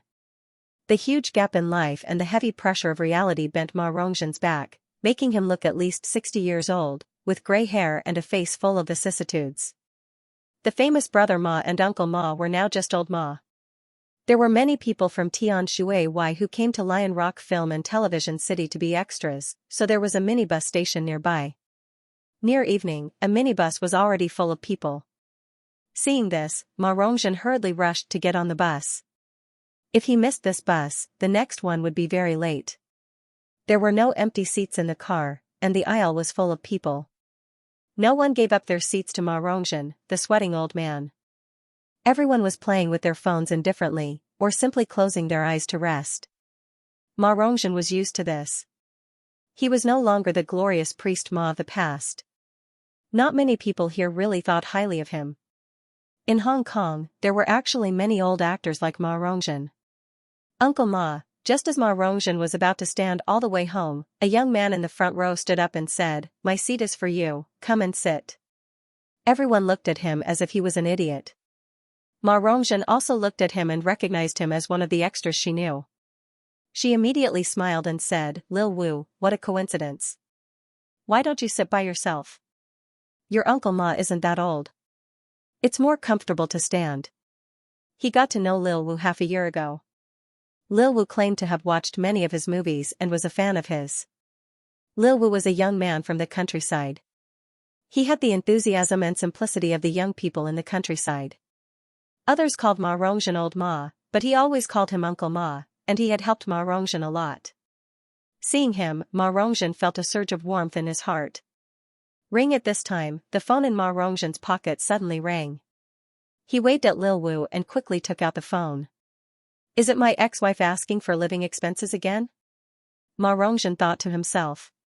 He put the old phone to his ear and asked in a low voice, "Hello? Is this Ma Rongzhen, brother Ma?" The voice coming from the phone was very strange. Just now, Lil Wu called him Uncle Ma, and now someone called him Brother Ma. Ma Rongzhen couldn't describe his feelings. He quickly replied, "Yes, and you are?" The other party said with a smile, "I'm Chen Wenqiang. You may not remember me, but we had dinner together in Kowloon Tang 3 years ago. Brother Biao and Huzi were also there." Oh, hello. Ma Rongzhen remembered the dinner, but he really couldn't remember who the other party was. It just sounded a little familiar. Fortunately, the other party didn't have any intention of reminiscing. He asked directly, "Brother Ma, are you free these days?" "Am I free? Of course I'm free." Recently, Ma Rongzhen was not only free, but he was extremely free. He was now mingling in the Lion Rock film studio, and he was not much different from an ordinary extra. He was just playing a small role. He had a day's work to do and earn a day's salary to fill his stomach. "I'm free." "What's the matter?" "Here's the thing," Chen Wenqiang said, "we're preparing to shoot a new movie here, and there's an important role in it that suits you very well, so I recommended you to the boss. Can you come for an audition?" "New movie?"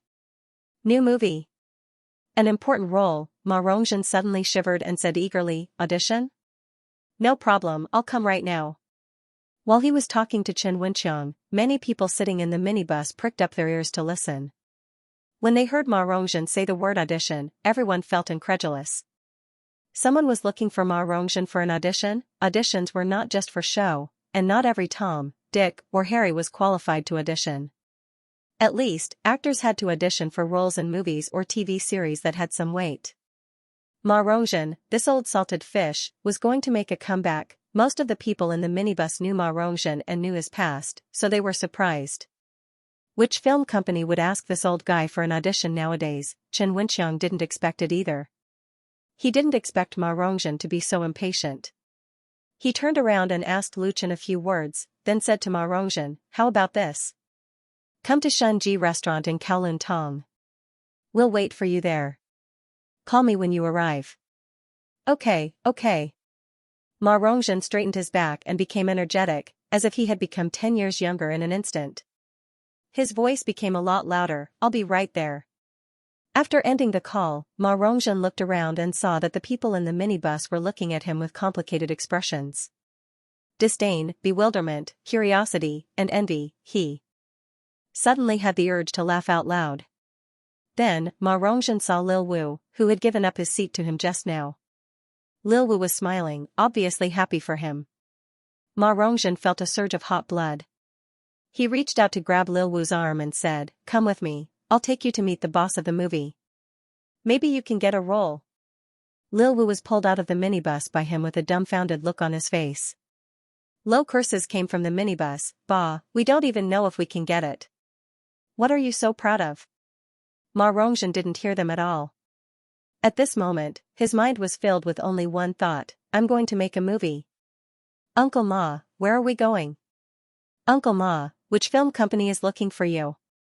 Uncle Ma, Xiao Wu, who had been pulled out of the minibus by Ma Rongzhen, finally came to his senses. Suddenly, he could not help but blurt out countless questions. He was full of uncertainty, as if he had suddenly been hit by a pie in the sky. Can I really get a role? Xiaowu had just turned 20 this year. After graduating from high school, he had come out to make a living.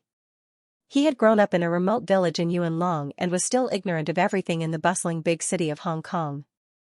But Xiaowu was very clear that this was likely to be a chance for him to change his life.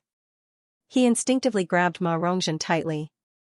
Ma Rongzhen flagged down a taxi on the side of the road. After getting into the car and sitting down, he said to Lil Wu earnestly, "Lil Wu, I don't know which company hired me to act in a movie, but no matter what, as long as I can successfully audition for the role, how about you be Uncle Ma's assistant for now?" Ma Rongzhen had been famous in the past. At his peak, he had 4 or 5 assistants and bodyguards with him. Although he was now down and out, he could not be looked down upon. Therefore, he pulled Xiaowu over, on the one hand, to take care of him, on the other hand, to support himself. Xiaowu nodded blankly. Assistant? What a high-class word. He had worked as an extras in the Lion Rock film and television city and had seen many stars' assistants. Some of them were even more arrogant than the stars themselves. They were definitely existences that a nobody like him envied. Even if he was Uncle Ma's assistant, it was better than getting a small role with only a few lines, right? Thank you, Uncle Ma. Ma Rongzhen patted Xiaowu with relief and said, "When you see the big boss later, talk less and look more. You must be polite and don't screw me up. By the way," he said to the taxi driver, "brother, please take us to the nearest clothing store."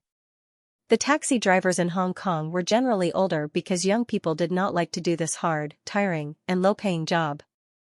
The taxi driver looked even older than Ma Rongzhen. Ma Rongzhen suddenly thought of a problem. Both of them were wearing the costumes of extras and smelled of sweat. It would be too embarrassing to meet the boss of the movie like this, so they had to change into clean clothes.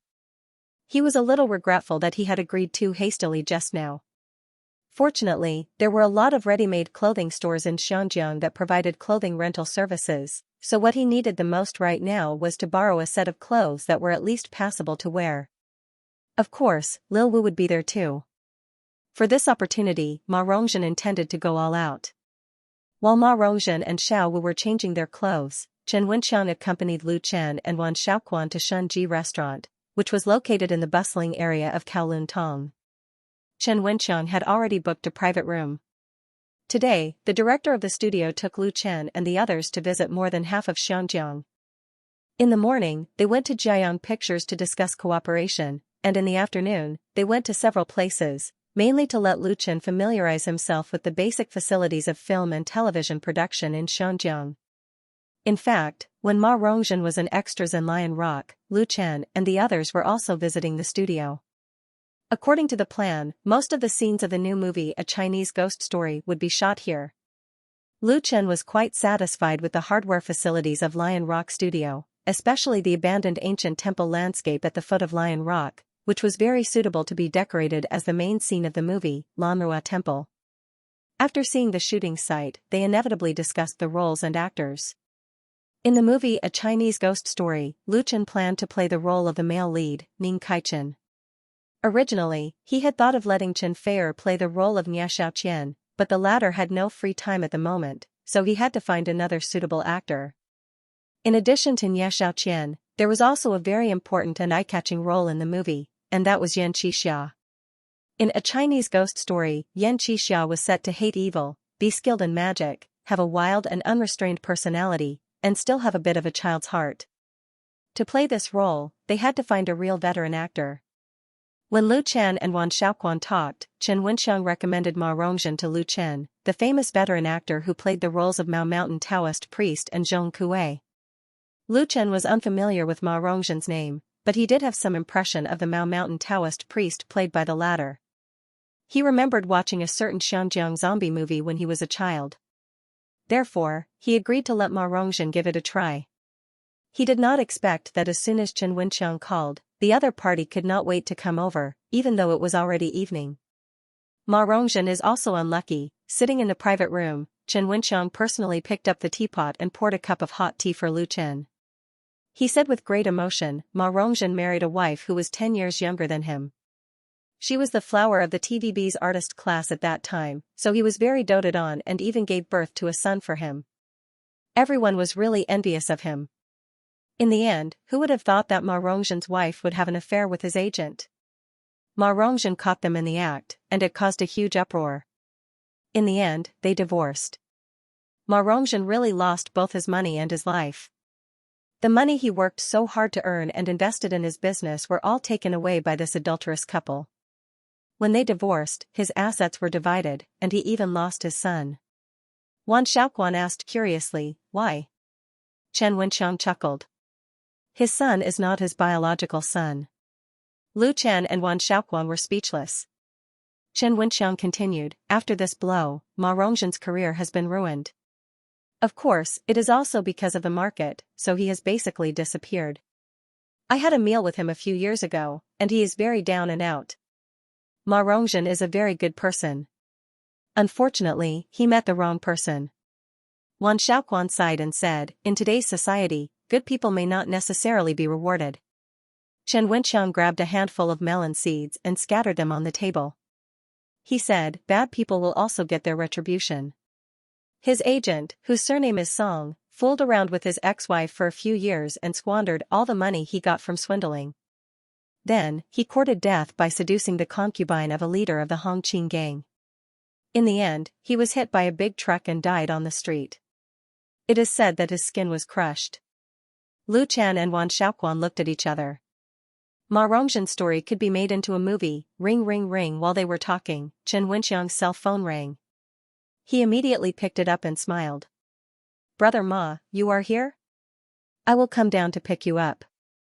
After hanging up, Chen Wenxiang said to Lu Chen, Ma Rongzhen is here. I will go down first. Lu Chen nodded. Okay. No matter what, Ma Rongzhen was a senior in the industry. Even if he was down and out, he should still be respected. It was most appropriate for Chen Wenxiang to step up. Stepping into the box, Ma Rongzhen immediately saw Lu Chen sitting in the main seat. Compared with Wan Xiaoquan and Zhang Xiaofeng who were sitting next to him, Lu Chen was like a star in the night. He could be distinguished from the crowd at a glance and leave a deep impression.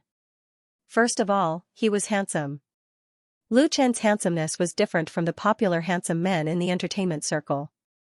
Although he was not extremely handsome, his face was well-defined, his eyebrows were straight, and his nose bridge was straight. He had the firmness and calmness of a young man, which made people instinctively feel that he was a trustworthy person. This is the boss of the film company?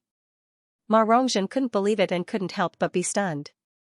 To be honest, Wan Xiaoquan was more like a boss, and Lu Chen was a star artist under his company.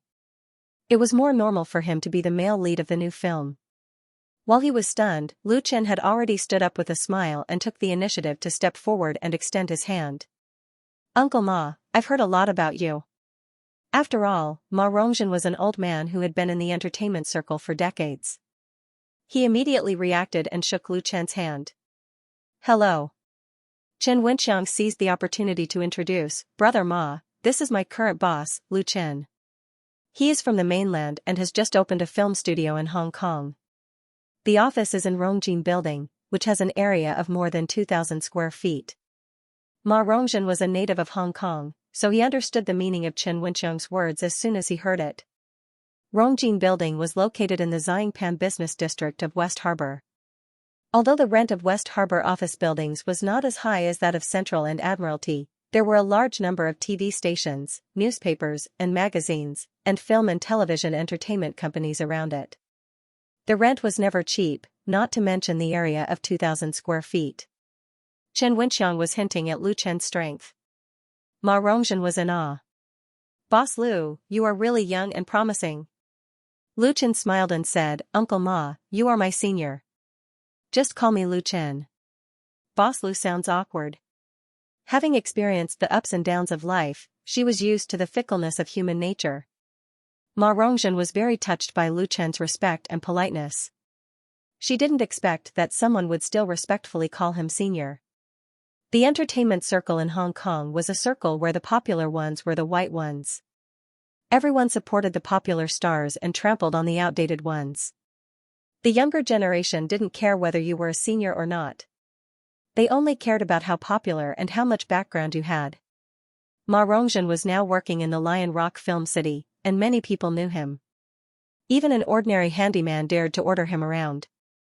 Although Lu Chen is from the mainland, with Chen Wenxiang around, it is impossible for him to know nothing about his situation. It was precisely because of this that Lu Chen's attitude was so precious. Chen Wenxiang added, Mr. Lu Chen is a popular star in the mainland.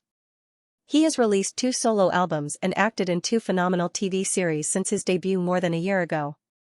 This time, he came to Xianxia to make a movie. When Ma Rongzhen heard that, he couldn't describe the feeling in his heart with words. He didn't doubt that Chen Wenxiang was bragging for Lu Chen, because there was no need to do so. No matter what Lu Chen's identity was, as long as he could come up with the money to hire him to shoot a movie, it was enough. Lu Chen smiled and said, let's sit down and talk. Everyone sat down again, and Chen Wenxiang introduced Wan Xiaoquan and Zhang Xiaofeng to Ma Rongzhen. Ma Rongzhen also introduced his assistant Lil Wu to Lu Chen and the others. Lil Wu sat on the side, trembling with fear. He didn't even dare to breathe heavily. He had only seen such a scene in movies and TV series before. It felt a little like a dream. Chen Wenxiang called the waiter to order. The menu was given to Lu Chen first.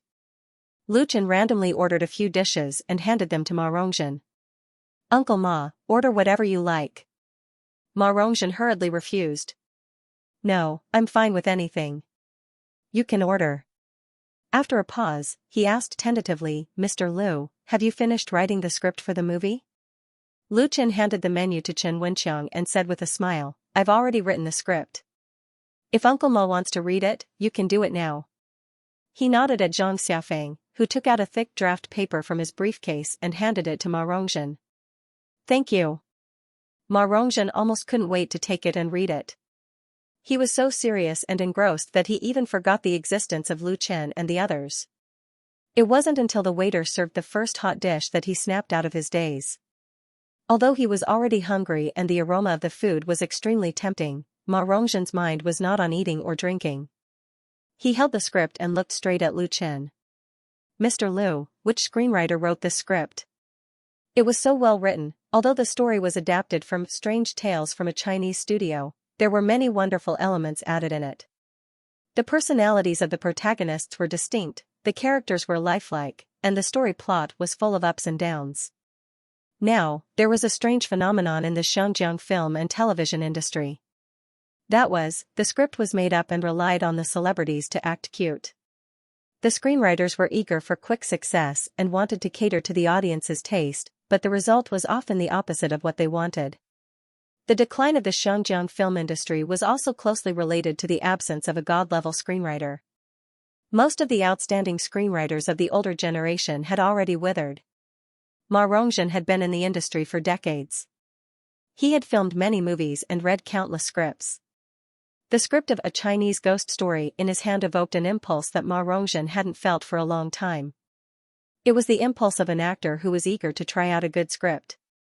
The Xianxia in the script was simply tailor-made for him. Ma Rongzhen had a strong feeling that if he missed this movie, he would regret it for the rest of his life. At this moment, he really wanted to say loudly to Lu Chen, I'll take this movie, even if it's free. However, Ma Rongzhen's remaining rationality made him forcibly suppress his impulse. That was because he had already lost a lot of points for his performance today. If he met a shrewd boss, it would be enough for him to play with him in the palm of his hand. It was impossible for Ma Rongzhen to really not want money. He still had to support his family. Chen Wenxiang smiled and said, the script was written by our boss himself. He is also the male lead. When he answered, Chen Wenxiang glanced at Lu Chen and used his eyes to ask Lu Chen for instructions. Lu Chen understood what he meant and nodded slightly. Chen Wenxiang had good taste. When he first saw Ma Rongzhen, Lu Chen felt that he was very suitable for the role of Xianxia, be it in terms of appearance or temperament. Of course, his temperament was still lacking a lot, but he believed that it would not be a problem for an experienced actor. After getting Lu Chen's approval, Chen Wenxiang's smile became even brighter. He continued, I recommended you to him to play Xianxia. I wonder if you're interested? Are you interested? Are you interested? Ma Rongzhen squeezed the script in his hand tightly. There was a loud roar in his heart. Even his divine soul was trembling. Using all his strength, Ma Rongzhen didn't let himself lose his composure on the spot. He swallowed his saliva dryly and said in a deep voice, "If Child Lu can give me this opportunity, I will definitely play Xianxia well." Ma Rongzhen didn't beat his chest to swear, nor did he look happy and proud. These simple words showed his confidence and determination to win, which was more sincere than any honeyed words. Lu Chen felt his confidence, which was the pride of an old actor. At this moment, this old actor in Hong Kong who had been down for a long time finally showed a trace of his sharpness. The sharpness that hadn't been worn down by hardship, this was the Xianxia that Lu Chen wanted. Lu Chen nodded and said with a smile, "Let's eat first, the dishes are getting cold." This big was beyond Ma Rongzhen's expectation. He was like a defendant waiting for the final decision of the judge, but the latter announced a temporary adjournment. It was really tantalizing. To be honest, Ma Rongzhen had taken out all his courage and confidence just now. If he had to do it again, he might not be able to perform better. However, the delicious food in Xianxia restaurant soothed Ma Rongzhen's depression. This old restaurant was famous for its seafood cooking, which was loved by all the foodies in Hong Kong. In the past, Ma Rongzhen often came to Xianxia restaurant, but that was at least 10 years ago. 10 years, tasting the familiar taste again, the old actor had the impulse to burst into tears. After 3 rounds of wine and 5 dishes, everyone was full and asked the waiter to take away the leftovers and replace them with tea. It was time to talk about the real issue. Chen Wenxiang asked directly, "Brother Ma, what are your conditions in terms of pay? Now that Child Lu is here, we can talk face to face. If there are no differences, this role is yours." Now the role played by Chen Wenxiang was equivalent to Lu Chen's spokesperson. As the boss, of course, Lu Chen couldn't directly bargain with Ma Rongzhen about pay, so naturally he would come forward. Lu Chen was satisfied with Ma Rongzhen, but Chen Wenxiang was easy to negotiate. Ma Rongzhen hesitated. When he came to Xianxia restaurant, he had considered this problem, and it was also the problem that made him scratch his head the most. When Ma Rongzhen's career was at its peak, the highest salary for a movie was as high as 2 to 3 million yuan. If compared with the housing price in Xiangyang at that time, it was equivalent to 10 to 20 million yuan now. But the past was the past, and the present was the present. A hero did not mention his past achievements. Now, he had fallen to the point of mixing in extras and small supporting roles. The little money he earned was barely enough to support his family. Although Ma Rongzhen was divorced a long time ago, he still had a frail and sickly mother at home. He was a filial son, and most of the money that he worked hard to earn was used to take care of his mother. To him, the role of Xianxia was an opportunity to change his fate.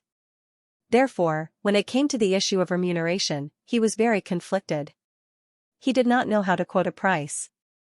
Back then, he could have asked his agent to negotiate with Chen Wenxiang for as much as he wanted. Alright, let's not talk about that agent who had been crushed into a pulp. Chen Wenxiang was an experienced man, and of course, he understood Ma Rongzhen's dilemma. He smiled and said, "Brother Ma, just give me a number. Of course, we can also wait for you to hire an agent first." "No, no need." Ma Rongzhen instinctively jumped up. Not to mention whether he could afford an agent now, hadn't he been cheated enough by his agent in the past? Gritting his teeth, Ma Rongzhen stretched out his palm and said, 50,000. When he offered this price, he was very nervous.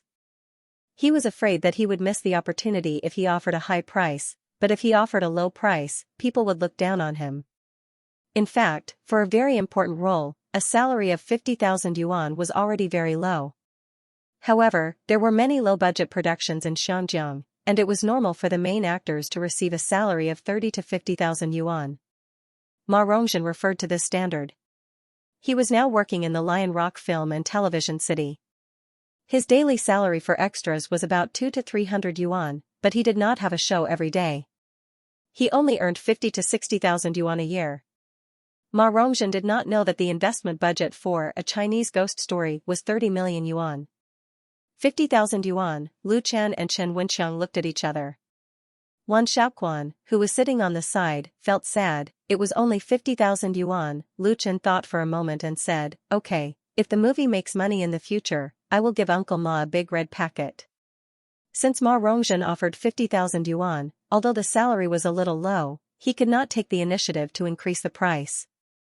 As long as he gave a red packet to make up for it in the future, It would be in line with the rules of the circle and would not be a laughing stock. Thank you, young Master Lu. Ma Rongzhen felt as if a big stone had been lifted from his heart, and his old face beamed like a flower. Lu Chen said again, Uncle Ma, I will ask Uncle Chang to give you 20,000 yuan in advance, and 30,000 yuan after the shooting.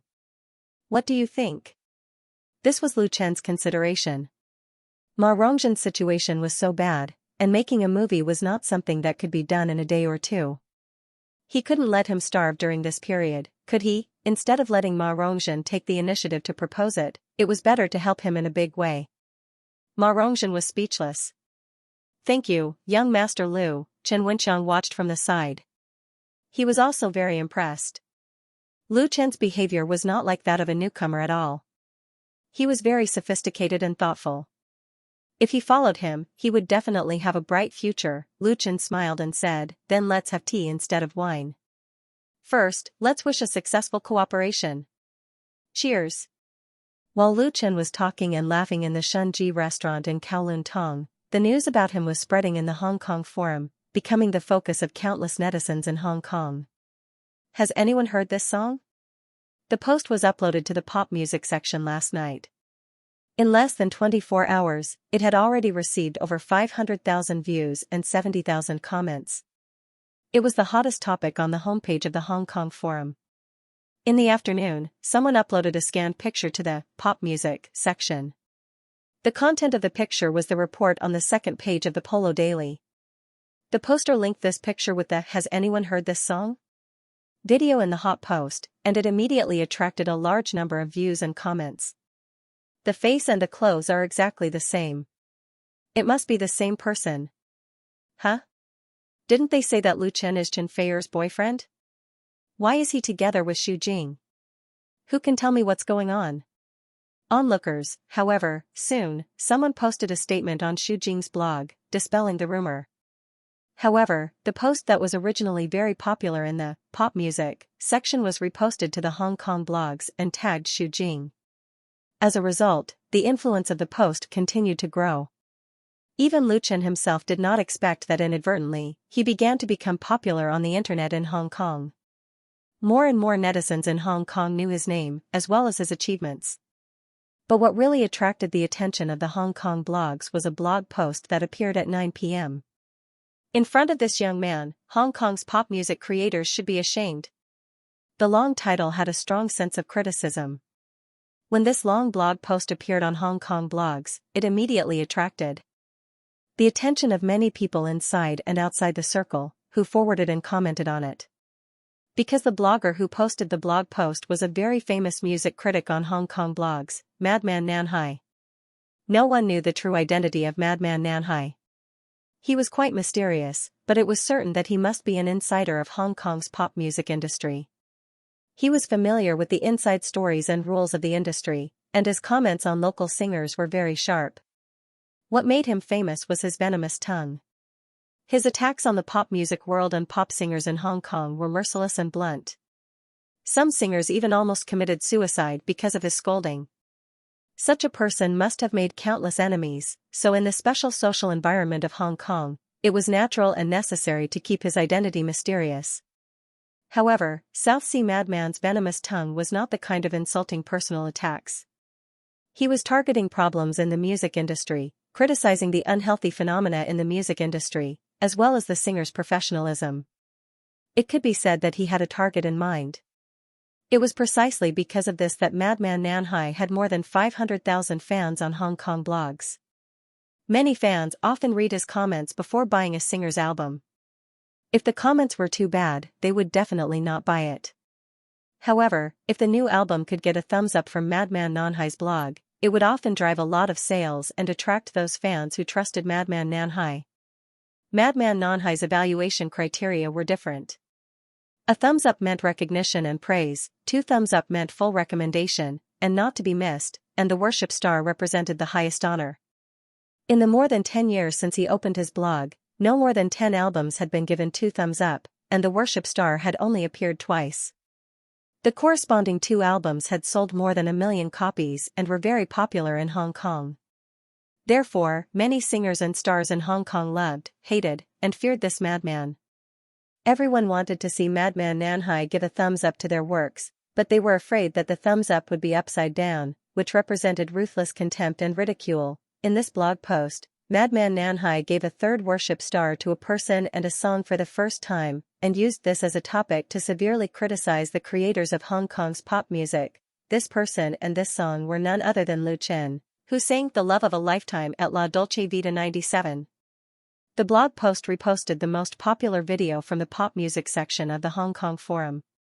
Nanhai Madman analyzed the brilliance of The Love of My Life in detail and thought that it was one of the best Cantonese songs in the past decade.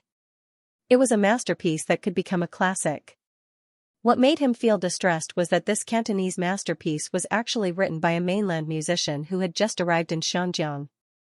Furthermore, it was a young man who had only debuted for more than a year and did not have a music professional background.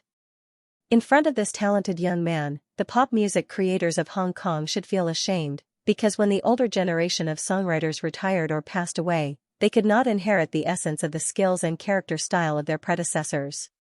They were vain and impetuous in their eagerness for quick success and instant benefits. Without a true love for music, it was impossible to create good works. Many music creators in Xianxia were used to bringing things with them.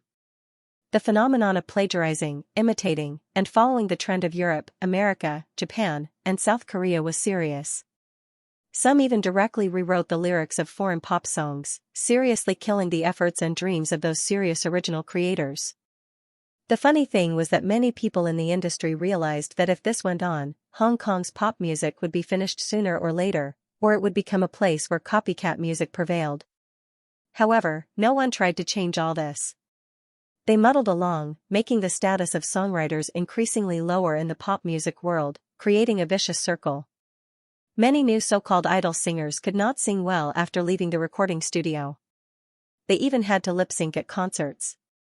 All kinds of so-called new music styles were popular, causing the current Hong Kong pop music world to be in chaos.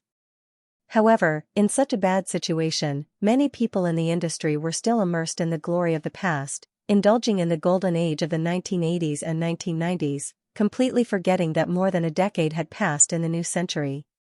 If they did not keep up with the pace of the times, they would inevitably be abandoned by the times, and Lu Chen used this original Cantonese masterpiece, The Love of Life, to tell everyone the talent and strength of the new generation of mainland musicians, as well as their attitude towards pop music. This song was like a slap in the face of those who laughed at and despised mainland pop music, letting them know that there was nothing to be proud of in the current Hong Kong pop music world. They should be ashamed and wake up. This blog post of Nanhai Madman was very long, with thousands of words. In addition to praising The Love of Life, he severely criticized the chaos in the Hong Kong music world and pointed the finger at the creators. Hong Kong's entertainment industry was very developed. Decades of prosperity had created a large number of professionals.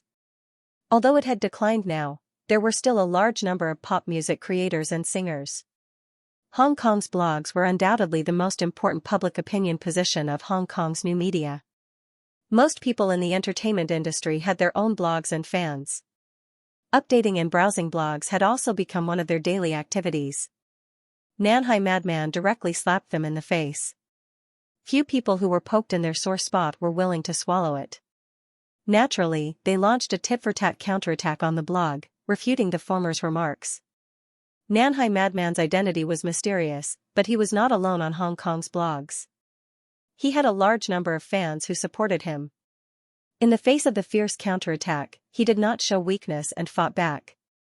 Blog posts and comments on both sides kept appearing, and the firepower of the attacks became more and more fierce. Lu Chen, who was used as a powerful weapon by Nanhai Madman, along with The Love of Life, was undoubtedly targeted by a large number of people. All kinds of doubts, belittling, and ridiculing continued. Many people still had prejudice against the mainland, thinking that The Love of Life could not be Lu Chen's original work, and that he must have plagiarized or copied it from somewhere. It was just that no evidence had been found for the time being. This war quickly spread from the blogs to the forums, and a large number of ordinary netizens joined the debate. Therefore, without Lu Chen even knowing it, he suddenly became popular on the internet in Hong Kong. At the same time, he was dragged into a lot of hatred by Nanhai Madman. Even if he was lying down, he would still be attacked. Back at home in Repulse Bay, Lu Chen had just taken a shower when he received a call from his assistant, Li Zhen. Only then did he know that he had become the focus of the controversy in Hong Kong's blog. In just a few hours, the number of his Hong Kong blog followers had skyrocketed from dozens to more than 100,000. Lu Chen had more than 20 million followers in the Domestic Waves blog, but he was not famous in Hong Kong. In addition, he had no foundation in Hong Kong and was still trying to adapt to the environment here, so he had no intention of creating hype for the time being. As Lu Chen's assistant, Li Zhen had already applied for a real name verification for his Hong Kong blog. His identity was that of a famous mainland singer and actor, and he had already been verified. However, as of yesterday, Lu Chen only had 57 followers in Hong Kong, and there was only one blog post published by his studio. The number of clicks and comments were pitifully low. The content of the blog post was nothing more than "I have just registered as a Hong Kong blog member, please advise me." Because Lu Chen had been very low-key when he went to Hong Kong, the domestic media and fans did not know his whereabouts. It was normal for such a situation to occur. Otherwise, his fan support group could easily help him increase the number of Hong Kong blog followers by tens or even millions. In the end, it was all because of a blog post by a well-known Hong Kong blogger and music critic, Nan Hai Quangren, that he was instantly pushed to the forefront of the discussion. The number of comments on that official blog post had reached tens of thousands, and it had also been forwarded a lot. When Lu Chen turned on the computer and logged into his Hong Kong blog account, he was shocked by thousands of system messages and blog private message prompts. It took a lot of effort for Lu Chen to completely figure out the ins and outs of this matter. Last night, his performance of The Love of My Life at La Dolce Vita 97 was taken by a customer and posted on the forum. Then, it was used by the Nanhai madman as a weapon to attack the pop music industry and composers in Hong Kong. As a result, it caused a blog war.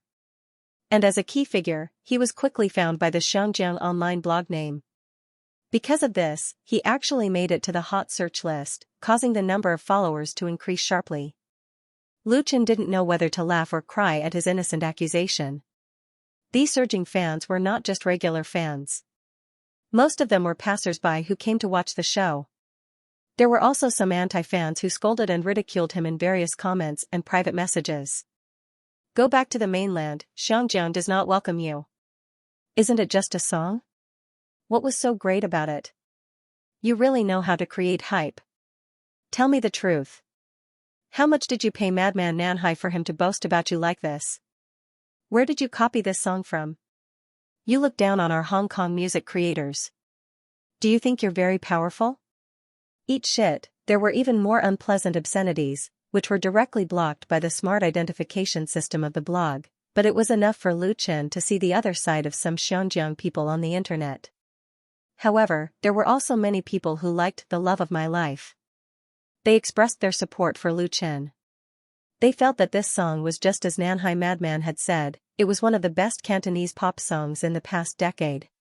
These newly increased fans were eager for Lu Chen to release a single and create more and better works. "Welcome to Xianjiang. Mr. Lu Chen, although I didn't know you before today, I'm already a fan of yours. The Love of My Life is so good. You sang it so well. I watched that video 10 times on loop. Is this song written for your girlfriend?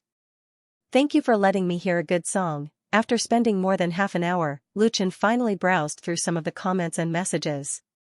He ignored the cursing and ridiculing anti-fans and felt that he needed to say something. After serious consideration, Lu Chen posted a new blog post on Hong Kong's blog for the first time. The title of the blog post was "Thank You, Friends of Xianjiang." In this blog post, Lu Chen expressed his gratitude to the Xianjiang fans who supported him and liked his works. He specifically explained that he had come to Xianjiang to set up a film studio and was preparing to shoot a movie. Therefore, he had no intention of releasing a single or album for the time being. This song, "The Love of a Lifetime," was Lu Chen's first Cantonese work. He sang it impromptu with his friends at La Dolce Vita 97 in Lan Kwai Fong last night, so it wasn't a deliberate hype. He didn't even know the madman from Nanhai. In the end, Lu Chen expressed in the blog post that he liked the prosperity and beauty of Xianjiang very much. However, he was very disgusted with the comments and attacks of some people on the blog. It was contrary to the open and tolerant image of Xianxia. Lu Chen's blog post could be said to be polite and restrained. His words were gentle but firm. He was neither aggressive nor timid. What he wrote was extraordinary writing skills. After the blog post was posted, it quickly received a large number of reposts and comments. The most obvious change was that the number of people who maliciously attacked and insulted him had decreased a lot. To Lu Chen's surprise, half an hour after the blog post was published, Lu Gangxing, the most popular blogger in Hong Kong and a big shot in the entertainment industry in Hong Kong, actually liked the new blog post, commented on it and reposted it. Lu Tianwang first welcomed Lu Chen to come to Xianxia to develop. He had just finished watching the bar video of The Love of My Life and expressed that he also liked the song very much. He hoped that he could have the opportunity to cooperate with Lu Chen. In addition, he asked Lu Chen not to care about those malicious comments, because those people could not represent the people of Xianxia. Lu Gangxing's blog post immediately suppressed the audience. This Xianxia superstar who was born in the 70s was also a household name in the mainland. He was born in poverty but was extremely hardworking. His personal achievements were inseparable from the Xianxia entertainment industry in the 80s and 90s. He was one of the symbols of the latter's prosperity. He was a real big shot in film, television, and music, although Lu Gangxing, who was in his 40s, had passed his peak. His position in the hearts of the people of Xianxia was unique. He also had a great influence in Japan, Korea, and Southeast Asia. This Lu Tianwang's Hong Kong blog had more than 17 million fans. Big enough to surpass the population of Xianxia. However, this was not because of his fame, but because the registered members of the Hong Kong blog included Hong Kong, Taiwan, and Macau, as well as the Chinese circles in some Southeast Asian countries. Lu Gangxing's support for Lu Chen was undoubtedly a heavy slap in the face to those anti-fans. It was undoubtedly a great help to Lu Chen's foothold in Xianxia. Moreover, his hope to cooperate with Lu Chen was enough to let people's imagination run wild. After all these twists and turns, Lu Chen could be considered to be really famous in Xianxia. The number of people who knew him suddenly increased by tens of thousands. Lu Gangxing's story could be written into an inspirational novel. His legend belonged to Xianxia, and it had witnessed the glorious past of Xianxia's pop music and Xianxia's movies. Lu Chen really didn't expect that this superstar would actually follow his blog and give him support and praise in a very friendly manner. Lu Chen could also be considered one of Lu Gangxing's fans. When he was a child, he had watched many movies and TV series starring Lu Gangxing, such as Big Lawyer, Hong Kong Hero, Life and Death Rescue, Brave Detective, Sword of Wudong, and so on. They were all popular works at that time, and there were also Lu Gangxing's records. Until now, in his hometown, Lu Chen still had more than a dozen CD albums of this king of Xianxia. Although the current Lu Chen had already stood at a considerable height in the industry, he still had great respect for this senior who was truly virtuous and artistic. Therefore, Lu Chen immediately replied to Lu Gangxing's comment and sincerely thanked the superstar. He expressed that he was his fan and was looking forward to working with his idol. Lu Gangxing had a lot of fans on Hong Kong's blog. Lu Chen's respectful attitude had undoubtedly won their favor and caused the number of his fans to increase steadily. As a result, when Lu Chen had just arrived at the studio the next day, his assistant Li Zhen reported to him happily, "Young Master Lu, you're really amazing." Even Lu Tianwang liked it. Now your fans have increased to 300,000. In China, it was common for popular figures to gain tens or even millions of fans on Waves' blog overnight. However, in Hong Kong's blogs, such a rapid increase in fans was quite rare. Many celebrities were keen on running blogs because the more fans they had, the more benefits they would bring, including direct and indirect benefits. It was already common for celebrities to endorse advertising products on blogs. Hong Kong blogs were no exception. The new generation of artists in Xianxia all liked to use blogs. Li Zhen had seen a lot of them, so she was naturally happy for Lu Chen. This was because Lu Gangxing, Lu Tianwang, had helped Lu Chen increase his fans. It was really a great honor. Lu Chen, on the other hand, only smiled faintly and quickly threw it to the back of his mind, because he did not need to rely on this to earn money and popularity. Yesterday was more like an accident, nothing more than an accident within a pleasant surprise. He would not get carried away. However, Lu Chen still underestimated Lu Gongxing's influence in Hong Kong, as well as his influence on himself. He hadn't even warmed his seat in the office when a visitor came. There were 5 people, 3 of whom Lu Chen met a few days ago: Madame Jin's entertainment company's boss, Jean Mingxiu, and her 2 goddaughters, Ji Xiaodai and Li Xinyan. As for the other 2, they should be assistants. Lu Chen was a little surprised. He had promised Madame Jean at Xu Jing's charity dinner that he would compose a debut song for Ji Xiaodai and Li Xinyan's twins within 3 days. However, the time was not up yet. Why did they take the initiative to come here? Were they afraid that he would run away? Lu Chen was amused by his own thoughts. He received a few uninvited guests in the reception room. "Madame Jean, what are you doing?" After sitting down, Lu Chen asked curiously, "What's the matter?" Madame Jean said, "Actually, it's not a big deal. I just brought my 2 daughters here to get familiar with each other. In the future, I'll ask them to visit you often and learn more things." Lu Chen couldn't help laughing. "You're too polite. I'm afraid I can't teach them anything." Madame Jean said with a smile, "Young Master Lu is really polite. Even Heavenly King Lu praised you. It's more than enough for you to teach my 2 daughters." Lu Chen suddenly understood. It was because of last night's incident. Madame Jean obviously already knew about the news on the Hong Kong blog, so she specially brought the twins here to show off. His status and weight in the Xianxia entertainment industry had changed because of Lu Gongxing's praise. Madame Jean just wanted to get closer to him. Simply put, the song written by Lu Chen for the twins, who was originally unknown in Xianxia, and the song written by Lu Chen, who was now famous, would have a completely different publicity effect. Although this approach was a bit snobbish, she had her reasons.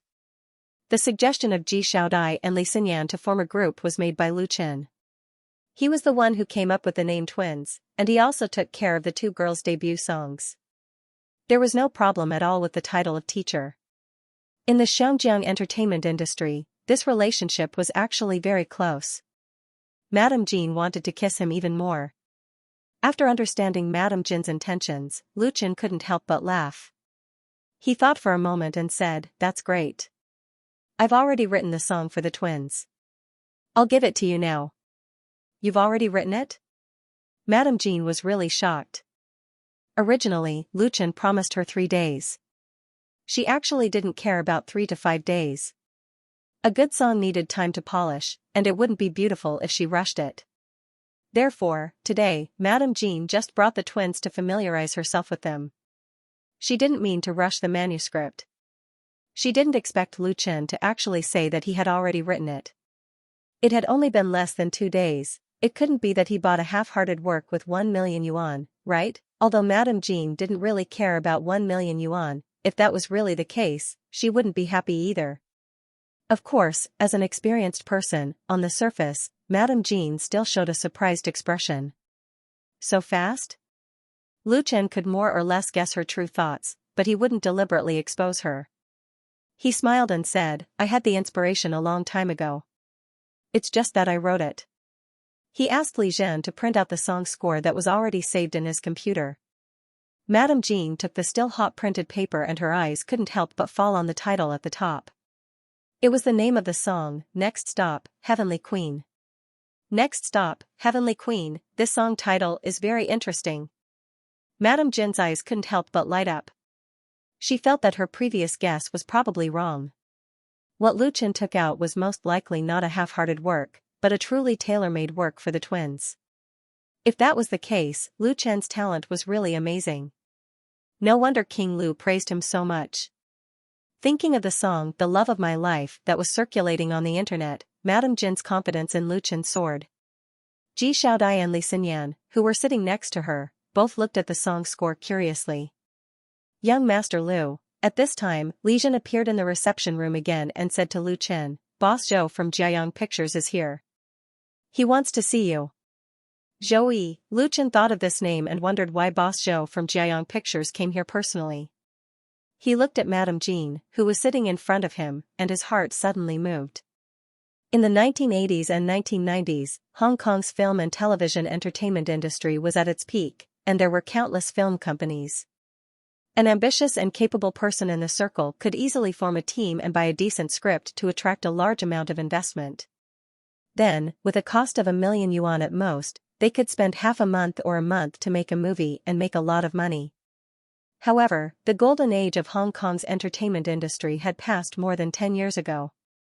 Today's Hong Kong film and television companies were at most a quarter of their heyday, but the number was still considerable, and those who could survive usually had their own foundation and characteristics. Jiayang Film's status in Hong Kong's film and television industry couldn't be compared with the top moguls, but as an old film and television company, its strength and influence were not low, especially after it was acquired by Hong Kong businessman Zhou Yi. In the past 2 years, it had produced several movies with good box office. This was also the reason why Chen Wenxiang strongly advocated the cooperation between Luchan Studio and Jiayang Film. The team of Jiayang Film was ready-made and had rich experience.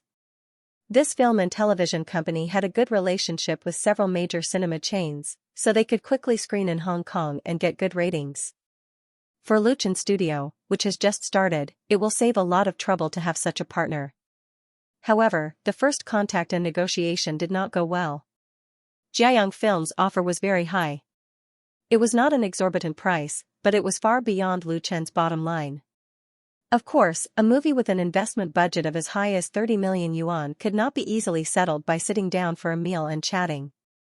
There were many rules and regulations involved in cooperation. The so-called negotiation was actually a process of bargaining and testing each other's bottom line. Often, a final agreement could only be reached after a round of gambling. Lu Chen had already expected this, so he began to prepare for the new movie and was also mentally prepared to continue the negotiation with Jiayang Film. If they really could not come to an agreement, they could either talk to another company, or simply gather their people. Of course, that was the last choice, and it would cost a lot more time and money, which was contrary to the plan. To Lu Chen's surprise, he had just visited Jiayang Film with Chen Wenxiang and Wan Shaoquan yesterday and met their general manager, Zhang Yifan. Today, the big boss behind Jiayang Film, Zhou Yi, actually paid a return visit in person. Was this also the influence of Lu Gangsheng? If that was the case, Lu Chen had undoubtedly underestimated the influence of this superstar in Xianxia. Lu Chen remained calm and collected as he said to Li Zhen, "Mr. Zhou, please come to my office and apologize for me." Madame Jean was still sitting here. If he abandoned this group of people in front of him to welcome Zhou Yi, then his EQ would be too low. Even if the latter was definitely here to discuss the cooperation of the new film. Yes, young Master Lu. Li Zhen nodded in agreement and left to receive Zhou Yi. Mrs. Jean smiled and said, "Young Master Lu, Boss Zhou Yi is here in person. Is he here to discuss the cooperation of the new movie? Then you have to catch him and slaughter him." Young Master Lu was a very unique title in Xianjiang. Previously, Ma Rongzhen mentioned it first, and then Chen Wenxiang also called him Young Master Lu. Now, even Li Zhen and Madame Jean changed the way they addressed him. Originally, as a guest, it was impolite to ask about the purpose of another guest's visit. However, Madame Jean was a woman, and her smile was very amiable. Her words revealed her familiarity with Zhou Yi, so people did not feel it was abrupt. Lu Chen was curious. Madame Jean and Boss Zhou are friends? Madame Jean smiled and said, "We've had dinner together a few times. Boss Zhou is a very trustworthy person. It's reassuring to cooperate with him. Several of my artists have filmed in Jiayang Film before. It's been a pleasure working with him." She looked around and took the opportunity to push her two goddaughters out. "Young Master Lu, do you still need actors for your movie? Give Xiaodai and Xinyan 2 roles. They can also play small roles. You don't need to pay them at all. Just treat it as letting them learn from you. How about it?" Filming a movie, both Ji Xiaodai and Li Xinyan were tempted. They blinked their eyes and stared at Lu Chen. Filming movies and TV shows were irresistible temptations for most girls in Xianjiang. There would always be examples in the industry of meeting talent scouts on the street and then becoming famous and embarking on a brilliant career as a star. Although this was Lu Chen's first movie and no one knew how it would turn out, being able to play a role in it would undoubtedly increase one's qualifications. With Lu Chen's fame and reputation, it was impossible for him to shoot a quick movie with tens of millions of investments, right? They were all smart people. Lu Chen smiled and said, to be honest, I still lack a few roles in this movie. I haven't decided on the female lead either, but there really aren't any suitable ones for Xiaodai and Xinyan. If you don't mind, it's not a problem for you to play a small role. There were not many characters involved in the movie A Chinese Ghost Story. Lu Chen played the male lead, Xianxia had already decided on Ma Rongzhen, and there was a female supporting role, Xiaoqing, reserved for Chen Wenqiang's daughter. The only thing that Madame Jean could get for her goddaughter was a cameo appearance out of friendship. Before Madame Jean could speak, Li Xingyan couldn't wait and said, a small role is fine too. Ji Xiaodai also nodded in agreement. They didn't expect to get any important roles, so it was good to play a small role. Just treat it as a game. In fact, Madame Jin's intention of bringing them here today was very obvious. She wanted them to firmly grasp Lu Chen's potential. It was not to snatch a diamond bachelor, but to get Lu Chen's support in their career. People in Xiangyang were very superstitious. There had always been a saying of benefactors in the circle. Madame Jean believed that Lu Chen was Ji Xiaodai and Li Xinyan's benefactor. Meeting him at Xu Jing's charity banquet was their fate and opportunity. She smiled and said, thank you so much, young Master Lu. I'll treat you to dinner tonight. It's on Xiaodai and Xinyan's tab. Lu Chen really admired this person. No wonder Xu Jing admired him so much when she mentioned him. It would be strange if such a person didn't mix well in the entertainment industry. Madame Jean was very observant. She had achieved her goal, so she didn't continue to pester him. After a while, she stood up and said, young Master Lu still has guests, so we won't bother you anymore. I'll inform Miss Li after booking a table. See you tonight.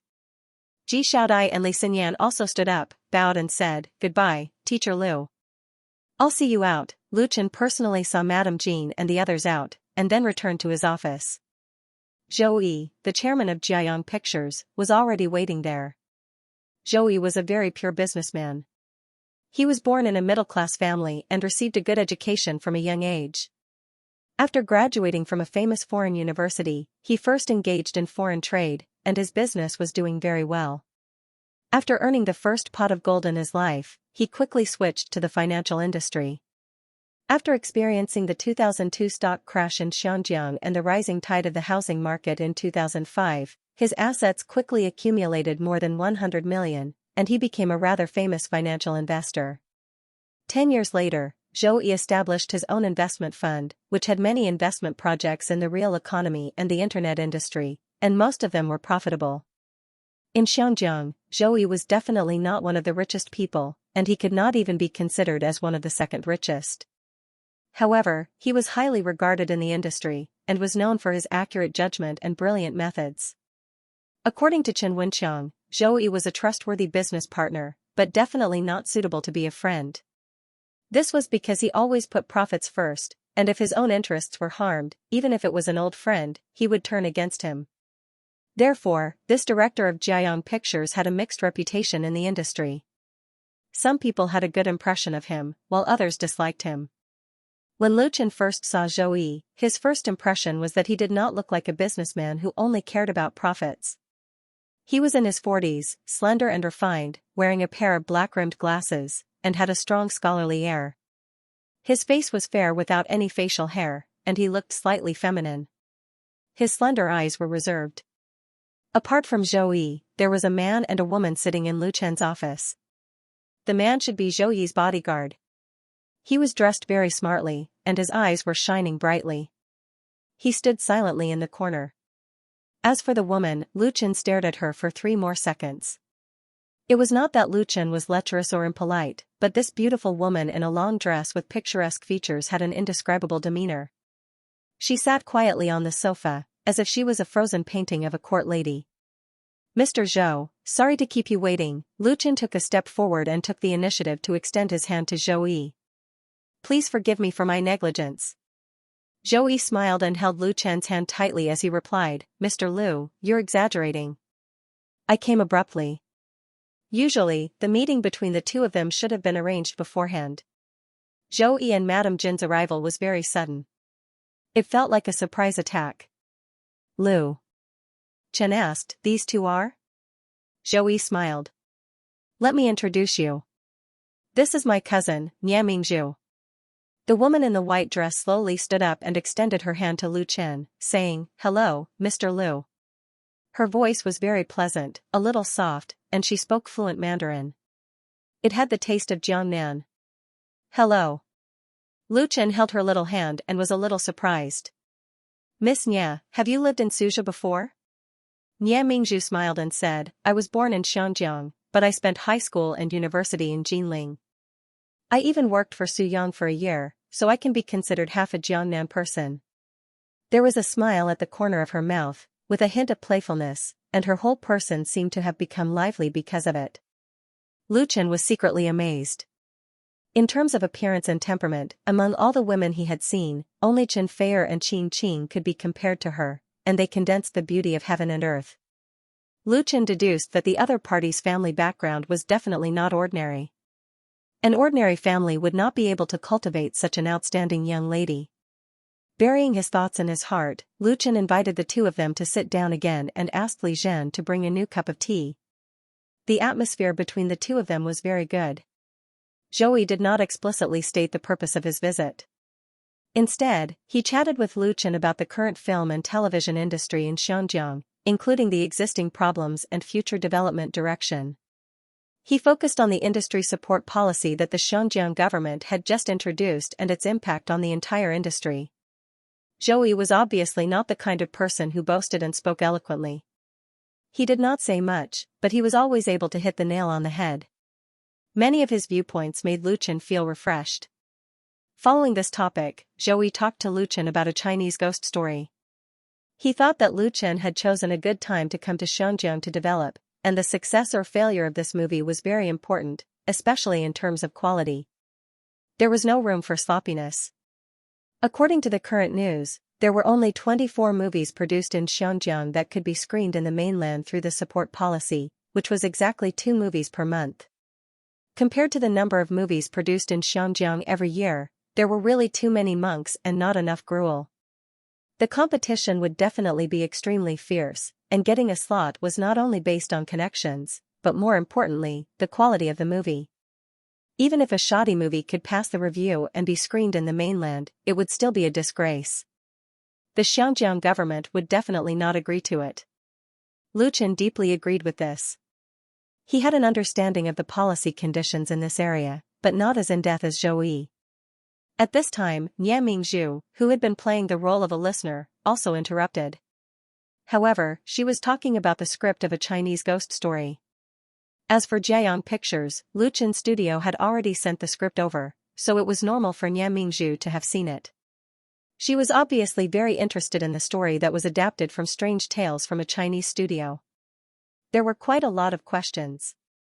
Lu Chen patiently answered them one by one. He had already understood Zhou Yi's real intention.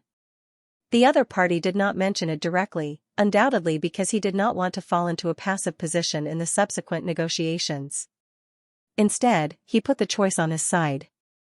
Zhou Yi finally said, "Mingzhu graduated from the Jinling Film and Television Academy and majored in acting. Originally, she planned to stay in the country to develop, but her family was worried, so she returned to Xinjiang." So that was it. Lu Chen nodded, indicating that he understood. There was no need to be too straightforward when talking to a smart person. After this exchange, although it did not involve any negotiation terms, in fact, the two parties had taken a big step towards the success of the cooperation. The following developments also proved this point. In the following days, Lu Chen Studio and Jiayang Pictures started a new round of negotiations, and finally reached an agreement on the 7th day after Lu Chen arrived in Xinjiang. Both parties were very satisfied with this agreement. Lu Chen held his bottom line, and Jiayang Pictures not only got a share of the profits, but also got the female lead of a Chinese ghost story and another important supporting role, Grandma Tree. The one who played Nia Xiaoqian was Nia Mingzhu. On the 2nd day after signing the cooperation agreement with Jiayang Pictures, Lu Chen handed the follow-up matters to Chen Wenqiang and Wan Xiaoquan. He flew to Huhai with his assistant Zhang Xiaofeng, and then transferred to Wuming City. Lu Chen flew to Wuming to visit the set. The object of the visit was, of course, his girlfriend, Chen Feier. The latter was filming the long historical TV series Xianxia Longsong on the Mongolian steppe. She had been there for several days, and it was said that the conditions were quite difficult. Xianxia Longsong was the 2017 blockbuster TV series of CCTV. It had a huge investment and a strong cast. Naturally, the shooting period was very long, and most of the scenes were shot in real scenes. This was the unchanging feature of CCTV's blockbuster TV series for decades. Big scenes and big pictures, especially when it came to military and war-related content, even Hollywood would be stunned by the manpower and resources used. For an important role played by Chen Feier, it was very normal for her to go to the Mongolian steppe or the Gobi Desert to film for dozens of days. After arriving in Wuming City, the capital of Mongolia, Lu Chen and Zhang Xiaofeng left the airport and got the off-road vehicle that Beijing studio had arranged in advance. Then they drove to the filming site more than 700 kilometers away. The Mongolian province, with a total area of more than 2.7 million square kilometers, was the largest province in China. At the beginning of the last century, Outer Mongolia was separated from China and returned to the embrace of the motherland in the 1970s. After leaving Wuming City, the surrounding terrain quickly opened up. The rolling hills and green grasslands became the most important scenery along the way. After driving along the highway for more than 300 kilometers, it was already dark by the time they reached Barto City. The two stayed in Bader City for a night, filled up the off-road vehicle, and continued northwest. Out of Bader City, they entered the vast Mongolian steppe. There were basically no regular roads here.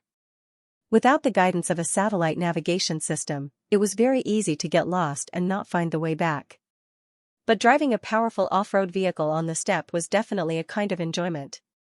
Opening the roof of the vehicle, bathing in the sun and wind, freely driving to one's heart's content, let people's mood fly with the release of dandelions. This was the first time that Lu Chen had come to Mongolia. On the way, he exchanged seats with Zhang Xiaofeng and drove by himself, enjoying the feeling of being far away from the world. At 8 o'clock in the morning, they set off from Bader City.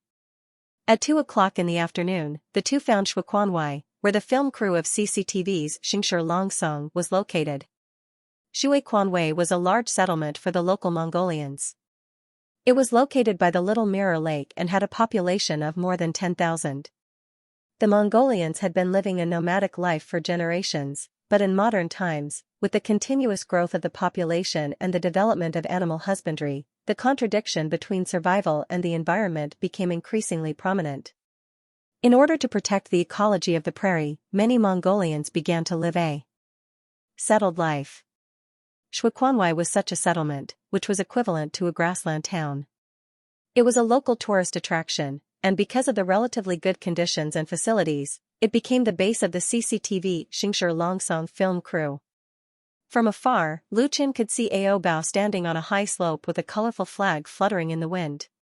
The Aobao was a landmark on the grassland and also the place where the herdsmen offered sacrifices. It was telling Lu Chen that he had finally reached his destination after traveling thousands of kilometers from the south to the north. Shuiquanwei covered a large area. The central area was composed of large buildings and bungalows with white walls and green tiles. There were many beautiful Mongolian yurts scattered around the town on the grassland, and scattered cattle and sheep could be seen everywhere. In the distance was the sparkling Little Mirror Lake, and a group of horses were eating grass by the lake, chasing and playing. It was really a picturesque scenery. By inquiring the local villagers, Lu Chen easily found the place where the film crew was stationed. It was an independent compound, and a vehicle with the words Xianxia Longsong Film Crew was parked in front of the gate. He must have found the right place.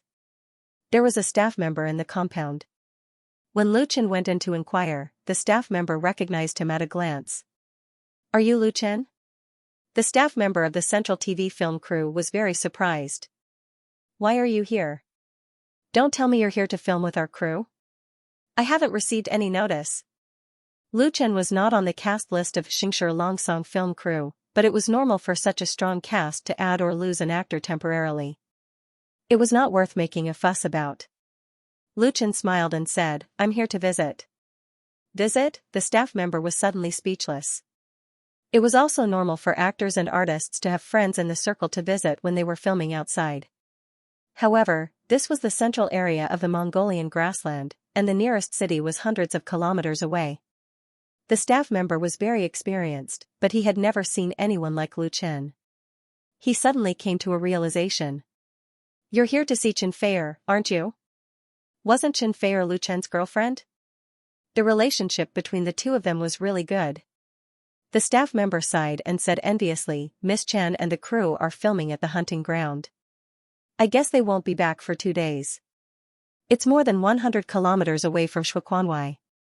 Lu Chen replied without thinking, "Then I'll drive there myself." It's not hard to drive more than 100 kilometers. He had already run thousands of kilometers. How could he miss more than 100 kilometers? The staff member asked with a smile. "You didn't come without informing Miss Chen, did you?"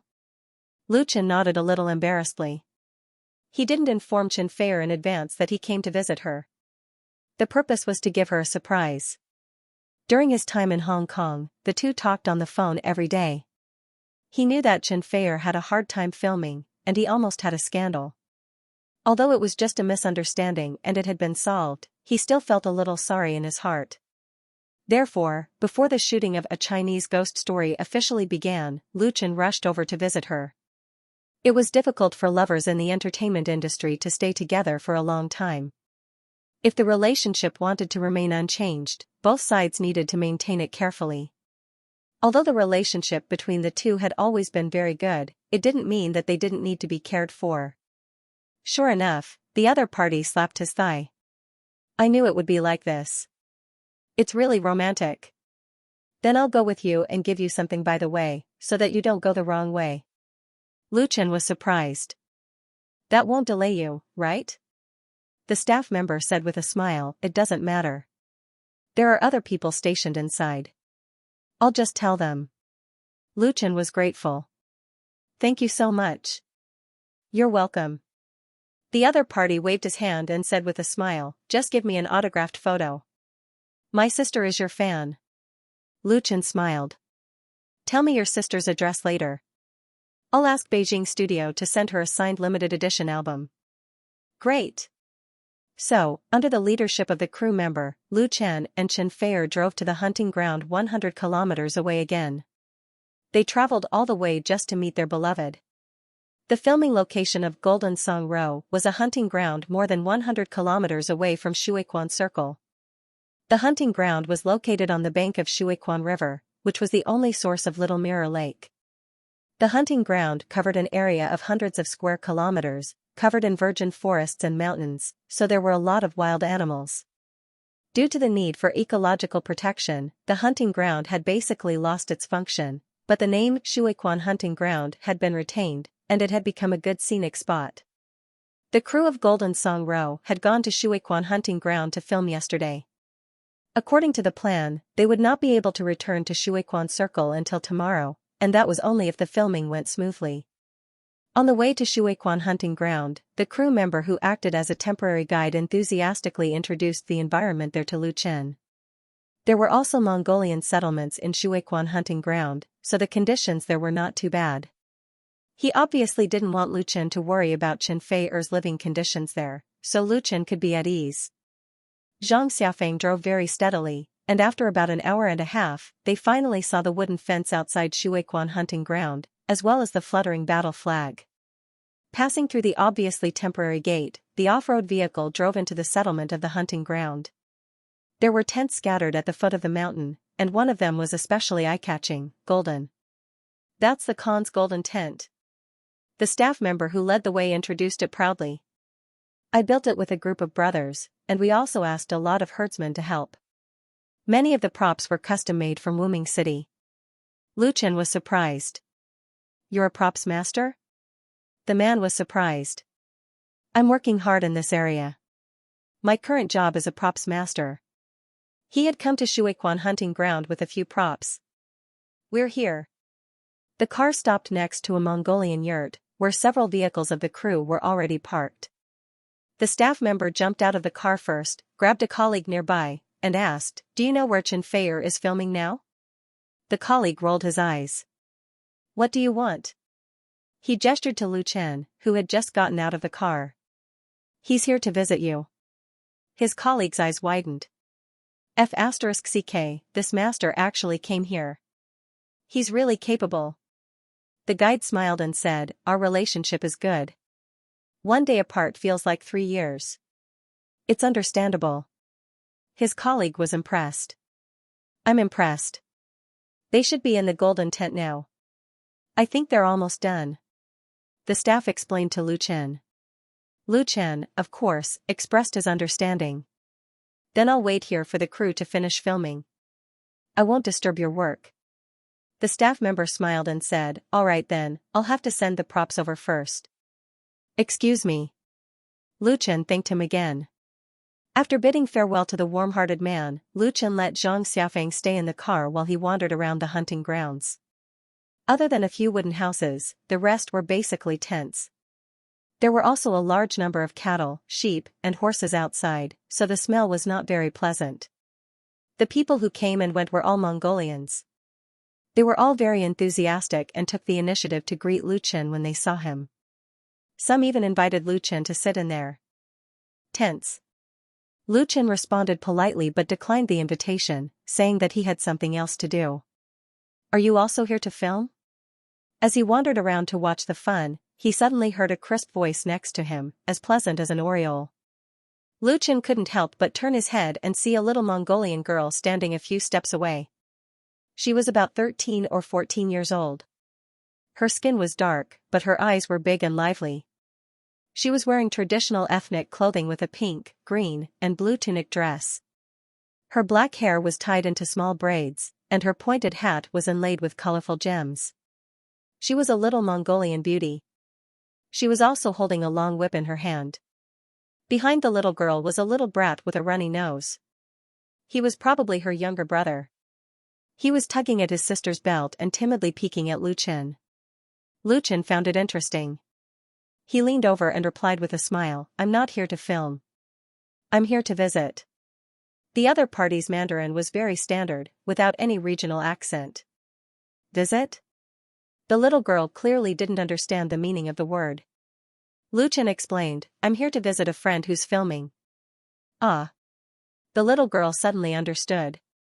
Then he must be a very, very good friend of yours, right? Lu Chen nodded with a smile and asked, little girl, what's your name? The little girl replied very seriously, my name is Xianxia. I'll be an adult in 2 years. She meant that she wasn't young anymore. Lu Chen chuckled. Xianxia? The pearl of the grassland. What a nice name. Xianxia was surprised. You know the meaning of my name? Lu Chen smiled but didn't say anything. In Mongolian, Xianxia meant pearl. Lu Chen had found it out from Fang Mingyi's memory. The latter could speak simple Mongolian and had traveled on the Mongolian grassland. However, in Fang Mingyi's world, Outer Mongolia didn't return to the motherland, which became a pain in the hearts of countless people. The memory came back, and for a moment, he couldn't help but be absent-minded. Xianxia rolled her dark eyes and asked, how long are you going to stay in the spring hunting ground? Lu Chen came back to his senses and replied with a smile, just a day or 2. I came from Xianxia. Xianxia, for Xianxia, Xianxia was undoubtedly a very distant place. There was a trace of confusion on her face. Who's your visiting friend? Lu Chen said, her name is Chen Fei'er. Do you know her? Sister Fei'er? Xianxia's eyes suddenly lit up. Your sister Fei'er's friend? She was very smart. Boyfriend? Lu Chen nodded with a smile. Xianxia's face fell a little as if she had thought of something. Lu Chen. Lu Chen was about to speak when he suddenly heard Zhang Xiaofeng shout, which made his heart tighten. It must be that Chen Fei'er was about to come out after the shooting at the Golden Tent. He didn't have time to chat with this very interesting Mongolian girl and said, I'm going over. Goodbye. Wait. Xianxia suddenly stopped Lu Chen, then stuffed the whip in her hand into his hand and said, this is for you. Don't lose it. After saying that, she turned around and ran away with her brother, disappearing between the yurts in the blink of an eye. Lu Chen held the whip in a daze, but it was too late for him to refuse. But he didn't care about such a small thing now, because he had already seen a figure appear at the Golden Tent from a long distance. Lu Chen ran in that direction without thinking. The familiar figure became clearer and clearer.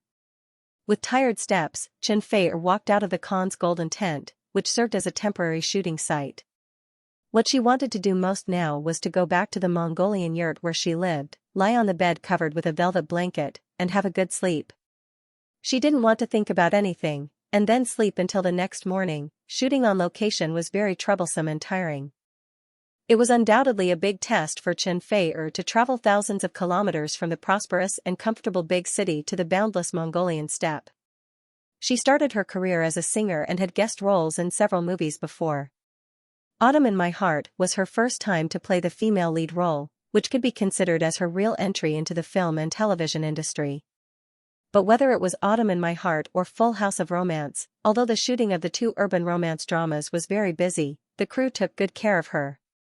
In addition, many scenes were shot in the film and television city, so it was not very hard.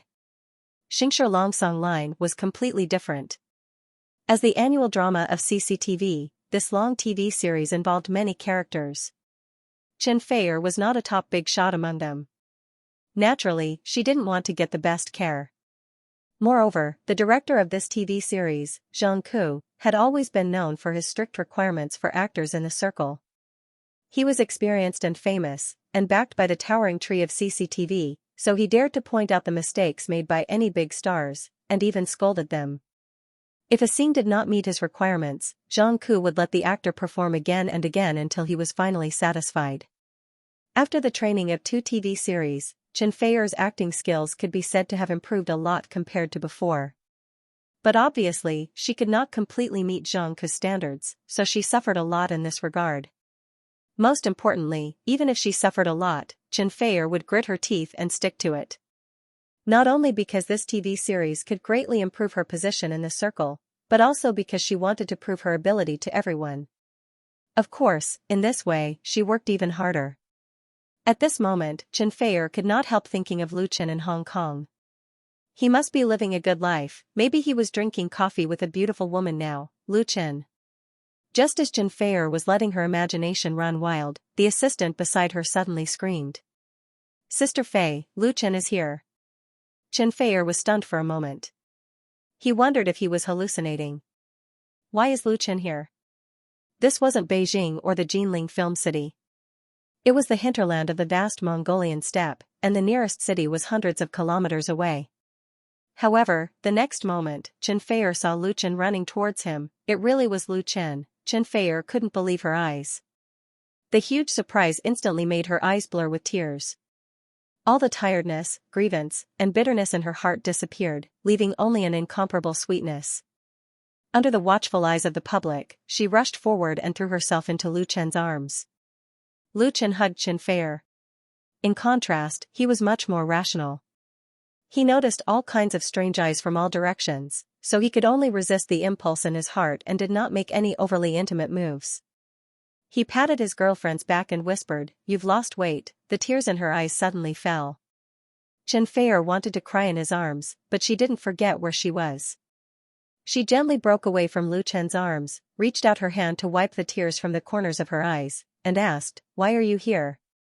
Lu Chen smiled and said, "I missed you, so I came."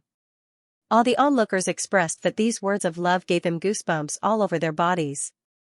Many single people suffered 10,000 points of critical damage at the same time. They simply couldn't continue to watch. "Chen Fei, is this your boyfriend?" The words of praise came from a dark and thin middle-aged man. He was about 40 or 50 years old, wearing a dark gray jacket. His hair was messy, and his cheekbones were high. He looked at the two of them with a pair of bright eyes.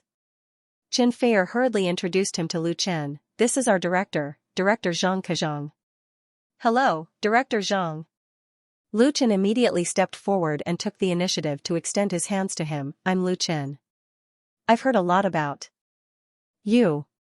It was estimated that everyone in the country knew Director Xianxia, and Lu Chen was no exception. He was a direct TV series director of CCTV. He had shot large-scale historical series such as Qin, Romance of Sui and Tang, the Ming Empire, Opium War, and so on. Not only was he well known in China, but he also had a great reputation in the Asian film and television industry.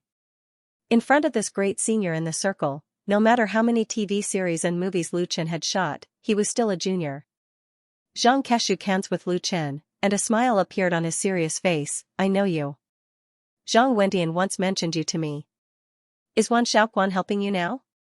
Lu Chen replied respectfully, yes, Director Wan is currently in Hong Kong to shoot my first movie. Zhang nodded. It's not easy for Wan Xiaoquan either. You're very good. He looked at Chen Feier and said, as Chen Feier's boyfriend, you are qualified. Everyone laughed. At this moment, there were a lot of people around, many of whom were actors in the crew. They were still wearing their costumes. Those with high status could stand in, while the extras could only look at them from afar and point at them. The male actors admired and envied Lu Chen, while the female actors mostly admired and envied him. It was very common for stars to visit the set, but coming here to visit the set was not something that ordinary people could do. Lu Chen was a little embarrassed by their laughter. Chen Feier pursed her lips and smiled, and the corners of her lips curled up with the taste of happiness. She introduced other actors to Lu Chen. This is Big Brother Shirlang. This is Yan Kong, Teacher Yan. Sister Wan. The main actors that Chen Feier introduced to Lu Chen were all big shots in the film and television circle. The most famous one was undoubtedly Shirlang, who played the leading actor. He had won 3 major domestic film awards and starred in several popular films and TV series. Shirlang was tall and handsome.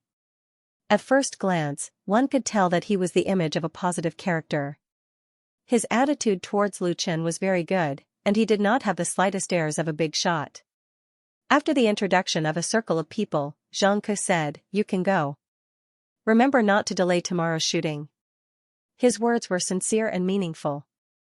Several actresses giggled, and Shirlang and the others also smiled ambiguously. Chen Feier's face was red with laughter, and she hurriedly pulled Lu Chen to the tent where she lived. Absence makes the heart grow fonder. They hadn't seen each other for more than half a month. Couples in love always wanted to be together at all times. Being apart from each other was the most difficult thing to bear. When they met again, the flames of love would naturally burn especially fiercely. It was just that it wasn't dark yet, and the crew had just finished shooting. There were people coming and going outside the tent, and it was very lively. Under such circumstances, Lu Chen could only forcibly suppress the impulse and have a little warmth with Chen Feier to resolve his lovesickness. Chen Feier, who was blushing, grabbed Lu Chen's hand that was moving in her skirt. She said shyly with her beautiful eyes, okay, let's talk about it at night. Her eyes were so charming that they were about to drip water. She was very attractive. Fortunately, Lu Chen's willpower was strong enough. Otherwise, he would really push her down at all costs. He reluctantly withdrew his hand and lowered his head to kiss Chen Feier's pretty face. The two leaned against each other and talked about their respective situations. Lu Chen told Chen Feier everything he had encountered in Xianxia. Compared to Chen Feier, who was filming here, he could say a lot more. So most of the time, it was Chen Feier who was listening. After listening, Chen Feier said with a smile, you're lucky. You actually got a like from Lu Gangxing. With him protecting you, you can do whatever you want in Xianjiang's entertainment circle. What she said, Lu Chen was impressed by his girlfriend. She must have seen a lot of gangster films in Xianjiang. Do you know Lu Gangxing? Chen Feier replied, I've seen him twice, but I'm not familiar with him. My main friends in Xianjiang are Sister Xu Jing. Lu Chen asked, what about Madame Jean? Chen Feier smiled and said, Madame Jean is too smart. We can cooperate, but not be friends. Lu Chen nodded. He thought of Zhou. Chen Feier's evaluation was very accurate. Madame Jean was not much different from Zhou. Eh? Chen Feier picked up the whip on the bedside table and asked curiously, where did you get this? Oh. Lu Chen explained, I met a Mongolian girl just now, Jejentana. She forced it on me. It was not good to throw away a gift from someone else, so when he came in just now, he casually placed it here. Jejentana? Chen Feier was surprised. Is it Jejentana from the Qian family? That pretty little girl? Lu Chen wasn't sure. I think so. Chen Feier's eyes widened. He waved the whip in his hand. She gave you this whip, and you accepted it? You didn't return it to her? Lu Chen suddenly felt like he had fallen into a trap. Is there a problem? Chen Fei-er immediately laughed, shaking like a flower. She leaned on Lu Chen's shoulder and said with a smile, "This is a girl's whip for Mongolian girls. They are all made by themselves and usually only given to their sweetheart. It's equivalent to a token of love. Xianxia fell in love with you at first sight. That's why she gave you this whip the moment they met. You actually accepted it?" Hee hee. Lu Chen didn't know whether to laugh or cry. How would I know? He really didn't know. In Fang Mingyi's memory of Mongolia, there didn't seem to be such a custom. Then I'll return it. Chen Fei-er criticized, "Xianxia is a good girl. Don't you think you're hurting her heart by doing this?" Lu Chen was speechless. Then what should I do? Chen Fei-er said with a smile, "You don't have to do anything. This was a custom in the past. It doesn't matter now. When Xianxia meets someone she really likes, she will naturally weave another whip. Actually, someone in our crew also received a whip. If Brother Lang hadn't found out what was going on later, I'm afraid he would have wrapped it up and brought it back." So that was how it was. Lu Chen was finally relieved. He knew that Chen Fei-er was deliberately teasing him. He reached out to tickle Chen Fei-er in revenge. Chen Fei-er was most afraid of tickles. She laughed and dodged. Suddenly, she grabbed a whip from behind her like a magic trick and waved it at Lu Chen. She said proudly, "Don't you dare bully me. I have one too. Be careful, or I'll whip you." Mongolian women were like wild horses on the grassland. Timid and wretched cowards couldn't conquer them. They liked real men, and this whip was used to tame wild horses. Taking the initiative to give the whip represented entrusting one's fate. On the other hand, it could also be used as a weapon to whip unfaithful men. It had a double meaning. Xianxia had taught Chen Fei-er how to weave her whip. It was actually very easy to distinguish an ordinary whip from a girl's whip. The latter had a red concentric knot on the handle, so it was very easy to distinguish. The sweet time always passed quickly. In the blink of an eye, the sky turned dark. The herdsmen set up a bonfire on the grass by the river and invited the crew to join their feast. Lu Chen was lucky enough to sit together and enjoy the fragrant roast lamb and horse milk wine. All the main members of the crew were present. Director Zhang Ku, the main actor Lang, and the others were all sitting around the bonfire. Here, regardless of their status in the circle, they were all guests of the Mongolian herdsmen who were enthusiastic and generous.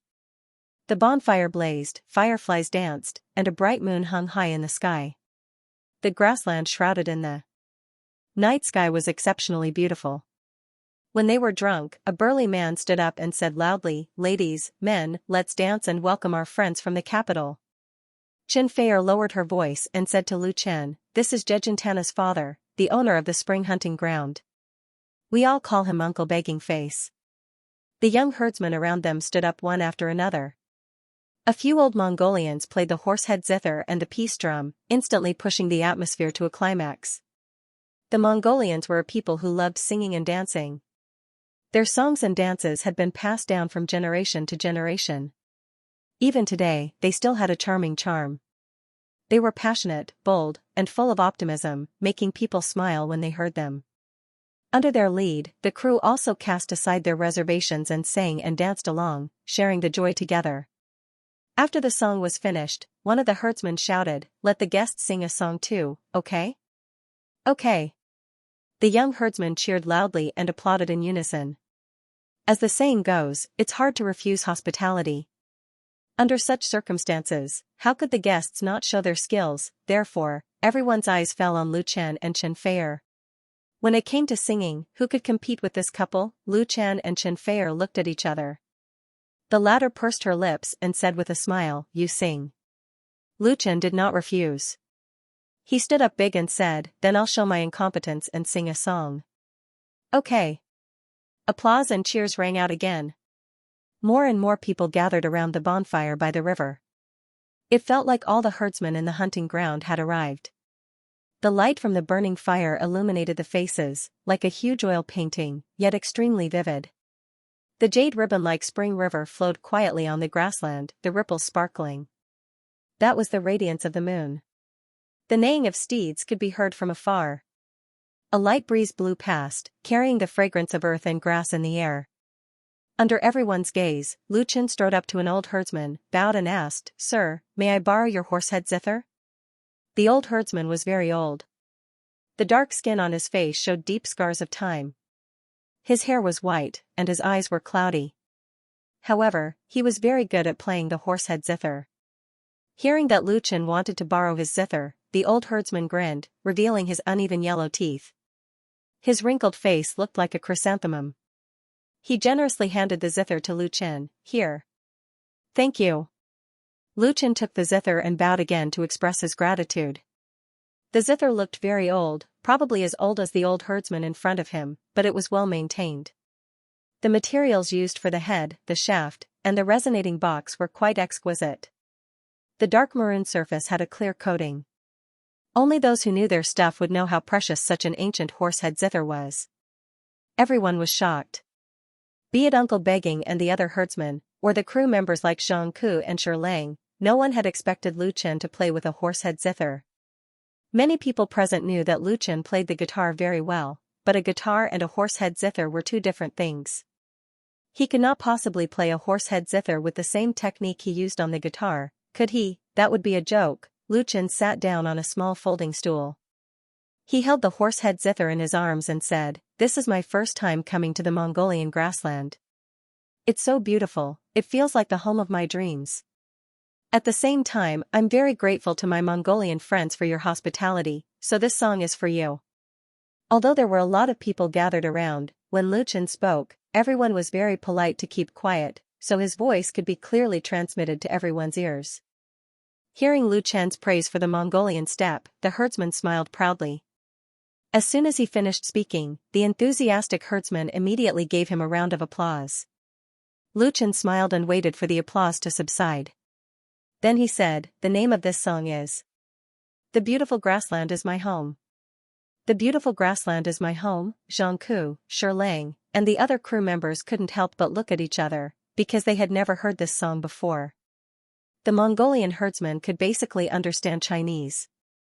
They didn't know that this song was an original work by Lu Chen.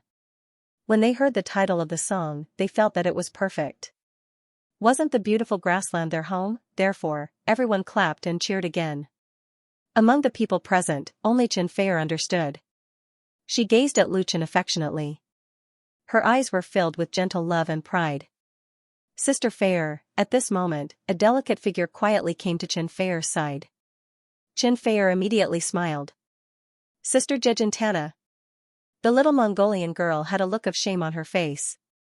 She stammered and said in a low voice, "Sister Fair, I gave my whip to brother Lu Chen." Women on the grassland dared to love and hate. When they met someone they liked, they dared to take the initiative to confess. They would never hide their feelings for others to guess. Xianxia was no exception. She had never seen a Han man as handsome as Lu Chen, so she gave him her whip. But after thinking about it, Lu Chen was Sister Fair's boyfriend. It was wrong of her to do so. Therefore, after a fierce struggle, she finally came to Xianxia and apologized.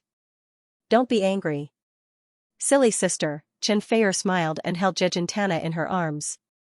"Sister won't be angry, because sister knows that Xianxia is a good girl, so, let's listen to the song together." She liked Xianxia very much. How could she be jealous and angry because of the little girl's budding feelings? It was normal for many girls to like a man like Lu Chen. On the other side, Lu Chen had already begun to sing. The sound of the horsehead zither was melodious, playing a beautiful melody. "The beautiful grassland is my home. The wind blows the green grass and flowers everywhere. Butterflies flutter and birds sing. A bend of clear water reflects the sunset glow. Steeds are like colorful clouds. Cattle and sheep scatter like pearls." "Ah, ha, ha," the shepherd girl sang loudly, and her happy voice filled the world. The song "The Beautiful Grassland is My Home" was a widely sung classic in Lu Chen's dream world. The song, with a beautiful pastoral tune, praised the picturesque scenery of the Mongolian grassland and the happy life of the herdsman, and had been covered by countless singers. Lu Chen played the horsehead zither, and it could be said to be an original interpretation.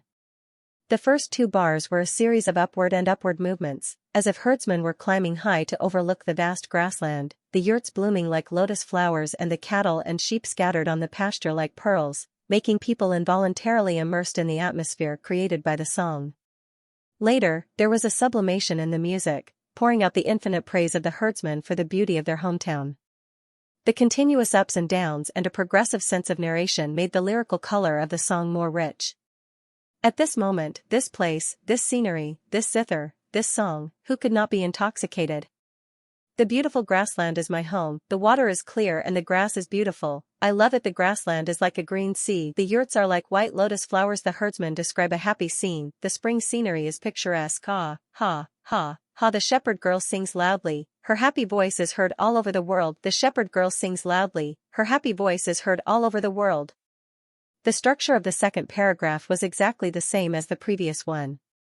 The four phrases developed in a square, in addition to a deeper level of improvement in the music. In terms of lyricism, there was a more lingering charm. In particular, there was a long note in the last sentence, with a strong attachment, that was the author's love for the beautiful grassland, a reluctant confession. The sound of the zither and the song lingered, drifting between the yurts, across the spring river, and fluttering over the boundless grassland, until the end of Lu Chen's singing. No one spoke. The surroundings were quiet, as if a magic of time had been cast, and only the crackling sound of the firewood burning in the bonfire reminded people. Many herdsmen were intoxicated by the song, and many even had tears in their eyes. Born here, grow up here, sing here, cry here, and die here. Perhaps they did not know these words, but their love for their hometown had long been integrated into their bones and blood, and that strong and blazing emotion was completely aroused by Lu Chen's singing at this moment. The beautiful grassland is my home. Note, the beautiful grassland is my home. Lyricist, Huahua/composer, Alatang Ol. Times were developing, society was progressing, and the influence of modern civilization was everywhere. The Mongolians, who had lived a nomadic life for generations, were gradually changing their way of life. Many young people in the tribe went out to explore the bustling big cities and see the more wonderful world outside. Some never returned, and some went and came back again. But for those who left and those who continued to stick to this land, the prairie would always be their home, their root, and their spiritual sustenance that could not be erased by thousands of mountains and rivers. Lu Chen's song, "The Beautiful Prairie is My Home," was also the voice of the herdsmen, so it touched their hearts and shook their souls. They couldn't calm down for a long time. Good. Uncle Qian's roar woke up those who were still immersed in the song.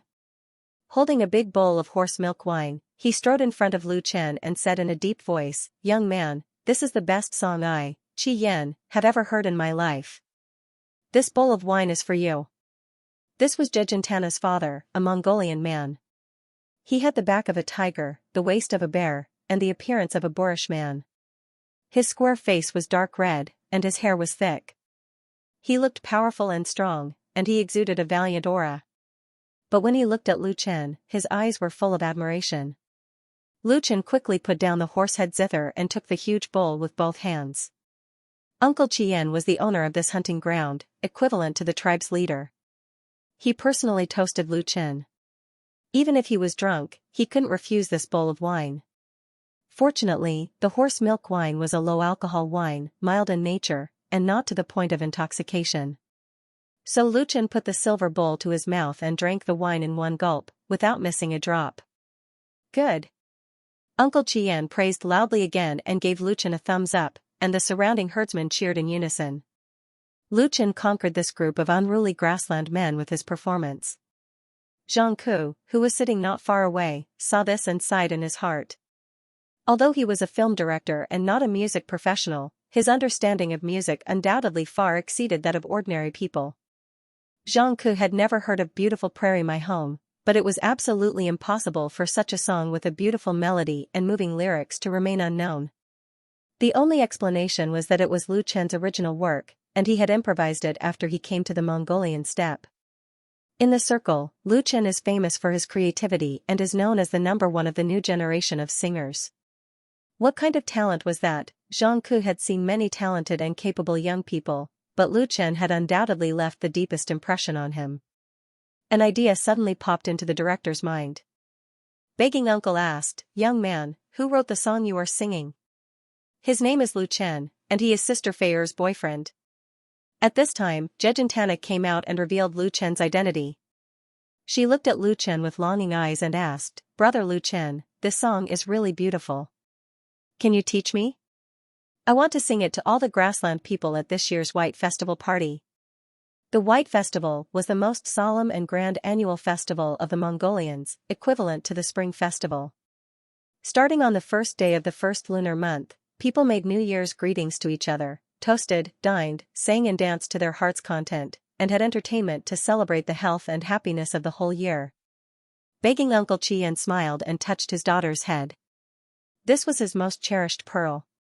Lu Chen said with a smile, "I wrote this song. If you like it, I'll let you sing it." "Really?" Zhejiantana was surprised and delighted. She clapped her hands and said, "That's great." Her laughter was as pleasant as a silver bell, full of joy and joy. Many people in the crew looked at Zhejiantana in a different way, because the latter obviously did not know that the price of a song by Lu Chen was one of the highest in the circle. Lu Chen was able to rise miraculously in the entertainment circle and win the heart of Chen Feier. His talent in music creation was the most important factor, and he had made more than 1 or 2 new stars popular. Zhejiantana got the song "Beautiful Grassland My Home." Even if it was just a cover, as long as she manipulated it, did it mean that a star would rise on the grassland? Others could not get it, but she could get it with just a word. How could people not be envious, jealous, and hateful? Really? Begging Uncle Qian was also surprised. He widened his eyes, waved his hand and said, "Bring another bowl of wine." The way this grassland man expressed his gratitude and admiration was always so simple and direct. It was hard for Lu Chen to refuse such hospitality, so he had to drink another big bowl of horse milk wine. Even if the alcohol content of horse milk wine was low, it could not withstand such drinking. After finishing the second bowl, his face turned red, and he was really a little drunk. Begging Uncle Qian laughed and patted Lu Chen on the shoulder. "Good man." Lu Chen could only smile bitterly. After the bonfire dinner, Lu Chen was supported by Chen Feier and staggered back to her tent. Helping Lu Chen lie down on the soft and comfortable bed, Chen Feier fetched some hot water, wrung a towel in the basin, and thoughtfully put it on his face. The heat seeped into the skin through the pores, making people feel comfortable, and also made Lu Chen's drunkenness dissipate a lot. He took a long and comfortable breath, and his whole person became much more sober. Chen Feier said coquettishly, "You drank too much last night." Lu Chen said helplessly, "I didn't want to, but they all came to get me drunk." In addition to the herdsmen, the crew members also tried to get him drunk. Even Sher Lang had offered him a bowl, so how could he not drink? Of course he couldn't, so he drank too much. Chen Feier said in disgust, "You reek of alcohol.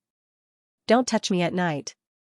Lu Chen chuckled and suddenly reached out to grab her, pulling her directly into his arms, and leaned over to kiss her. He said vaguely, "I want to touch you." Chen Feier giggled and resisted. She turned her head and said, "Then sing me a song, one I haven't heard before." She had made similar requests several times, and she was pleasantly surprised every time. This time, Lu Chen even gave Zhejiantana a song. Lu Chen gave up and pretended to be deep in thought. After a while, he said, "Got it." He hugged Chen Feier and hummed softly in her ear. "In a faraway place, there is a good girl. When people pass by her accounting room, they will look back longingly. Her pink smiling face, like the red sun. Her beautiful and moving eyes, like the bright moonlight at night. I would like to be a little lamb, to follow her to herd sheep. I would like her to hold a thin whip, keep hitting me gently." Lu Chen's singing became very, very soft, and in the end, it was almost undetectable. Then, it turned into the sound of even breathing. He couldn't resist the alcohol and had already fallen asleep. Chen Feier tightly leaned against Lu Chen's broad chest. She only wished that time would stop at this moment forever, it was so warm. Early in the morning, when Lu Chen woke up from his sleep, the first thing he saw was Chen Feier curled up in his arms. She was still sleeping soundly with a faint smile on her lips. Lu Chen hugged her arm tighter and sniffed the familiar fragrance of his girlfriend.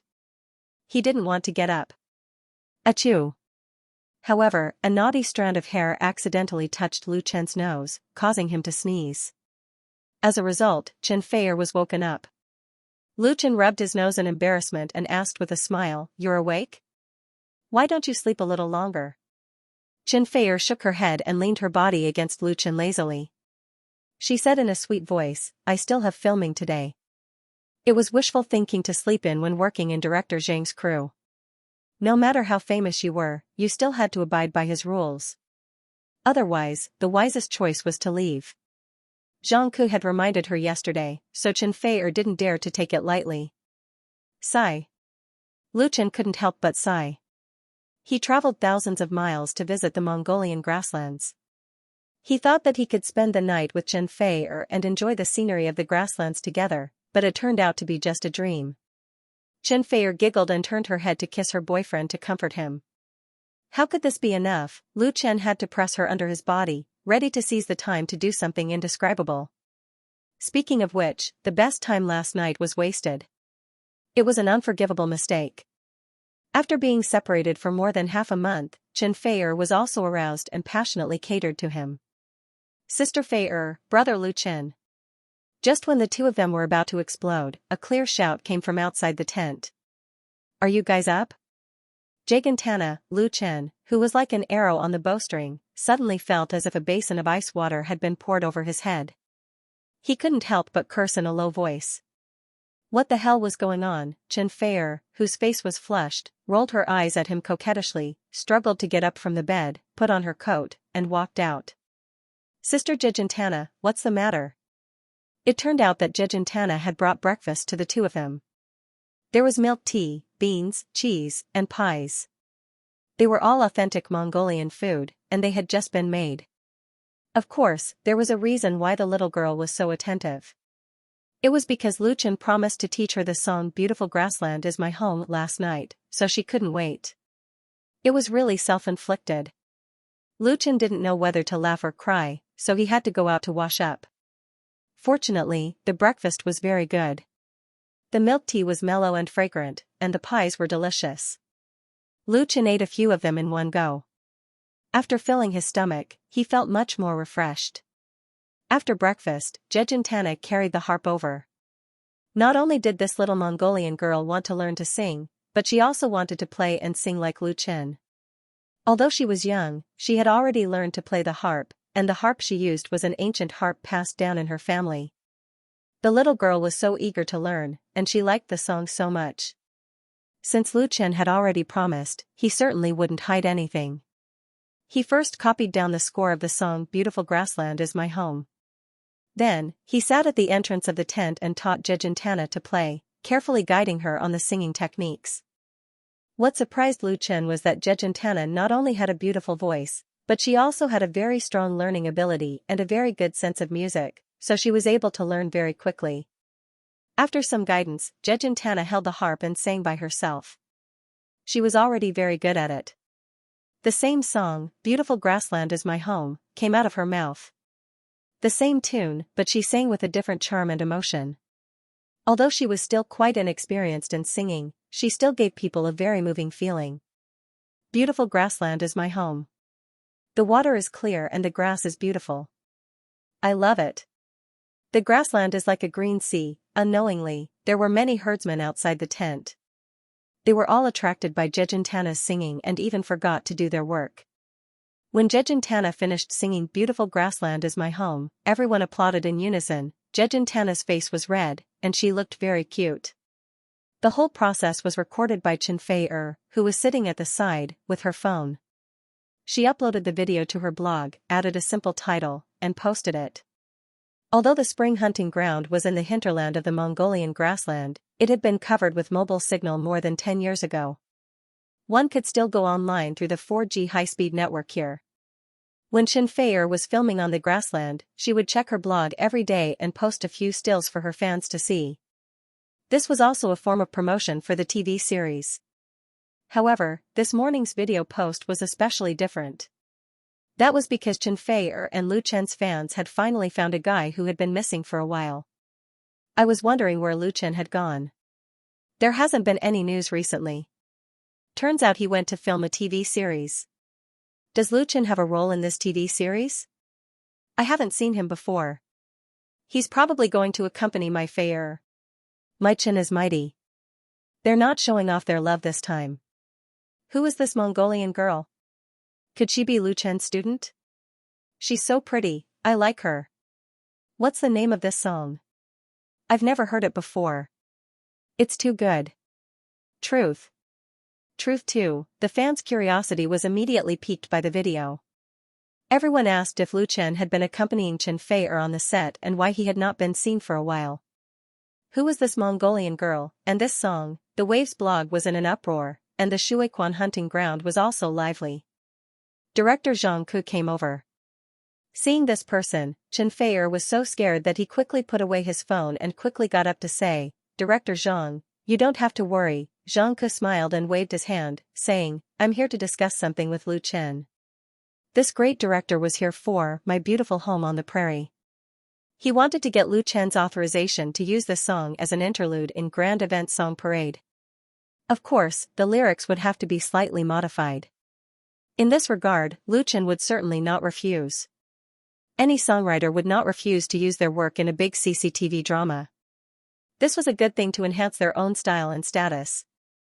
It was usually something they could not ask for. As for the authorization fee, it did not matter at all. Interestingly, Zhang Ku originally planned to let Chen Fei-er sing this song, but after hearing Zhejian Tana's voice just now, he changed his mind.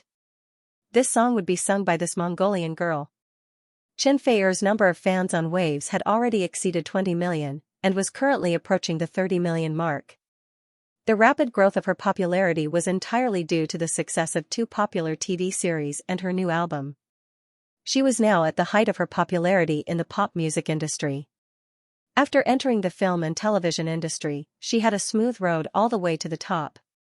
She had the posture of becoming the queen of film, television, and song. Therefore, although Chen Fei-er's blog fans were not the most, and there were many more than her fan activity was extremely high.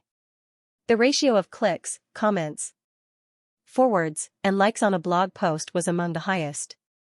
The number of fans was very low, unlike many star artists who operated like zombies. A high number and high activity brought high commercial benefits.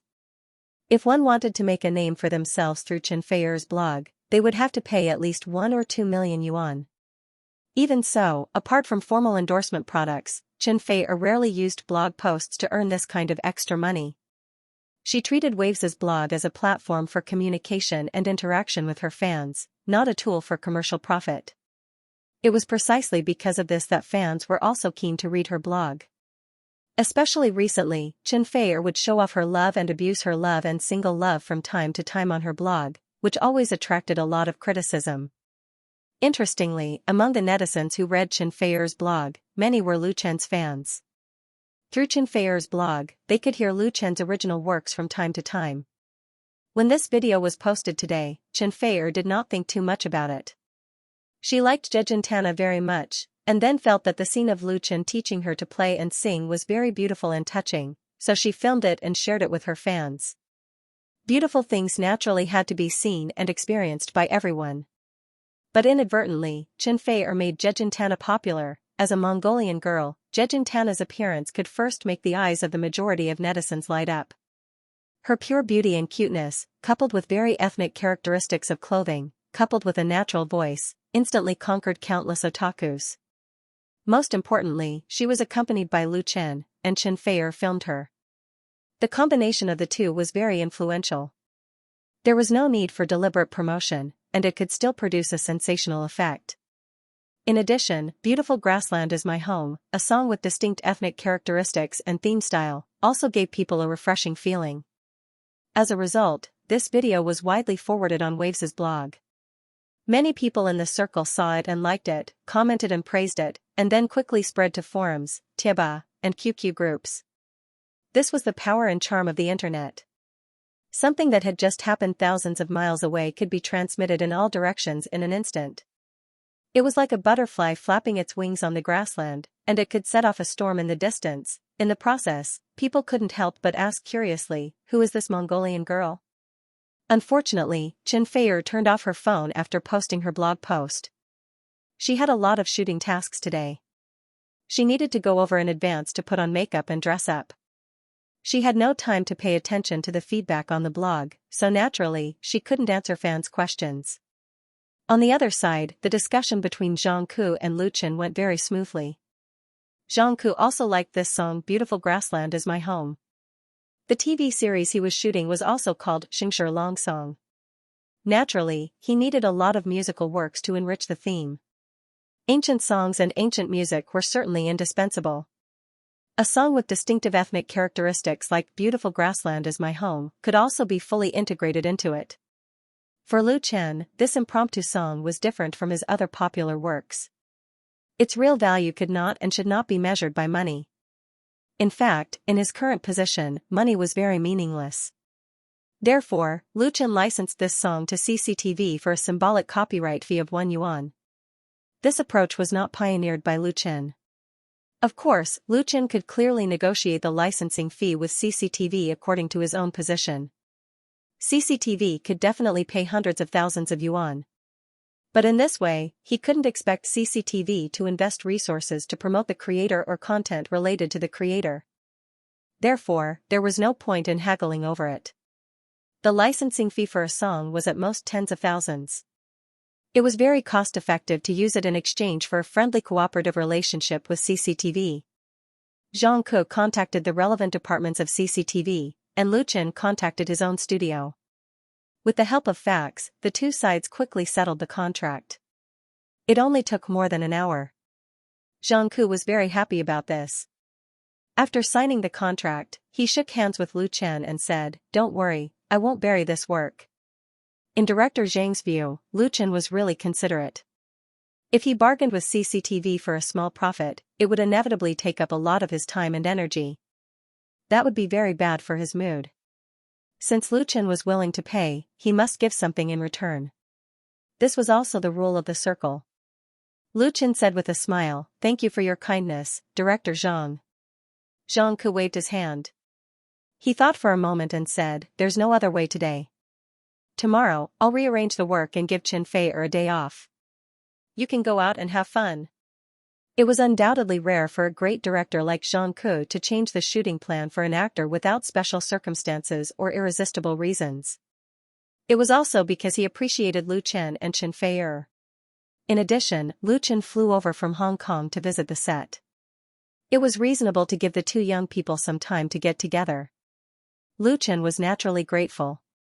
The next day, Chen Fei really got the opportunity to take a day off. So Lu Chen borrowed 2 horses from Uncle Begging Face and went to the hunting ground with Chen Fei. They enjoyed the beautiful scenery of the prairie together and were affectionate. It was a pity that good times were always short-lived. On the 3rd day after arriving at the hunting grounds, Lu Chen had no choice but to embark on his return journey. When it was time to say goodbye, Chen Fei was reluctant to leave, while Zhejian Tana's eyes were red from crying. Although they had only known each other for a short time, the Mongolian girl had a special feeling for Lu Chen. She really hoped that Lu Chen could stay here and teach her how to play the piano and sing. Seeing that she was so sad, Lu Chen had to make an appointment with her to come to Beijing when she had a chance. Uncle Begging Face, on behalf of the herdsmen in the hunting ground, sent Lu Chen a hada that represented good wishes. After saying goodbye to his beloved girlfriend and the Mongolian prairie, Lu Chen returned to Beijing on November 7th. It was already past 11 o'clock in the evening when he returned to his home in Xicheng in the capital. Lu Chen took a hot bath first. After washing away the dust and fatigue, he did not immediately go to bed. Instead, he sat in the study and sorted out his recent work in detail. After the official establishment of the film and television studio in Hong Kong, it would inevitably become normal for him to fly back and forth from Beijing to Hong Kong for a long time to come. If he did not arrange his work in an orderly manner, there would be trouble. At present, the focus of Lu Chen's work was definitely in Hong Kong. The new film A Chinese Ghost Story was about to start shooting. In order to catch up with the list of films supported by the new policy next year, his existence was absolutely indispensable. It was not that Lu Chen was not needed in the capital. On the contrary, many businesses could not do without him, such as advertising endorsements, commercial performances, film and television cooperation. With the hot release of the new album and the great success of the 2 TV series, more and more people came to seek cooperation. Beijing Television, Zhejiang Television, Crown Pictures, SPG, Chanda Brothers, and other partners made a lot of money in the TV series full of romance and strongly requested to start shooting a new TV series. It didn't matter if Lu Chen went to Hong Kong to shoot a movie. First, he had to come up with a new script, set up a crew, recruit actors, rent a set and so on. At that time, as long as Lu Chen found time to shoot it, it would be fine. Their voices were so strong that Lu Chen and the studio could not ignore it. Although it was definitely too late this year, it was not a problem to start shooting the new TV series in the first half of next year. So he had to write the script for the third TV series. According to Lu Chen's plan, this new TV series would be the last one in his trilogy of urban romance TV series. After shooting, the future TV series would be fully focused on the big IP plan. The Smiling, Proud Wanderer, The Legend of the Condor Heroes, The Legend of the Condor Heroes, The Heaven Sword and Dragon Saber, a piece of A4 copy paper was filled with his writing. After several revisions, his thinking gradually became clear. Ring ring at this time, the landline phone on the desk rang. The caller ID showed that it was Lu Shi. Lu Chen answered the phone. Sister? Lu Shi asked, when did you come back? Lu Chen replied, I just came back. I was afraid that you were already asleep, so I didn't call you. You haven't slept yet? How can I sleep? Lu Shi snappily said, you found a good seedling in the Mongolian steppe, why didn't you sign him? Ah? Lu Chen was confused. What good seedlings? Lu Shi was exasperated. Xianxia. That Mongolian girl is now very popular on the internet. She was signed by Chen Feier's studio. Ah. Lu Chen had never expected that Lu Shi would call him in the middle of the night to talk about Xianxia. He had no idea that Xianxia had become famous on the internet, so he hurriedly asked what was going on. Lu Shi saw that Lu Chen really did not know the truth, so she told him the whole story. It turned out that the morning before yesterday, Chen Feier posted a video on his blog. The content of the video was the scene of Lu Chen teaching Xianxia to play and sing The Beautiful Grassland Is My Home. As soon as the video was posted, it immediately became popular on the internet, and the number of views kept rising. The number of comments and reposts on Chen Feier's blog post had exceeded 1 million today, and it reached the top of the home page of Waves' blog. Then at that time, many netizens wanted to know who this Mongolian girl was. It was only last night that Chen Feier briefly introduced her in a new blog post. Thus, the 14-year-old Xianxia became a real internet celebrity overnight. That night, her name was on the hot list of online searches. Then this morning, Chen Feier's studio announced on its official blog that they had officially signed Xianxia. So that's how it is, Lu Chen finally understood. He remembered that when they were at the spring hunting ground, Chen Feier had said that Xianxia had the potential to become a star. At that time, Lu Chen did not pay much attention to it. He did not expect that Chen Feier would directly sign Xianxia. Lu Shi was unhappy. She scolded, you're forgetting about your sister when you have a wife. Wouldn't it be better if we signed Xianxia ourselves? We can't possibly rely on you to support the Beijing studio forever, right? The original purpose of the establishment of Lu Chen's studio was to serve Lu Chen alone, but as his fame grew and his career grew, the studio's expansion was inevitable. Now, Beijing studio had been doing business with the outside world. The recording studio that had been invested in the construction of was not idle, and the daily work schedule was full. But this obviously could not meet Lu Shi's expectations, because in the circle, many star studios were developing into entertainment agencies. She also hoped to expand Lu Chen's studio into a real first-class company in the industry. Therefore, the original strategy of not poaching people and not signing people was changing. After more than a year, Lu Shi had treated Lu Chen's studio as her own business. She had long given up the plan to apply for graduate school and devoted herself to work. It could be said that without her efforts, Lu Chen might not have achieved what he had today. Now seeing such a good seedling like Xianxia being signed by Chen Feier, even if the other party was her future sister-in-law, Lu Shi was very unhappy. He had a wife and forgot about his sister. Lu Chen did not know whether to laugh or cry. Why don't I talk to Feier? He believed that as long as he asked, Chen Feier would definitely sign Xianxia over. Lu Shi was not fooled. Don't try to shift the blame. Do you think I would fight with your girlfriend? If you have the ability, you can discuss with Fair and merge the two studios into a new company. Then you don't have to separate. Lu Chen suddenly realized that after saying so much, this was probably his sister's real idea, but thinking about it carefully, her proposal was very reliable and operable. It was the so-called strong combination, and the effect was definitely greater than two.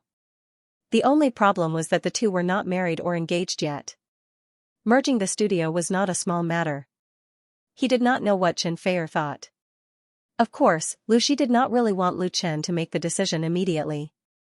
She just made a good suggestion. In the end, the decision was still made by Lu Chen and Chen Feier. His sister cared about Lu Chen's life and told him about his mother and sister in Benhai. Although there was a lot of chatter, Lu Chen felt warm in his heart. When he ended the call, it was already midnight. He reorganized his thoughts, then made a document on the computer, saved it, and went to rest. "Good morning, Director Lu." The beautiful front desk lady bowed, and her sweet voice made Lu Chen couldn't help but take another look at her. The front desk of Lu Chen's studio had always been Sister Xiaomei. Not long ago, she was transferred to Lu Shi's assistant, which could be considered a big upgrade. This front desk lady was recently recruited. At that time, Lu Chen just went to Xianxia. It was said that the news of recruiting a new front desk lady was released, and there was an endless stream of beautiful women coming to apply for the job. The competition was very fierce. It was a pity that he didn't get to see it, but this carefully selected new employee was undoubtedly very pleasing to the eye. Lu Chen nodded, morning. Although the studio was founded by him, the position of general manager was always held by Lu Shi. Lu Chen himself was originally the music director, and now he was the art director. He asked one more question, "What's your name?" The front desk lady smiled sweetly and said, "My name is Wan Yali, you can call me Xiaoli. Director Lu, Manager Zhang of Shanghai Publishing House is waiting for you in the reception room. Do you want to meet him in the office, or?" Lu Chen said, "I'll go see him directly." Shanghai Publishing House was one of the top 10 private publishing houses in the country. Its headquarters was located in Beijing. When Lu Chen published the novel Autumn in My Heart, this publishing house bought the copyright with a high price of 15% plus 500,000 yuan. Later, the novel version of Full House of Romance was also cooperated with Shanghai Publishing House. So far, the total sales of these two novels by Lu Chen had exceeded 5 million. As a work adapted from a film and TV series, the results were very dazzling. Putting aside the influence of the work itself, Shanghai Publishing House also contributed a lot. Therefore, in the list of partners of Lu Chen Studio, Shanghai Publishing House was the first. Manager Zhang of Shanghai Publishing House, Zhang Yaoqing, and Lu Chen knew each other. This deputy general manager cum chief editor personally ran to the studio to wait for Lu Chen. Of course, Lu Chen had to personally come out to receive him. "Manager Zhang, long time no see." In the reception room, Lu Chen once again saw Zhang Yaoqing, a middle-aged man with a refined temperament. Zhang Yaoqing shook hands with Lu Chen and said with a smile, "Director Lu, you are a busy man. It's not easy to find you." Lu Chen was ashamed. "Recently, I have been preparing to shoot a movie in Xiangyang. I really can't be here." Zhang Yaoqing said, "This time, let me directly sign the contract. This time, let's just sign the contract." At this time, Zhang Yaoqing introduced the young woman he brought with him to Lu Chen. "This is Zhou Lu, my assistant editor. She is in charge of editing The Smiling, Proud Wanderer." Lu Chen nodded to the other party and said with a smile, "Hello. Li." Zhou Lu was in her 20s.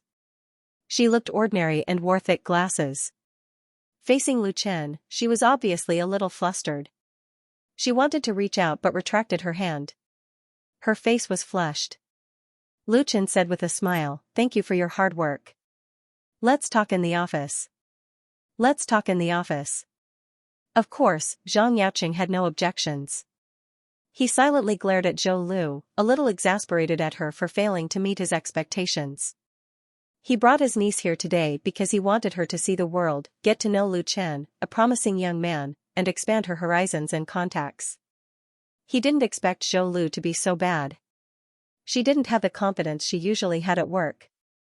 It could only be said that Lu Chen's charm was too great, or his halo was too dazzling. Zhou Lu, a young girl, couldn't keep calm. After sitting in Lu Chen's office, Zhou Lu finally reacted. She took out a thick stack of books from her briefcase. There were 5 books in total, and she put them in front of Lu Chen. Zhang Yaoqing explained, "This is a sample book specially made by our publishing house. The title was written by the famous calligrapher Mr. Fu Guangyuan. Please review it, Director Liu." Lu Chen picked up the book on the top and looked at it carefully. Although it was just a sample book, it was basically not much different from an official published book. The color laser printed cover was very high resolution. The 4 big black characters, the smiling, the proud wanderer, were bold and powerful, showing the extraordinary skills of the writer. The strokes of the pen had an unrestrained chivalrous spirit. Lu Chen was very satisfied. The smiling, the proud wanderer was the test of Lu Chen's big IP plan. In May and June of this year, he published the online version on Waves Reading under the pen name Remembering the Present and the Past. At the beginning, the performance of the smiling, the proud wanderer was terrible. There were very few clicks, favorites, and comments. It was very bad. But when Lu Chen continued to update the book to more than 200,000 words, the performance of the book improved greatly. More and more readers liked the book, and it was also invited to sign a contract with the book website. Of course, it was impossible for Lu Chen to sign a contract with Waves Reading. Later on, he slowed down the speed of updating the book. When the book reached 500,000 words, he stopped updating and made a publication announcement. At this time, the number of favorites of the smiling, the proud wanderer on Waves Reading had exceeded 30,000. Lu Chen was not in a hurry for the operation of this new martial arts novel. Unlike movies or TV shows, a good book's reputation needed time to be accumulated and brewed. Just like wine in the cellar, the longer it was kept, the more fragrant it would be. Now that it was almost ready, Lu Chen would officially publish it and push it to the market. Then he would properly operate it to pave the way for a series of works such as The Legend of the Condor Heroes and Demigods and Semi-Devils in the future. There were 5 volumes of The Smiling, the Proud Wanderer, with about 1,000,000 words. The design and binding of the book were antique, and the layout of the text was neat. Undoubtedly, Shanghai Publishing House had put a lot of effort into it. When Lu Chen was reviewing the sample book, Zhang Yaoqing was not calm. When Lu Chen's studio brought the manuscript over, the publishing house had a dispute on the specific terms of the contract, because the author of The Smiling, the Proud Wanderer was not famous in the martial arts circle and had no previous works. There was definitely a risk in publishing such a book. It was easy to lose a lot of money if the royalty and the guarantee were involved. But after Zhang Yaoqing read The Smiling, the Proud Wanderer and knew the feedback of the readers who read this book on Waves Reading, he resolutely decided to sign the contract according to the highest level of treatment for authors. This is not only the need to continue the good cooperation with Lu Chen Studio, but more importantly, Zhang Yaoqing has a strong interest in this martial arts novel. His professional sensitivity tells him that in the traditional book reading market, The Smiling, Proud Wanderer definitely has a place. Therefore, after knowing that Lu Chen had come back from Hong Kong, he immediately went to visit him and sent the sample book that he had carefully prepared, to ensure that he could get the publishing contract. Zhang Yaoqing believed that his sincerity was enough to get this cooperation. And in fact, he was not disappointed. Happy cooperation. In the meeting room, Zhang Yaoqing, the deputy general manager of Shanghai Publishing House, and Lu Shi, the general manager of Lu Chen Studio, signed the publishing contract for The Smiling, the Proud Wanderer. Zhang Yaoqing shook hands with Lu Shi and Lu Chen with a big smile on his face, and said sincerely, "Don't worry, we, Shanghai Publishing House, will devote all our resources to the promotion of this novel, and make The Smiling, the Proud Wanderer a hit in the book market at the end of the year." There were 5 volumes of The Smiling, the Proud Wanderer, with 1,000,000 words. According to the publishing contract signed by both parties, the first print run would be 100,000 copies of the hardcover edition, and 200,000 copies of the paperback edition. The total first print run would reach 1.5 million copies, for a novel written by a newcomer, and it was not a traditional best-selling novel. The first print run of The Smiling, the Proud Wanderer was undoubtedly too large. If it did not sell well, Shanghai Publishing House would suffer a great loss. As the leader of this publishing cooperation, Zhang Yaoqing also bore a considerable risk. To some extent, he was betting on his career and reputation in the circle. Of course, Zhang Yaoqing would not fight a battle he was not sure of. In addition to his confidence in the quality of the book, he knew the popularity of the Smiling, the Proud Wanderer on the internet, and the promotion of Shanghai publishing house, Lu Chen and Chenfei Studios. The real risk was not that big. The two big names had more than 50 million fans on Wave's blog. Even with a discount, the sales of 300,000 copies was not a big deal. The serious thing was that if the Smiling, the Proud Wanderer became a hit under Zhang Yaoqing's leadership and created a new best-selling novel genre, then his reputation and status in the circle would definitely be enhanced big. Lu Shi smiled and said, "Thank you, General Manager Zhang." "You're welcome," Zhang Yaoqing asked tentatively. "To be honest, I admire the author of The Smiling, the Proud Wanderer very much. He must not be an ordinary person to be able to write such a wonderful novel. Can you invite him over for dinner?"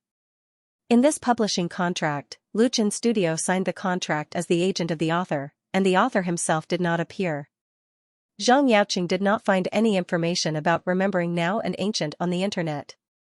This made him very curious, and he wanted to take this opportunity to get to know him. If The Smiling, Proud Wanderer really sells well, then it will be easy to talk about the follow-up works. Although Lu Chen Studio is the sole agent of the author, it also has to consider the author's preference, right? Zhang Yaoqing didn't mean anything else. It was nothing more than the professional experience of a veteran. Lu Chen and Lu Shi looked at each other, and the latter said with a smile, "I'm sorry, Mr. Zhang. This author doesn't like to socialize, and he has transferred all the copyrights to our studio, so, if there's a chance to get the author's consent in the future, then we can arrange it." While explaining, Lu Shi quietly rolled her eyes at Lu Chen. It was all his mysterious tricks. In fact, Lu Shi could also understand Lu Chen's scruples. He was already so good at writing songs and singing, and he was also a good screenwriter and actor. If he published a novel and became a real best-selling author, it would make people speechless. Sometimes Lu Shi couldn't figure out how many things were hidden in her brother's head. She had never seen him have so many talents before, and they suddenly burst out.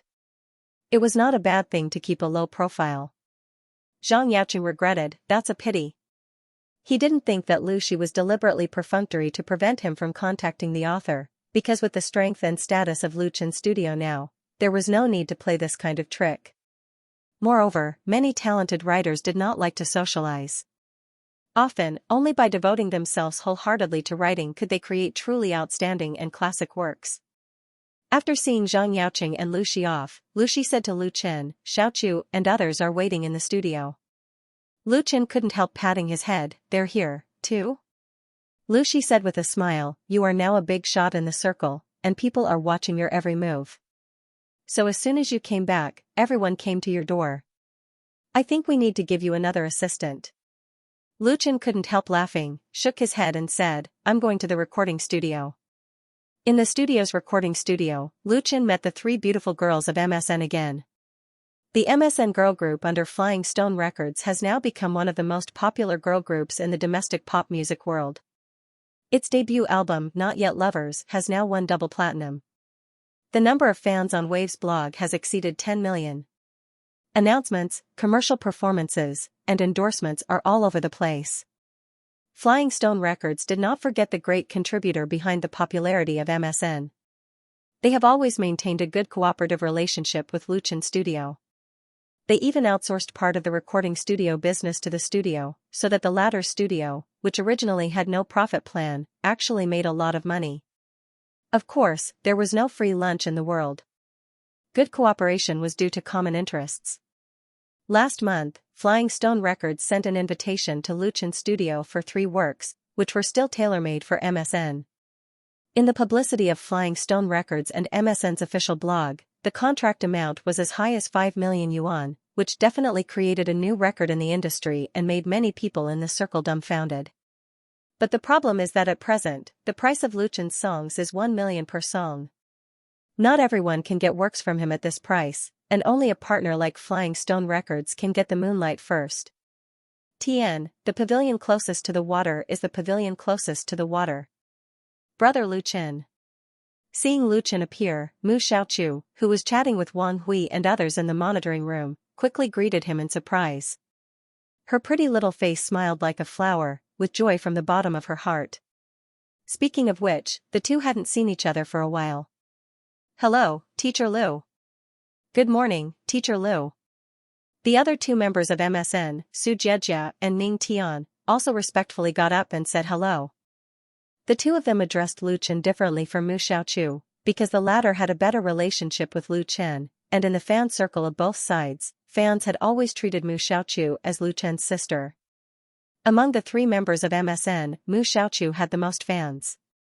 Her personal fans on Wave's blog were more than Su Jiejia and Ning Tian combined.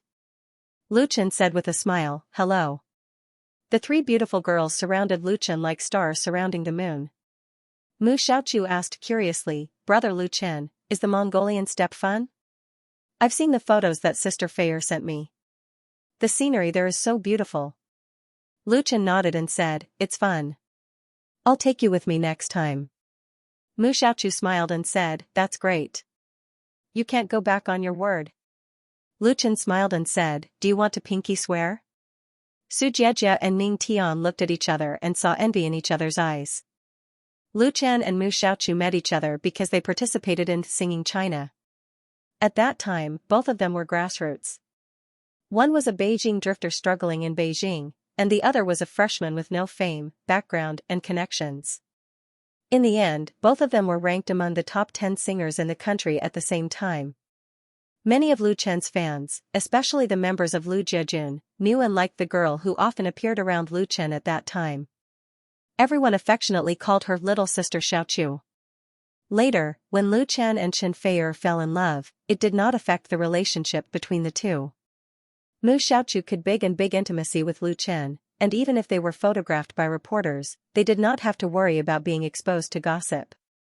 And it was precisely this relationship that made MSN the object of envy and jealousy of countless artists struggling at the bottom. In the circle, Lu Chen has the nickname Golden Touch. It is said that any singer, as long as he gives guidance, will be able to become famous and popular. His works are a guarantee of sales. But nowadays, it is basically impossible for ordinary singers and artists to get the guidance of Lu Chen. Even if they are willing to pay an amazing price, they may not have the opportunity to squeeze into the list of song invitations. Therefore, Su Jiejia and Ning Tian are very envious of the friendship between Mu Xiaochu and Lu Chen, but they are absolutely not jealous. Because they know very well that the success of MSN is inseparable from Lu Chen, and it is also inseparable from Mu Xiaochu. You try recording it first and let me listen to it. Flying Stone Records has its own recording studio, and has a number of experienced and well-known recording artists and a large number of professional talents in the industry, but MSN's new songs are still recorded in Lu Chen's studio. On the one hand, it is convenient for Lu Chen to give guidance on the spot, on the other hand, it also represents the attitude of Flying Stone Records. Not only that, Flying Stone Records also sent a recording artist to join Lu Chen's studio to help Wang Hui, who was already too busy to breathe, manage the recording studio. Otherwise, a lot of work would not be completed in time. The recording artist's surname was Hao. He was in his 30s, tall and thin, with long hair. He was a little arrogant, but in front of Lu Chen, he was still very respectful, not daring to put on any airs. MSN's new song was recorded by him. The three girls entered the recording studio one by one and put on huge monitoring headphones. After brewing for a moment, the prelude music quietly sounded in the monitoring room through the high-quality sound system. Mu Xiaochu, Su Jiejia, and Ning Tian looked very serious as they sang along with the music. Because we cannot fly. So the voyage of happiness is long, it was inevitable that there would be storms lying in ambush ahead. Want to try to separate our clasped hands? If you're not afraid, I won't panic if you don't panic. When we cross the ocean of love, he would rejoice that he didn't give up in the end. On the bustling shore, the tears along the way, they were all buried as treasures. The name of this song was Ocean of Love. It was the theme song tailored by Lu Chen for MSN's second album. It was also the most important of the three works. Different from the immaturity of Not Yet Lovers, Ocean of Love tended to be mature in style. There was a strong determination and desire for love in the sadness, which increased the difficulty of singing a lot. Compared with the recording of Not Yet Lovers, the growth of MSN was visible. They had a very tacit understanding. A glance was enough to communicate a lot of information. Their grasp of the emotion of the work was more in place, which made people feel enjoyment when listening. The voices of the three girls were all excellent, but they were by no means the same. Mu Xiaochu's sweetness, Su Jiejia's mellowness, and Ning Tian's clarity formed the unique charm of this girl group. This kind of charm was vividly displayed through the song Ocean of Love. The turbulent ocean of love, there are too many sad waves, let's not be like that, let's not regret, let's cross the ocean together, let's go to the other side together. When it came to the climax of the chorus, the transformation of the three people's aura and the seamless connection were perfect. It was impossible to achieve this level without a long time of practice. Although it was the first audition today, the effect had reached the level of official recording. Lu Chen, who was listening in the monitoring room, showed a knowing smile. They were giving him a surprise. The music score of this song was composed by Lu Chen for MSN when he first arrived in Hong Kong. After more than half a month, they handed in a perfect answer sheet. There must be the supervision and guidance of professionals in Flying Stone Records, and the efforts of the three girls were indispensable. TN, Flying Stone Records, whether it was being a person or singing, whether they put their heart into it or not, it was completely different. This effort alone was worthy of praise. After the song Ocean of Love was sung, the three girls opened their eyes at the same time.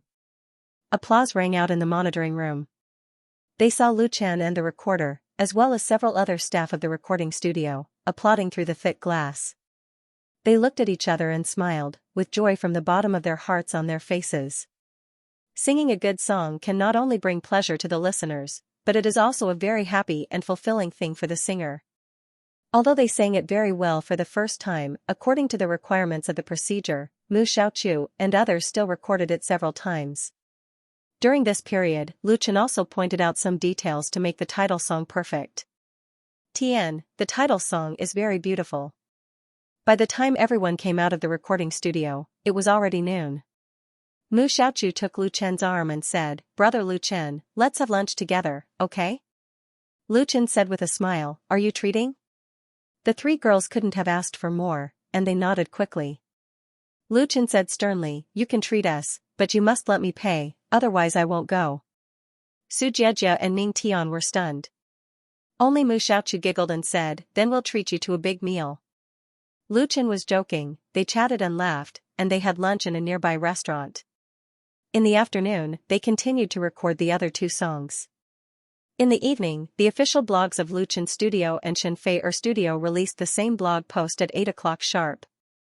The basic content of the blog post was that the two studios signed the copyright of the novel The Smiling, Proud Wanderer by the author Yi Jinggu. It would be officially published this month, and it was expected to be filmed in the second half of next year.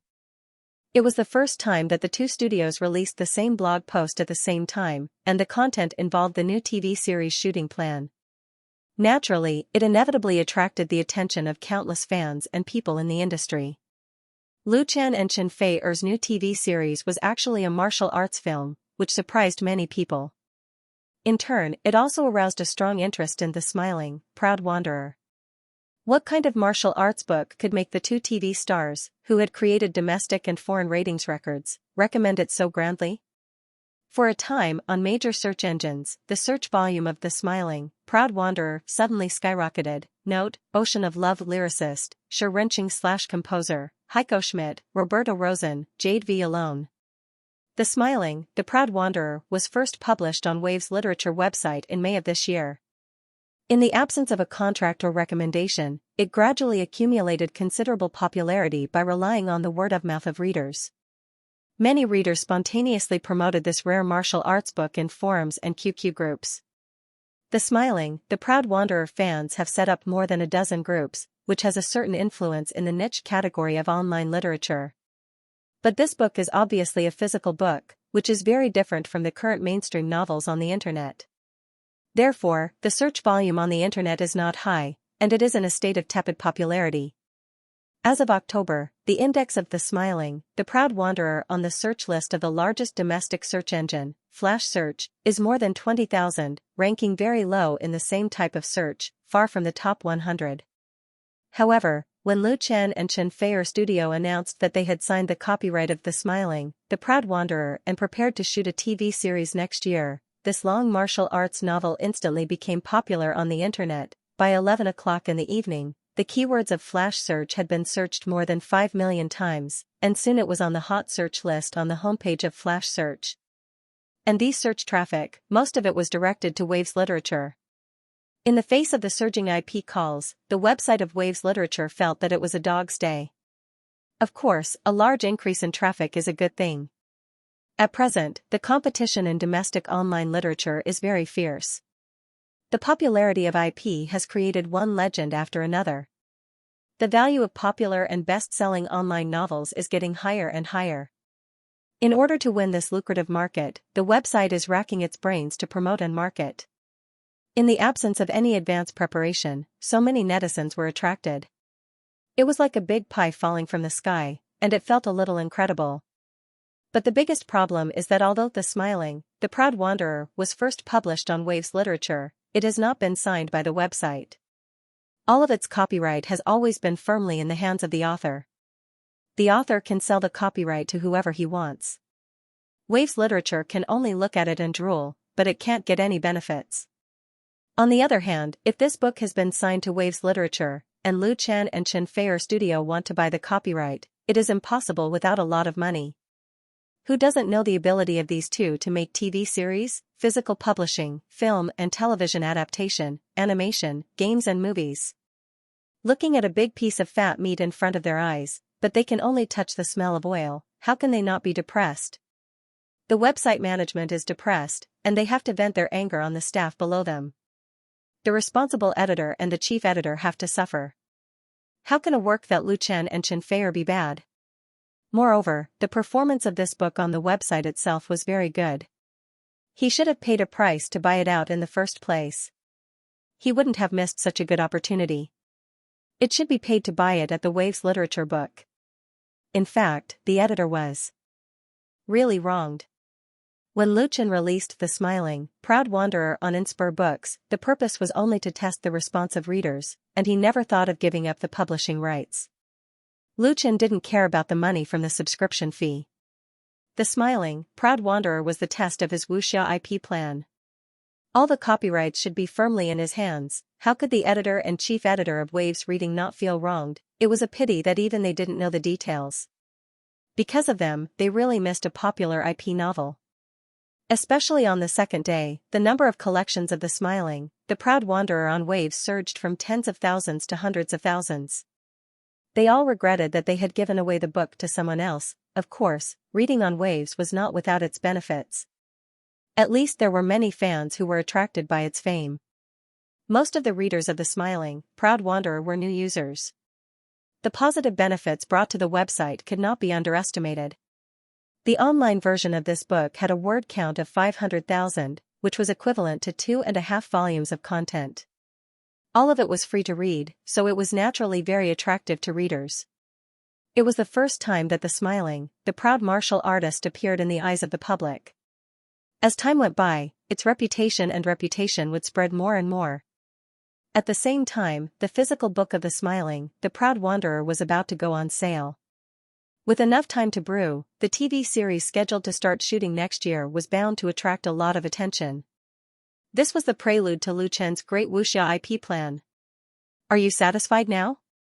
On the second day after the announcement, Chen Feier talked to Lu Chen on the phone. She laughed and said, "You won't blame me for stealing Sister Xianxia's signature, right?" Lu Chen smiled bitterly and said, "I didn't blame you in the first place. I heard that Sister Lu she has a problem with that." Chen Feier was well informed. She explained, "Actually, it was my fault. I didn't expect that posting the video of you and Xianxia on the blog would cause such a big reaction. I was afraid that it would affect her life, so I signed Xianxia directly."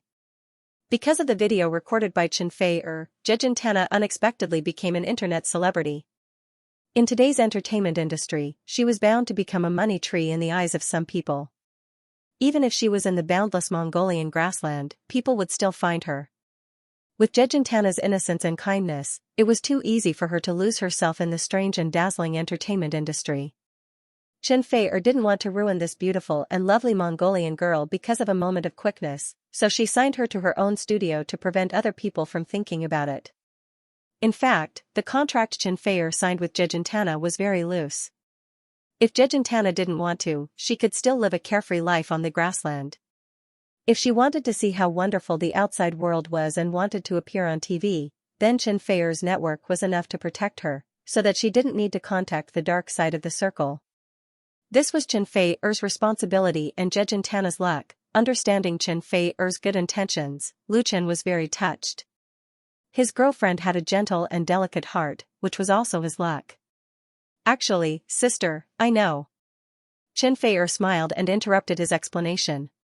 Sister Lu, she definitely isn't angry, and I have already called her, so the studio issued an announcement at the same time. Lu Chen was convinced. You guys colluded?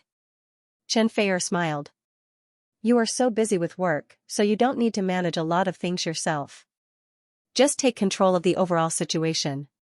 By the way, I have good news for you. Lu Chen's attention was immediately diverted. What good news?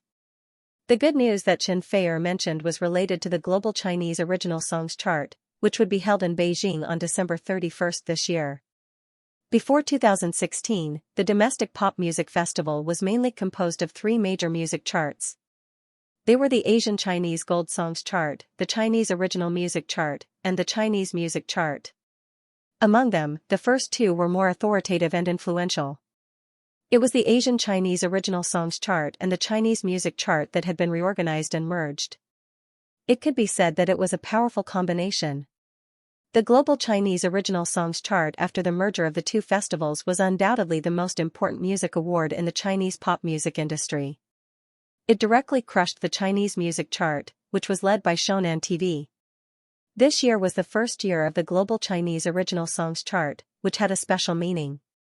Most of the people in the circle had already grasped the basic information about this music festival that was highly anticipated. For example, the Chinese Original Songs Chart had a total of 24 awards, including Best Male and Female Singer, Best Album, Best Lyrics, Best Composition, Best Newcomer, Best Orchestra, Best New Group, Best MV, etc. The time was fixed on the last day of each year, and the venue was the National Grand Theatre. Whether it was the scale or the layout, it had reached the national level. It was bound to have an impact on the Chinese circle in Asia and even the world. Any aspiring musician wouldn't want to miss such a grand music event. Of course, it was very difficult to get a place in it. According to the insider information that Chen Fei got, Lu Chen had already received many nominations and was just waiting to be announced. According to the rules of the Global Chinese Original Songs Chart, each award could not be more than 5 nominations, and only one could win. There would not be a situation where there were double yokes or multiple yokes. The organizing committee of the Golden Songs Chart had undoubtedly learned a lesson from other awards. In the past, in many awards in the film and music industry, the situation of dividing the pork was quite serious. It was very common for 2 best actors or best actresses to appear at a film festival at the same time. There were even 3 of them on the same stage, which was very embarrassing.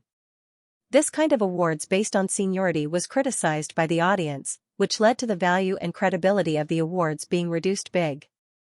As a result, in the end, some winners refused to accept the awards. There could only be one winner for each of the major awards on the Golden Melody Chart. Chen Fei had been in the industry for more than 10 years. Her connections in the circle were not something that Lu Chen could compare with. Therefore, before Lu Chen got the news, she already knew a lot of inside information. You will definitely be nominated for Best Male Singer, Best Album, Best Lyrics, and Best Composition. Chen Fei said, I'm not sure about the others, but with these 4 nominations, it's enough. Although it was just a nomination, it was already very valuable for such a heavyweight award as the Global Chinese Original Songs Chart. It should be noted that the Golden Songs Chart was aimed at the Chinese pop music world all over the world, including musicians from Taiwan, Hong Kong, and Macau.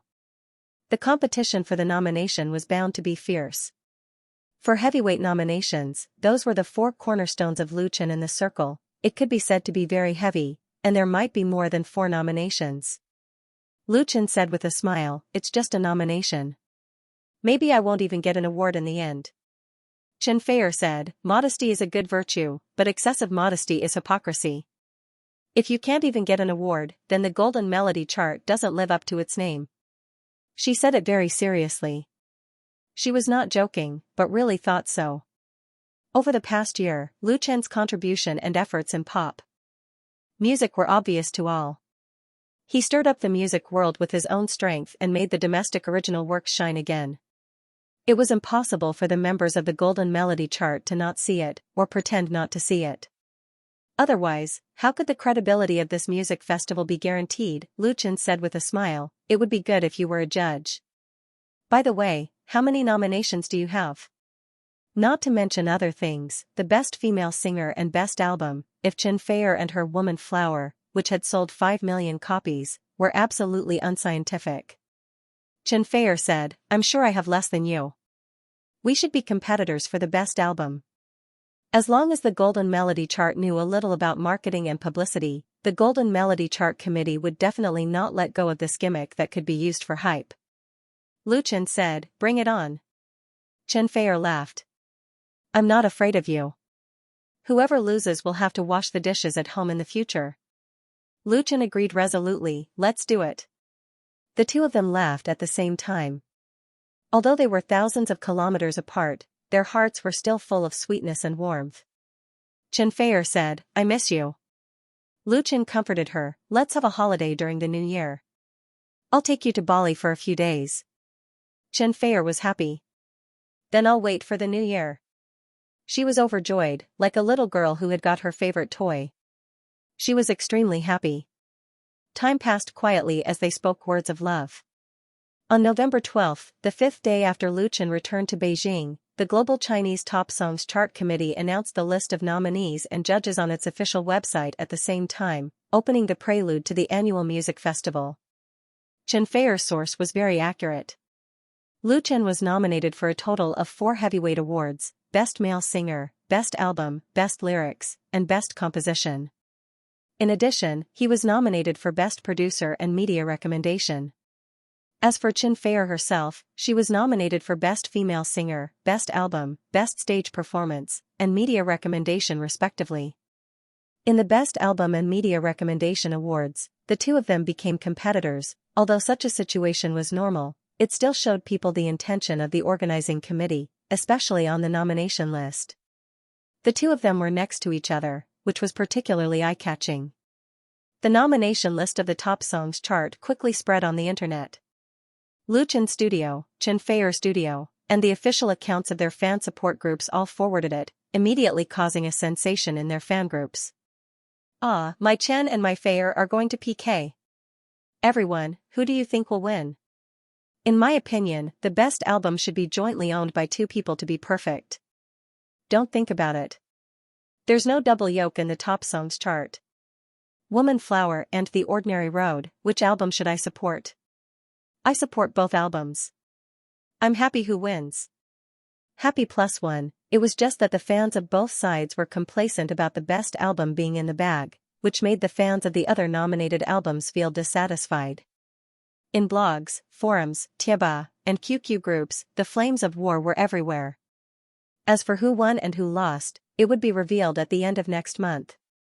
End of chapter 470. Don't forget to subscribe, like, and share the video to support the channel.